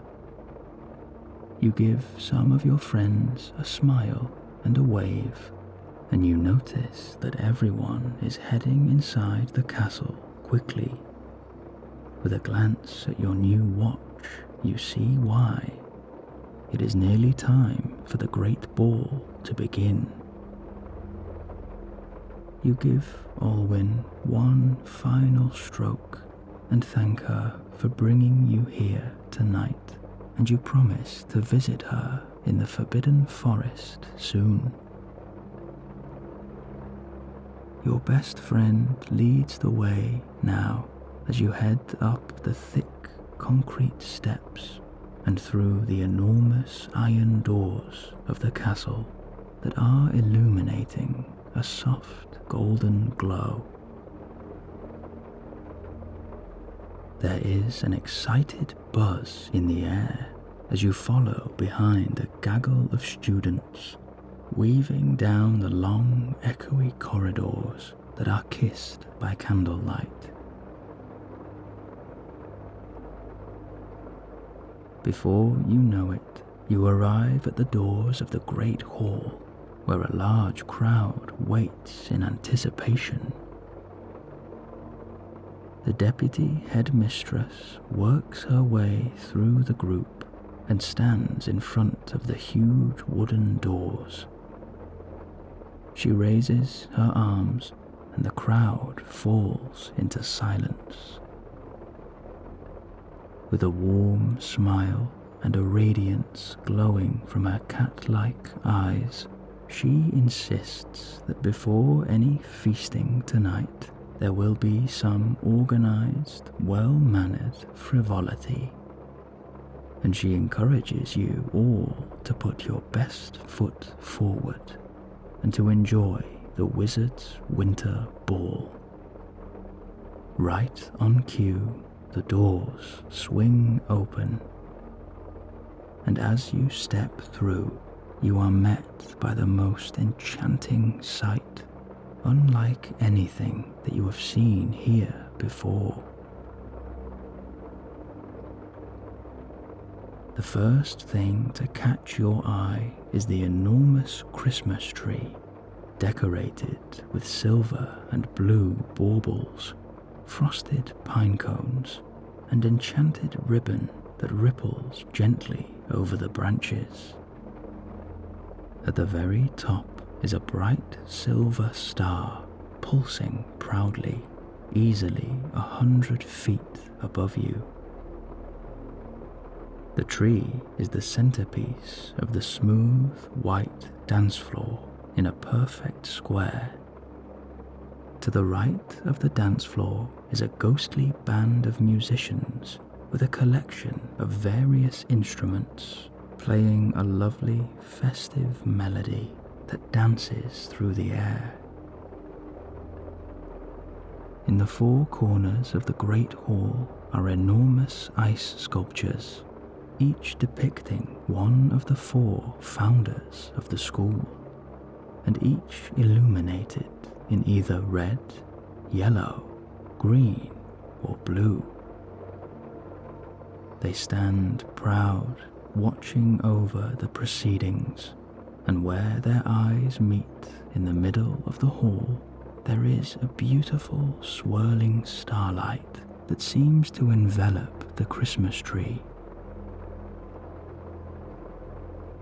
The enchanted ceiling is peppered with infinite stars, and the moon beams down into the hall, illuminating the dance floor with a silver spotlight. The braziers around the hall are burning with flames of sapphire, emerald, and crimson, and the gargoyles underneath are wearing magical Christmas jumpers. The teacher's table has been turned to ice and decorated with Christmas ornaments and garlands. Your gentle giant has already made himself comfortable, and there in the middle, on his throne of ice, sits the headmaster, rejoicing in the swelling scene around him. You and your best friend share an unstoppable grin as you take in every little detail. You are surrounded by an overwhelming beauty and filled with the spirit of festive magic. Here, in this castle that you call home, you can simply be you.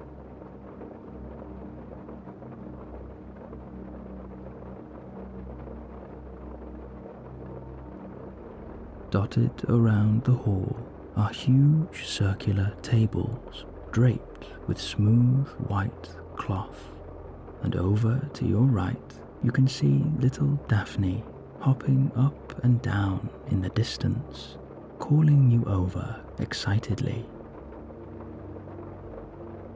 On the way to your table, you pass by many of the castle ghosts, all of whom seem to be in a very jolly mood, even the usually grumpy ones.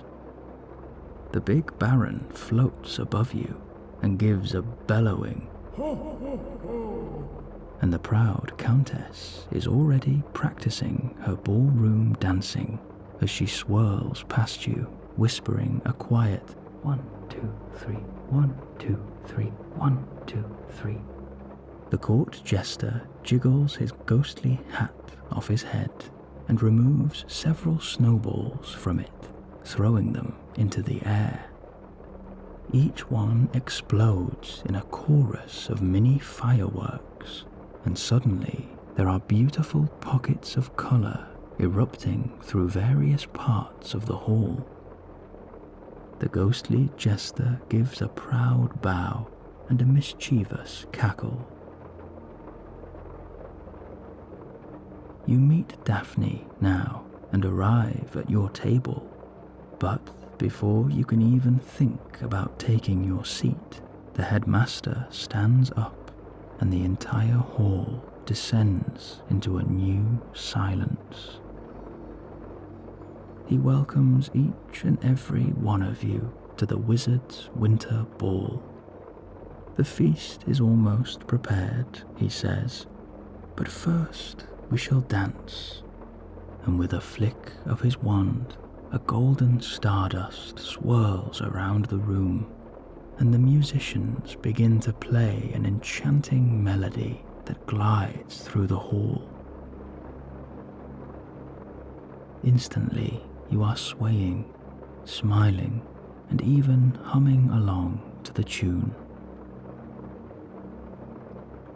Without another hesitation, you take to the dance floor with your best friend and little Daphne, and you join in with the crowd of students, teachers, and ghosts who are all swirling together in harmony.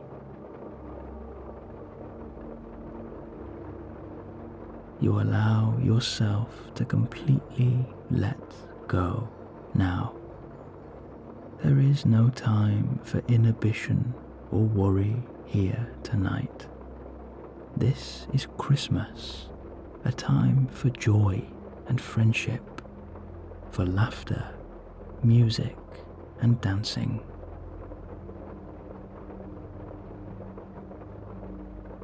In the next moment, you are met by a beautiful thick snow falling from the enchanted ceiling. It peppers the great hall with specks of silver and white, reflecting in the glow of the moon. But before the snow lands on the floor, it disappears, and just before they touch your cheek, the flakes evaporate.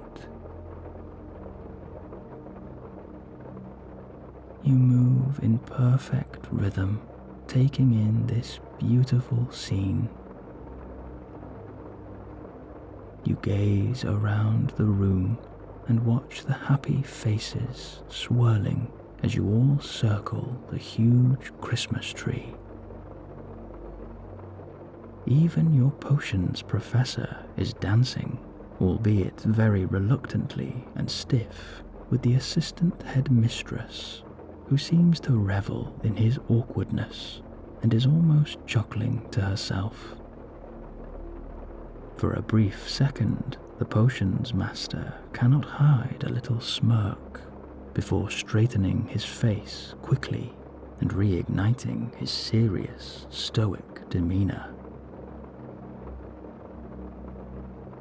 Your sleepy cat is free from their fluffy basket now and perched on the teacher's table directly in front of the headmaster, enjoying a very relaxing head scratch. The kind old professor nods his head and smiles at you, his piercing blue eyes glowing over his half-moon spectacles. Your sleepy cat wears a smug expression, and their eyes tell you that there is simply no chance at all that they will be joining you on the dance floor. No, thank you, they are quite content where they are. You take in all of this wonderful magic that completely envelops you, and you allow yourself to just enjoy this time, dancing in your own way with whoever you want to, and basking in the eternal enchantment of the wizard's winter ball.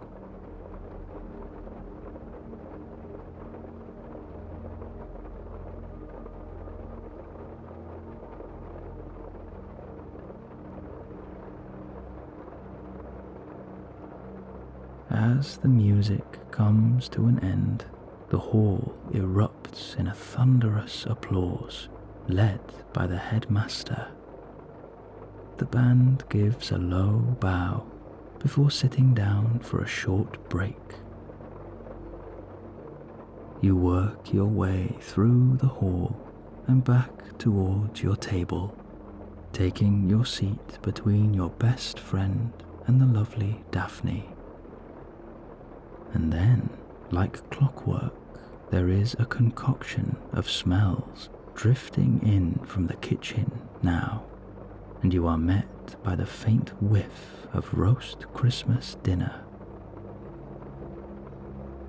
As the crowds settle and the excitement builds for the feast, you watch the headmaster stand up and tap his small sherry glass, once again bringing the room to silence.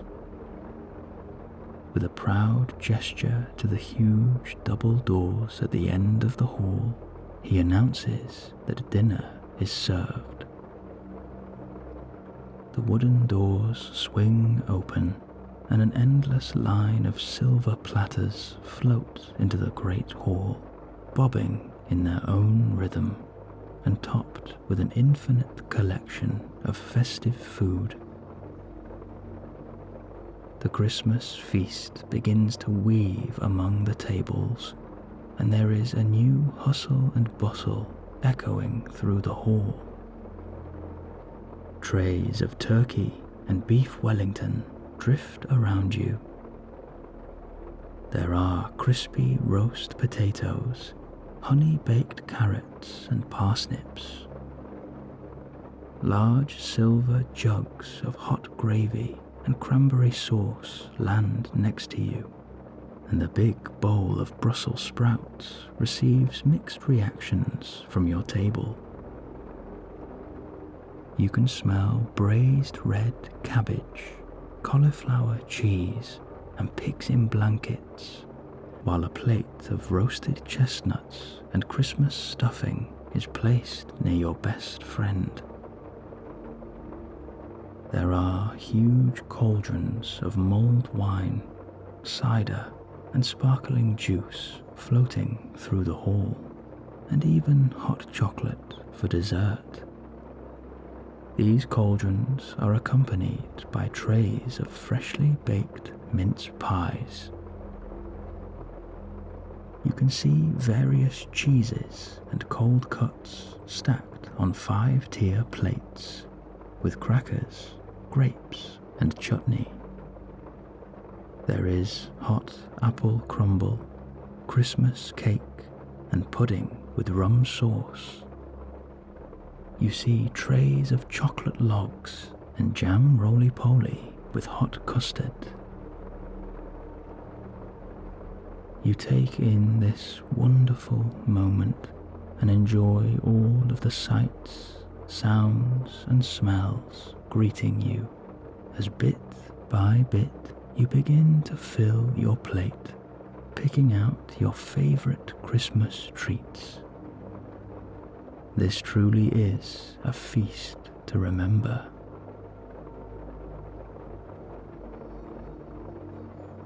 As the banquet begins and the noise settles, you take your time to taste and savor every bite. The food is absolutely incredible, and many of the flavors dancing across your taste buds give you little flashbacks to Christmases of the past, and you smile at some of the lovely memories you have made over the years. You can hear the faint crackle of the fires gurgling around the great hall, coupled with the quiet hustle and bustle of conversations over dinner.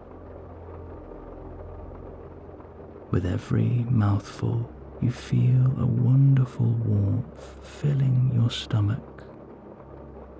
This sensation begins to tingle through your arms and legs and over your entire body, bringing you deeper and deeper into complete comfort. All of a sudden, you see Daphne appear from underneath the table, looking very suspicious. At the same time, you feel a faint brush on your ankles. You lift up the tablecloth to find your black and white sleepy cat perched at your feet, their tail swishing happily as they devour a tiny Christmas feast given to them secretly by little Daphne. You smile at the mischief at play here, and you join in by placing a very small portion of cream under the table. Your sleepy cat gives your hand a gentle sniff before lapping up the cream and purring away beneath you. You think that maybe, just maybe, you are friends again. You gaze around this mighty castle, incomparable in its beauty. The faint snowfall from the ceiling has turned into a gold stardust that ripples through the air and drifts over the tables, giving an ethereal glow to the scene. Many of the ghosts are still bobbing around the room and having lovely interactions with the students as they enjoy their very own ghostly festive banquet. The proud ice sculptures are watching over the feast, and the enormous Christmas tree pulses with a powerful radiance, casting a deep protective charm over the entire hall. You look to the teacher's table and share a smile with your gentle giant and the deputy headmistress. Your gaze meets the piercing blue of the wily old headmaster, and he lifts his glass to you with a kind smile. You return the gesture and share a toast across the room. A light conversation mingles over the table, and you dip in and out as you continue to slowly pick away at your Christmas feast. You feel so lucky to be able to spend this festive season in the most magical place on earth, with your very best friend by your side and a whole host of unforgettable companions. The frantic excitement has eased now, and you are in a state of peace and comfort. You are filled with pure happiness and childlike wonder. You are completely entranced by this magical castle and this wizarding world that you call home.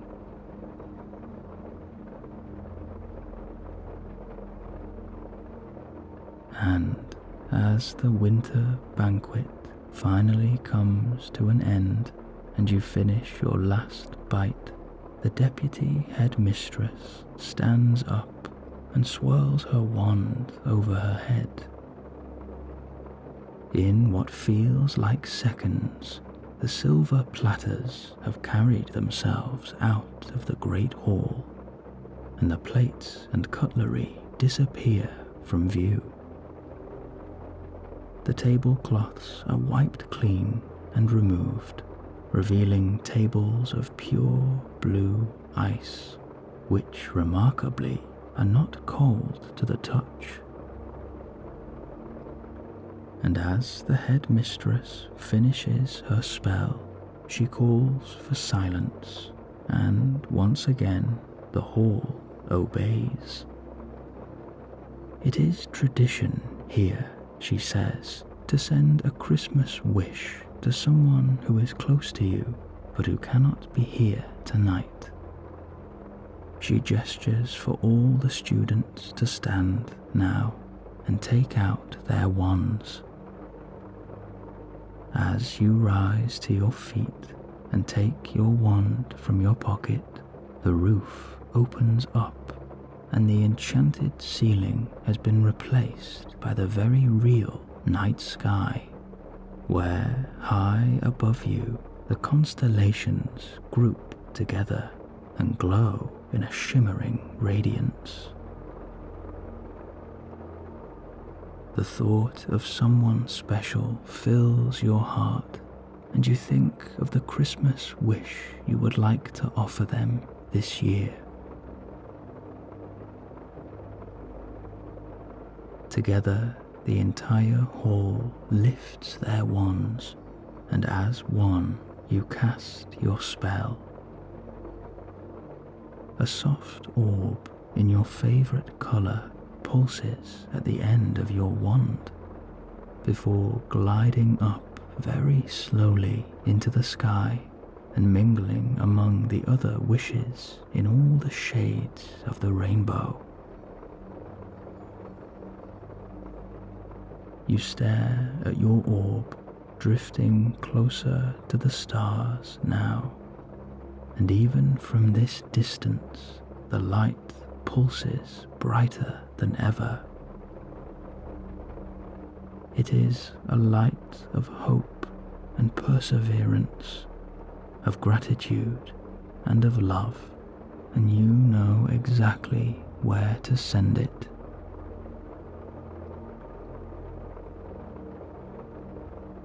There is a kaleidoscope of colour dancing through the night and backed by the pulsing constellations. The light from the stars eases your mind, and a sense of tranquility runs through you. Looking up at this majestic display, you suddenly have the feeling that everything will be okay.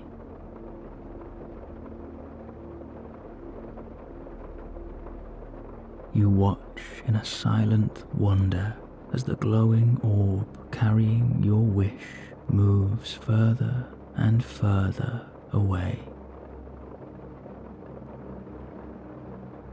One by one, the lights begin to fade. Your heart is full as you watch your own orb gently soften now, before finally disappearing out of sight.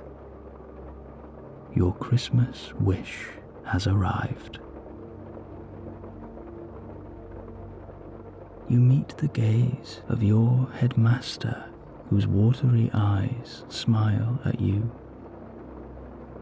With a sway of his arms, he gestures for you to check the time. You remember the magical gift wrapped around your wrist, and as you pull back your sleeve, your watch is pulsing in a rich silver and blue, as if calling out to you. You remember the headmaster's instructions: 2 clicks right and 6 clicks left, and before you know it, you are turning the dial on the watch. Gradually now, you feel yourself lifting up and turning around as the details of the great hall fade from view. Piece by piece, the picture of one of your favorite memories is building in front of you. It is a memory that fills you with love, with hope and comfort.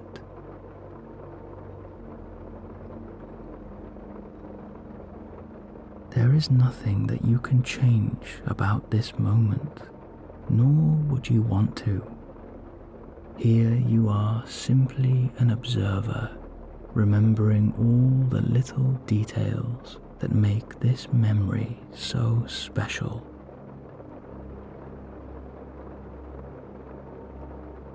There might be certain smells greeting you now, and you can slowly piece together the new surroundings of where this memory took place as the image becomes clearer and clearer.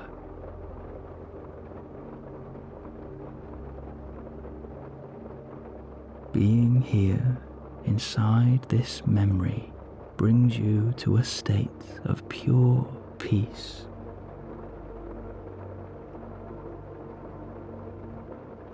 This memory is yours and nobody else's. Nothing will change that, and nothing can take that away.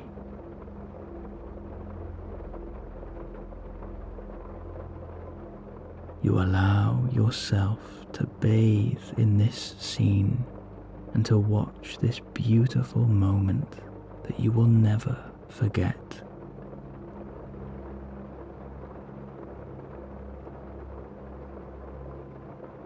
With a happy heart, you vow to hold on to this memory, to carry it with you wherever you go, and in difficult times to let it guide your way.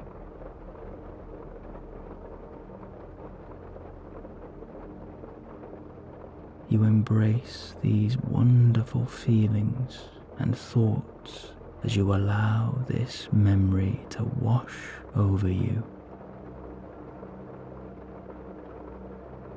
You can let go and become one with this moment of magic.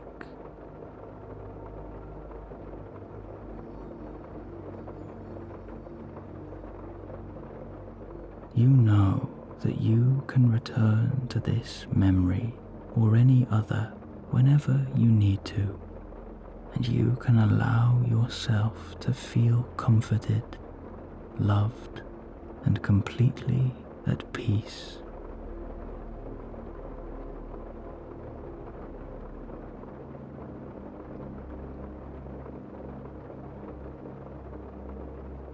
Your thoughts turn to the wonderful headmaster, and you thank him silently for his precious, irreplaceable gift.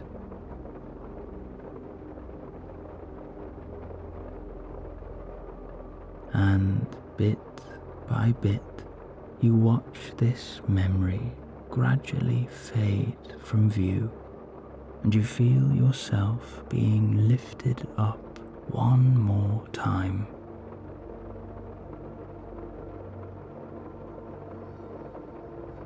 Slowly now you are being gently lowered, and patterns of colour begin to trace over your eyelids, and the faint crackle of a fire greets you.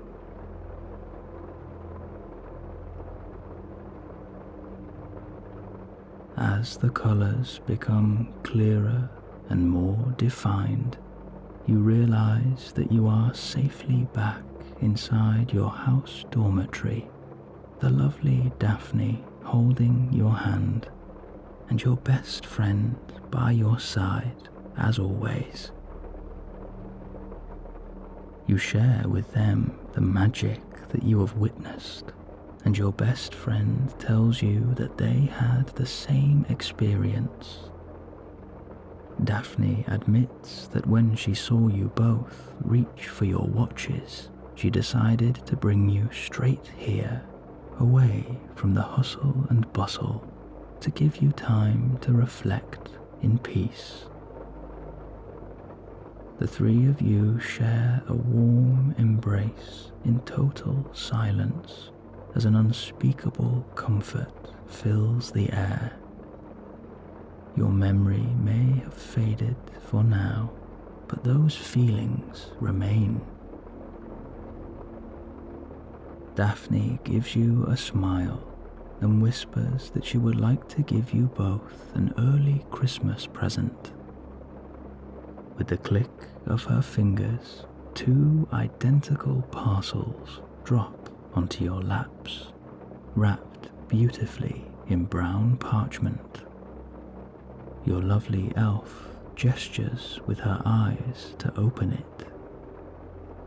You pull away the paper and reveal a soft, handmade Christmas jumper in your favorite color. Your initial has been embroidered into the top corner, and a classy design decorates the front. It is a collection of small snowflakes surrounding a family of reindeer knitted in a silhouette. Daphne admits that she made these by hand, and not an ounce of magic was used. You smile at the kindness of your wonderful companion, and together you both bring Daphne into a tight hug, thanking her for the thoughtful and beautifully made gift. And then you reveal that actually you have a present for her too. Daphne's eyes widen as she clasps her hands together and beams with delight, asking if she can open it now. With an irresistible chuckle, you reach under your bed and pull out a perfect cuboid wrapped in a dark emerald paper and fastened with a golden bow. With slightly shaky hands, Daphne pulls the bow, and your magical gift falls open by itself, revealing a brand new tea set. This is of the highest quality, you tell her, and although she already makes delicious tea, you both thought she might like some nice new equipment to work with. You watch Daphne's eyes fill as she giggles almost uncontrollably with pure happiness. She throws herself into your arms and thanks you both from the bottom of her heart, admitting that she has the best friends in the entire world. In the next moment, she composes herself and insists that you are to try her first batch of tea. She shuffles away now in complete contentment, carrying her new gift and humming happily. You share a quiet smile with your friend, and you both agree to wait until Christmas Day before you exchange your gifts. Together, you reminisce on the incredible adventure that you have had today, and you revel in the magic of the Wizard's Winter Ball.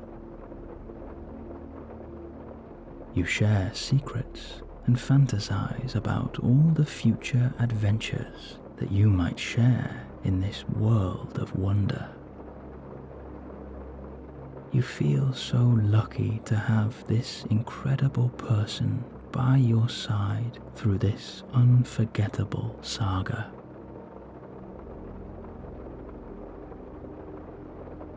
In the next moment, you can hear the pitter-patter of happy feet once again, and the hypnotic aroma of lavender greets you.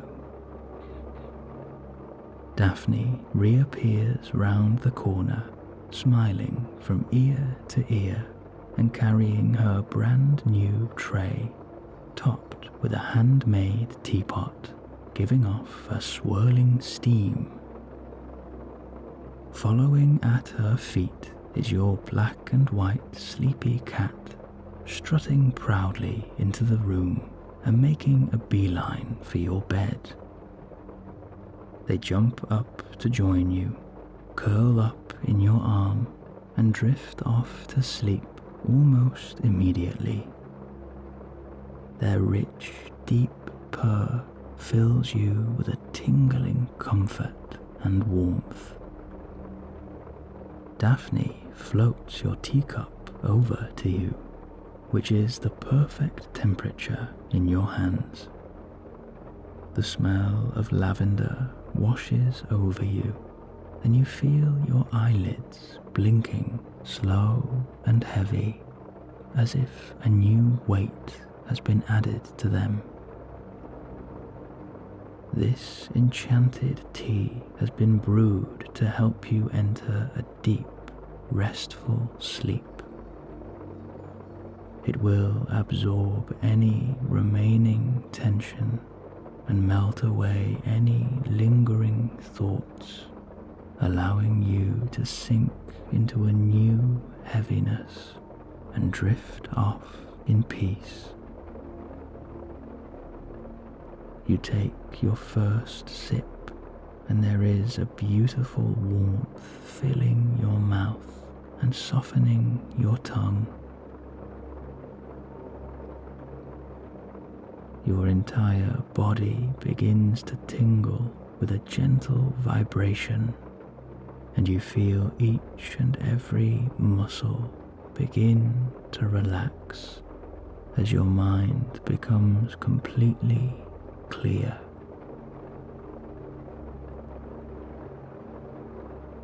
There is a softness over your brow, and your eyes are heavy. No matter how hard you try, it is impossible to keep them open.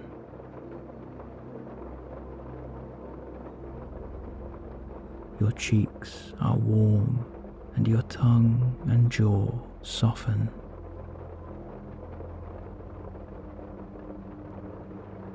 You allow this enchanted tea to work its magic as little Daphne takes the cup from your hands and places it on the bedside table.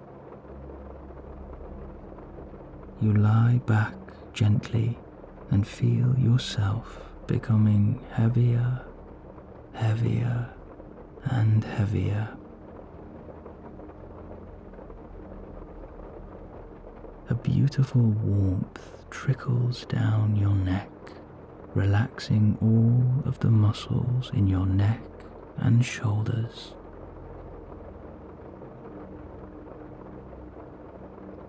Your arms hang heavy by your side, and your hands tingle with a soft vibration.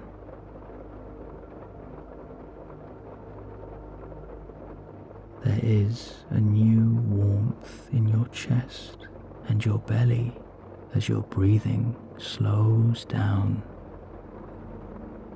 Your stomach expands as you breathe in this healing air, and as you breathe out, you release any remaining thoughts.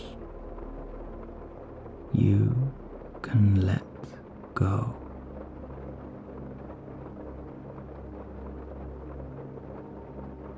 Your legs are filled with a softness that is melting away any tension in your thighs and your calves.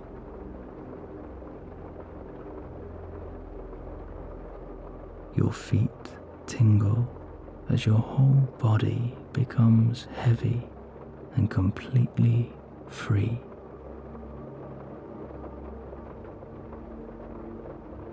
You are safe here within this castle of your dreams. You are protected by Daphne and enveloped in the magic of this hypnotic herbal tea.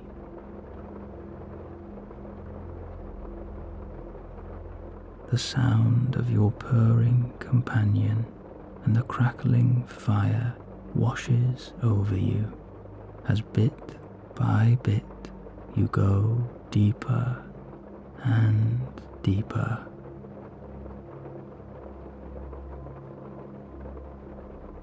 You allow yourself to just release.